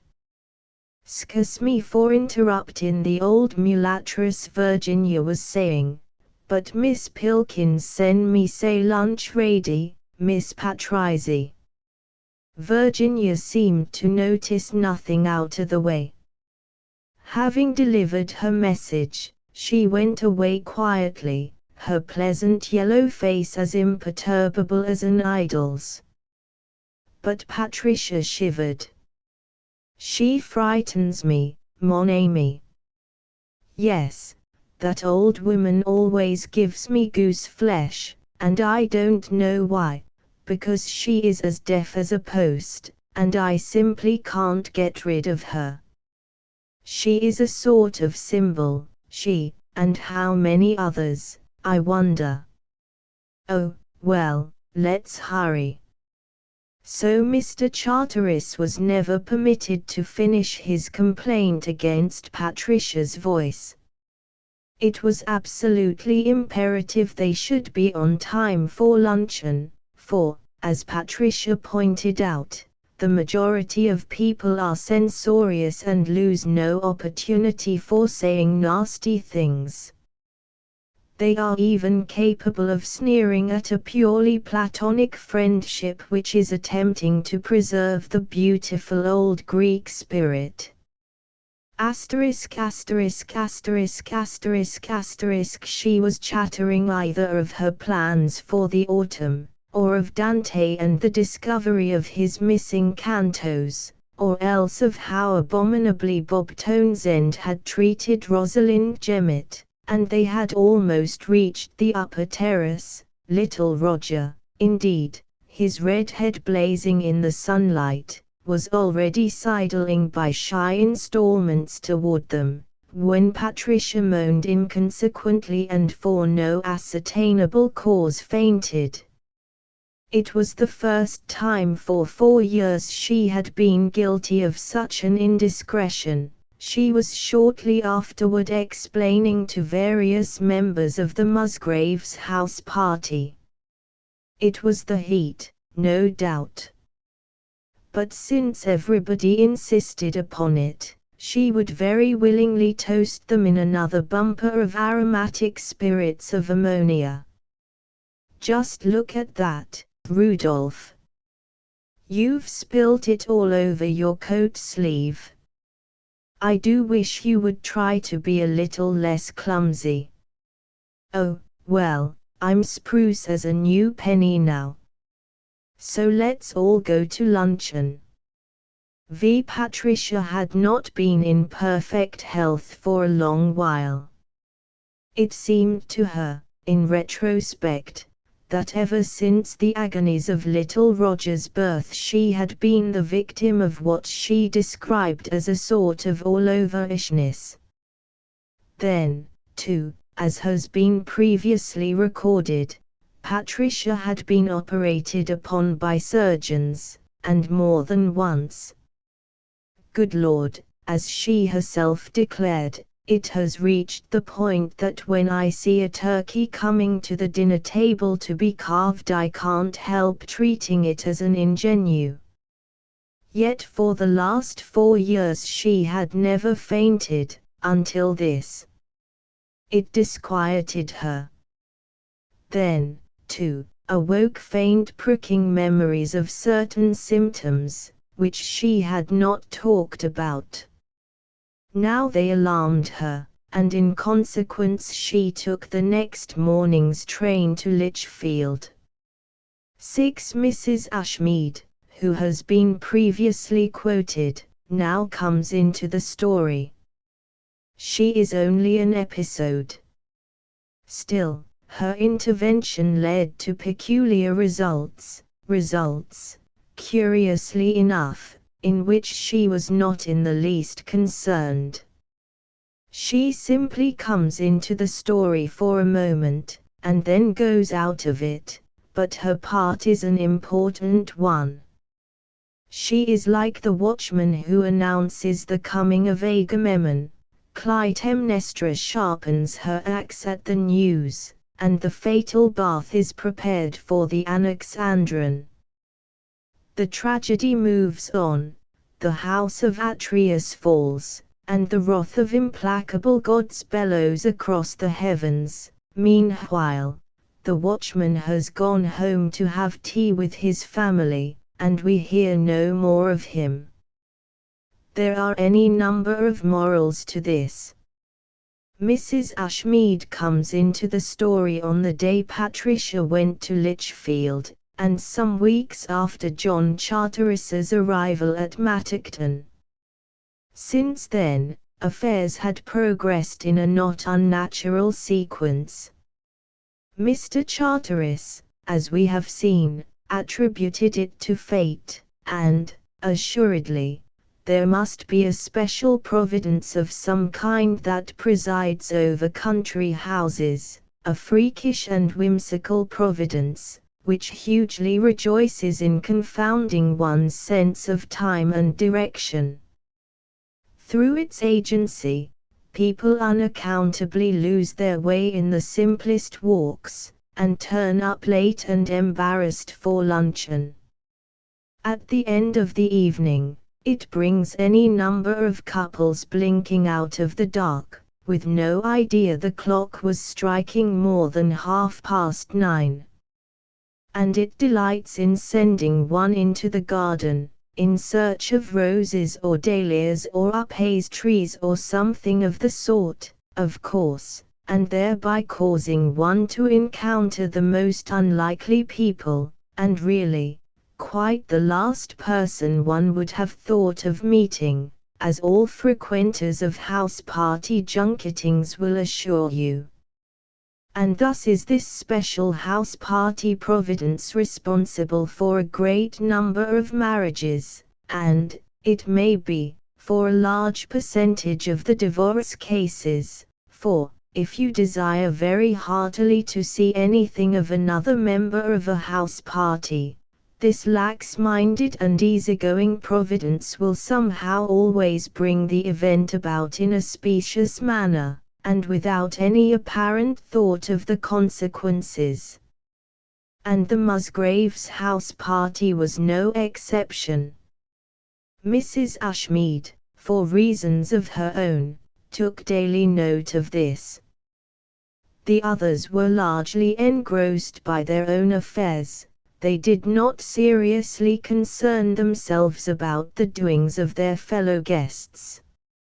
And, besides, if John Charteris manifestly sought the company of Patricia Musgrave, her husband did not appear to be exorbitantly dissatisfied or angry or even lonely, and, be this as it might, the fact remained that Celia Raindon was at this time more than a little interested in Teddy Anstruther, and Felix Kennaston was undeniably very attentive to Kathleen Saumarez, and Tom Jelwicks was quite certainly devoting the major part of his existence to sitting upon the beach with Rosalind Jemmett. For, in Lichfield at all events, everyone's house has at least a pane or so of glass in it, and, if indiscriminate stone-throwing were ever to become the fashion, there is really no telling what damage might ensue. And so had Mrs. Ashmead been a younger woman, had time and an adoring husband not rendered her as immune to an insanity a deux as any of us may hope to be upon this side of saintship or senility, why, Mrs. Ashmead would most probably have remained passive, and Mrs. Ashmead would never have come into this story at all. As it was, she approached Rudolph Musgrave with a fixed purpose this morning as he smoked an after-breakfast cigarette on the front porch of Mattockton. And, Rudolph said, Mrs. Ashmead, are you blind? You mean, he asked, and he broke off, for he had really no conception of what she meant. And Mrs. Ashmead said, I mean Patricia and Charteris. Did you think I was by any chance referring to the Man in the Moon and the Queen of Sheba? If ever amazement showed in a man's eyes, it shone now in Rudolph Musgrave's. After a little, the pupils widened in a sort of terror. So this was what Clarice Pendomer had been hinting at. Nonsense, he cried. Why, it is utter, preposterous, bedlamite nonsense. He caught his breath in wonder at the notion of such a jest, remembering a little packet of letters hidden in his desk. Oh, no, fate hasn't quite so fine a sense of humor as that. The thing is incredible. Musgrave laughed, and flushed. I mean, I don't think you need tell me what you mean, said Mrs. Ashmead. She sat down in a large rocking chair, and fanned herself, for the day was warm. Of course, it is officious and presumptuous and disagreeable of me to meddle. I don't mind your thinking that. But Rudolph, don't make the mistake of thinking that fate ever misses a chance of humiliating us by showing how poor are our imaginations. The gypsy never does. She is a posturing mountebank, who thrives by astounding humanity.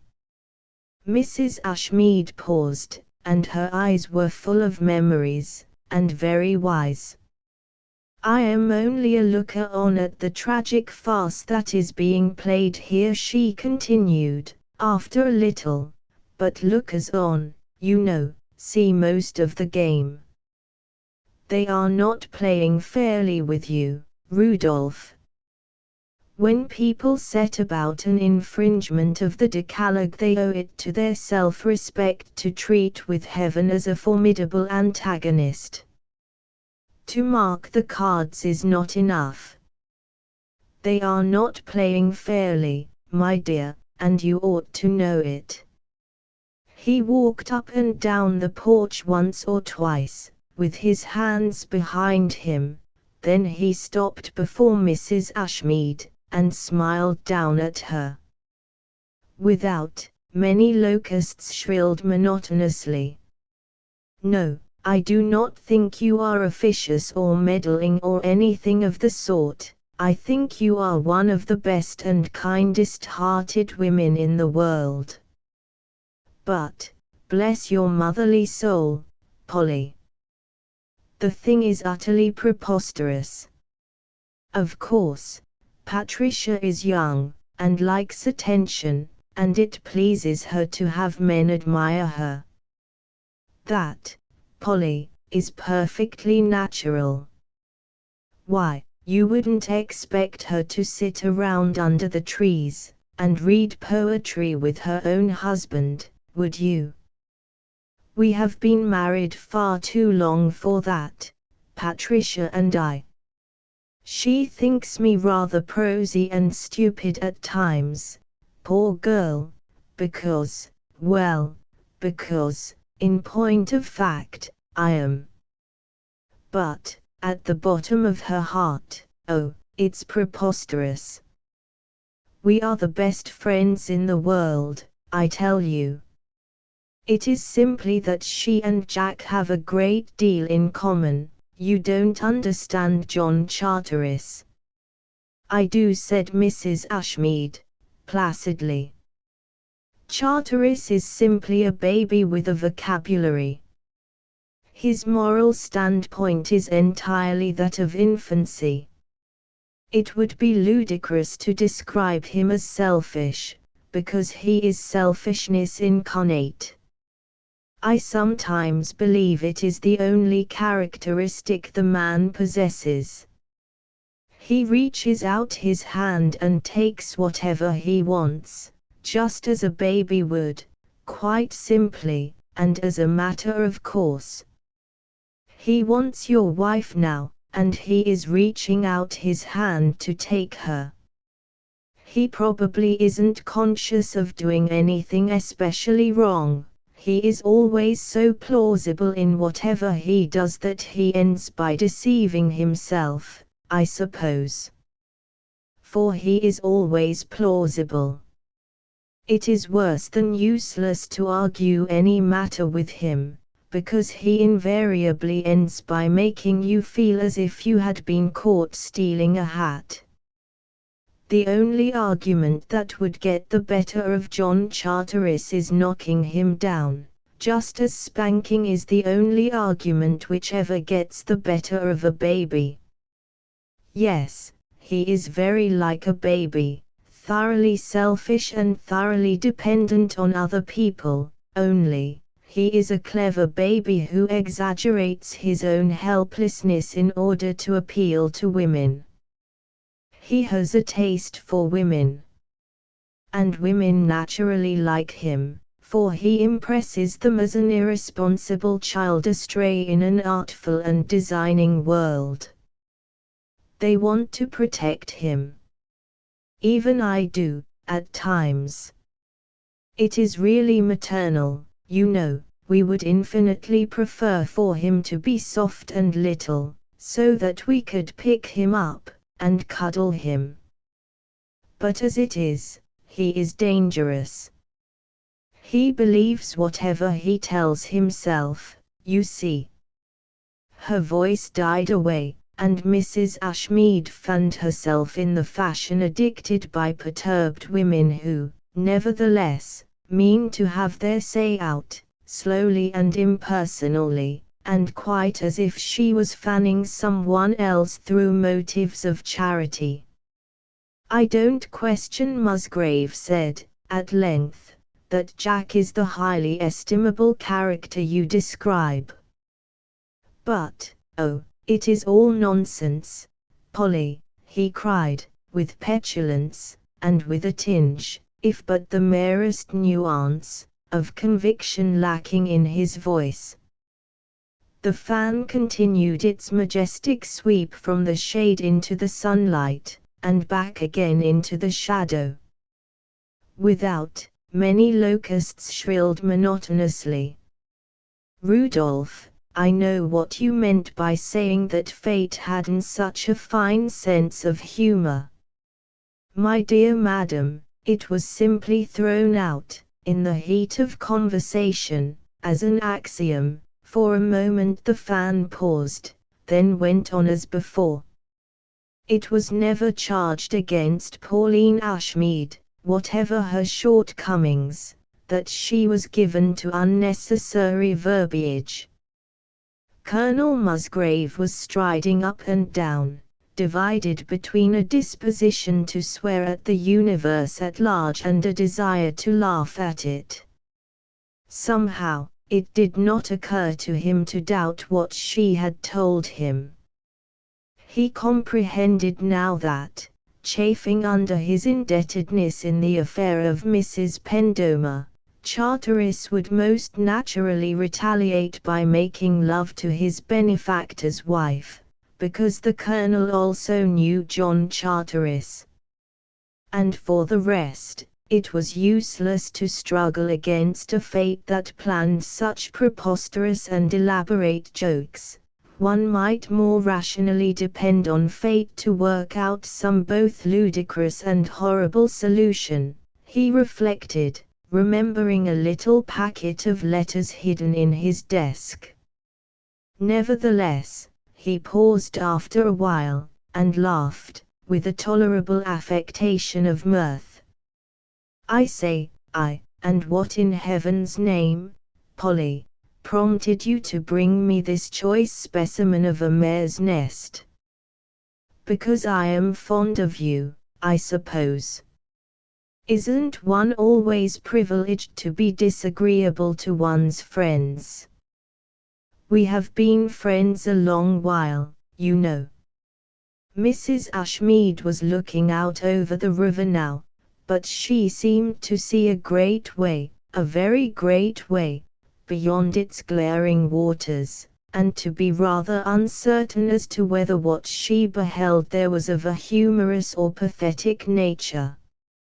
"Rudolph, do you remember that evening, the first summer that I knew you, at Fortress Monroe, when we sat upon the pier so frightfully late, and the moon rose out of the bay, and made a great, solid-looking, silver path that led straight over the rim of the world, and you talked to me about what, now?" "Oh, yes, I remember perfectly. One of the most beautiful evenings I ever saw. I remember it quite distinctly. I talked, and what, in the Lord's name, did I talk about, Polly?" "Ah, men forget. A woman never forgets when she is really friends with a man. I know now you were telling me about Anne Charteris, for you have been in love with her all your life, Rudolph, in your own particular half-hearted and dawdling fashion. Perhaps that is why you have had so many affairs. You plainly found the run of women so unimportant that it put every woman on her pride to prove she was different." "Yes, I remember. But that night I thought you were trying to make love to me, and I was disappointed in you, and, yes, rather pleased. Women are all vain and perfectly inconsistent. But then, girl children always take after their fathers. Mrs. Ashmead rose from her chair. Her fan shut with a snap. You were a dear boy, Rudolph, when I first knew you, and what I liked was that you never made love to me. Of all the boys I have known and helped to form, you were the only sensible one, the only one who never presumed. That was rather clever of you, Rudolph. It would have been ridiculous, for even arithmetically I am older than you. Wouldn't it have been ridiculous, Rudolph? She demanded, suddenly. Not in the least, Musgrave protested, in courteous wise. Why, Polly, you were a wonderfully handsome woman. Any boy, oh, yes, I was. I'm not now, am I, Rudolph? Mrs. Ashmead threw back her head and laughed naturally. Ah, dear boy, that was. It is unfair, isn't it, for an old woman to seize upon you in this fashion, and insist on your making love to her. But I will let you off. You don't have to do it. She caught her skirts in her left hand, preparatory to going, and her right hand rested lightly on his arm. She spoke in a rather peculiar voice. Yes, she said, the boy was a very, very dear boy, and I want the man to be equally brave and sensible. Musgrave stared after her. I wonder. Oh, no, that couldn't be, he said, and wearily. There must be some preposterous situations that don't come about. Asterisk, asterisk, asterisk, asterisk, asterisk, and afterward he strolled across the lawn, where the locusts were shrilling, as if in a stubborn prediction of something which was inevitable, and he meditated upon a great number of things. There were a host of fleecy little clouds in the sky. He looked up at them, interrogatively. And then he smiled and shook his head. Yet I don't know, said he, for I am coming to the conclusion that the world is run on an extremely humorous basis. And oddly enough, it was at the same moment that Patricia, in Lichfield, reached the same conclusion. Part 7. Yoked we are as time molds us, lacking wherewithal to shape out nobler fortunes or contend against all patient fates, who may not mend the allotted pattern of things temporal or alter it a jot or e'er let fall a single stitch thereof, until at last the web and its drear weavers be overcast and predetermined darkness swallow all. They have ordained for us a time to sing, a time to love, a time wherein to tire of all spent songs and kisses, caroling such elegies as buried dreams require. Love now departs, and leaves us shivering beside the embers of a burnt-out fire. Paul van der Hoeven. Egeria answers. The doctor's waiting room smelled strongly of antiseptics. That was Patricia's predominating thought as she wandered aimlessly about the apartment. She fingered its dusty furniture.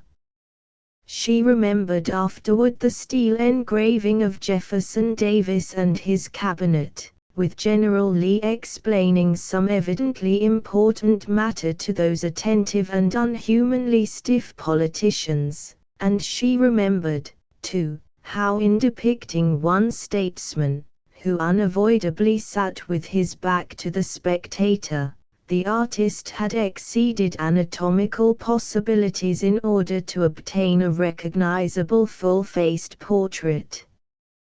Yet at the time this picture had not roused her conscious attention. She went presently to the long table austerely decorated with 2 rows of magazines, each partly covered by its neighbor, just as shingles are placed. The arrangement irritated her unreasonably. She wanted to disarrange these dog-eared pamphlets, to throw them on the floor, to destroy them.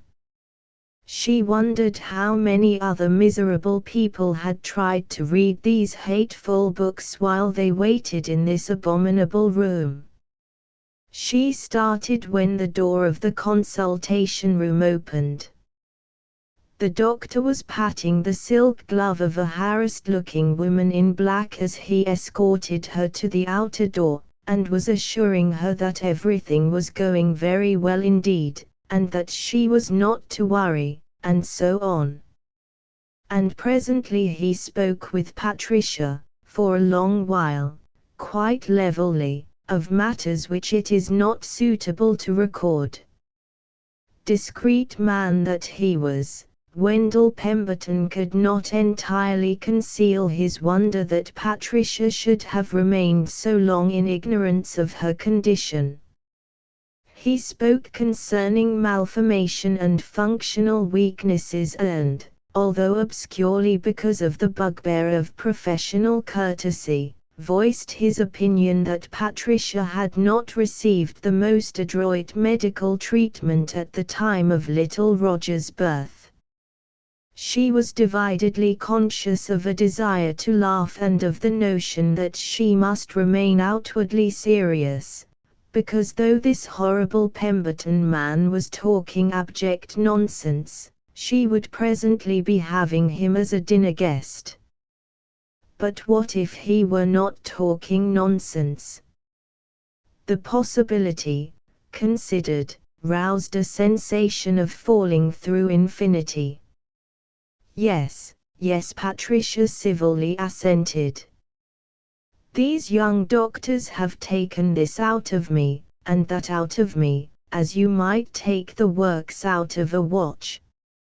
And it has done no good, and they were mistaken in their first diagnoses, because what they took for true osteomalacia was only, would you mind telling me again? Oh, yes, I had only a pseudo-osteomalacic rachitic pelvis, to begin with. To think of anybody's being mistaken about a simple little trouble like that. And I suppose I was just born with it, like my mother and all those other luckless women with Musgrave blood in them. Fulling and Schliphake at least consider this variety of pelvic anomaly to be congenital in the majority of cases. But, without going into the question of heredity at all, I think it only fair to tell you, Mrs. Musgrave and Pemberton went on talking. Neither of the two showed any emotion. The doctor went on talking. Patricia did not listen. The man was talking, she comprehended, but to her his words seemed blurred and indistinguishable. Like a talking machine when it isn't wound up enough, she decided. Subconsciously Patricia was thinking, you have 2 big beads of perspiration on your nose, and if I were to allude to the fact you would very probably die of embarrassment.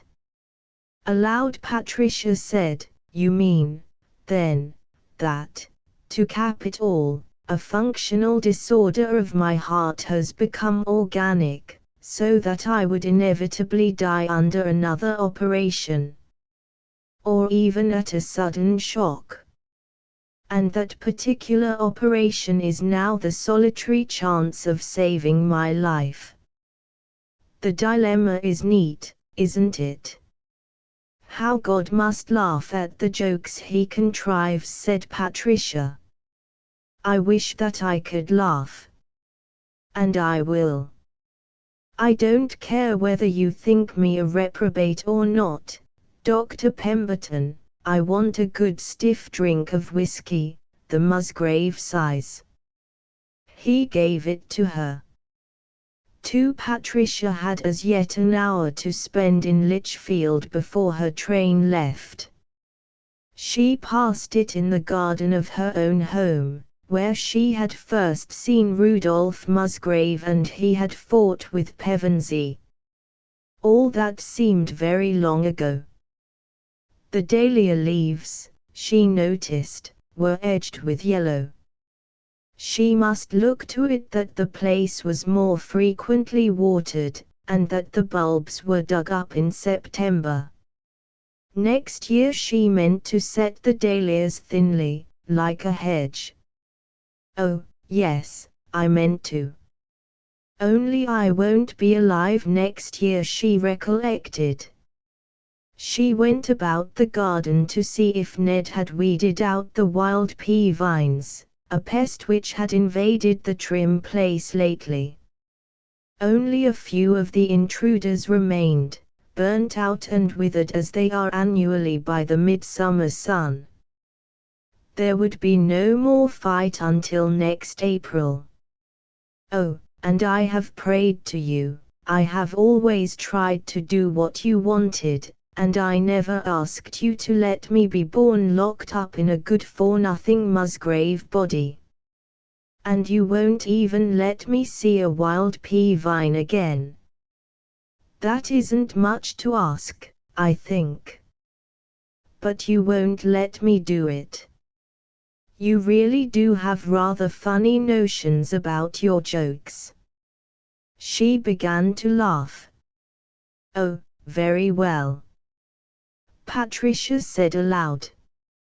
It is none of my affair that you elect to run your world on an extremely humorous basis. She was at Mattockton in good time for luncheon. Colonel Musgrave had a brief interview with his wife after luncheon. He began with quiet remonstrance, and ended with an unheard extenuation of his presumption. Patricia's speech on this occasion was of an unfettered and heady nature. "You ought to be ashamed of yourself," she said, when she had finally paused for breath, and had wiped away her tears, and had powdered her nose, viciously, to bully a weak and defenseless woman in this way. "I dare say everybody in the house has heard us, brawling and squabbling just like a hod carrier and his wife." "What's that? You haven't said a word for 15 minutes. Oh, la, la, la. Well, I don't care. Anyhow, I have, and I am perfectly sure they heard me, and I am sure I don't care in the least, and it's all your fault, anyway." "Oh, but you have an abominable nature, Rudolph, a mean and cruel and suspicious nature. Your bald-headed little Charteris is nothing whatever to me, and I would have been quite willing to give him up if you had spoken to me in a decent manner about it. You only said—" "I don't care what you said, and besides, if you did speak to me in a decent manner, it simply shows that your thoughts were so horrid and vulgar that even you weren't so abandoned as to dare to put them into words." "Very well, then, I won't be seen so much with him in future. I realize you are quite capable of beating me if I don't give way to your absurd prejudices." "Yes, you are, Rudolph. You're just the sort of man to take pleasure in beating a woman. After the exhibition of temper you've given this afternoon, I believe you are capable of anything. Hand me that parasol. Don't keep on talking to me, for I don't wish to hear anything you have to say. You're simply driving me to my grave with your continual nagging and abuse and fault-finding. I'm sure I wish I were dead as much as you do. Is my hat on straight?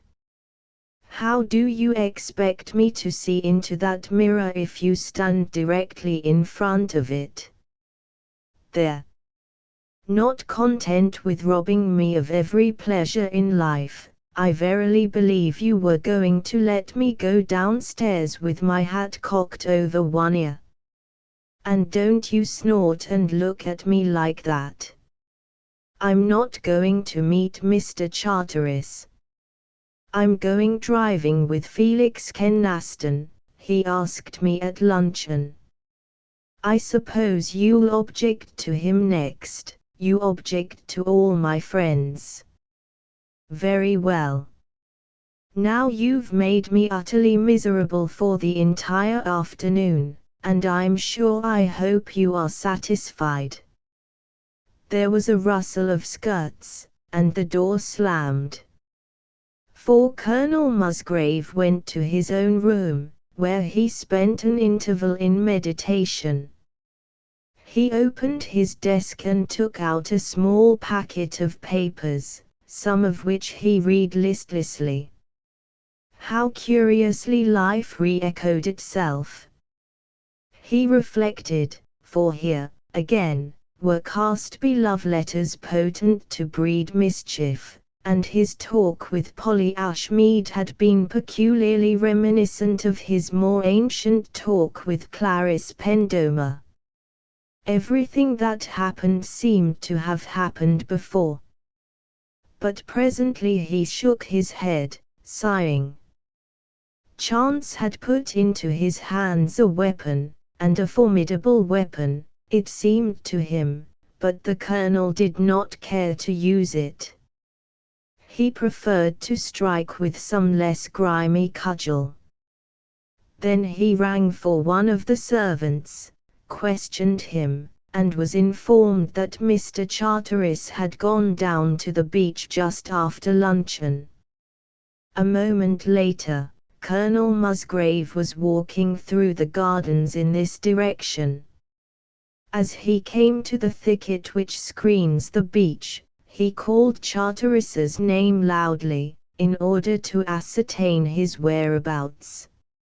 And the novelist's voice answered, yet not at once, but after a brief silence. It chanced that, at this moment, Musgrave had come to a thin place in the thicket, and could plainly see Mr. Charteris. He was concealing some white object in the hollow of a log that lay by the river. A little later, Musgrave came out upon the beach, and found Charteris seated upon the same log, an open book upon his knees, and looking back over his shoulder wonderingly. "Oh," said John Charteris, "so it was you, Rudolph. I could not imagine who it was that called." "Yes, I wanted a word with you, Jack. Now, there are 5 little red and white bath houses upon the beach at Mattockton. The nearest of them was some 30 feet from Mr. Charteris. It might have been either imagination or the prevalent breeze, but Musgrave certainly thought he heard a door closing. Moreover, as he walked around the end of the log, he glanced downward as in a casual manner, and perceived a protrusion which bore an undeniable resemblance to the handle of a parasol. Musgrave whistled, though, at the bottom of his heart, he was not surprised, and then, he sat down upon the log, and for a moment was silent. "A beautiful evening," said Mr. Charteris. Musgrave lighted a cigarette. "Jack, I have something rather difficult to say to you." "Yes, it is deuced difficult, and the sooner it is over the better." Why, confound it all, man. I want you to stop making love to my wife." Mr. Charteris's eyebrows rose. "Really, Colonel Musgrave," he began, coolly. "Now, you are about to make a scene, you know, said Musgrave, raising his hand in protest, and we are not here for that. We are not going to tear any passions to tatters, we are not going to rant, we are simply going to have a quiet and sensible talk. We don't happen to be characters in a romance, for you aren't Lancelot, you know, and I am not up to the part of Arthur by a great deal. I am not angry, I am not jealous, nor do I put the matter on any high moral grounds. I simply say it won't do. No, hang it, it won't do. I dare not question you are an authority in such matters, said John Charteris, sweetly, since among many others, Clarice Pendomer is near enough to be an obtainable witness. Colonel Musgrave grimaced. But what a gesture, he thought, half enviously.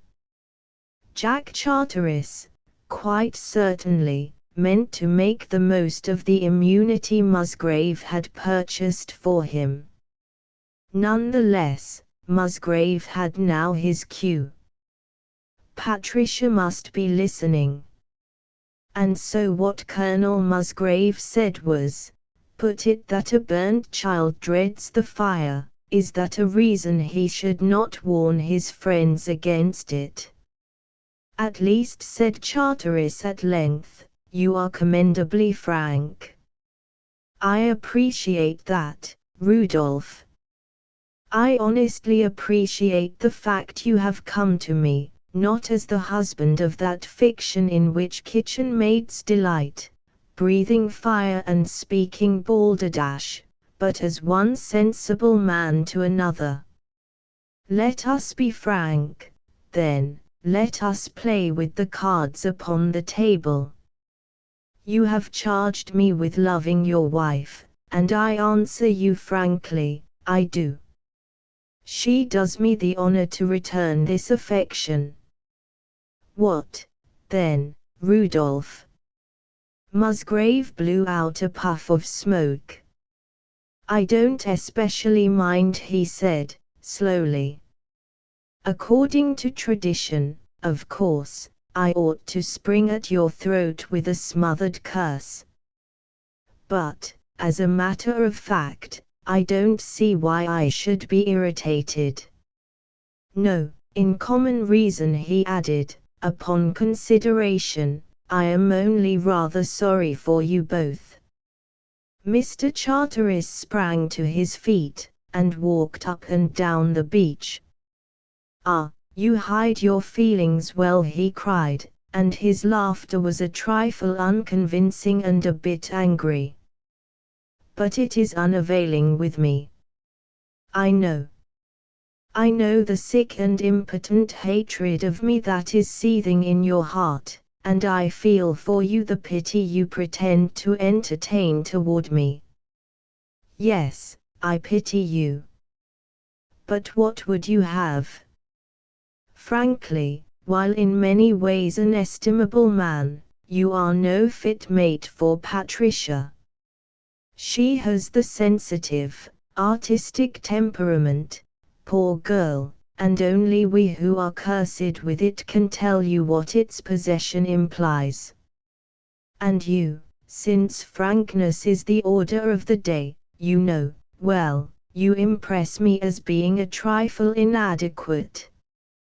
It is not your fault, perhaps, but the fact remains that you have never amounted to anything personally. You have simply traded upon the accident of being born a Musgrave of Mattockton. In consequence you were enabled to marry Patricia's money, just as the Musgraves of Mattockton always marry some woman who is able to support them. Ah, but it was her money you married, and not Patricia. Any community of interest between you was impossible, and is radically impossible. Your marriage was a hideous mistake, just as mine was. For you are starving her soul, Rudolph, just as Anne has starved mine. And now, at last, when Patricia and I have seen our single chance of happiness, we cannot, no. We cannot and we will not, defer to any outworn tradition or to fear of Mrs. Grundy's narrow-minded prattle. Charteris swept aside the dogmas of the world with an indignant gesture of somewhat conscious nobility, and he turned to his companion in an attitude of defiance. Musgrave was smiling. He smoked and seemed to enjoy his cigarette. The day was approaching sunset. The sun, a glowing ball of copper, hung low in the west over a rampart of purple clouds, whose heights were smeared with red. A slight, almost imperceptible, mist rose from the river, and, where the horizon should have been, a dubious cloudland prevailed. Far to the west were orange-colored quiverings upon the stream's surface, but, nearer, the river dimpled with silver-tipped waves, and, at their feet, the water grew transparent, and splashed over the sleek, brown sand, and sucked back, leaving a curved line of bubbles which, one by one, winked, gaped and burst. There was a drowsy peacefulness in the air. Behind them, among the beeches, were many stealthy wood sounds, and, at long intervals, a sleepy, peevish twittering went about the nested trees. In Colonel Musgrave's face, the primal peace was mirrored. "May I ask," said he at length, "what you propose doing?" Mr. Charteris answered promptly. "I, of course, propose," said he, "to ask Patricia to share the remainder of my life." A euphemism, as I take it, for an elopement. "I hardly thought you intended going so far." "Rudolph," cried Charteris, drawing himself to his full height, and he was not to blame for the fact that it was but 5 feet 6, "I am, I hope, an honorable man. I cannot eat your salt and steal your honor. So I loot openly, or not at all." The colonel shrugged his shoulders. "I presuppose you have counted the cost, and estimated the necessary breakage."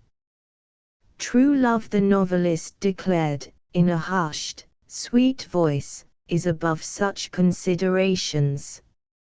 "I think," said Musgrave slowly, "that any love worthy of the name will always appraise the cost, to the woman." "It is of Patricia I am thinking." "She loves me," Charteris murmured. He glanced up and laughed. "Upon my soul, you know, I cannot help thinking the situation a bit farcical, you and I talking over matters in this fashion. But I honestly believe the one chance of happiness for any of us hinges on Patricia and me chucking the whole affair, and bolting. No. It won't do, no, hang it, Jack, it will not do."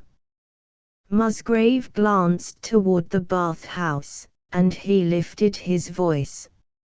"I am not considering you in the least, and under the circumstances, you could hardly expect me to. It is of Patricia I am thinking. I haven't made her altogether happy. Our marriage was a mating of incongruities, and possibly you are justified in calling it a mistake. Yet, day in and day out, I think we get along as well together as do most couples, and it is wasting time to cry over spilled milk. Instead, it rests with us, the two men who love her, to decide what is best for Patricia. It is she and only she we must consider. Ah, you are right, said Charteris, and his eyes grew tender. She must have what she most desires, and all must be sacrificed to that. He turned and spoke as simply as a child. Of course, you know, I shall be giving up a great deal for love of her, but I am willing. Musgrave looked at him for a moment. Doubtless he assented. Why, then, we won't consider the others. We will not consider your wife, who worships you.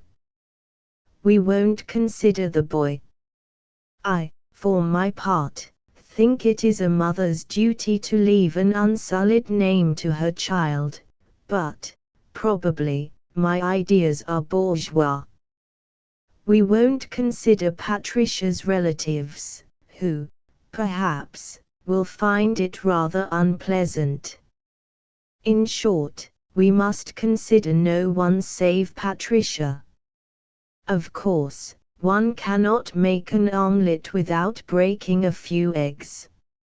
No, the question is whether it is absolutely necessary to make the omelette. I say no. And I, quoth Charteris smiling gently, say yes.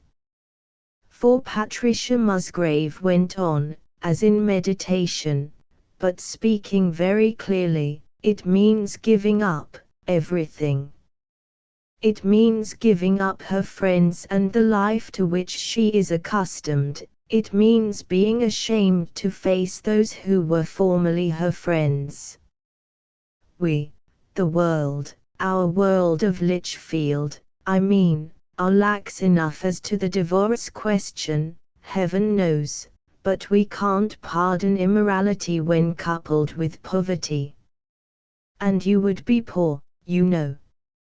Your books are tremendously clever, Jack, but, as I happen to know, the proceeds from them would not support two people in luxury, and Patricia has nothing. That is a sordid detail, of course, but it is worth considering. Patricia would never be happy in a three-pair back. Mr. Charteris was frankly surprised. Patricia has nothing. Bless your soul, of course not. Her father left the greater part of his money to our boy, you know. Most of it is still held in trust for our boy, who is named after him. Not a penny of it belongs to Patricia, and even I cannot touch anything but a certain amount of interest. Mr. Charteris looked at the Colonel with eyes that were sad and hurt and wistful. I am perfectly aware of your reason for telling me this, he said, candidly. I know I have always been thought a mercenary man since my marriage. At that time I fancied myself too much in love with Anne to permit any sordid considerations of fortune to stand in the way of our union. Poor Anne! She little knows what sacrifices I have made for her. She, too, would be dreadfully unhappy if I permitted her to realize that our marriage was a mistake. God help her, yes, groaned Musgrave. And as concerns Patricia, you are entirely right. It would be hideously unfair to condemn her to a life of comparative poverty. My books sell better than you think, Rudolph, but still an author cannot hope to attain affluence so long as he is handicapped by any reverence for the English language. Yes, I was about to do Patricia a great wrong. I rejoice that you have pointed out my selfishness. For I have been abominably selfish. I confess it. I think so, assented Musgrave, calmly. But, then, my opinion is, naturally, rather prejudiced. Yes, I can understand what Patricia must mean to you, Mr. Charteris sighed, and passed his hand over his forehead in a graceful fashion, and I, also, love her far too dearly to imperil her happiness. I think that heaven never made a woman more worthy to be loved. And I had hoped, well, after all, we cannot utterly defy society. Its prejudices, however unfounded, must be respected. What would you have? This dunder-headed giantess of a Mrs. Grundy condemns me to be miserable, and I am powerless. The utmost I can do is to refrain from whining over the unavoidable. And, Rudolph, you have my word of honor that henceforth I shall bear in mind more constantly my duty toward one of my best and oldest friends. I have not dealt with you quite honestly. I confess it, and I ask your pardon. Mr. Charteris held out his hand to seal the compact. Word of honor? Queried Colonel Musgrave, with an odd quizzing sort of fondness for the little novelist, as the Colonel took the proffered hand. Why, then, that is settled, and I am glad of it. I told you, you know, it wouldn't do. See you at supper, I suppose. And Rudolph Musgrave glanced at the bath-house, turned on his heel, and presently plunged into the beech plantation, whistling cheerfully. The effect of the melody was somewhat impaired by the apparent necessity of breaking off, at intervals, in order to smile. The comedy had been admirably enacted, he considered, on both sides, and he did not object to Jack Charteris's retiring with all the honors of war. The Colonel had not gone far, however, before he paused, thrust both hands into his trousers pockets, and stared down at the ground for a matter of 5 minutes. Musgrave shook his head. After all, said he, I can't trust them. Patricia is too erratic and too used to having her own way. Jack will try to break off with her now, of course, but Jack, where women are concerned, is as weak as water. It is not a nice thing to do, but, well, one must fight fire with fire. Thereupon, he retraced his steps. When he had come to the thin spot in the thicket, Rudolph Musgrave left the path, and entered the shrubbery. There he composedly sat down in the shadow of a small cedar. The sight of his wife upon the beach in converse with Mr. Charteris did not appear to surprise Colonel Musgrave. Patricia was speaking quickly. She held a bedraggled parasol in one hand. Her husband noted, with a faint thrill of wonder, that, at times, and in a rather unwholesome, elfish way, Patricia was actually beautiful. Her big eyes glowed, they flashed with changing lights as deep waters glitter in the sun, her copper-colored hair seemed luminous, and her cheeks flushed, arbutus-like.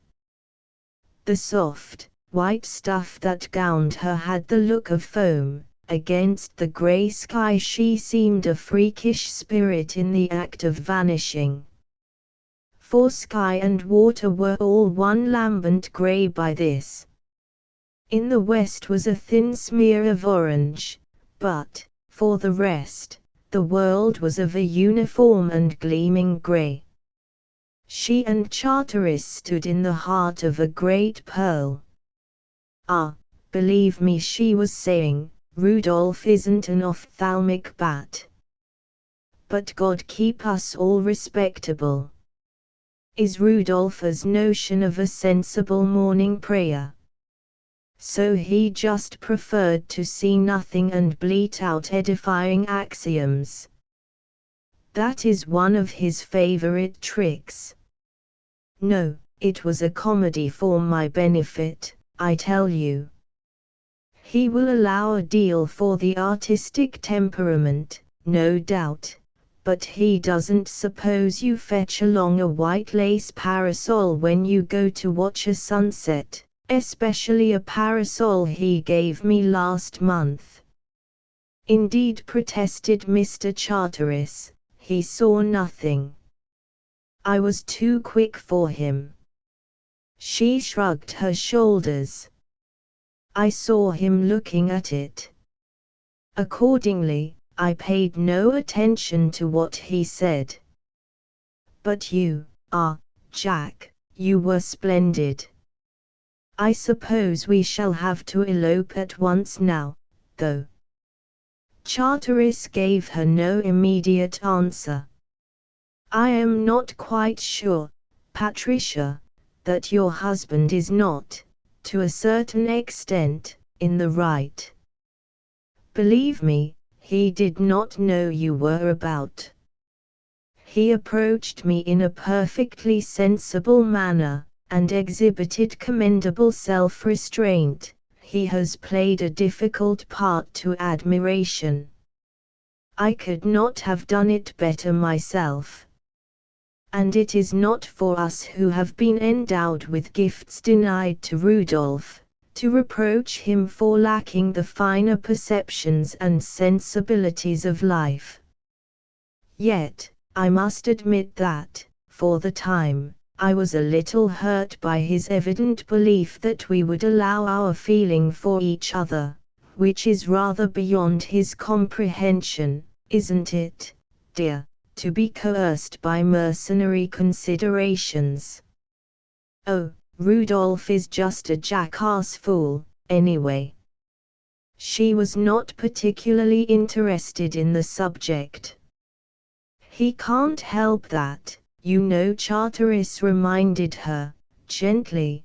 Then, he asked, after a little, I suppose it is all true. That what is true? About your having no money of your own. He laughed, but she could see how deeply he had been pained by Musgrave's suspicions. I ask, because, as your husband has discovered, I am utterly sordid, my lady, and care only for your wealth. Ah, how can you expect a man like that to understand you? Why, Jack, how ridiculous in you to be hurt by what the brute thinks. You're as solemn as an owl, my dear. Yes, it's true enough. My father was not very well pleased with us, and that horrid will, Jack, how grotesque, how characteristic it was, his thinking such things would influence you, of all men, who scarcely know what money is. It was even more grotesque. I should have been pained by his thinking it, Charteris said, sadly. But what would you have? I am so abominably in love with you that it seemed a sort of desecration when the man lugged your name into a discussion of money matters. It really did. And then, besides, my lady, you know that I would glory in the thought that I had given up all for you. You know, I think, that I would willingly work my fingers to the bone just that I might possess you always. So I had dreamed of love in a cottage, an idyll of blissful poverty, where Cupid contents himself with crusts and kisses, and mocks at the proverbial wolf on the doorstep.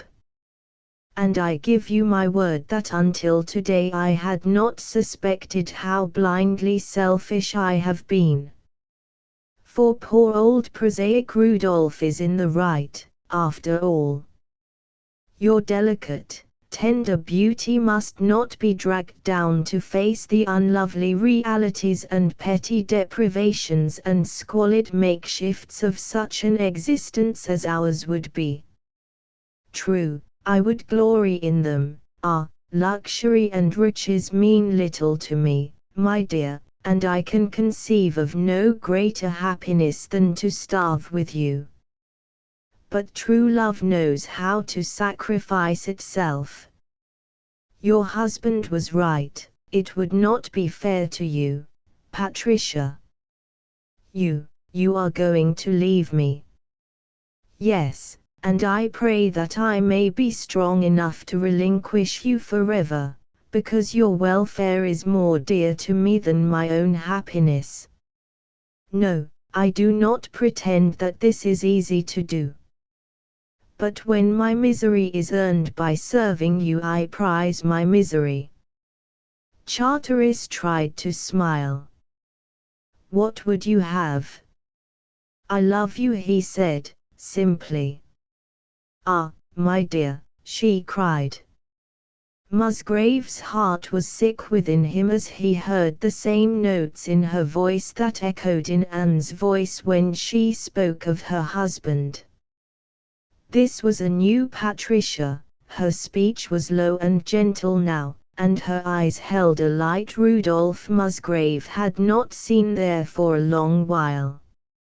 Ah, my dear, you are the noblest man I have ever known. I wish we women could be like men. But, oh, Jack, don't be quixotic. I can't give you up, my dear, that would never be for my good. Think how unhappy I have been all these years, think how Rudolph is starving my soul. I want to be free, Jack. I want to live my own life, for at least a month or so. Patricia shivered here. But none of us is sure of living for a month. You've shown me a glimpse of what life might be. Don't let me sink back into the old, humdrum existence from a foolish sense of honor. I tell you, I should go mad. I mean to have my fling while I can get it. And I mean to have it with you, Jack, just you. I don't fear poverty. You could write some more wonderful books. I could work, too, Jack dear. I could teach music, or take in washing, or something, anyway. Lots of women support themselves, you know. Oh, Jack, we would be so happy. Don't be honorable and brave and disagreeable, Jack dear. For a moment Charteris was silent. The nostrils of his beak-like nose widened a little, and a curious look came into his face. He discovered something in the sand that interested him. After all, he demanded, slowly, is it necessary to go away, to be happy? I don't understand. Her hand lifted from his arm, then quick remorse smote her, and it fluttered back, confidingly. Charteris rose to his feet. It is, doubtless, a very spectacular and very stirring performance to cast your cap over the windmill in the face of the world, but, after all, is it not a bit foolish, Patricia? Lots of people manage these things, more quietly. Oh, Jack. Patricia's face turned red, then white, and stiffened in a sort of sick terror. She was a frightened Columbine in stone. I thought you cared for me, really, not that way. Patricia rose and spoke with composure. I think I'll go back to the house, Mr. Charteris. It's a bit chilly here. You needn't bother to come. Then Mr. Charteris laughed, a choking, sobbing laugh. He raised his hands impotently toward heaven. And to think, he cried, to think that a man may love a woman with his whole heart, with all that is best and noblest in him, and she understand him so little. I do not think I have misunderstood you, Patricia said, in a crisp voice. Your proposition was very explicit. I am sorry. I thought I had found one thing in the world which I would regret to leave, and you really believed that I could sully the great love I bear you by stooping to that. You really believed that I would sacrifice to you my home life, my honor, my prospects, all that a man can give, without testing the quality of your love. You did not know that I spoke to try you, you actually did not know. But yours is a light nature, Patricia. I do not reproach you, for you are only as your narrow Philistine life has made you. Yet I had hoped better things of you, Patricia. But you, who pretend to care for me, have leaped at your first opportunity to pain me, and, if it be any comfort to you, I confess you have pained me beyond words. And he sank down on the log, and buried his face in his hands. She came to him, it was pitiable to see how she came to him, laughing and sobbing all in one breath, and knelt humbly by his side, and raised a grieved, shamed, penitent face to his. Forgive me, she wailed, oh, forgive me. You have pained me beyond words, Patricia, he repeated. He was not angry, only sorrowful and very much hurt. Ah, Jack. Dear Jack, forgive me. Mr. Charteris sighed. But, of course, I forgive you, Patricia, he said. I cannot help it, though, that I am foolishly sensitive where you are concerned. And I had hoped you knew as much. She was happy now. Dear boy, she murmured, don't you see it's just these constant proofs of the greatness and the wonderfulness of your love, really, though, Jack, wasn't it too horrid of me to misunderstand you so? Are you quite sure you're forgiven me entirely, without any nasty little reservations? Mr. Charteris was quite sure. His face was still sad, but it was benevolent. Don't you see, she went on, that it's just these things that make me care for you so much, and feel sure as eggs is eggs we will be happy. Ah, Jack, we will be so utterly happy that I am almost afraid to think of it. Patricia wiped away the last tear, and laughed, and added, in a matter-of-fact fashion, there's a train at 6:05 in the morning, we can leave by that, before anyone is up. Charteris started. Your husband loves you, he said, in gentle reproof. And quite candidly, you know, Rudolph is worth 10 of me. Bah, I tell you, that was a comedy for my benefit, she protested, and began to laugh. Patricia was unutterably happy now, because she, and not John Charteris, had been in the wrong. Poor Rudolph, he has such a smug horror of the divorce court that he would even go so far as to pretend to be in love with his own wife in order to keep out of it. Really, Jack, both our better halves are horribly commonplace and they will be much better off without us.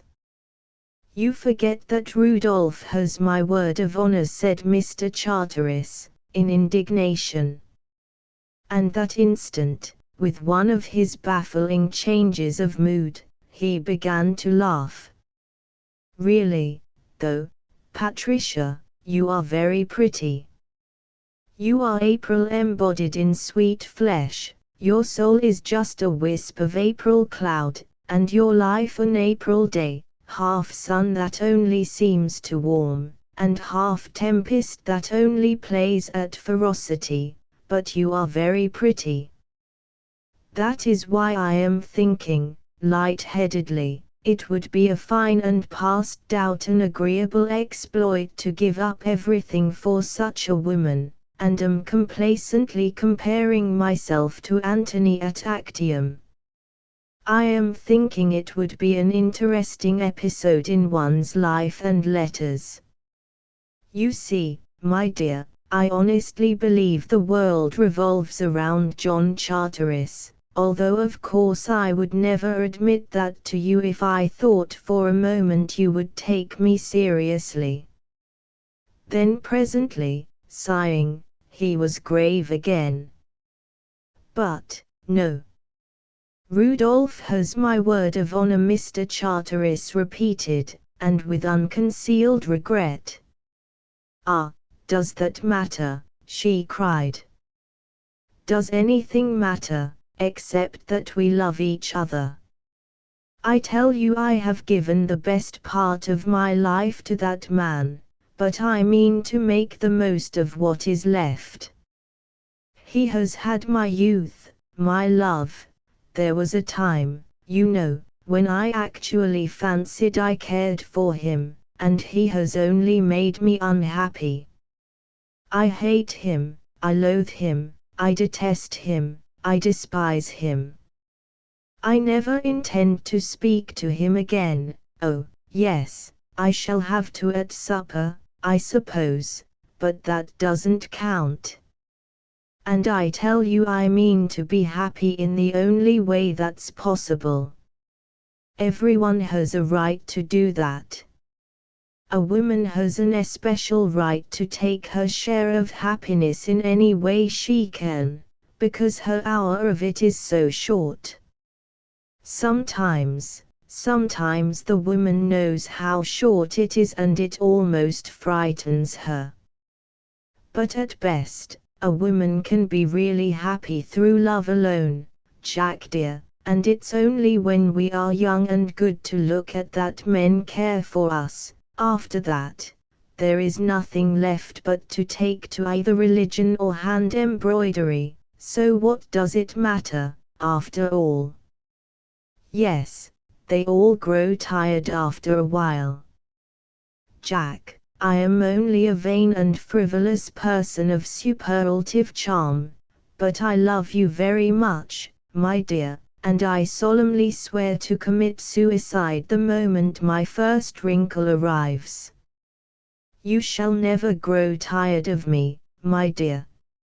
She laughed to think how true this was. She hurried on, Jack, kneel down at once, and swear that you are perfectly sore with loving me, as that ridiculous person says in Dickens, and whose name I never could remember. Oh, I forgot. Dickens caricatures nature, doesn't he, and isn't read by really cultured people. You will have to educate me up to your level, Jack, and I warn you in advance you will not have time to do it. Yes, I am quite aware that I am talking nonsense, and am on the verge of hysterics, thank you, but I rather like it. It is because I am going to have you all to myself for whatever future there is, and the thought makes me quite drunk. Will you kindly ring for the patrol wagon, Jack? Jack, are you quite sure you love me? Are you perfectly certain you never loved anyone else half so much? No, don't answer me, for I intend to do all the talking for both of us for the future. I shall tyrannize over you frightfully, and you will like it.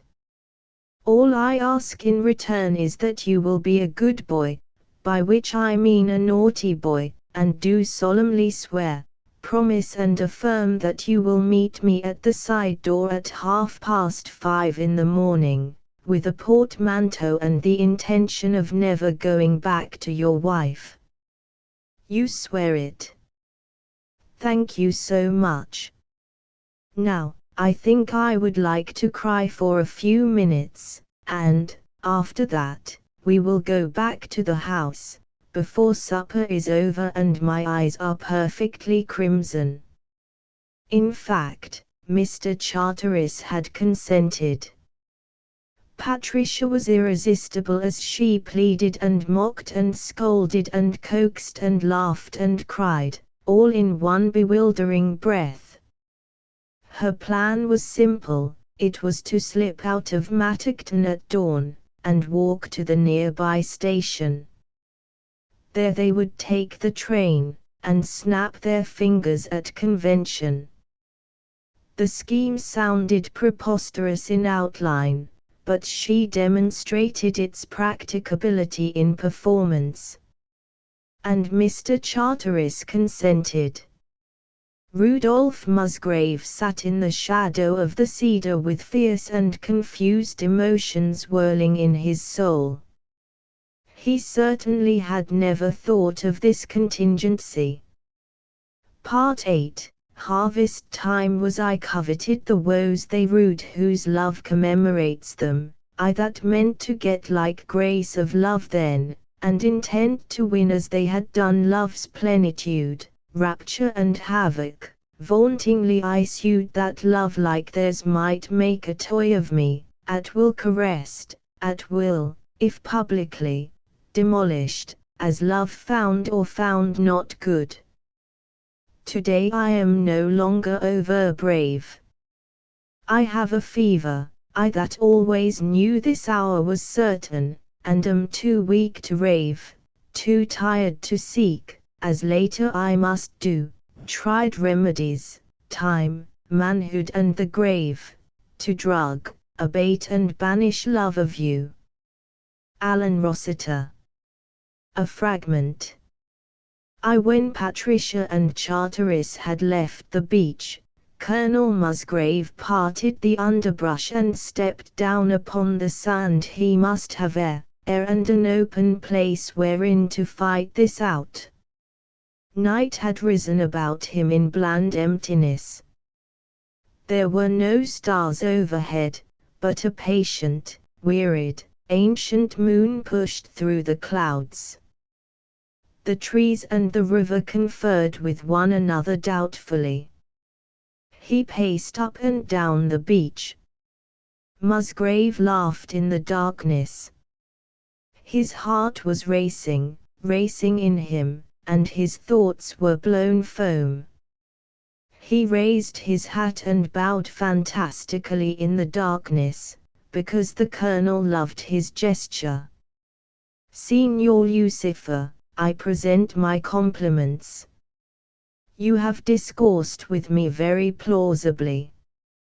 I honor your cunning, Signor, but if you are indeed a gentleman, as I have always heard, you will now withdraw and permit me to regard the matter from a standpoint other than my own.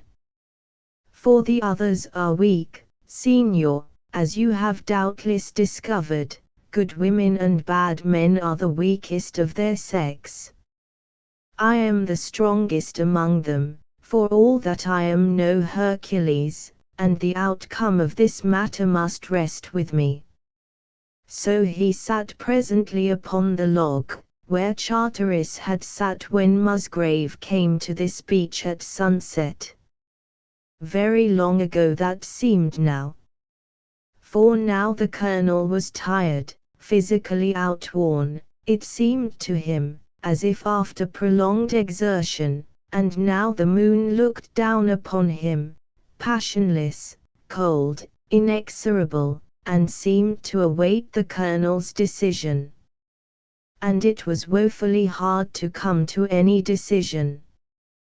For, as you know by this, it was the colonel's besetting infirmity to shrink from making changes. Instinctively he balked, under shelter of whatever grandiloquent excuse, against commission of any action which would alter his relations with accustomed circumstances or persons.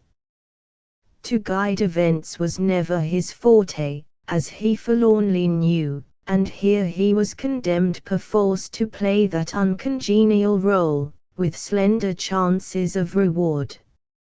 Yet always Anne's face floated in the darkness.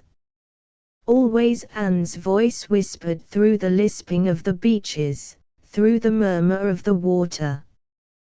He sat thus for a long while. Musgrave was, not unnaturally, late for supper. It is not to be supposed that at this meal the colonel faltered in his duties as a host, for, to the contrary, he narrated several anecdotes in his neatest style. It was with him a point of honor always to be in company, the social triumph of his generation. He observed with idle interest that Charteris and Patricia avoided each other in a rather marked manner. Both seemed a trifle more serious than they were wont to be. After supper, Tom Jelwicks brought forth a mandolin, and most of the house party sang songs, sentimental and otherwise, upon the front porch of Mattockton. Anne had disappeared somewhere. Musgrave subsequently discovered her in one of the drawing rooms, puzzling over a number of papers which her maid had evidently just brought to her. Mrs. Charteris looked up with a puckered brow. "Rudolph," said she, "haven't you an account at the Occidental Bank?" "Hardly an account, dear lady, merely a deposit large enough to entitle me to receive monthly notices that I have overdrawn it." "Why, then, of course, you have a cheque-book." "Horrible things, aren't they? Such a nuisance remembering to fill out those little stubs." "Of course, I forgot to bring mine with me, I always do, and equally, of course, a vexatious debt turns up and finds me without an Occidental Bank cheque to my name." Musgrave was amused. "That," said he, "is easily remedied. I will get you one, though even if, well, what is the good of trying to teach you adorable women anything about business? You shall have your indispensable blank form in 3 minutes." He returned in rather less than that time, with the cheque. Anne was alone now. She was gowned in some dull, soft, yellow stuff, and sat by a small, marble-topped table, twiddling a fountain pen. "You mustn't sneer at my business methods, Rudolph," she said, pouting a little as she filled out the cheque. "It isn't polite, sir, in the first place, and, in the second, I am really very methodical. Of course, I am always losing my cheque-book, and drawing cheques and forgetting to enter them, and I usually put down the same deposit 2 or 3 times, all women do that, but, otherwise, I am really very careful. I manage all the accounts, I can't expect Jack to do that, you know." Mrs. Charteris signed her name with a flourish, and nodded at the colonel wisely. "Dear infant, but he is quite too horribly unpractical. Do you know this bill has been due, 4 months, and he forgot it entirely until this evening. Fortunately, he can settle it tomorrow. Those disagreeable publishers of his have telegraphed for him to come to New York at once, you know. Otherwise, dear. But marrying a genius is absolutely ruinous to one's credit, isn't it, Rudolph? The tradespeople will refuse to trust us soon. Involuntarily, Musgrave had seen the check. It was for a considerable amount, and it was made out to John Charteris. Beyond doubt, said Musgrave, in his soul, Jack is colossal. He is actually drawing on his wife for the necessary expenses for running away with another woman. The Colonel sat down abruptly before the great, open fireplace, and stared hard at the pine boughs which were heaped up in it. "A penny," said she, at length. He glanced up with a smile. "My dear madam, it would be robbery. For a penny, you may read of the subject of my thoughts in any of the yellow journals, only far more vividly set forth, and obtain a variety of more or less savory additions, to boot.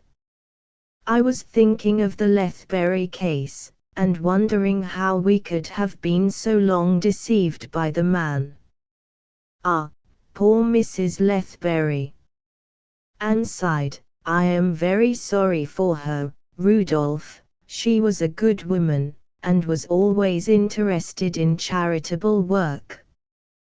"Do you know," said Colonel Musgrave, with deliberation, "it is she I cannot understand." To discover that he had been systematically hoodwinking her for some 10 years, that, after making away with as much of her fortune as he was able to lay hands on, he has betrayed business trust after business trust in order to maintain another establishment, that he has never cared for her, and has made her his dupe time after time, in order to obtain money for his gambling debts and other even less reputable obligations. She must realize all these things now, you know, and one would have thought no woman's love could possibly survive such a test. Yet, she is standing by him through thick and thin. Yes, I confess, Amelia Lethbury puzzles me. I don't understand her mental attitude." Musgrave was looking at Anne very intently as he ended. "Why, but of course," said Anne, "she realizes that it was all the fault of that other woman, and, besides, the entanglement has been going on only a little over 8 years, not 10, Rudolph." She was entirely in earnest. Colonel Musgrave could see it plainly. "I admit I hadn't looked on it in that light," said he, at length, and was silent for a moment. "Then, upon my soul, Anne," he cried, "I believe you think the woman is only doing the natural thing, only doing the thing one has a right to expect of her, in sticking to that blackguard after she has found him out." Mrs. Charteris raised her eyebrows. She was really surprised. Naturally, she must stand by her husband when he is in trouble. Why, if his own wife didn't, who would, Rudolph? It is just now that he needs her most. It would be abominable to desert him now. Anne paused and thought.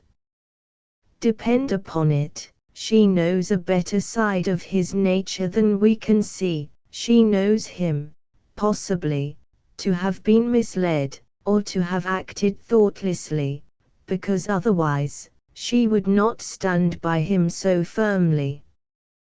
Having reached this satisfactory conclusion, and began to laugh at Musgrave's lack of penetration, probably.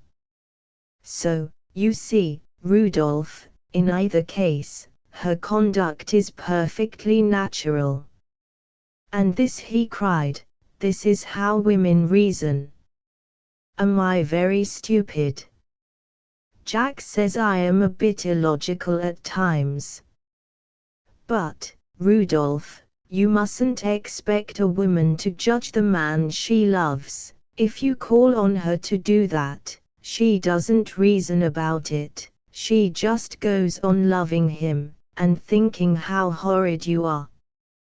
Women love men as they do children, they punish them sometimes, but only in deference to public opinion. A woman will always find an excuse for the man she loves. If he deserts her, she is miserable until she succeeds in demonstrating to herself it was entirely her own fault. After that, she is properly repentant, but far less unhappy, and, anyhow, she goes on loving him just the same. The Colonel pondered over this. Women are different, he said. I don't know. I think that, if all women could be thrown with good men, they would all be good. Women want to be good, but there comes a time to each one of them when she wants to make a certain man happy, and wants that more than anything else in the world, and then, of course, if he wants, very much, for her to be bad, she will be bad. A bad woman is always to be explained by a bad man. Anne nodded, very wisely. Then, she began to laugh, but this time at herself. I am talking quite like a book, she said. Really, I had no idea I was so clever. But I have thought of this before, Rudolph, and been sorry for those poor women who haven't found the right sort of man to care for. Yes. Musgrave's face was alert. You have been luckier than most, Anne, he said. Lucky, she cried, and that queer little thrill of happiness woke again in her rich voice. Ah, you don't know how lucky I have been, Rudolph. I have never cared for anyone except, well, yes, you, a great while ago, and Jack. And you are both good men. Ah, Rudolph, it was very dear and sweet and foolish, the way we loved each other, but you don't mind, very, very much, do you? If I think Jack is the best man in the world, and by far the best man in the world for me. He is so good to me, he is so good and kind and considerate to me, and, even after all these years of matrimony, he is always the lover. A woman appreciates that, Rudolph. She wants her husband to be always her lover, just as Jack is, and never to give in when she coaxes, because she only coaxes when she knows she is in the wrong, and never, never, to let her see him shaving himself. If a husband observes these simple rules, Rudolph, his wife will be a happy woman, and Jack does. In consequence, every day I grow fonder of him, and appreciate him more and more. He grows upon me just as a taste for strong drink might. Without him, Anne's voice died away, then she faced Musgrave, indignantly. Oh, Rudolph, she cried, how horrid of you, how mean of you, to come here and suggest the possibility of Jack's dying or running away from me, or doing anything dreadful like that. Colonel Musgrave was smiling. I, said he, equably. My dear madam, If you will reconsider, no, she conceded, after deliberation, it wasn't exactly your fault. I got started on the subject of Jack, and imagined all sorts of horrible and impossible things. But there is a sort of a something in the air tonight, probably a storm is coming down the river. So I feel very morbid and very foolish, Rudolph, but, then, I am in love, you see. Isn't it funny, after all these years? Anne asked with a smile, and so you are not to be angry, Rudolph. My dear, he said, I assure you, the emotion you raise in me is very far from resembling that of anger. Musgrave rose and laughed. I fear, you know, we will create a scandal if we sit here any longer. Let's see what the others are doing. 3 That night, after his guests had retired, Colonel Musgrave smoked a cigarette on the front porch of Mattockton. The moon, now in the zenith, was bright and chill. After a while, Musgrave raised his face toward it, and laughed. Isn't it funny?" he demanded, echoing Anne's query ruefully. Well. Perhaps I still retained some lingering hope. In a season of discomfort, most of us look vaguely for a miracle. And, at times, it comes. But, more often, not. Life isn't always a pantomime, with a fairy godmother waiting to break through the darkness in a burst of glory and reunite the severed lovers, and transform their enemies into pantaloons. In this case, it is certain that the fairy will not come. I am condemned to be my own god in the machine. Having demonstrated this to himself, Musgrave went into the house and drugged his mind correcting proof sheets, for the Lichfield Historical Association's quarterly magazine, and brought down to the year 1805 his list of wills recorded in Brummel County. For the night was well advanced when Charteris stepped noiselessly into the room. The colonel was then sedately writing amid a host of motionless mute watchers, for at Mattockton most of the portraits hang in the east drawing-room. Thus, above the great marble mantel, carved with thyssi, and supported by proud deep-bosomed caryatids, you will find burly Sebastian Musgrave, the speaker, an all-overbearing man even on canvas. Paint me among dukes and earls with my hat on, to show I am in all things a republican, and the finest diamond in the colony shall be yours. He had directed the painter, and this was done. Then there is frail Wilhelmina Musgrave, that famed beauty whose 200-year-old story all Lichfield knows, and no genealogist has ever cared to detail, eternally weaving flowers about her shepherd hat.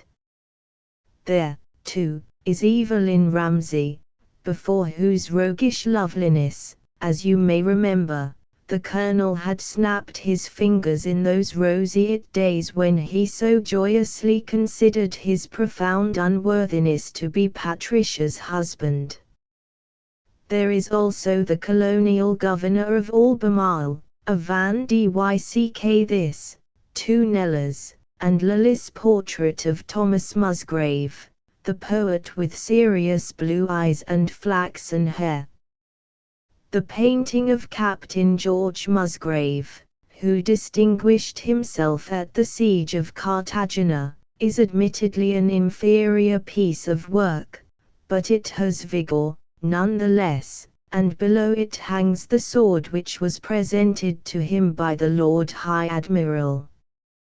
So quietly did Charteris come that the Colonel was not aware of his entrance until the novelist had coughed gently. He was in a dressing gown, and looked unusually wizened. "I saw your light," he said. "I don't seem to be able to sleep, somehow. It is so infernally hot and still. I suppose there is going to be a thunderstorm. I hate thunderstorms. They frighten me." The little man was speaking like a peevish child. "Oh, well. It will at least clear the air," said Rudolph Musgrave. "Sit down and have a smoke, won't you?" "No, thanks." Charteris had gone to the bookshelves and was gently pushing and pulling at the books so as to arrange their backs in a mathematically straight line. "I thought I would borrow something to read." "Why, this is the Tennyson you had at college, isn't it?" "Yes, I remember it perfectly." These two had roomed together through their college days. "Yes, it is the old Tennyson. And yonder is the identical Swinburne you used to spout from, too." "Lord, Jack, it seems a century since I used to listen by the hour to the Triumph of Time and Dolores." "Ah, but you didn't really care for them, not even then." Charteris reached up, his back still turned, and moved a candlestick the fraction of an inch. "There is something so disgustingly wholesome about you, Rudolph. And it appears to be ineradicable. I can't imagine how I ever came to be fond of you." The Colonel was twirling his pen, his eyes intent upon it. "And yet, we were fond of each other, weren't we, Jack? Why, I positively adored you. You were such a strong and healthy animal. Upon my word, I don't believe I ever missed a single football game you played in. In fact, I almost learned to understand the game on your account. You see, it was so good to watch you raging about with tousled hair, like the only original bull of Bashan, and the others tumbling like ninepins. It used to make me quite inordinately proud." The Colonel smoked. "But, Lord, how proud I was when you got medals." "Yes, I remember. Even if I did bully you sometimes. Remember how I used to twist your arm to make you write my Latin exercises, Jack?" "I liked to have you do that," Charteris said, simply. "It hurt a great deal, but I liked it." He had come up behind the Colonel, who was still seated. "Yes, that was a long while ago," said Charteris. "It is rather terrible, isn't it, to reflect precisely how long ago it was? Why, I shall be bald in a year or two from now." "But you have kept almost all your beautiful hair, Rudolph." Charteris touched the Colonel's head, stroking his hair ever so lightly once or twice. It was in effect a caress. The Colonel was aware of the odor of myrrh which always accompanied Charteris and felt that the little man was trembling. "Isn't there anything you want to tell me, Jack?" the Colonel said. He sat quite still. There was the tiniest pause. The caressing fingertips lifted from Musgrave's head, but presently gave it one more brief and half-timid touch. "Why, only au revoir, I believe. I am leaving at a rather ungodly hour tomorrow and won't see you, but I hope to return within the week. I hope so, Jack. And, after all, it is too late to be reading. I shall go back to bed and take more Trianol. And then, I dare say, I shall sleep. So goodbye, Rudolph. Good night, Jack. Oh, yes. I meant good night, of course. The colonel sighed, then he spoke abruptly. No, just a moment, Jack. I didn't ask you to come here tonight, but since you have come, by chance, I am going to follow the promptings of that chance, and strike a blow for righteousness with soiled weapons. Jack, do you remember suggesting that my father's correspondence during the war might be of value, and that his desk ought to be overhauled? Why, yes, of course. Mrs. Musgrave was telling me she began the task, said Charteris, and smiled a little. Unluckily, yes, but, well. In any event, it suggested to me that old letters are dangerous. I really had no idea what that desk contained. My father had preserved great stacks of letters. I have been going through them. They were most of them from women, letters which should never have been written in the first place, and which he certainly had no right to keep. What? And is Wild Will's love correspondence still extant? I fancy it made interesting reading, Rudolph. There were some letters which in a measure concern you, Jack. The colonel handed him a small packet of letters. If you will read the top one, it will explain. I will just go on with my writing. He wrote steadily for a moment or two. Then Charteris laughed musically. I have always known there was a love affair between my mother and Wild Will. But I never suspected until tonight that I had the honor to be your half-brother, Rudolph, one of Wild Will's innumerable bastards. Charteris was pallid, and though he seemed perfectly composed, his eyes glittered as with gusty brilliancies. I understand now why my reputed father always made such a difference between my sister and myself. I never liked old Alvin Charteris, you know. It is a distinct relief to be informed I have no share in his blood, although of course the knowledge comes a trifle suddenly. Perhaps I should have kept that knowledge to myself. I know it would have been kinder. I had meant to be kind. I loathe myself for dabbling in this mess.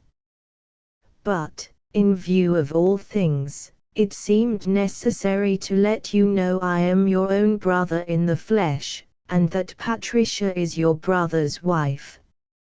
I see, said Charteris. According to your standards that would make a great difference. I don't know, speaking frankly, that it makes much difference with me. He turned again to the bookshelves, so that Musgrave could no longer see his face. Charteris ran his fingers caressingly over the backs of a row of volumes. I loved my mother, Rudolph. I never loved anyone else. That makes a difference. Then he said, we Musgraves, how patly I catalogue myself already, we Musgraves have a deal to answer for, Rudolph. And doesn't that make it all the more our duty to live clean and honest lives? To make the debt no greater than it is. Both men were oddly quiet. I am not so sure. John Charteris waved airily toward Sebastian Musgrave's counterfeit, then toward the other portraits. It was they who compounded our inheritances, Rudolph, all that we were to have in this world of wit and strength and desire and endurance. We know their histories. They were proud, brave and thriftless, a greedy and lecherous race, who squeezed life dry as one does an orange, and left us the dregs. I think that it is droll, but I am not sure it places us under any obligation. In fact, I rather think God owes us an apology, Rudolph. He spoke with quaint wistfulness. The colonel sat regarding him in silence, with shocked, disapproving eyes. Then Charteris cocked his head to one side and grinned like a hobgoblin. "What wouldn't you give," he demanded, "to know what I am really thinking of at this very moment while I talk so calmly?"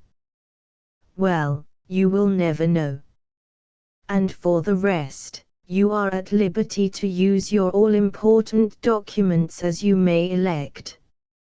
I am John Charteris, whatever man bego my body, he is rotten bones today, and it is as such I value him. I was never anybody's son, or friend or brother or lover, but just a pen that someone far bigger and far nobler than John Charteris writes with occasionally. Whereas but, oh, you are funny, Rudolph. And then, good night, dear brother Charteris added, sweetly, as he left the room. Asterisk asterisk asterisk asterisk asterisk. And Rudolph Musgrave could not quite believe in the actuality of what had just happened. In common with most of us, he got his general notions concerning the laws of life from reading fiction, and here was the material for a Renaissance tragedy wasted so far as any denouement went. Destiny, once more, was hardly rising to the possibilities of the situation. The weapon chance had forged had failed Rudolph Musgrave utterly, and, indeed, he wondered now how he could ever have esteemed it formidable. Jack was his half-brother.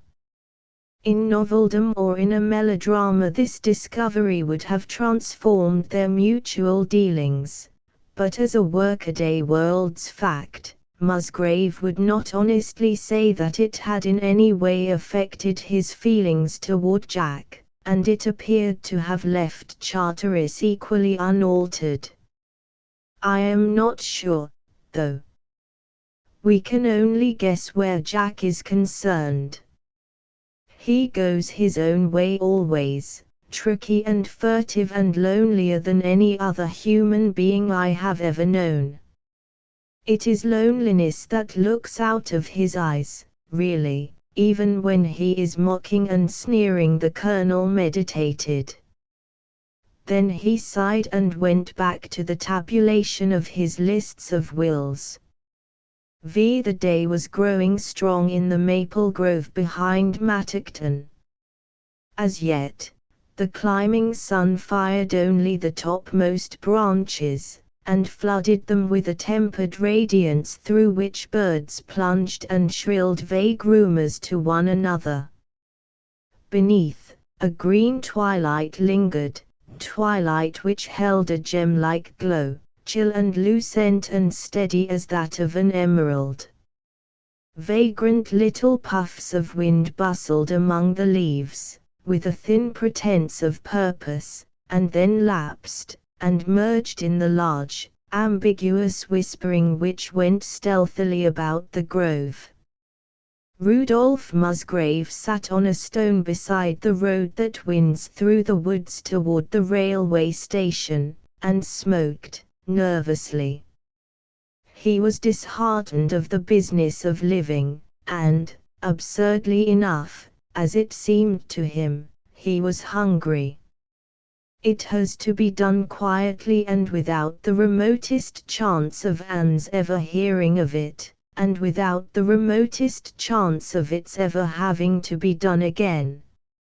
I have about 15 minutes in which to convince Patricia both of her own folly and of the fact that Jack is an unmitigated cad, and to get him off the place quietly, so that Anne will suspect nothing. And I never knew any reasonable argument to appeal to Patricia, and Jack will be a cornered rat. Yes, it is a large contract, and I would give a great deal, a very great deal, to know how I am going to fulfill it. At this moment his wife and Mr. Charteris, carrying 2 portmanteaux, came around a bend in the road not 20 feet from Musgrave. They were both rather cross. In the clean and more prosaic light of morning an elopement seemed almost silly. Moreover, Patricia had had no breakfast, and Charteris had been much annoyed by his wife, who had breakfasted with him, and had insisted on driving to the station with him. It was a trivial seeming fact, but, perhaps, not unworthy of notice, that Patricia was carrying her own portmanteau, as well as an umbrella. The 3 faced one another in the cool twilight. The woods stirred lazily about them. The birds were singing on a wager now. "Ah," said Colonel Musgrave, "so you have come at last. I have been expecting you for some time." Patricia dropped her portmanteau, sullenly. Mr. Charteris placed his with care to the side of the road, and said, "Oh." It was perhaps the only observation that occurred to him. Patricia Musgrave began, very kindly and very gravely, "You are about to do a foolish thing. At the bottom of your heart, even now, you know you are about to do a foolish thing, a thing you will regret bitterly and unavailingly for the rest of time. You are turning your back on the world, our world, on the one possible world you could ever be happy in. You can't be happy in the half-world, Patricia, you aren't that sort. But you can never come back to us then, Patricia. It doesn't matter what the motive was, what the temptation was, or how great the repentance is, you cannot ever return. That is the law, Patricia. Perhaps it isn't always a just law. We didn't make it, you and I, but it is the law, and we must obey it. Our world merely says that, leaving it once, you cannot ever return. Such is the only punishment it awards you, for it knows, this wise old world of ours, that such is the bitterest punishment which could ever be devised for you. Our world has made you what you are. In every thought and ideal and emotion you possess, you are a product of our world. You couldn't live in the half-world, Patricia. You are a product of our world that can never take root in that alien soil. Come back to us before it is too late, Patricia." Musgrave shook himself all over, rather like a Newfoundland dog coming out of the water, and the grave note died from his voice. He smiled, and rubbed his hands together. "And now," said he, "I will stop talking like a problem play, and we will say no more about it. Give me your portmanteau, my dear, and upon my word of honor, you will never hear a word further from me in the matter. Jack, here, can take the train, just as he intended. And, and you and I will go back to the house, and have a good, hot breakfast together. Patricia. She was thinking, unreasonably enough, how big and strong and clean her husband looked in the growing light. It was a pity Jack was so small. However, she faced Musgrave coldly, and thought how ludicrously wide of the mark were all these threats of ostracism. She shudderingly wished he would not talk of soil and taking root and hideous things like that, but otherwise the Colonel left her unmoved. He was certainly good-looking, though. Charteris was lighting a cigarette, with a queer, contented look. He knew the value of Patricia's stubbornness now. Still, he appeared to be using an unnecessary number of matches.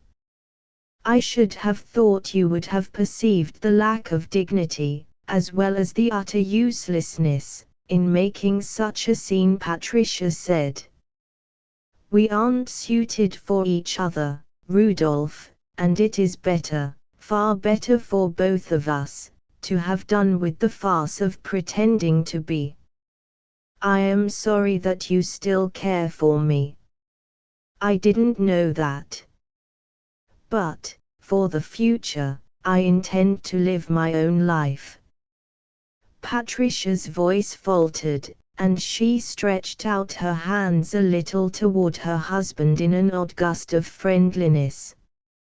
He looked so kind, and he was not smiling in that way she never liked. Surely that isn't so unpardonable a crime, Rudolph? She asked, almost humbly.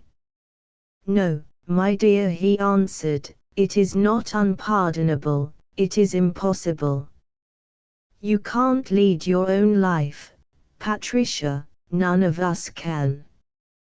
Each life is bound up with many others, and every rash act of yours, every hasty word of yours, must affect to some extent the lives of those who are nearest and most dear to you. But, it is not argument that I would be at. Patricia, there was a woman once, she was young, and wealthy, and, well, I won't deceive you by exaggerating her personal attractions. I will serve up to you no praises of her sauced with lies. But fate and nature had combined to give her everything a woman can desire, and all this that woman freely gave to me who hadn't youth or wealth or fame or anything. And I can't stand by, for that dear dead girl's sake, and watch your life go wrong, Patricia. You are just like the rest of them, Olaf. And when had she used that half-forgotten nickname last, he wondered. You imagine you are in love with a girl because you happen to like the color of her eyes, or because there is a curve about her lips that appeals to you. That isn't love, Olaf, as we women understand it. And wildly hideous and sad, it seemed to Colonel Musgrave, this dreary parody of their old love talk. Only, he dimly knew that she had forgotten John Charteris existed, and that to her this moment seemed no less sardonic. Charteris inhaled, lazily, yet, he did not like the trembling about Patricia's mouth. Her hands, too, opened and shut tight before she spoke. It is too late now, she said, dully. I gave you all there was to give. You gave me just what Grandma Pendoma and all the others had left you able to give. That remnant isn't love, Olaf, as we women understand it. And, anyhow, it is too late now. Yet Patricia was remembering a time when Rudolph's voice held always that grave, tender note in speaking to her. It seemed a great while ago. And he was big and manly, just like his voice, Rudolph was, and he looked very kind. Desperately, Patricia began to count over the times her husband had offended her. Hadn't he talked to her in the most unwarrantable manner only yesterday afternoon? Too late, oh, not a bit of it. Musgrave cried. His voice sank persuasively. Why, Patricia, you are only thinking the matter over for the first time. You have only begun to think of it. Why, there is the boy, our boy, Patricia. Surely, you hadn't thought of Roger. He had found the right chord at last. It quivered and thrilled under his touch, and the sense of mastery leaped in his blood. Of a sudden, he knew himself dominant. Her face was red, then white, and her eyes wavered before the blaze of his, that held her, compellingly. Now, honestly, just between you and me, the Colonel said, confidentially, was there ever a better and braver and quainter and handsomer boy in the world? Why, Patricia, surely, you wouldn't willingly, of your own accord, go away from him, and never see him again. Oh, you haven't thought, I tell you. Think, Patricia. Don't you remember that first day, when I came into your room at the hospital and he, how wrinkled and red and old-looking he was then, wasn't he, little wife? Don't you remember how he was lying on your breast, and how I took you both in my arms, and held you close for a moment, and how for a long, long while there wasn't anything left of the whole wide world except just us three and God smiling down upon us? Don't you remember, Patricia? Don't you remember his first tooth? Why, we were as proud of him, you and I, as if there had never been a tooth before in all the history of the world. Don't you remember the first day he walked? Why, he staggered a great distance, oh, nearly 2 yards, and caught hold of my hand, and laughed and turned back, to you. You didn't run away from him then, Patricia. Are you going to do it now? She struggled under his look. She had an absurd desire to cry, just that he might console her. She knew he would. Why was it so hard to remember that she hated Rudolph? Of course, she hated him, she loved that other man yonder. His name was Jack. She turned toward Charteris, and the reassuring smile with which he greeted her, impressed Patricia as being singularly nasty. She hated both of them. She wanted, in that brief time which remained for having anything, only her boy, her soft, warm little Roger who had eyes like Rudolph's. It's too late, Rudolph, she stammered, parrot-like. If you had only taken better care of me, Rudolph. No, it's too late, I tell you. You will be kind to Roger. I am only weak and frivolous and heartless. I am not fit to be his mother. I'm not fit, Rudolph. Rudolph, I tell you I'm not fit. Let me go, my dear, in mercy, let me go. For I haven't loved the boy as I ought to, and I am afraid to look you in the face, and you won't let me take my eyes away, you won't let me. Rudolph, let me go. Not fit. His voice thrilled with strength, and pulsed with tender cadences. Ah, Patricia, I am not fit to be his father. But, between us, mightn't we do much for him? Come back to us, Patricia, to me and the boy. We need you, my dear. Ah, I am only a stolid, unattractive foggy, I know, but you loved me once, and I am the father of your child. My standards are out of date, perhaps, and in any event they are not your standards, and that difference has broken many ties between us, but I am the father of your child. You must come back to me and the boy. Musgrave caught her face between his hands, and lifted it toward his. Patricia, don't make any mistake. There is nothing you care for so much as that boy. You can't give him up. If you had to walk over red-hot plowshares to come to him, you would do it. If you could win him a moment's happiness by a lifetime of poverty and misery and degradation, you would do it.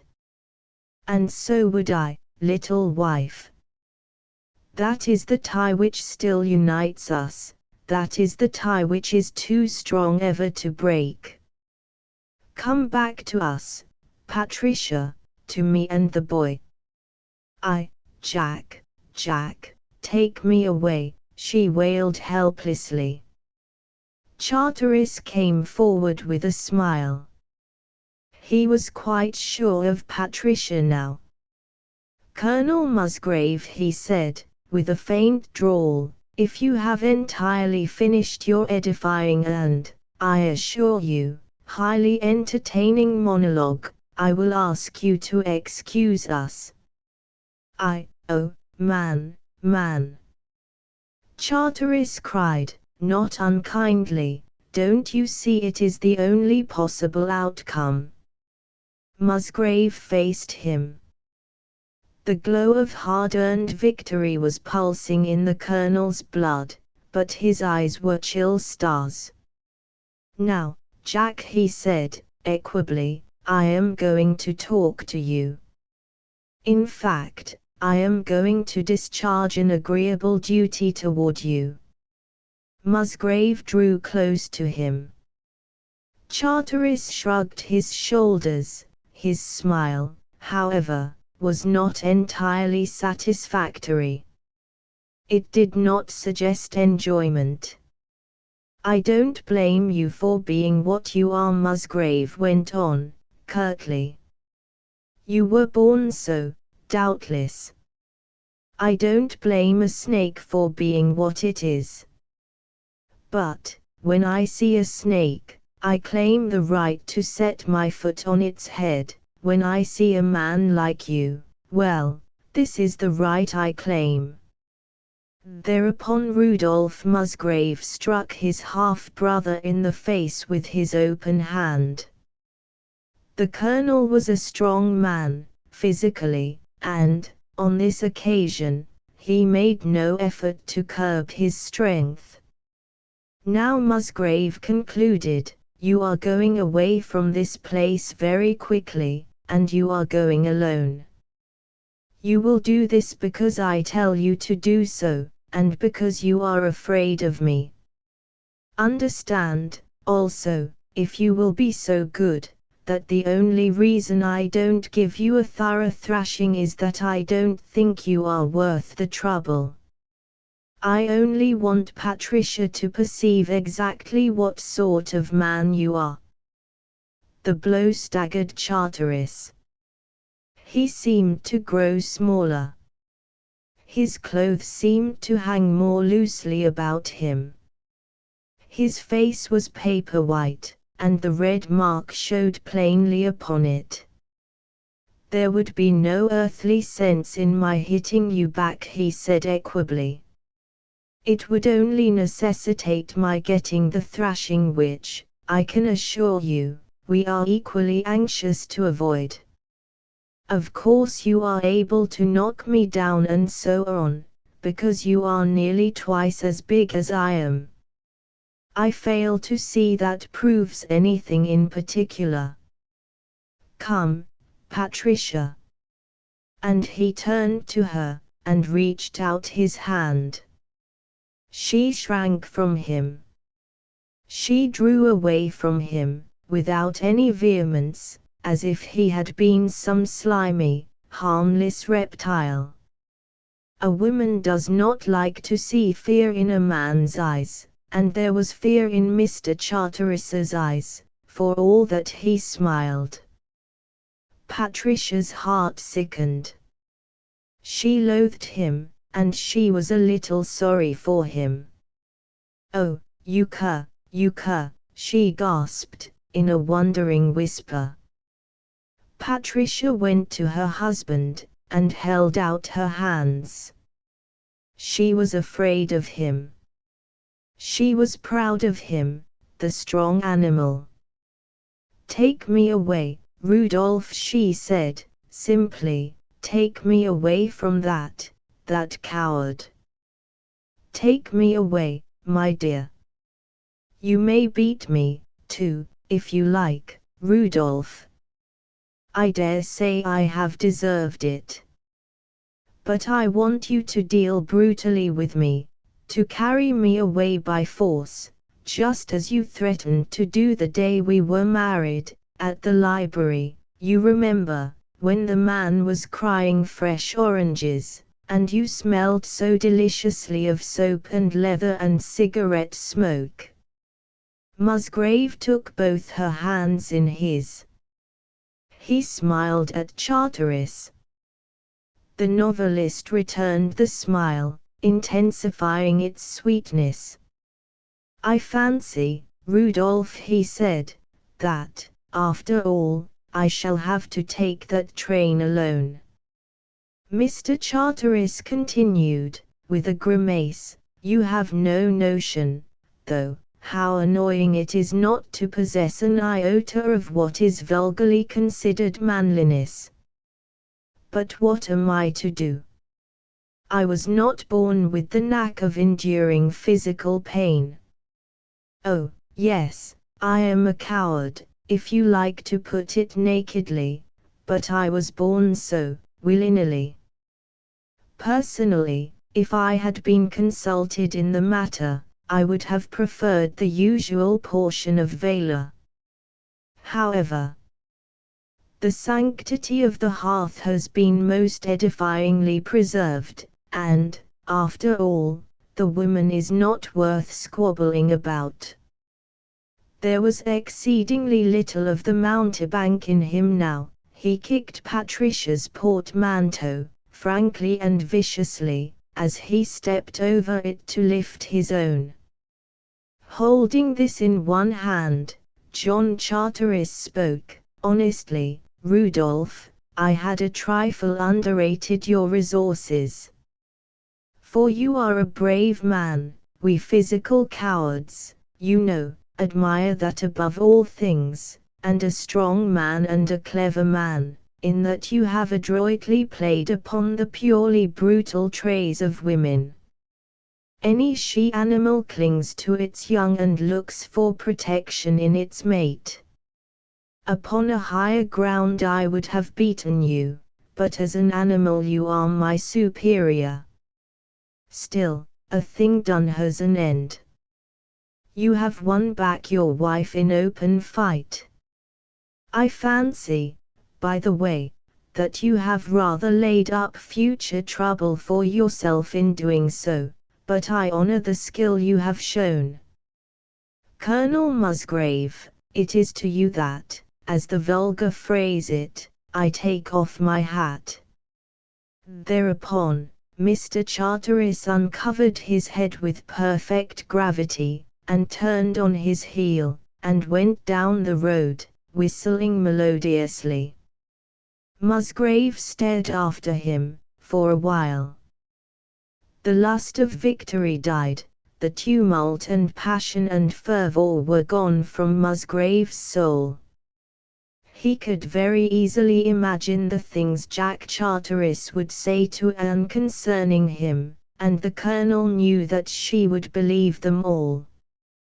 He had won the game, he had played it, heartily and skillfully and successfully, and his reward was that the old bickerings with Patricia should continue, and that Anne should be taught to loathe him. He foresaw it all very plainly as he stood, hand in hand with his wife. But Anne would be happy. It was for that he had played. 6. They came back to Mattockton almost silently. The spell of the dawn was broken, it was honest, garish day now, and they were both hungry. Patricia's spirits were rising, as a butterfly's might after a thunderstorm. Since she had only a few months to live, she would at least not waste them in squabbling. She would be conscientiously agreeable to everybody. "Ah, Rudolph, Rudolph," she cooed, "if I had only known all along that you loved me." "My dear," he protested, fondly, "it seemed such a matter of course." He was a little tired, perhaps, the portmanteau seemed very heavy. A woman likes to be told, a woman likes to be told every day. Otherwise, she forgets, Patricia murmured. Then her face grew tenderly reproachful. "Ah, Rudolph, Rudolph, see what your carelessness and neglect has nearly led to. It nearly led to my running away with a man like that. It would have been all your fault, Rudolph, if I had. You know it would have been, Rudolph." And Patricia sighed once more, and then laughed and became magnanimous. "Yes, yes, after all, you are the boy's father." She smiled up at him kindly and indulgently. "I forgive you, Rudolph," said Patricia. He must have shown that pardon from Patricia just now was not unflavored with irony, for she continued, in another voice, "Who, after all, is the one human being you love? You know that it's the boy, and just the boy alone. I gave you that boy. You should remember that." "I think, I do remember it, Patricia, I bore the child. I paid the price, not you," Patricia said, very quiet. "No, I don't mean the price all women have to pay." She paused in their leisurely progress, and drew vague outlines in the roadway with the ferrule of her umbrella before she looked up into Rudolph Musgrave's face. She appraised it for a long while, and quite as if her husband were a stranger. "Yes, I could make you very sorry for me, if I wanted to." Her thoughts ran thus. "But what's the use? You could only become an interminable nuisance in trying to soothe my dying hours. You have just obstinately squatted around in Lichfield and devoted all your time to being beautiful and good and mooning around women for I don't know how many years. You make me tired, and I have half a mind to tell you so right now. And there really is no earthly sense in attempting to explain things to you. You have so got into the habit of being beautiful and good that you are capable of quoting scripture after I have finished. Then I would assuredly box your jaws, because I don't yearn to be a poor stricken deer and weep on anybody's bosom. And I don't particularly care about your opinion of me, anyway." Aloud she said, "Oh, well, Let's go and get some breakfast. 7. And thus the situation stayed. Patricia told him nothing. And Rudolph Musgrave, knowing that according to his lights he had behaved not unhandsomely, was the merest trifle patronizing and rather like a person speaking from a superior plane in his future dealings with Patricia. Moreover, he was engrossed at this time by his scholarly compilation of Lichfield legislative papers prior to 1800, which was printed the following February. She told him nothing.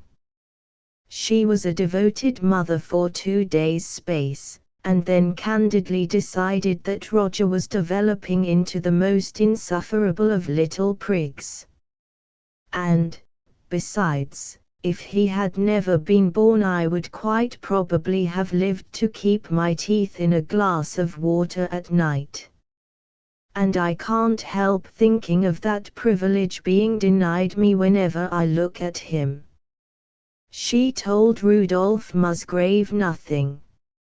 She was finding it mildly amusing to note how people came and went at Mattockton, and to appraise these people disinterestedly, because she would never see them again.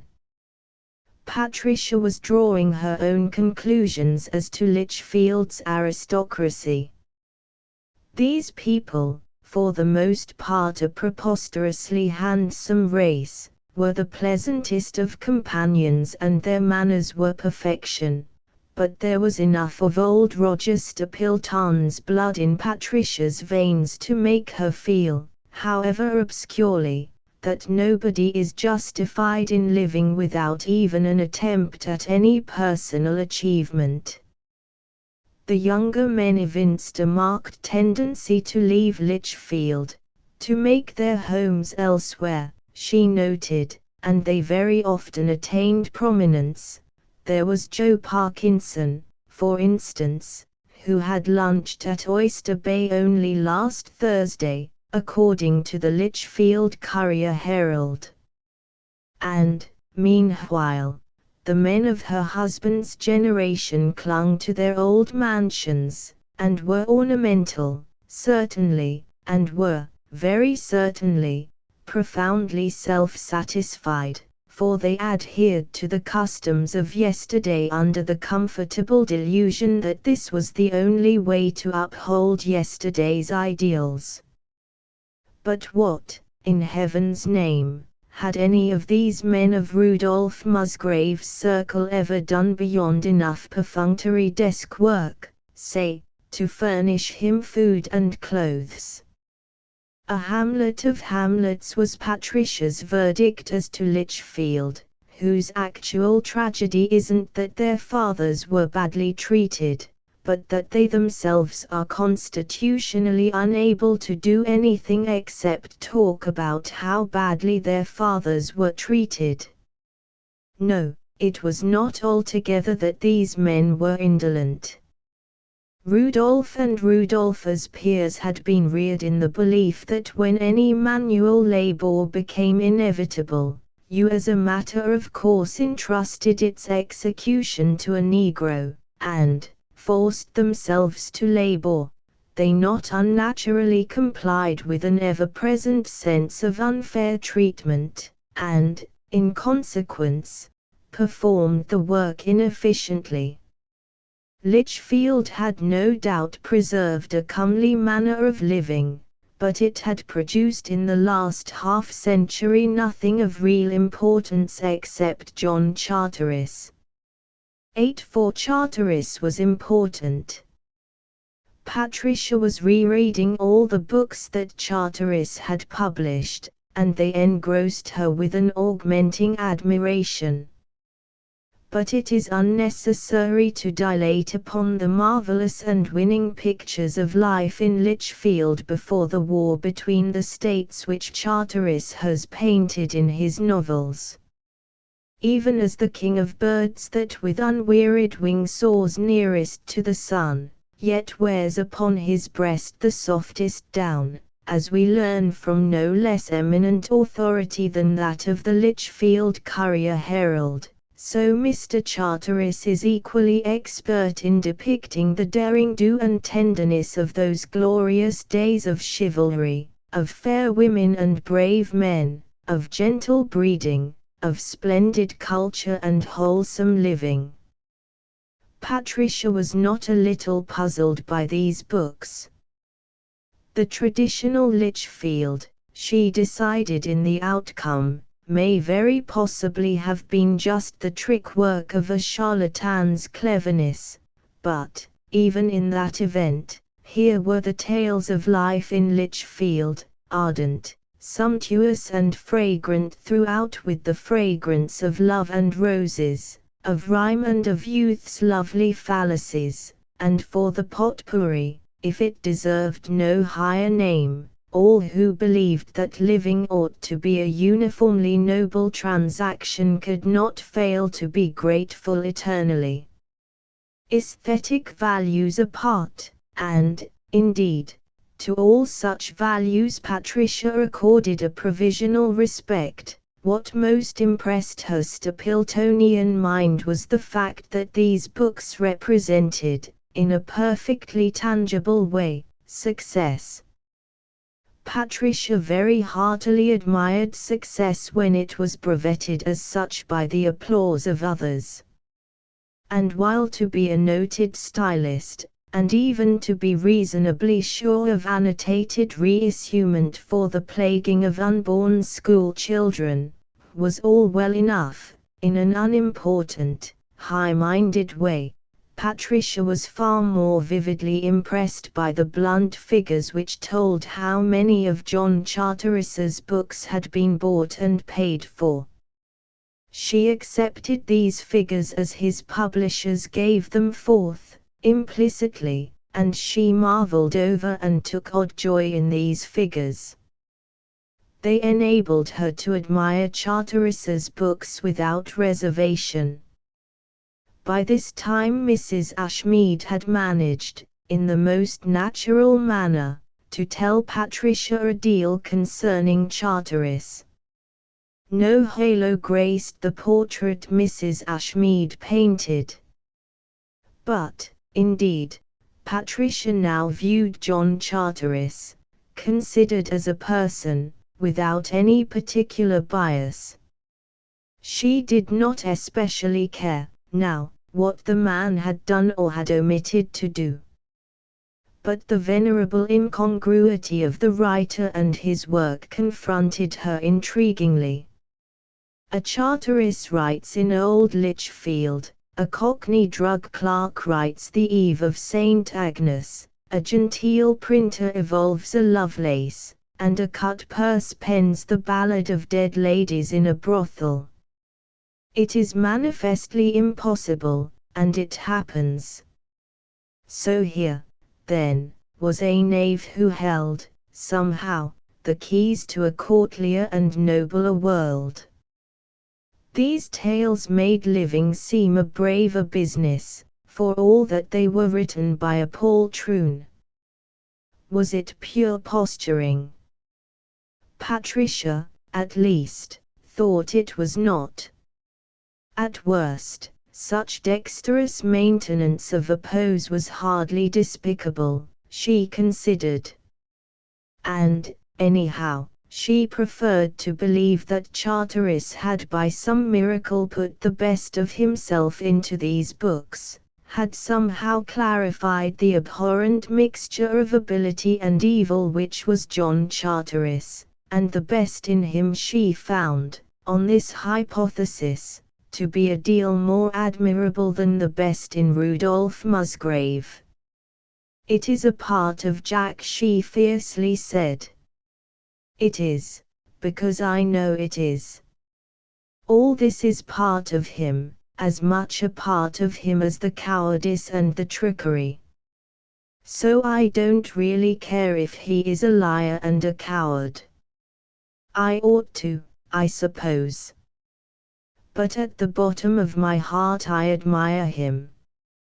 He has made something, he has created these beautiful books, and they will be here when we are all dead. He doesn't leave the world just as he found it. That is the only real cowardice, I think, especially as I am going to do it." And later she said, belligerently, "If I had been a man I could have at least assassinated somebody who was prominent. I do wish Rudolph was not such a stick in the mud. And I wish I liked Rudolph better. But on the whole I prefer the physical coward to the moral one. Rudolph simply bores me stiff with his benevolent airs. He just walks around the place forgiving me 60 times to the hour, and if he doesn't stop it I am going to slap him." Thus Patricia. 9. The world knows how Charteris was killed in Fairhaven by Jasper Hardress, the husband of that flighty Mrs. Hardress Anne had spoken of. "And I hardly know," said Mrs. Ashmead, "whether more to admire the justice or the sardonic humor of the performance.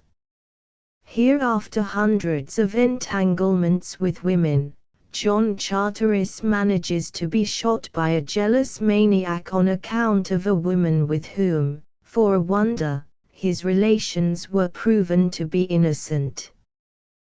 The man needed killing, but it is asking too much of human nature to put up with his being made a martyr of."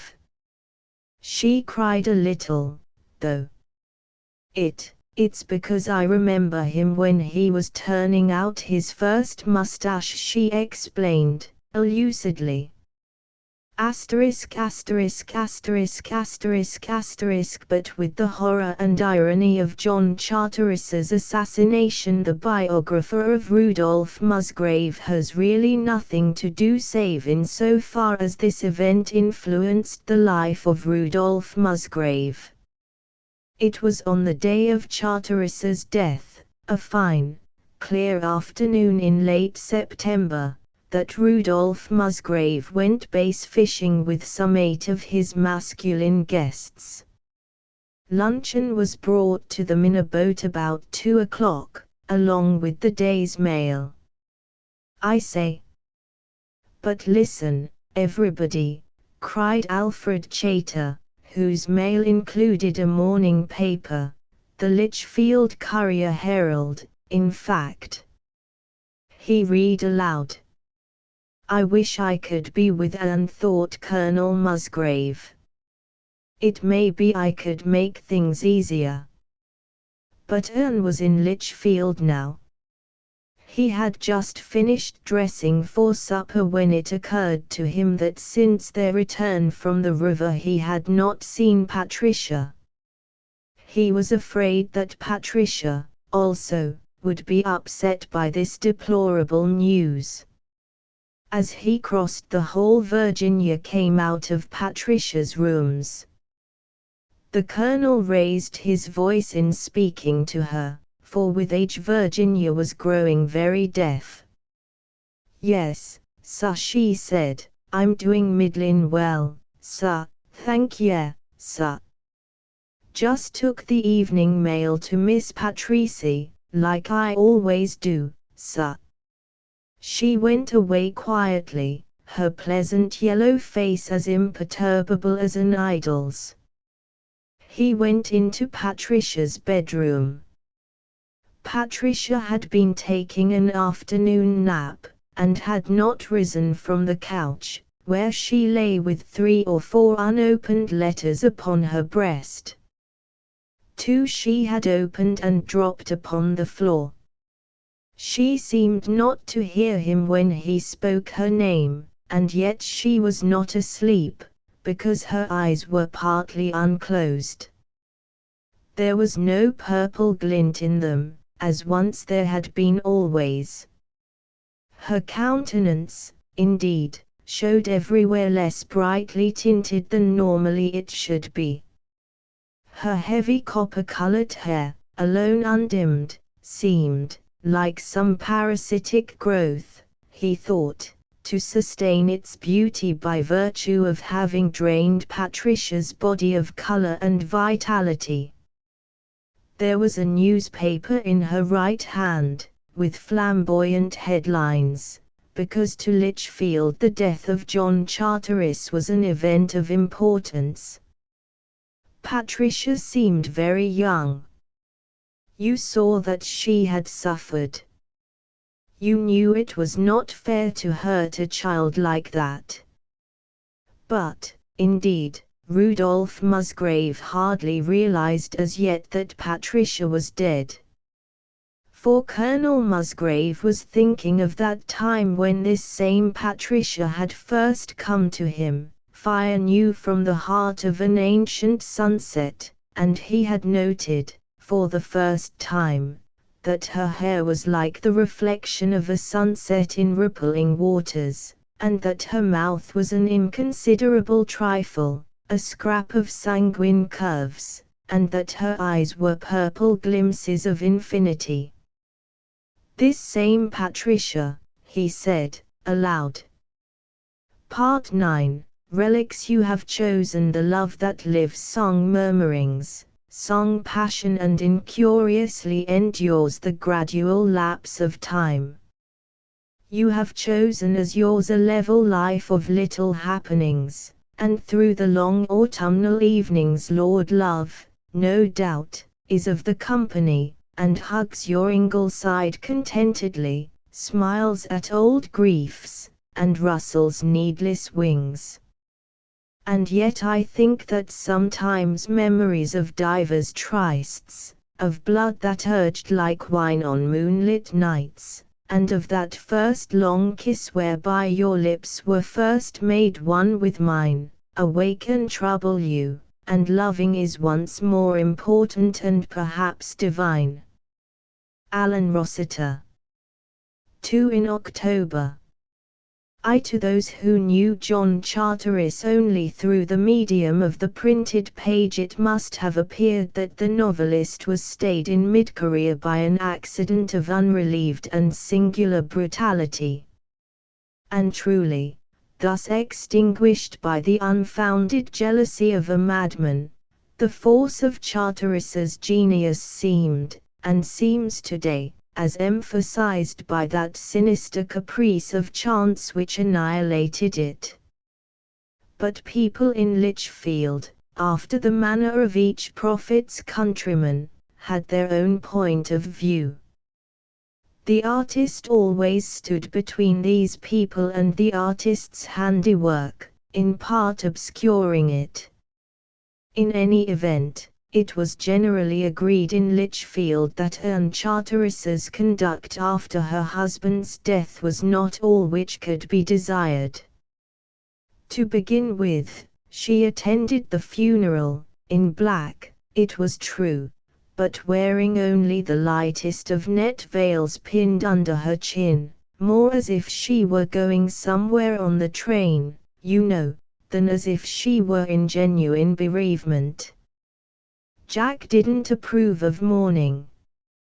He said it was a heathen survival. That was the only explanation she offered. It seemed inadequate to Lichfield. It was preferable, as good taste went, for a widow to be too overcome to attend her husband's funeral at all. And Mrs. Charteris had not wept once during the church ceremony, and had not even had hysterics during the interment at Cedarwood, and she had capped a scandalous morning's work by remaining with the undertaker and the bricklayers to supervise the closing of John Charteris's grave. Why, but of course. It is the last thing I will ever be allowed to do for him, she had said, in innocent surprise. Why shouldn't I? Her air was such that you were both to talk to her about appearances. Because she isn't a bit like a widow, as Mrs. Ashmead pointed out. Anybody can condole with a widow, and devote 2 outer sheets to explaining that you realize nothing you can say will be of any comfort to her, and begin at the top of the inside page by telling her how much better off he is today, which I have always thought a double-edged assertion when advanced to a man's widow. But you cannot condole with a lantern whose light has been blown out. That is what urn is. Mrs. Ashmead meditated and appeared dissatisfied.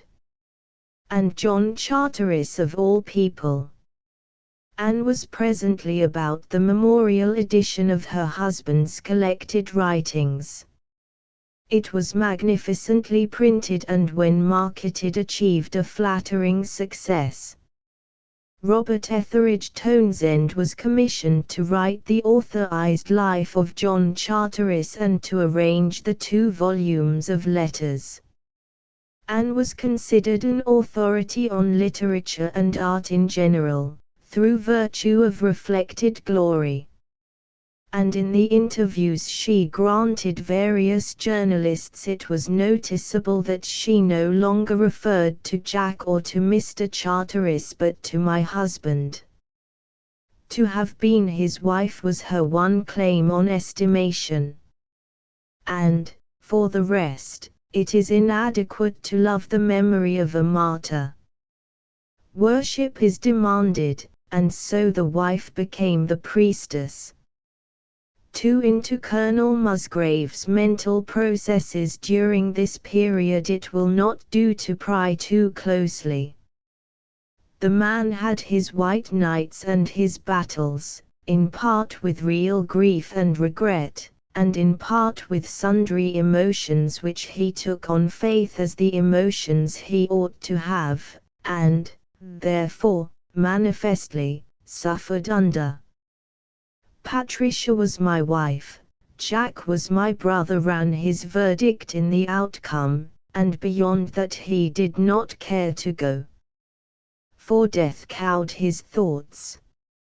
In the Colonel's explicit theology dead people were straightway conveyed to either one or the other of 2 places. He had very certainly never known anybody who in his opinion merited the torments of his orthodox Gehenna, so that in imagination he vaguely populated its blazing corridors with Nero and Judas and Caesar Borgia and Henry VIII, and Spanish inquisitors and the aboriginal American Indians, excepting of course his ancestress Pocahontas, and with Benedict Arnold and all the carpetbaggers and such like other eminent practitioners of depravity. For no one whom Rudolph Musgrave had ever encountered in the flesh had been really and profoundly wicked, Rudolph Musgrave considered, and so, he always gravely estimated this or that acquaintance, after death, to be better off, poor fellow, as the Colonel phrased it, with a tinge of self-contradiction, even if he actually refrained in fancy from endowing the deceased with aureate harps and crowns and footgear. In fine, death cowed the Colonel's thoughts. Beyond the grave they did not care to venture, and when confronted with that abyss they decorously balked. Patricia and Jack were as a matter of course better off then, and, miraculously purged of faults, with all their defects somehow remedied, the Colonel's wife and brother, with Agatha and the Colonel's other interred relatives, were partaking of dignified joys in bright supernal iridescent realms, which the Colonel resignedly looked forward to entering, on some comfortably remote day or another, and thus rejoining his transfigured kindred. Such was the Colonel's charitable decision, in the forming whereof logic was in no way implicated. For religion, as the Colonel would have told you sedately, was not a thing to be reasoned about. Attempting to do that, you became in Rudolph Musgrave's honest eyes regrettably flippant. Meanwhile cousin Lucy Fenner was taking care of the Colonel and little Roger.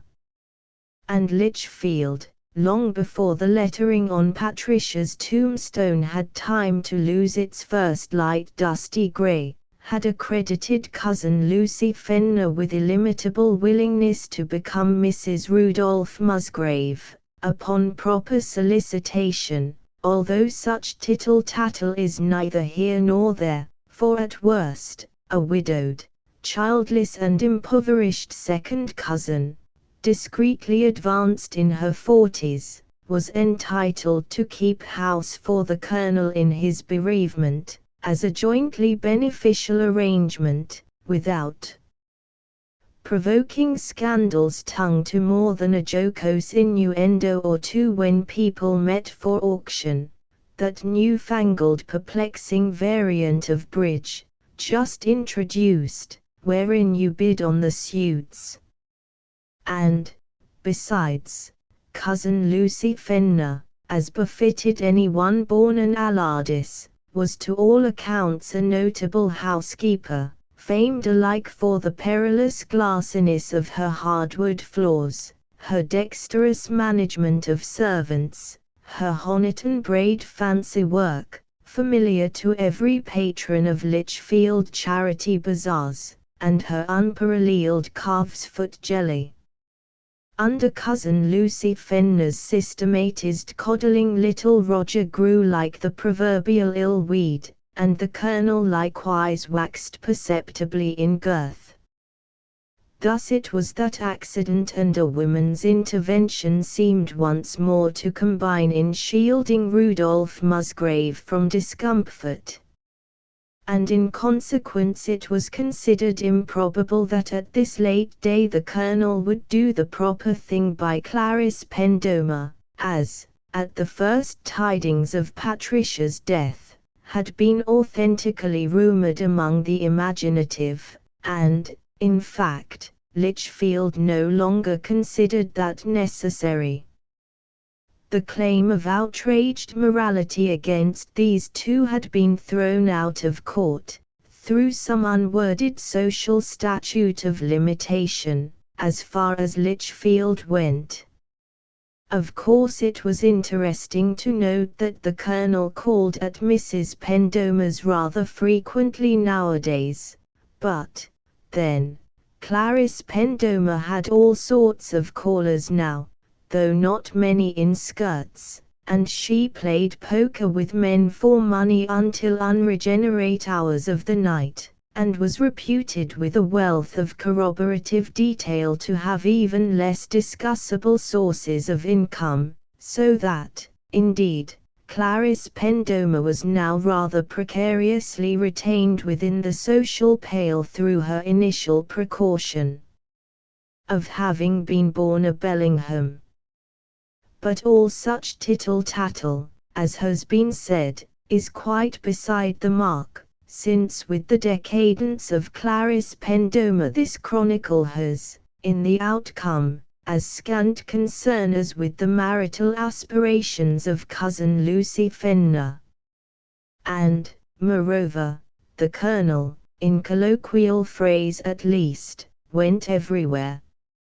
After the 6 months of comparative seclusion which decency exacted of his widowerhood, and thereby afforded him ample leisure to complete and publish his Lichfield legislative papers prior to 1800, the Colonel, be it repeated, went everywhere, and people found him no whit the worse company for his black gloves and the sombre band stitched to his coat sleeve. So Lichfield again received him gladly, as the social triumph of his generation. Handsome and trim and affable, no imaginable tourist could possibly have divined, for everybody in Lichfield knew, of course, that Rudolph Musgrave had rounded his half-century, and he stayed, as ever, invaluable to Lichfield matrons alike against the entertainment of an out-of-town girl, the management of a cotillon, and the prevention of unpleasant pauses among incongruous dinner companies. But of Anne Charteris he saw very little nowadays. And, indeed, it was of her own choice that Anne lived apart from Lakefieldian junketings, contented with her dreams and her pride therein, and her remorseful tender memories of the things she might have done for Jack and had not done, lived upon exalted levels nowadays, to which the Colonel's more urbane bereavement did not aspire. 3 Charteris was engraved in large, raised letters upon the granite coping over which Anne stepped to enter the trim burial plot wherein her dead lay. The place today is one of the points of interest in Cedarwood. Tourists, passing through Lichfield, visit it as inevitably as they do the graves of the presidents, the Southern generals and the many other famous people which the old cemetery contains, and the Negro hackmen of Lichfield are already profuse in inaccurate information concerning its occupant. In a phrase, the postcard which pictures E9436, grave of John Charteris is among the 7 similar misinterpretations of localities most frequently demanded in Lakefieldian drug stores and news stands. Her Victoria had paused a trifle farther up the hill, where 2 big sycamores overhung the roadway. She came into the place alone, walking quickly, for she was unwarrantably flustered by her late encounter.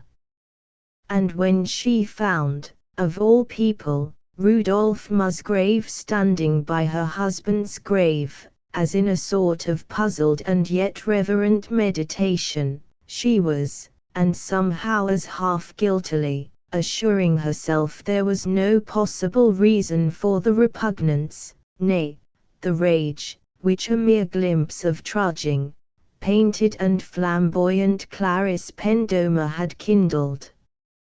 Yet it must be recorded that Anne had always detested Clarice. Now Anne spoke, as the phrase runs, before she thought. She came with you. And he answered, as from the depths of an uncalled-for comprehension which was distinctly irritating, yes. And Harry, too, for that matter. Only our talk got somehow to be not quite the sort it would be salutary for him to take an interest in.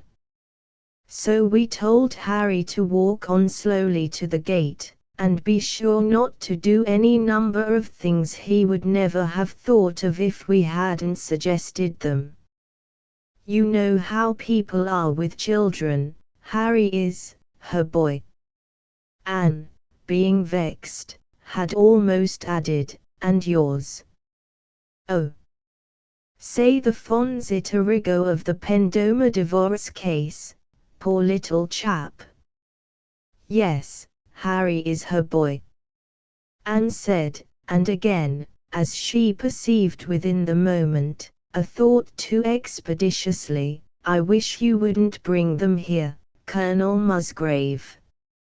Indeed, it seemed to her flat desecration that Musgrave should have brought his former mistress into this hallowed plot of ground. She did not mind, illogically, perhaps, his bringing the child. Eh? Oh, yes, said Colonel Musgrave. He was sensibly nettled. You wish Colonel Musgrave wouldn't bring them here. But then, you see, we had been to Patricia's grave. And we remembered how Jack stood by us both when things bade fair to be even more unpleasant for Clarice and myself than they actually were. You shouldn't, I think, grudge even such moral reprobates the privilege of being properly appreciative of what he did for both of us. Besides, You always come on Saturdays, you know. We couldn't very well anticipate that you would be here this afternoon. So he had been at pains to spy upon her. Anne phrased it thus in her soul, being irritated, and crisply answered, I am leaving Lichfield tomorrow.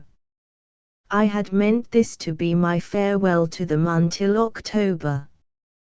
Colonel Musgrave had glanced toward the little headstone, with its rather lengthy epitaph, which marked the resting place of this woman's only child, and then to the tall shaft whereon was engraved just John Charteris. The latter inscription was very characteristic of her viewpoint, he reflected, and yet reasonable, too, as one might mention a Hector or a Gertie, say, without being at pains to disclaim allusion to the minor sharers of either name. Yes, he said.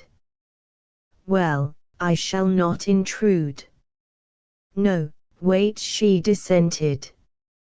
Her voice was altered now, for there had come into it a marvelous gentleness. And Colonel Musgrave remained motionless. The whole world was motionless, ineffably expectant, as it seemed to him. Sunset was at hand. On one side was the high wooden fence which showed the boundary of cedar wood, and through its palings and above it, was visible the broad, shallow river, comfortably colored, for the most part, like Café or Late, but flecked with many patches of foam and flat iron-colored rocks and innumerable islets, some no bigger than a billiard table, but with even the tiniest boasting a tree or two. On the other, westward, was a mounting vista of close-shaven turf, and many copings, like magnified geometrical problems, and a host of stunted growing things, with the staid verdancy of evergreens predominant, and a multitude of candid shafts and slabs and crosses and dwarfed lambs and meditant angels.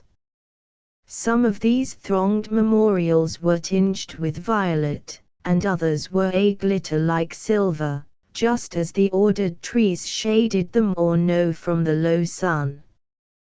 The disposition of all worldly affairs, the man dimly knew, was very anciently prearranged by an illimitable and, upon the whole, a kindly wisdom. She was considering the change in him.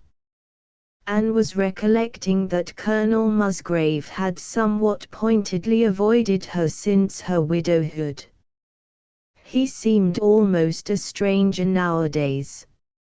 And she could not recognize in the man any resemblance to the boy whom she remembered, so long ago, excepting just his womanish mouth, which was as in the old time very full and red and sensitive. And, illogically enough, both this great change in him and this one feature that had never changed annoyed her equally. She was also worried by his odd tone of flippancy. It jarred, it vaguely, for the phrase has no equivalent, rubbed her the wrong way. Here at a martyr's tomb it was hideously out of place, and yet she did not see her way clear to rebuke. So she remained silent. But Rudolph Musgrave was uncanny in some respects. For he said within the moment, I am not a bit like John Charteris, am I? No, she answered, quietly. It had been her actual thought. Anne stayed a tiny while quite motionless.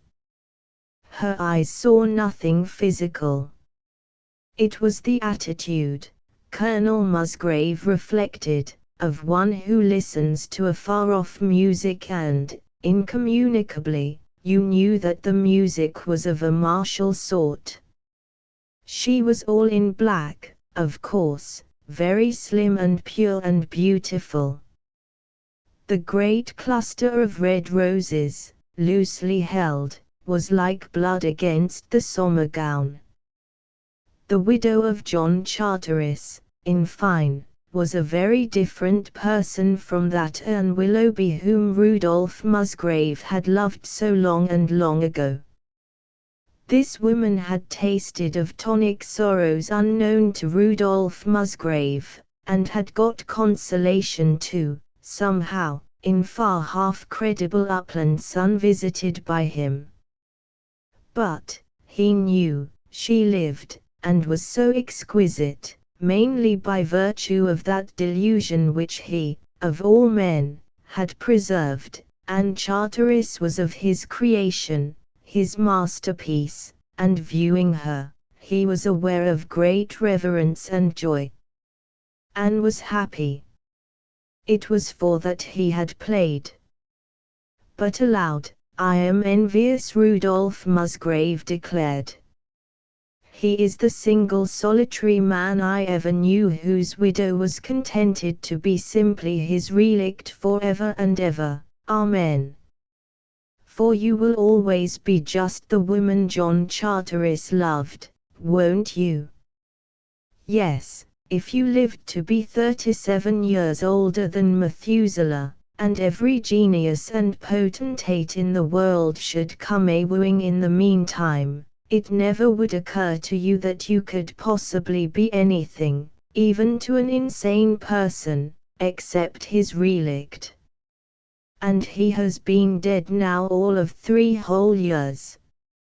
So I am envious, just as we ordinary mortals can't help being of you both, and, may I say it, I am glad." For they were standing thus when a boy of 10 or 11 came unhurriedly into the section. He assumed possession of Colonel Musgrave's hand as though the action were a matter of course. "I got lost, Colonel Musgrave," the child composedly announced. "I walked ever so far, and the gate wasn't where we left it. And the roads kept turning and twisting so, it seemed I'd never get anywhere. I don't like being lost when it's getting dark and there's so many dead people round, do you?" The colonel was moved to disapproval. "Young man, I suppose your poor deserted mother is looking for you everywhere, and has probably torn out every solitary strand of hair she possesses by this time." "I reckon she is," the boy assented. The topic did not appear to be in his eyes of preeminent importance. Then Anne Charteris said, "Harry," and her voice was such that Rudolph Musgrave wheeled with amazement in his face. The boy had gone to her complacently, and she stood now with one hand on either of his shoulders, regarding him. Her lips were parted, but they did not move at all. "You are Mrs. Pendomer's boy, aren't you?" said Anne Charteris, in a while. She had some difficulty in articulation. "Yes, Harry assented, "and we come here most every Wednesday, and, please, you're hurting me." "I didn't mean to, dear," the woman added, painfully. "Don't interfere with me, Rudolph Musgrave. Your mother must be very fond of you, Harry. I had a little boy once. I was fond of him. He would have been 11 years old last February. Please, I wasn't 11 till April, and I ain't tall for my age, but Tubby Parsons says," the woman gave an odd, unhuman sound. "Not until April." "Harry," said Colonel Musgrave then, "an enormous whale is coming down the river in precisely 2 minutes. Perhaps if you were to look through the palings of that fence you might see him." I don't suppose you would care to, though. And Harry strolled resignedly toward the fence. Harry Pendomer did not like this funny lady who had hurt, frightened eyes. He did not believe in the whale, of course, any more than he did in Santa Claus. But like most children, he patiently accepted the fact that grown people are unaccountable overlords appointed by some vast betize, whom, if only through prudential motives, it is preferable to humor. Colonel Musgrave stood now upon the other side of John Charteris's grave, just in the spot that was reserved for her own occupancy some day. You are ill, Anne. You are not fit to be out. Go home. I had a little boy once, she said. But that's all past and gone, and good times and bad times and all times pass over. There's an odd simple music in the sentence, isn't there? Yet I remember it chiefly because I used to read that book to him and he loved it. And it was my child that died. Why is this other child so like him? Oh, then, that's it, is it? Said Rudolph Musgrave, as in relief. Bless me, I suppose all these little shavers are pretty much alike. I can only tell Roger from the other boys by his red head. Humanity in the raw, you know. Still, it is no wonder it gave you a turn. You had much better go home, however, and not take any foolish risks, and put your feet in hot water, and rub cologne on your temples, and do all the other suitable things. I remember now, she continued, without any apparent emotion, and as though he had not spoken. When I came into the room you were saying that the child must be considered. You were both very angry, and I was alarmed, foolishly alarmed, perhaps. And John Charteris said, let him tell, then, and you told me, the truth, Anne. And he sat quietly by. Oh, if he'd had the grace, the common manliness. She shivered here. But he never interrupted you. I was not looking at him. I was thinking how vile you were. And when you had ended, he said, my dear, I am sorry you should have been involved in this. But since you are, I think we can assure Rudolph that both of us will regard his confidence as sacred. Then I remembered him, and thought how noble he was. And all those years that were so happy, hour by hour, he was letting you meet his bills. She seemed to wrench out the inadequate metaphor. You could hear the far-off river, now, faint as the sound of boiling water. After a few pacings Colonel Musgrave turned upon her. He spoke with a curious simplicity. There isn't any use in lying to you. You wouldn't believe.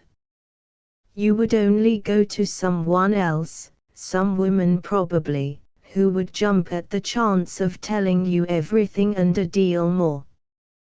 Yes, there are a great many they do says floating about. This was the only one that came near being serious. The man was very clever.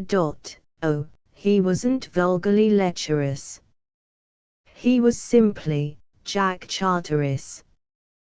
He always irritated Lichfield, though, by not taking Lichfield very seriously. You would hear every by-end of retaliative and sniggered over mythology, and in your present state of mind you would believe all of them. I happen to know that a great many of these stories are not true. A great many of these stories unrepeated, aren't true. A great many aren't. That ought to be consoling, oughtn't it? She spoke without a trace of bitterness. I express myself very badly. What I really mean, what I am aiming at, is that I wish you would let me answer any questions you might like to ask, because I will answer them truthfully. Very few people would. You see, you go about the world so like a greystone saint who has just stepped down from her niche for the fraction of a second. He added, as with venom, that it is only human nature to dislike you. Anne was not angry. It had come to her, quite as though she were considering some other woman, that what the man said was, in a fashion, true. There is sunlight and fresh air in the street, John Charteris had been wont to declare, and there is a culvert at the corner. I think it is a mistake for us to emphasize the culvert. So he had trained her to disbelieve in its existence. She saw this now. It did not matter. It seemed to her that nothing mattered anymore. I've only one question, I think. Why did you do it? She spoke with bright amazement in her eyes. Oh, my dear, he comically deplored. Why, because it was such a noble thing to do.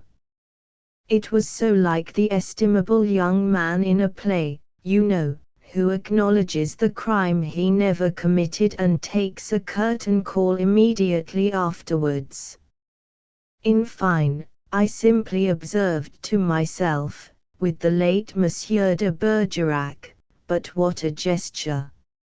And he parodied an actor's motion in this role. She stayed unsmiling and patiently awaiting veracity. Anne did not understand that Colonel Musgrave was telling the absolute truth. And so, you haven't any sense of humor, he lamented. You used to have a deal, too, before you took to being conscientiously cheerful, and diffusing sweetness and light among your cowering associates. Well, it was because it helped him a little. Oh, I am being truthful now. I had some reason to dislike Jack Charteris, but odd as it is, I know today I never did. I ought to have, perhaps. But I didn't. My friend, you are being almost truthful. But I want the truth entire. It isn't polite to disbelieve people, he reproved her, or at the very least, according to the best books on etiquette, you ought not to do it audibly. Would you mind if I smoked? I could be more veracious then.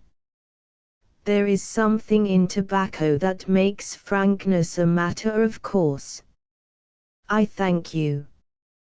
He produced an amber holder, fitted a cigarette into it, and presently inhaled twice.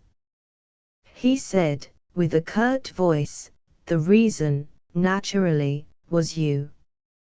You may remember certain things that happened just before John Charteris came and took you. Oh, that is precisely what he did. You are rather a narrow-minded woman now, in consequence, or in my humble opinion, at least, and deplorably superior. It pleased the man to have in his house, if you will overlook my venturing into metaphor, one cool room very sparsely furnished where he could come when the mood seized him. He took the raw material from me, wherewith to build that room, because he wanted that room. I acquiesced, because I had not the skill wherewith to fight him, and understood him now, as with a great drench of surprise and fear was what she felt in chief when she saw for just this moment, as though it had lightened, the man's face transfigured, and tender, and strange to her. I tried to buy your happiness, yes, just to keep you blind indefinitely. Had the price been heavier, I would have paid it the more gladly. Fate has played a sorry trick. You would never have seen through him. My dear, I have wanted very often to shake you, he said.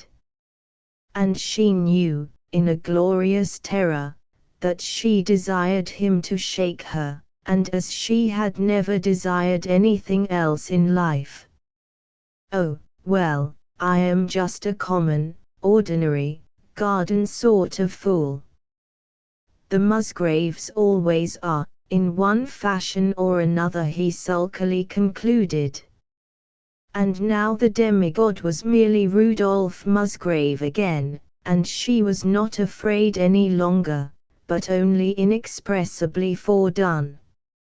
Isn't that like a woman? He presently demanded of the June heavens. To drag something out of a man with inflexibility, monomania and moral grappling irons, and then not like it. Oh, very well. I am disgusted by your sex's axiomatic variability. I shall take Harry to his fond mamma at once. She did not say anything. A certain new discovery obsessed her like a piece of piercing music. Then Rudolph Musgrave gave the tiniest of gestures downward. And I have told you this, in chief, because we too remember him. He wanted you.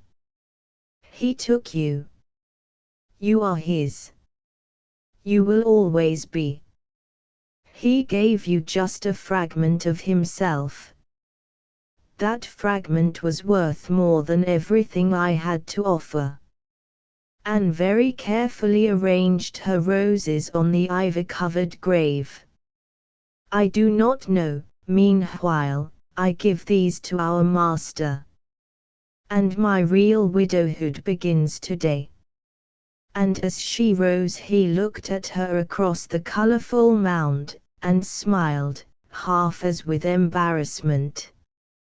A lie, he thought, might ameliorate the situation, and he bravely hazarded a prodigious one. Is it necessary to tell you that Jack loved you? And that the others never really counted? He rejoiced to see that Anne believed him. No, she assented, no, not with him. Oddly enough, I am proud of that, even now. But, don't you see, I never loved him. I was just his priestess, the priestess of a stucco god.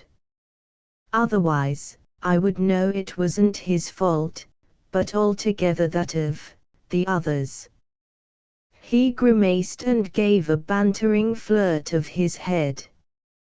He said, with quizzing eyes, would it do any good to quote Lombroso, and Maudsley, and Gall, and Craftibing, and Flickseeg, and so on? And to tell you that the excessive use of one brain faculty must necessarily cause a lack of nutriment to all the other brain cells. It would be rather up to date. There is a deal I could tell you also as to what poisonous blood he inherited, but to do this I have not the right.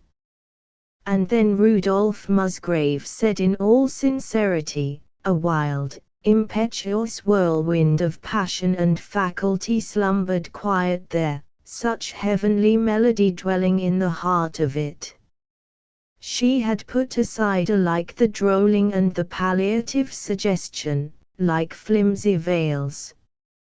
I think it wouldn't do any good whatever. When growing things are broken by the whirlwind, they don't, as a rule, discuss the theory of air currents as a consolation. Men such as he was take what they desire. It isn't fair to us others. But it's true, for all that.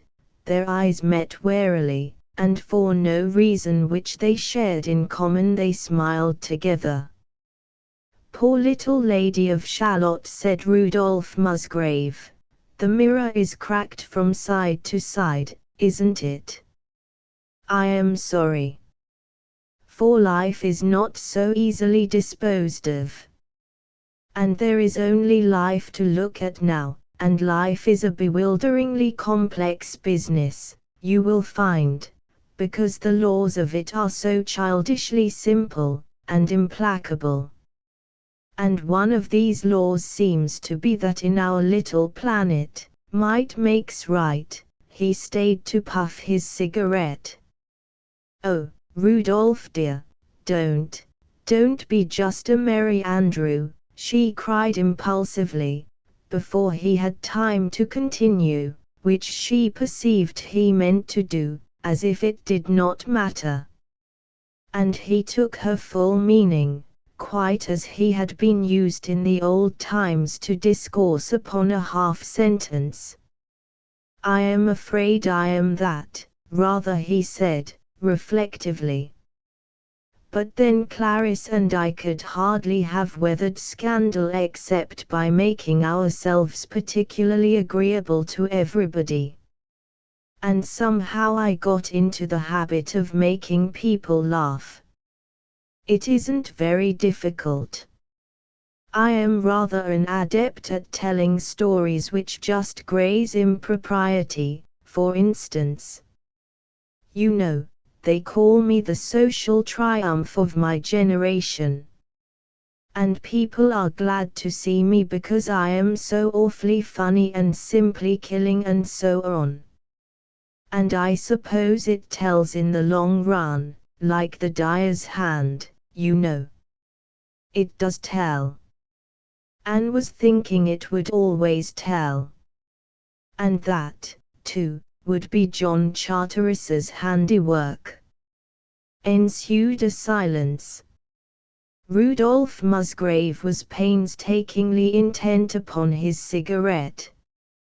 A nestward plunging bird called to his mate impatiently. Then Anne shook her head impatiently. "Come, while I'm thinking, I will drive you back to Lichfield." "Oh, no, that wouldn't do at all," he said, with absolute decision. "No, you see I have to return the boy. And I can't quite imagine your carriage waiting at the doors of that Mrs. Pendomer." Oh, Anne fleetingly thought, he would have understood. But aloud she only said, "And do you think I hate her any longer?" "Yes, it is true I hated her until today, and now I'm just sincerely sorry for her. For she and I, and you and even the child yonder, and all that any of us is today, are just so many relics of John Charteris. Yet he has done with us, at last." She said this with an inhalation of the breath, but she did not look at him. "Take care," he said, with an unreasonable harshness. "For I forewarn you I am imagining vain things. I'm not afraid, somehow." But Anne did not look at him. He saw as with a rending shock how like the widow of John Charteris was to Anne Willoughby, and unforgotten pulses, very strange and irrational and dear, perplexed him sorely. He debated, and flung aside the cigarette as an outmoded detail of his hobbling part.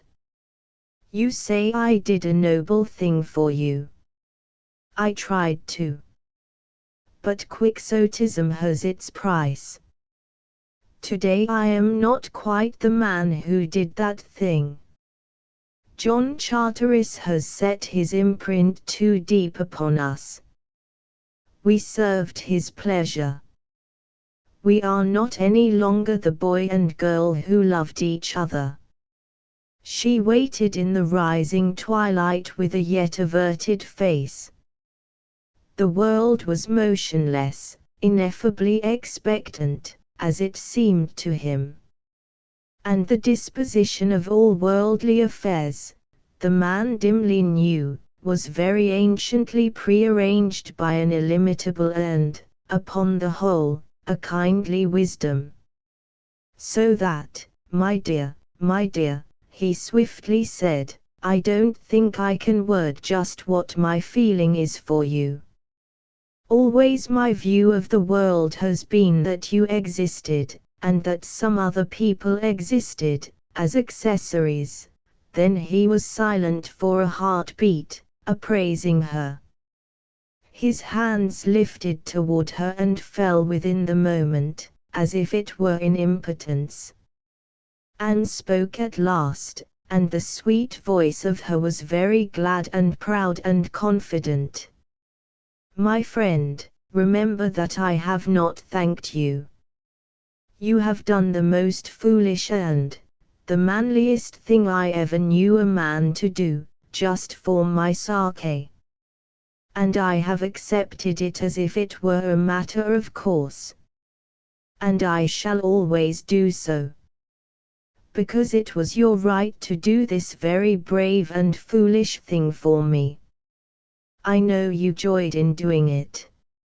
Rudolph, you cannot understand how glad I am you joyed in doing it. Their eyes met. It is not possible to tell you all they were aware of through that moment, because it is a knowledge so rarely apprehended, and even then for such a little while, that no man who has sensed it can remember afterward aught save the splendor and perfection of it. Asterisk asterisk asterisk asterisk asterisk and yet Anne looked back once. There was just the tall, stark shaft, and on it John Charteris. The thing was ominous and vast, all colored like wet gravel, save where the sunlight tipped it with clean silver very high above their reach. Come, she quickly said to Rudolph Musgrave, come, for I am afraid. 6 And are we then to leave them with glad faces turned to that new day wherein, above the ashes of old errors and follies and mischances and miseries, they were to raise the structure of such a happiness as earth rarely witnesses? Would it not be, instead, a grateful task more fully to depicture how Rudolph Musgrave's love of Anne won finally to its reward, and these two shared the evening of their lives in tranquil service of unswerving love come to its own at last?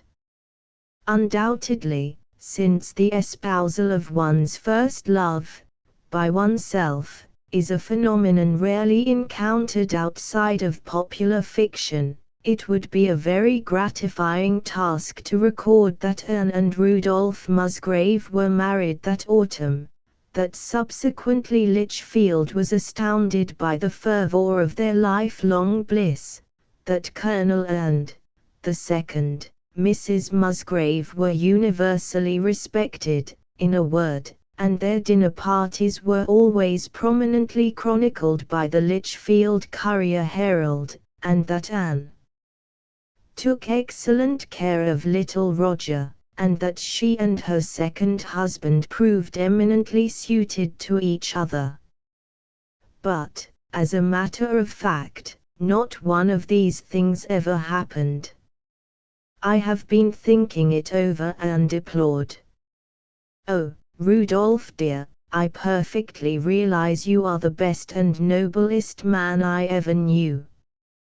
And I have always loved you very much, my dear, that is why I could never abide poor Mrs. Pendomer. And yet, It is a feeling I simply can't explain, that you belong to Jack in spite of everything, the Colonel said. Why, but of course. I might have known that Jack would never have allowed any simple incidental happening such as his death to cause his missing a possible trick.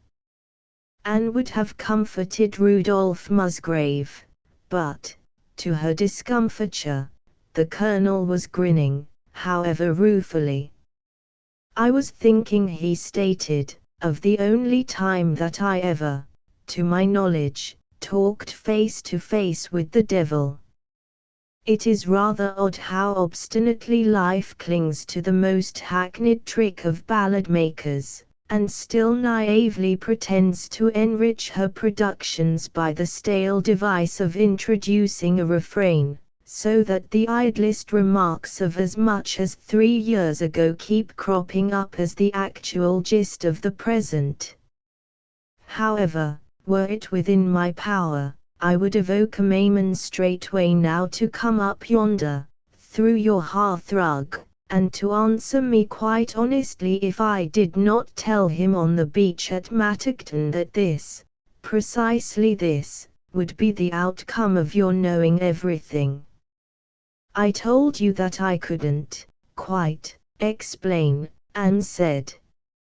But I can, my dear, he informed her. The explanation is that Lichfield bore us, shaped us, and made us what we are. We may not enjoy a monopoly of the virtues here in Lichfield, but there is one trait at least which the children of Lichfield share in common. We are loyal.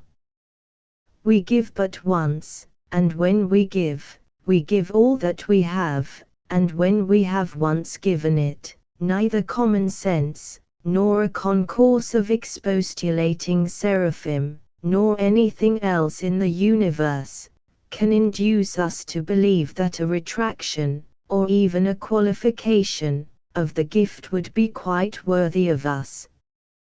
But that's foolish. Why, it's unreasonable, Anne pointed out. Of course it is.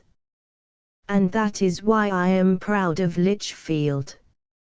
And that is why you are today Jack's wife and always will be just Jack's wife, and why today I am Patricia's husband, and why Lichfield today is Lichfield. There is something braver in life than to be just reasonable, thank God. And so, we keep the faith, my dear, however obsolete we find fidelity to be. We keep to the old faith, we of Lichfield, who have given hostages to the past. We remember even now that we gave freely in an old time, and did not haggle. And so, we are proud, yes. We are consumedly proud, and we know that we have earned the right to be proud. A little later Colonel Musgrave said, and yet, it takes a monstrous while to dispose of our universe's subtleties. I have loved you my whole life long, as accurately as we can phrase these matters. There is no reasonable reason why you should not marry me now, and you would marry me if I pressed it. And I do not press it. Perhaps it all comes of our both having been reared in Lichfield. Perhaps that is why I, too, have been thinking it over. You see, he added, with a smile, the rivet in grandfather's neck is not likely to be ignored, after all. No, you do not know what I am talking about, my dear. And, well, anyhow, I belong to Patricia. Upon the whole, I am glad that I belong to Patricia, for Patricia and what Patricia meant to me was the one vital thing in a certain person's rather hand-to-mouth existence, oh, yes, in spite of everything. I know it now. And Charteris the colonel cried, I wouldn't marry you or any other woman breathing, even though you were to kneel and implore me upon the knees of a centipede.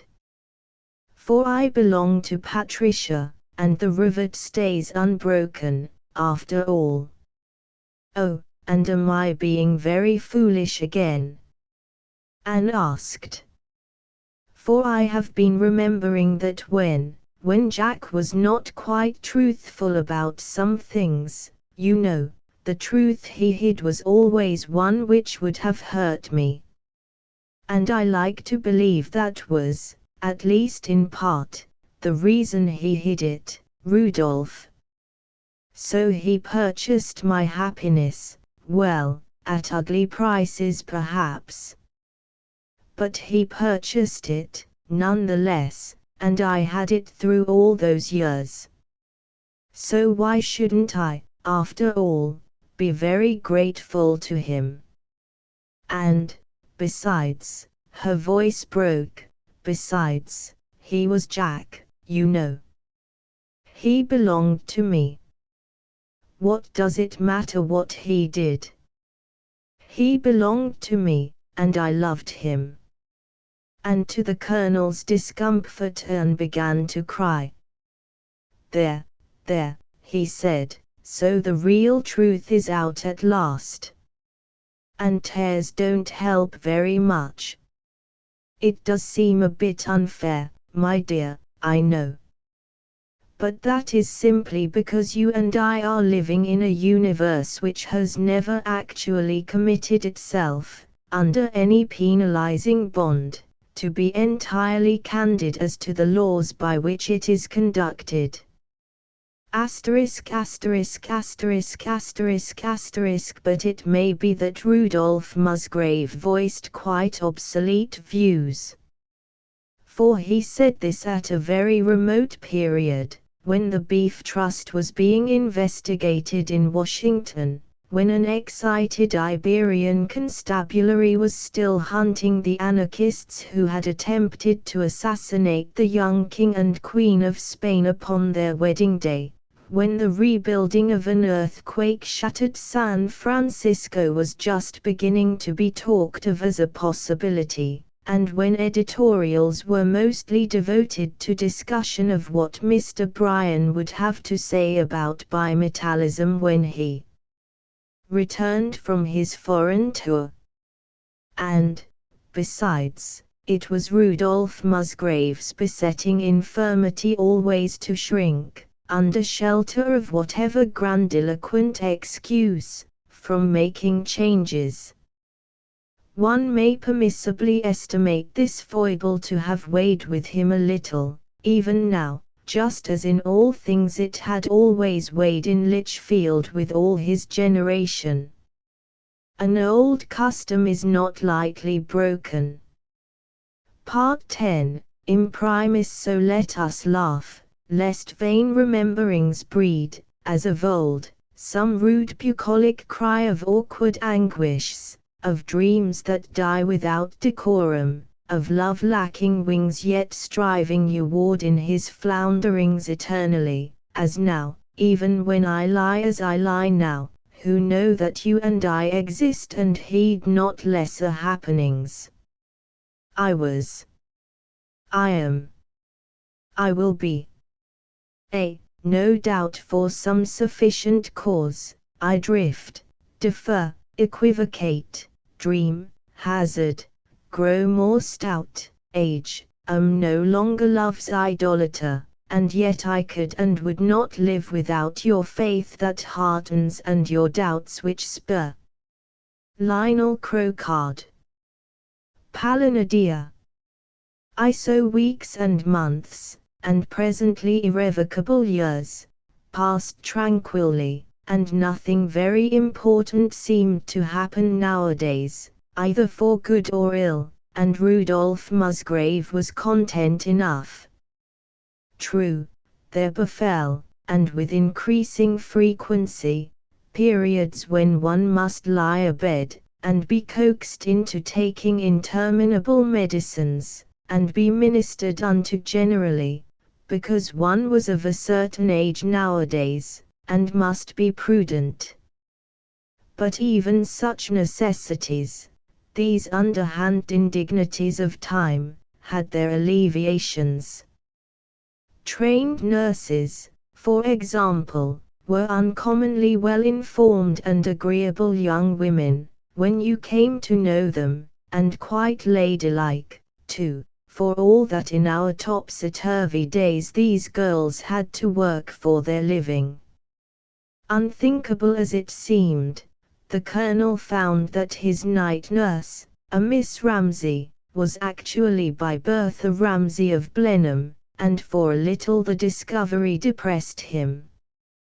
But to be made much of, upon whatever terms, was always treatment to which the Colonel submitted only too docilely. And, besides, in this queer, comfortable, just half-waking state, the Colonel found one had the drollest dreams, evolving fancies such as were really a credit to one's imagination. For instance, one very often imagined that Patricia was more close at hand nowadays. No, she was not here in the room, of course, but outside, in the street, at the corner below, where the letterbox stood. Yes, she was undoubtedly there, the Colonel reflected drowsily. And they had been so certain her return could only result in unhappiness, and they were so wise, that whilst she waited for her opportunity Patricia herself began to be a little uneasy. She had patrolled the block 6 times before the chance came. And it seemed to Rudolph Musgrave, drowsily pleased by his own inventiveness, that Patricia was glad this afternoon was so hot that no one was abroad except the small boy at the corner house, who sat upon the bottom porch step, and, as children so often do, appeared intently to appraise the world at large with an inexplicable air of disappointment. Now think how Rudolph would feel.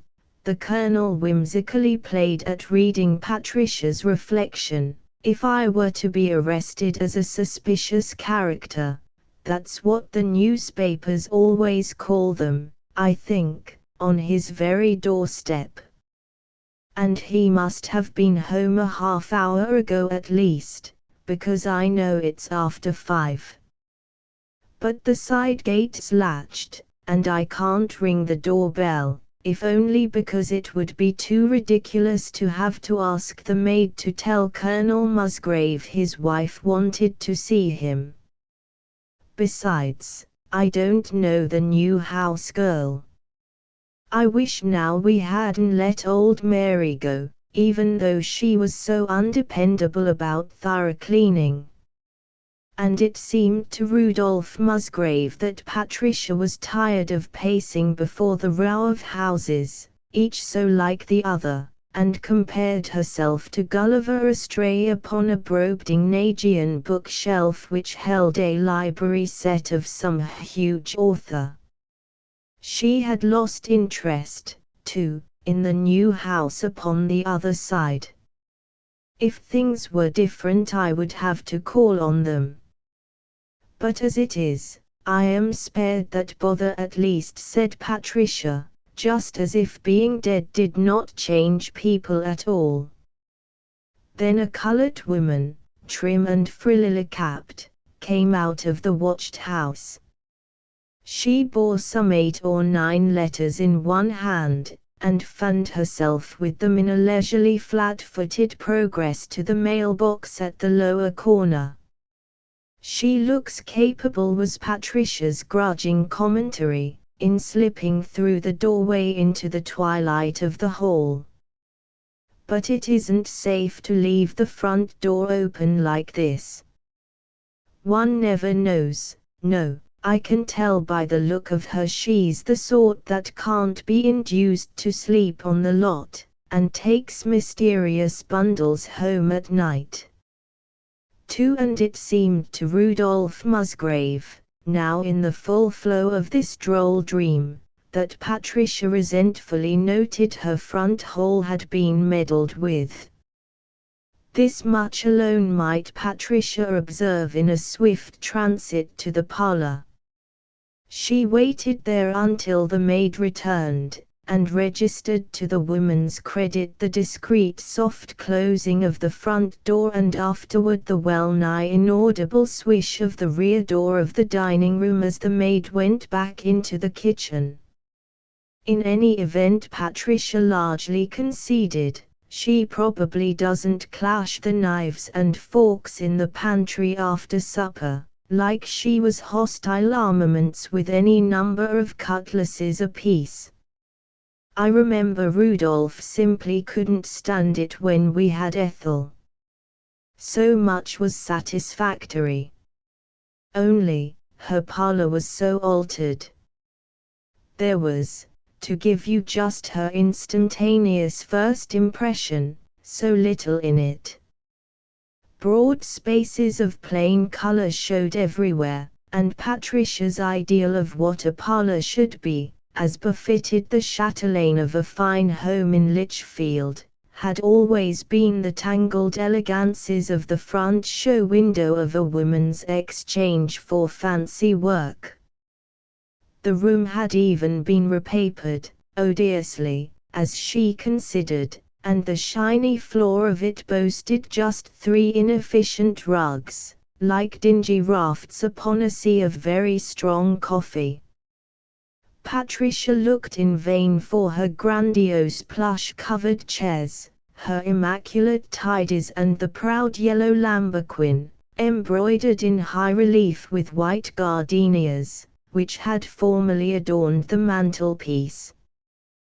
The heart of her hungered for her unforgotten and unforgettable watered silk papering wherein white roses bloomed exuberantly against a yellow background, which deplorably faded if you did not keep the window shades down, she remembered, and she wanted back her white thick comfortable carpet which hid the floor completely, so that everywhere you trod upon the buxomest of stalwart yellow roses, each bunch of which was lavishly tied with wind-blown ribbons.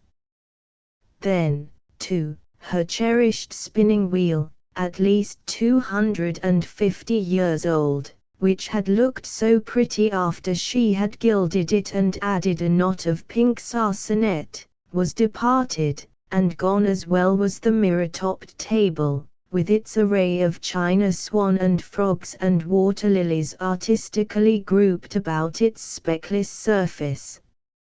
Even her prized engraving of Michelangelo Buonarroti, contentedly regarding his just-finished Moses, while a pope tiptoed into the room through a side door, had been removed, with all its splendors of red plush and intricate gilt framing. Just here and there, in fine, like a familiar face in a crowd, she could discover some one of her more sedately colored parlor ornaments, and the whole history of it, its donor or else its price, the gestures of the shopman, even what sort of weather it was when she and Rudolph found exactly what I've been looking for in the shop window, and the Stapletonian, haggling over the price with which Patricia had bargained. Such unimportant details as these now vividly awakened in recollection. In fine, this room was not her parlor at all, and in it Patricia was lonely. Yes, she would be nowadays, the Colonel reflected, for he himself had never been in thorough sympathy with all the changes made by Roger's self-assured young wife. Thus it was with the first floor of the house, through which Patricia strayed with uniform discomfort. This place was home no longer. Thus it was with the first floor of the house. Everywhere the equipments were strange, or at best arranged not quite as Patricia would have placed them. Yet they had not any look of being recently purchased. Even that hideous stair carpet was a little worn, she noted, as noiselessly she mounted to the second story. The house was perfectly quiet, save for a tiny shrill continuance of melody that somehow seemed only to pierce the silence, not to dispel it. Rudolph, of all things, had in her absence acquired a canary. And everybody knew what an interminable nuisance a canary was. She entered the front room. It had been her bedroom ever since her marriage. She remembered this as with a gush of defiant joy. So it seemed to Rudolph Musgrave that Patricia came actually into the room that had been hers. A canary was singing there, very sweet and shrill and as in defiant joy. Its trilling seemed to fill the room. In the brief pauses of his song the old clock, from which Rudolph had removed the pendulum on the night of Agatha's death, would interpose an obstinate slow ticking, and immediately the clock noise would be drowned in melody. Otherwise the room was silent. In the alcove stood the bed which had been Patricia's. Intent upon its occupant were 3 persons, with their backs turned to her. One Patricia could easily divine to be a doctor. He was twiddling a hypodermic syringe between his fingers, and the set of his shoulders was that of acquiescence.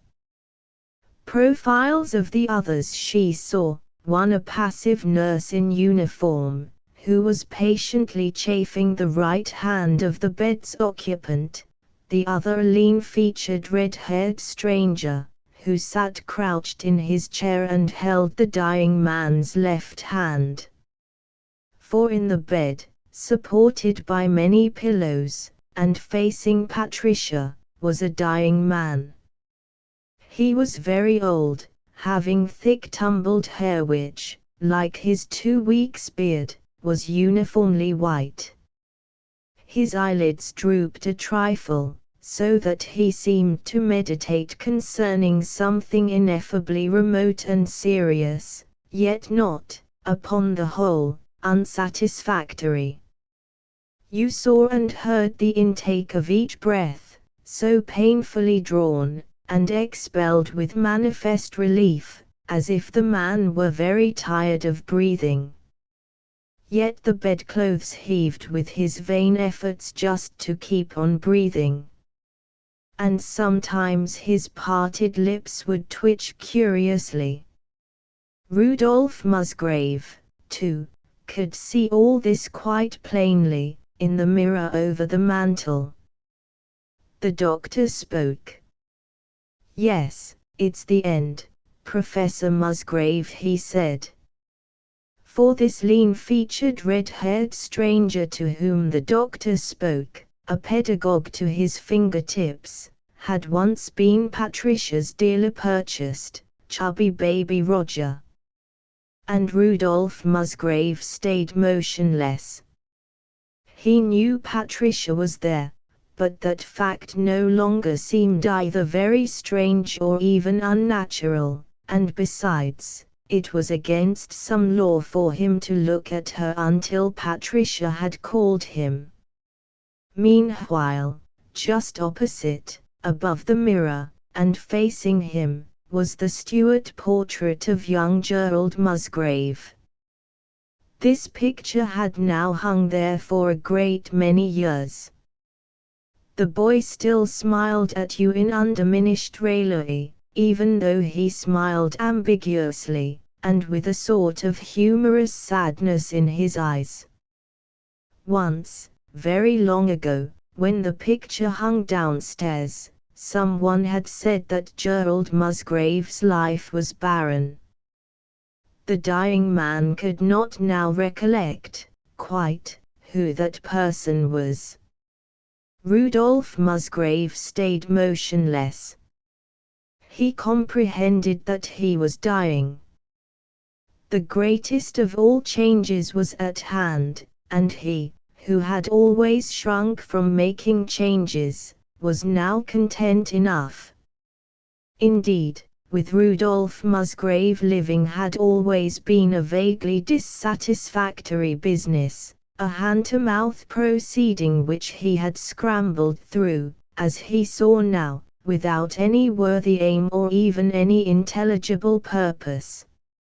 He had nothing very heinous with which to reproach himself, but upon the other side, he had most certainly nothing of which to be particularly proud. So this was all that living came to. You heard of other people being rapt by splendid sins and splendid virtues, and you anticipated that tomorrow some such majestic energy would transfigure your own living, and change everything, but the great adventure never arrived, somehow, and the days were frittered away piecemeal, what with eating your dinner, and taking a wholesome walk, and checking up your bank account, and dovetailing scraps of parish registers and land patents and county records into an irrefutable pedigree, and seeing that your clothes were pressed, and looking over the newspapers, and what with other infinitesimal avocations, each one innocent, none of any particular importance, and each consuming an irrevocable moment of the allotted time, until at last you found that living had not, necessarily, any climax at all. And Patricia would call him presently. Once, very long ago, someone had said that the most pathetic tragedy in life was to get nothing in particular out of it. The dying man could not now recollect, quite, who that person was. He wondered, vaguely, what might have been the outcome if Rudolph Musgrave had wholeheartedly sought, not waited for, the great adventure. If Rudolph Musgrave had put, however irrationally, more energy and less second thought into living, if Rudolph Musgrave had not been contented to be just a Musgrave of Mattockton. Well, it was too late now. He viewed his whole life now, in epitome, and much as you may see at night the hackneyed vista from your window leap to incisiveness under the lash of lightning. No, the life of Rudolph Musgrave had never risen to the plane of dignity, not even to that of seeming to Rudolph Musgrave a connected and really important transaction on Rudolph Musgrave's part. Yet Lichfield, none the better for Rudolph Musgrave's having lived, was none the worse, thank heaven. And there were younger men in Lichfield, men who did not mean to fail as Rudolph Musgrave and his fellows all had failed. Yes, what was the toast that Rudolph Musgrave drank, so long ago, to the new Lichfield which these younger men were making? To this new South, that has not any longer need of me or of my kind. To this new South. She does not gaze unwillingly, nor too complacently, upon old years, and dares concede that but with loss of manliness may any man encroach upon the heritage of a dog or of a trotting horse, and consider the exploits of an ancestor to guarantee an innate and personal excellence. For to her all former glory is less a jewel than a touchstone, and with her portion of it daily she appraises her own doing, and without vain speech. And her high past she values now, in chief, as fit foundation of that edifice whereon she labours day by day, and with augmenting strokes. Yes, that was it. And it was true. Yet Rudolph Musgrave's life on earth was ending now, the only life that he would ever have on earth, and it had never risen to the plane of seeming even to Rudolph Musgrave a really important transaction on Rudolph Musgrave's part. Then Patricia spoke. Low and very low she called to Olaf, and the dim, wistful eyes of Rudolph Musgrave lifted, and gazed full upon her standing there, and were no longer wistful. And the man made as though to rise, and could not, and his face was very glad. For in the dying man had awakened the pulses of an old, strange, half-forgotten magic, and all his old delight in the girl who had shared in and had provoked this ancient wonder-working, together with a quite new consciousness of the inseparability of Patricia's foibles from his existence, so that he was incuriously aware of his imbecility in not having known always that Patricia must come back some day, not as a glorious, unfamiliar angel, but unaltered. "I am glad you haven't changed." "Why, but of course. Nothing would have counted if you had changed, not even for the better, Patricia. For you and what you meant to me were real.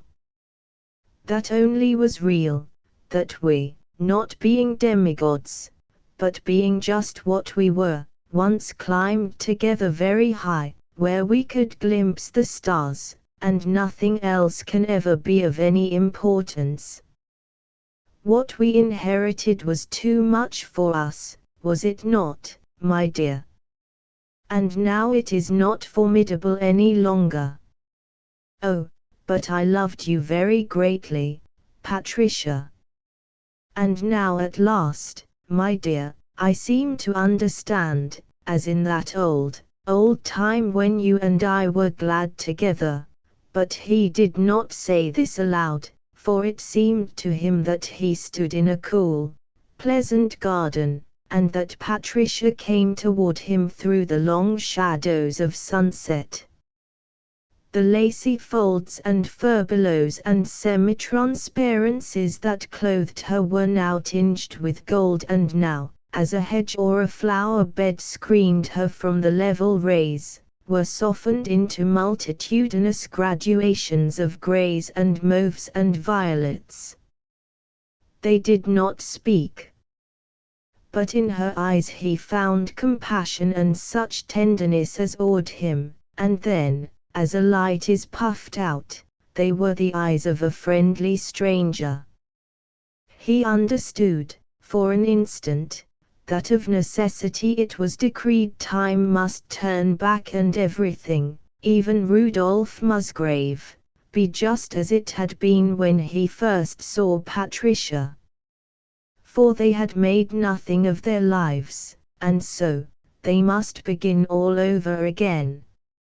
Failure is not permitted, he was saying. "Your cousin Rudolph, aren't you?" she asked. And Rudolph Musgrave knew he had forgotten something of vast import, but what this knowledge had pertained to he no longer knew.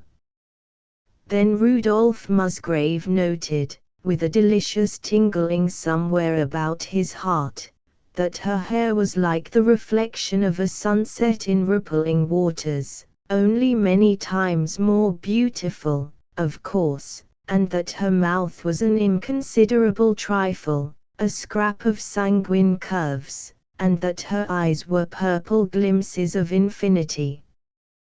The end. ****** End of the Project Gutenberg ebook The Rivet in Grandfather's Neck, a comedy of limitations. Updated editions will replace the previous one, the old editions will be renamed. Creating the works from print editions not protected by U.S. copyright law means that no one owns a United States copyright in these works, so the Foundation, and you, can copy and distribute it in the United States without permission and without paying copyright royalties. Special rules, set forth in the general terms of use part of this license, apply to copying and distributing Project Gutenberg trademark symbol electronic works to protect the Project Gutenberg trademark symbol concept and trademark. Project Gutenberg is a registered trademark, and may not be used if you charge for an ebook, except by following the terms of the trademark license, including paying royalties for use of the Project Gutenberg trademark. If you do not charge anything for copies of this ebook, complying with the trademark license is very easy. You may use this ebook for nearly any purpose, such as creation of derivative works, reports, performances and research. Project Gutenberg ebooks may be modified and printed and given away. You may do practically anything in the United States with ebooks not protected by U.S. copyright law. Redistribution is subject to the trademark license, especially commercial redistribution. Start. Full license. The full Project Gutenberg license. Please read this before you distribute or use this work to protect the Project Gutenberg trademark symbol mission of promoting the free distribution of electronic works, by using or distributing this work, or any other work associated in any way with the phrase Project Gutenberg. You agree to comply with all the terms of the full Project Gutenberg trademark symbol license available with this file or online at www.gutenberg.org/license. Section 1. General Terms of Use and Redistributing Project Gutenberg Trademark Symbol Electronic Works 1.0. By reading or using any part of this Project Gutenberg trademark symbol electronic work, you indicate that you have read, understand, agree to and accept all the terms of this license and intellectual property, trademark/copyright, agreement. If you do not agree to abide by all the terms of this agreement, you must cease using and return or destroy all copies of Project Gutenberg trademark symbol electronic works in your possession.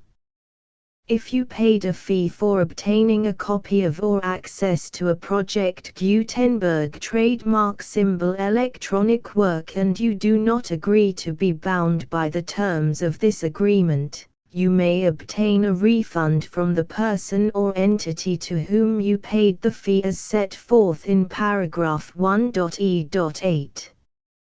1.b. Project Gutenberg is a registered trademark. It may only be used on or associated in any way with an electronic work by people who agree to be bound by the terms of this agreement. There are a few things that you can do with most Project Gutenberg trademark symbol electronic works even without complying with the full terms of this agreement. See paragraph 1.c below. There are a lot of things you can do with Project Gutenberg trademark symbol electronic works if you follow the terms of this agreement and help preserve free future access to Project Gutenberg trademark symbol electronic works. See paragraph 1.e below. 1.c. The Project Gutenberg Literary Archive Foundation, the Foundation or PGLAF, owns a compilation copyright in the collection of Project Gutenberg trademark symbol electronic works. Nearly all the individual works in the collection are in the public domain in the United States. If an individual work is unprotected by copyright law in the United States and you are located in the United States, we do not claim a right to prevent you from copying, distributing, performing, displaying or creating derivative works based on the work as long as all references to Project Gutenberg are removed. Of course, we hope that you will support the Project Gutenberg trademark symbol mission of promoting free access to electronic works by freely sharing Project Gutenberg trademark symbol works in compliance with the terms of this agreement for keeping the Project Gutenberg trademark symbol name associated with the work. You can easily comply with the terms of this agreement by keeping this work in the same format with its attached full Project Gutenberg trademark symbol license when you share it without charge with others. 1.d. The copyright laws of the place where you are located also govern what you can do with this work. Copyright laws in most countries are in a constant state of change. If you are outside the United States, check the laws of your country in addition to the terms of this agreement before downloading, copying, displaying, performing, distributing or creating derivative works based on this work or any other Project Gutenberg trademark symbol work. The Foundation makes no representations concerning the copyright status of any work in any country other than the United States. 1.e Unless you have removed all references to Project Gutenberg, 1.e.1. The following sentence, with active links to, or other immediate access to, the full Project Gutenberg trademark symbol license must appear prominently whenever any copy of a Project Gutenberg trademark symbol work, any work on which the phrase Project Gutenberg appears, or with which the phrase Project Gutenberg is associated, is accessed, displayed, performed, viewed, copied or distributed.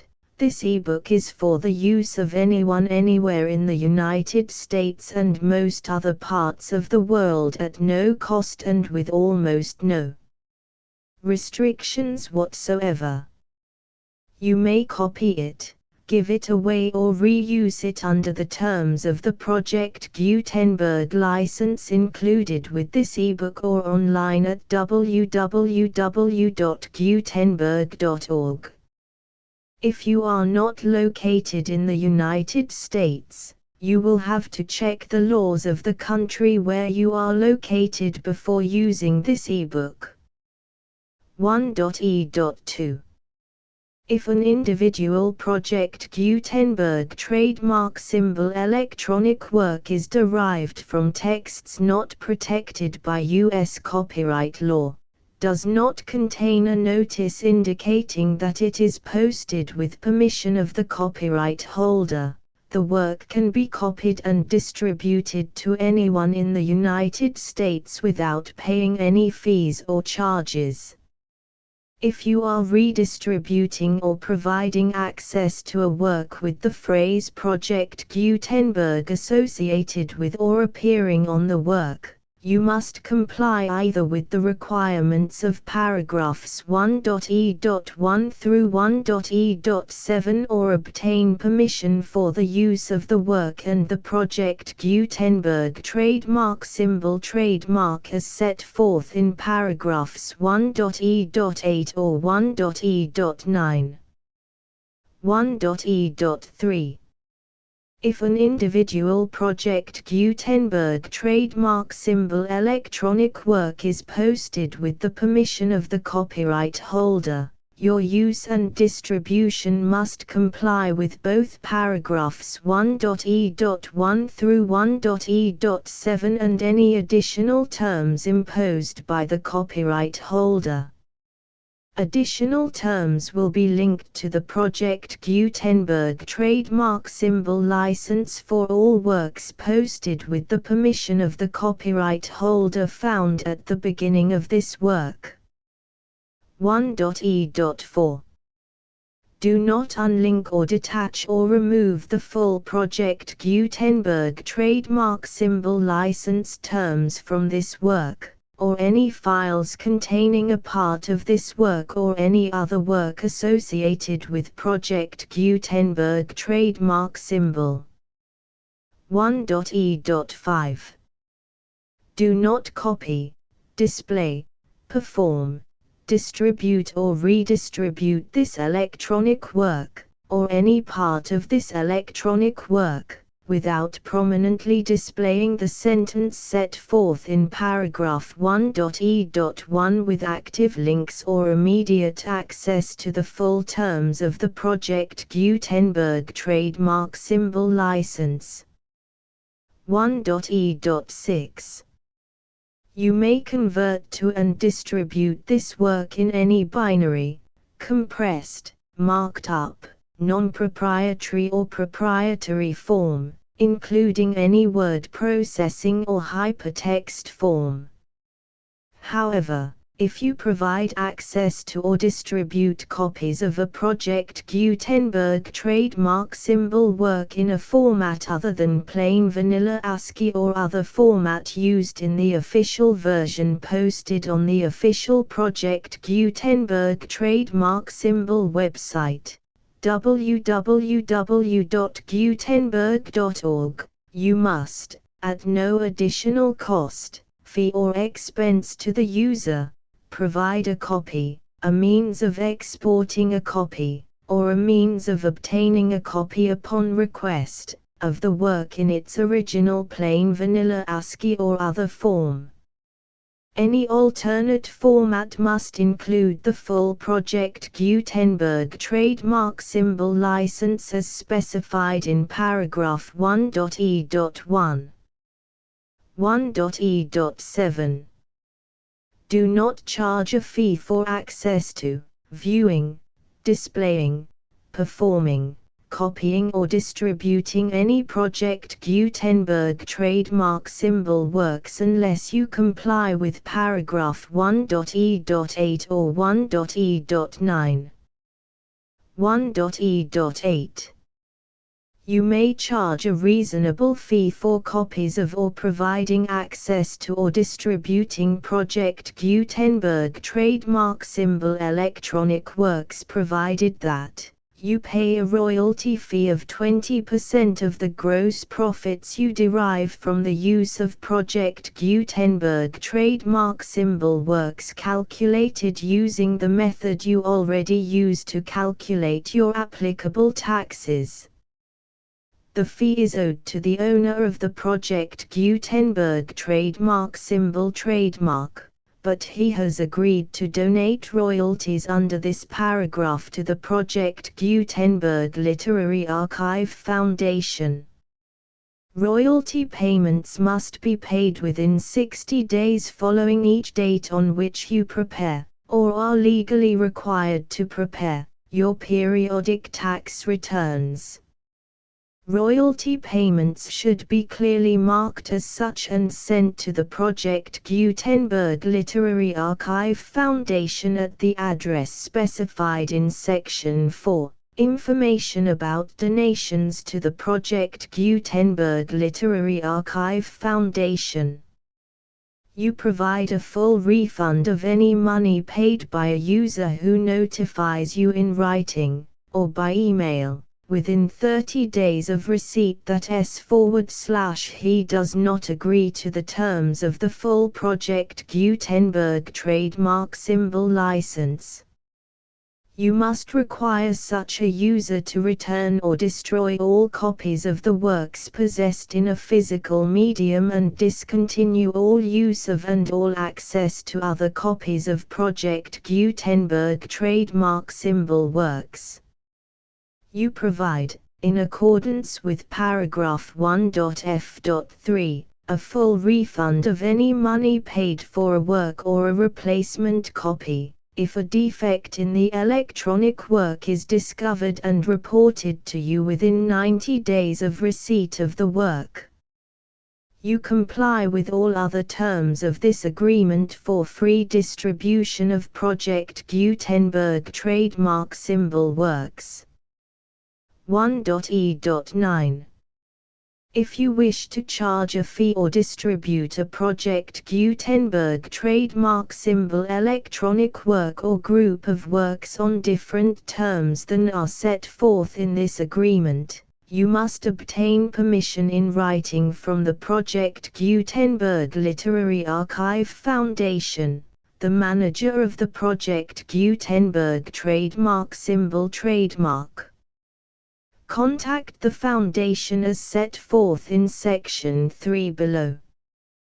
1.f1.f.1 Project Gutenberg volunteers and employees expend considerable effort to identify, do copyright research on, transcribe and proofread works not protected by U.S. copyright law in creating the Project Gutenberg trademark symbol collection.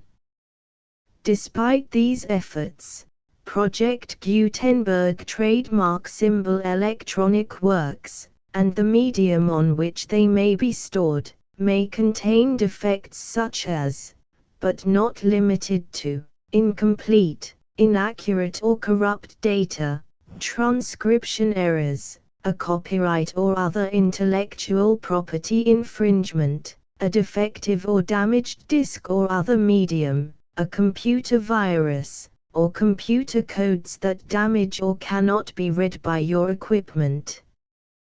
1.f.2 Limited warranty, disclaimer of damages, except for the right of replacement or refund described in paragraph 1.f.3, the Project Gutenberg Literary Archive Foundation, the owner of the Project Gutenberg trademark symbol trademark, and any other party distributing a Project Gutenberg trademark symbol electronic work under this agreement, disclaim all liability to you for damages, costs and expenses, including legal fees. You agree that you have no remedies for negligence, strict liability, breach of warranty or breach of contract except those provided in paragraph 1.f.3. You agree that the Foundation, the trademark owner, and any distributor under this agreement will not be liable to you for actual, direct, indirect, consequential, punitive or incidental damages even if you give notice of the possibility of such damage. 1.f.3 Limited right of replacement or refund. If you discover a defect in this electronic work within 90 days of receiving it, you can receive a refund of the money, if any, you paid for it by sending a written explanation to the person you received the work from. If you received the work on a physical medium, you must return the medium with your written explanation. The person or entity that provided you with the defective work may elect to provide a replacement copy in lieu of a refund. If you received the work electronically, the person or entity providing it to you may choose to give you a second opportunity to receive the work electronically in lieu of a refund. If the second copy is also defective, you may demand a refund in writing without further opportunities to fix the problem. 1.f.4 Except for the limited right of replacement or refund set forth in paragraph 1.f.3, this work is provided to you as is, with no other warranties of any kind, express or implied, including but not limited to warranties of merchantability or fitness for any purpose. 1.f.5 Some states do not allow disclaimers of certain implied warranties or the exclusion or limitation of certain types of damages. If any disclaimer or limitation set forth in this agreement violates the law of the state applicable to this agreement, the agreement shall be interpreted to make the maximum disclaimer or limitation permitted by the applicable state law.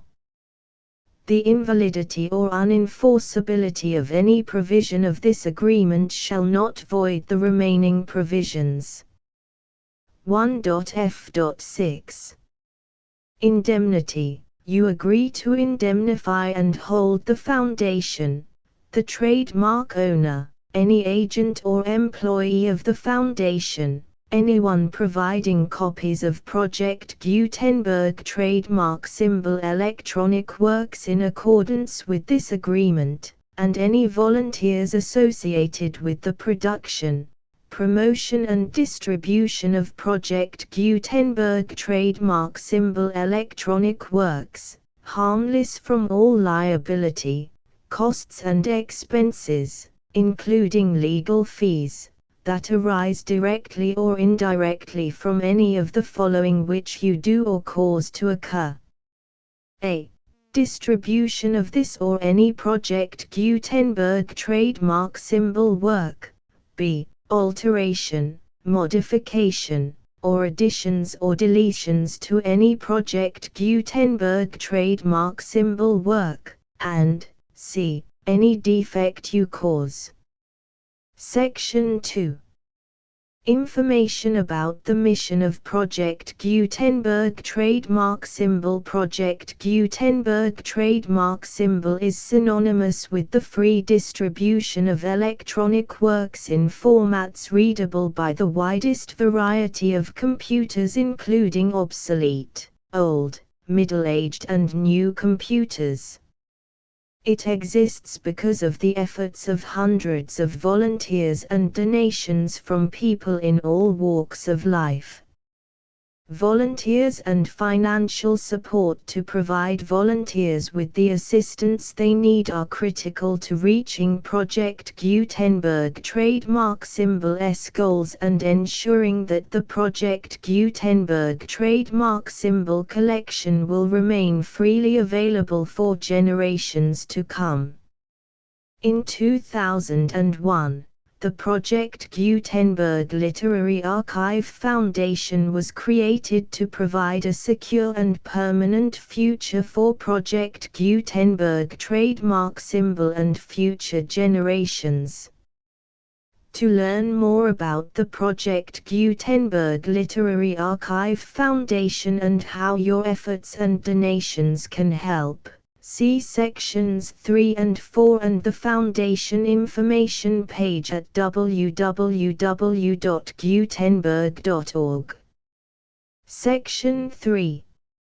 Information about the Project Gutenberg Literary Archive Foundation. The Project Gutenberg Literary Archive Foundation is a non-profit 501(c)(3) educational corporation organized under the laws of the state of Mississippi and granted tax-exempt status by the Internal Revenue Service. The Foundation's IN or Federal Tax Identification Number is 64-6221541. Contributions to the Project Gutenberg Literary Archive Foundation are tax-deductible to the full extent permitted by U.S. federal laws and your state's laws. The Foundation's business office is located at 809 North 1500 West, Salt Lake City, UT 84116, 801-596-1887. Email contact links and up-to-date contact information can be found at the Foundation's website and official page at www.gutenberg.org/contact section 4. Information about donations to the Project Gutenberg Literary Archive Foundation. Project Gutenberg trademark symbol depends upon and cannot survive without widespread public support and donations to carry out its mission of increasing the number of public domain and licensed works that can be freely distributed in machine-readable form accessible by the widest array of equipment, including outdated equipment. Many small donations, $1 to $5,000, are particularly important to maintaining tax-exempt status with the IRS. The Foundation is committed to complying with the laws regulating charities and charitable donations in all 50 states of the United States. Compliance requirements are not uniform and it takes a considerable effort, much paperwork and many fees to meet and keep up with these requirements. We do not solicit donations in locations where we have not received written confirmation of compliance. To send donations or determine the status of compliance for any particular state, visit www.gutenberg.org/donate. While we cannot and do not solicit contributions from states where we have not met the solicitation requirements, we know of no prohibition against accepting unsolicited donations from donors in such states who approach us with offers to donate. International donations are gratefully accepted, but we cannot make any statements concerning tax treatment of donations received from outside the United States. U.S. laws alone swamp our small staff. Please check the Project Gutenberg web pages for current donation methods and addresses. Donations are accepted in a number of other ways, including checks, online payments and credit card donations. To donate, please visit www.gutenberg.org/donate. Section 5. General information about Project Gutenberg trademark symbol. Electronic Works. Professor Michael S. Hart was the originator of the Project Gutenberg trademark symbol concept of a library of electronic works that could be freely shared with anyone. For 40 years, he produced and distributed Project Gutenberg trademark symbol ebooks with only a loose network of volunteer support. Project Gutenberg trademark symbol ebooks are often created from several printed editions, all of which are confirmed as not protected by copyright in the US unless a copyright notice is included. Thus, we do not necessarily keep ebooks in compliance with any particular paper edition. Most people start at our website, which has the main PG search facility, www.gutenberg.org. This website includes information about Project Gutenberg trademark symbol, including how to make donations to the Project Gutenberg Literary Archive Foundation, how to help produce our new ebooks, and how to subscribe to our email newsletter to hear about new ebooks. The Rivet in Grandfather's Neck to Contents Part 1, Propinquity Part 1, Propinquity I234V67 Part 2. Renaissance I234V678 Part 3, Tertius I234V67 Part 4, Appreciation I234V678-9x1112 Part 5, Souvenir I234 Part 6, Byways I234V6 Part 7, Yoked I234V Part 8, Harvest I234V6789 Part 9, Relics I234V6 Part 10, Imprimis I23 The End The Full Project Gutenberg License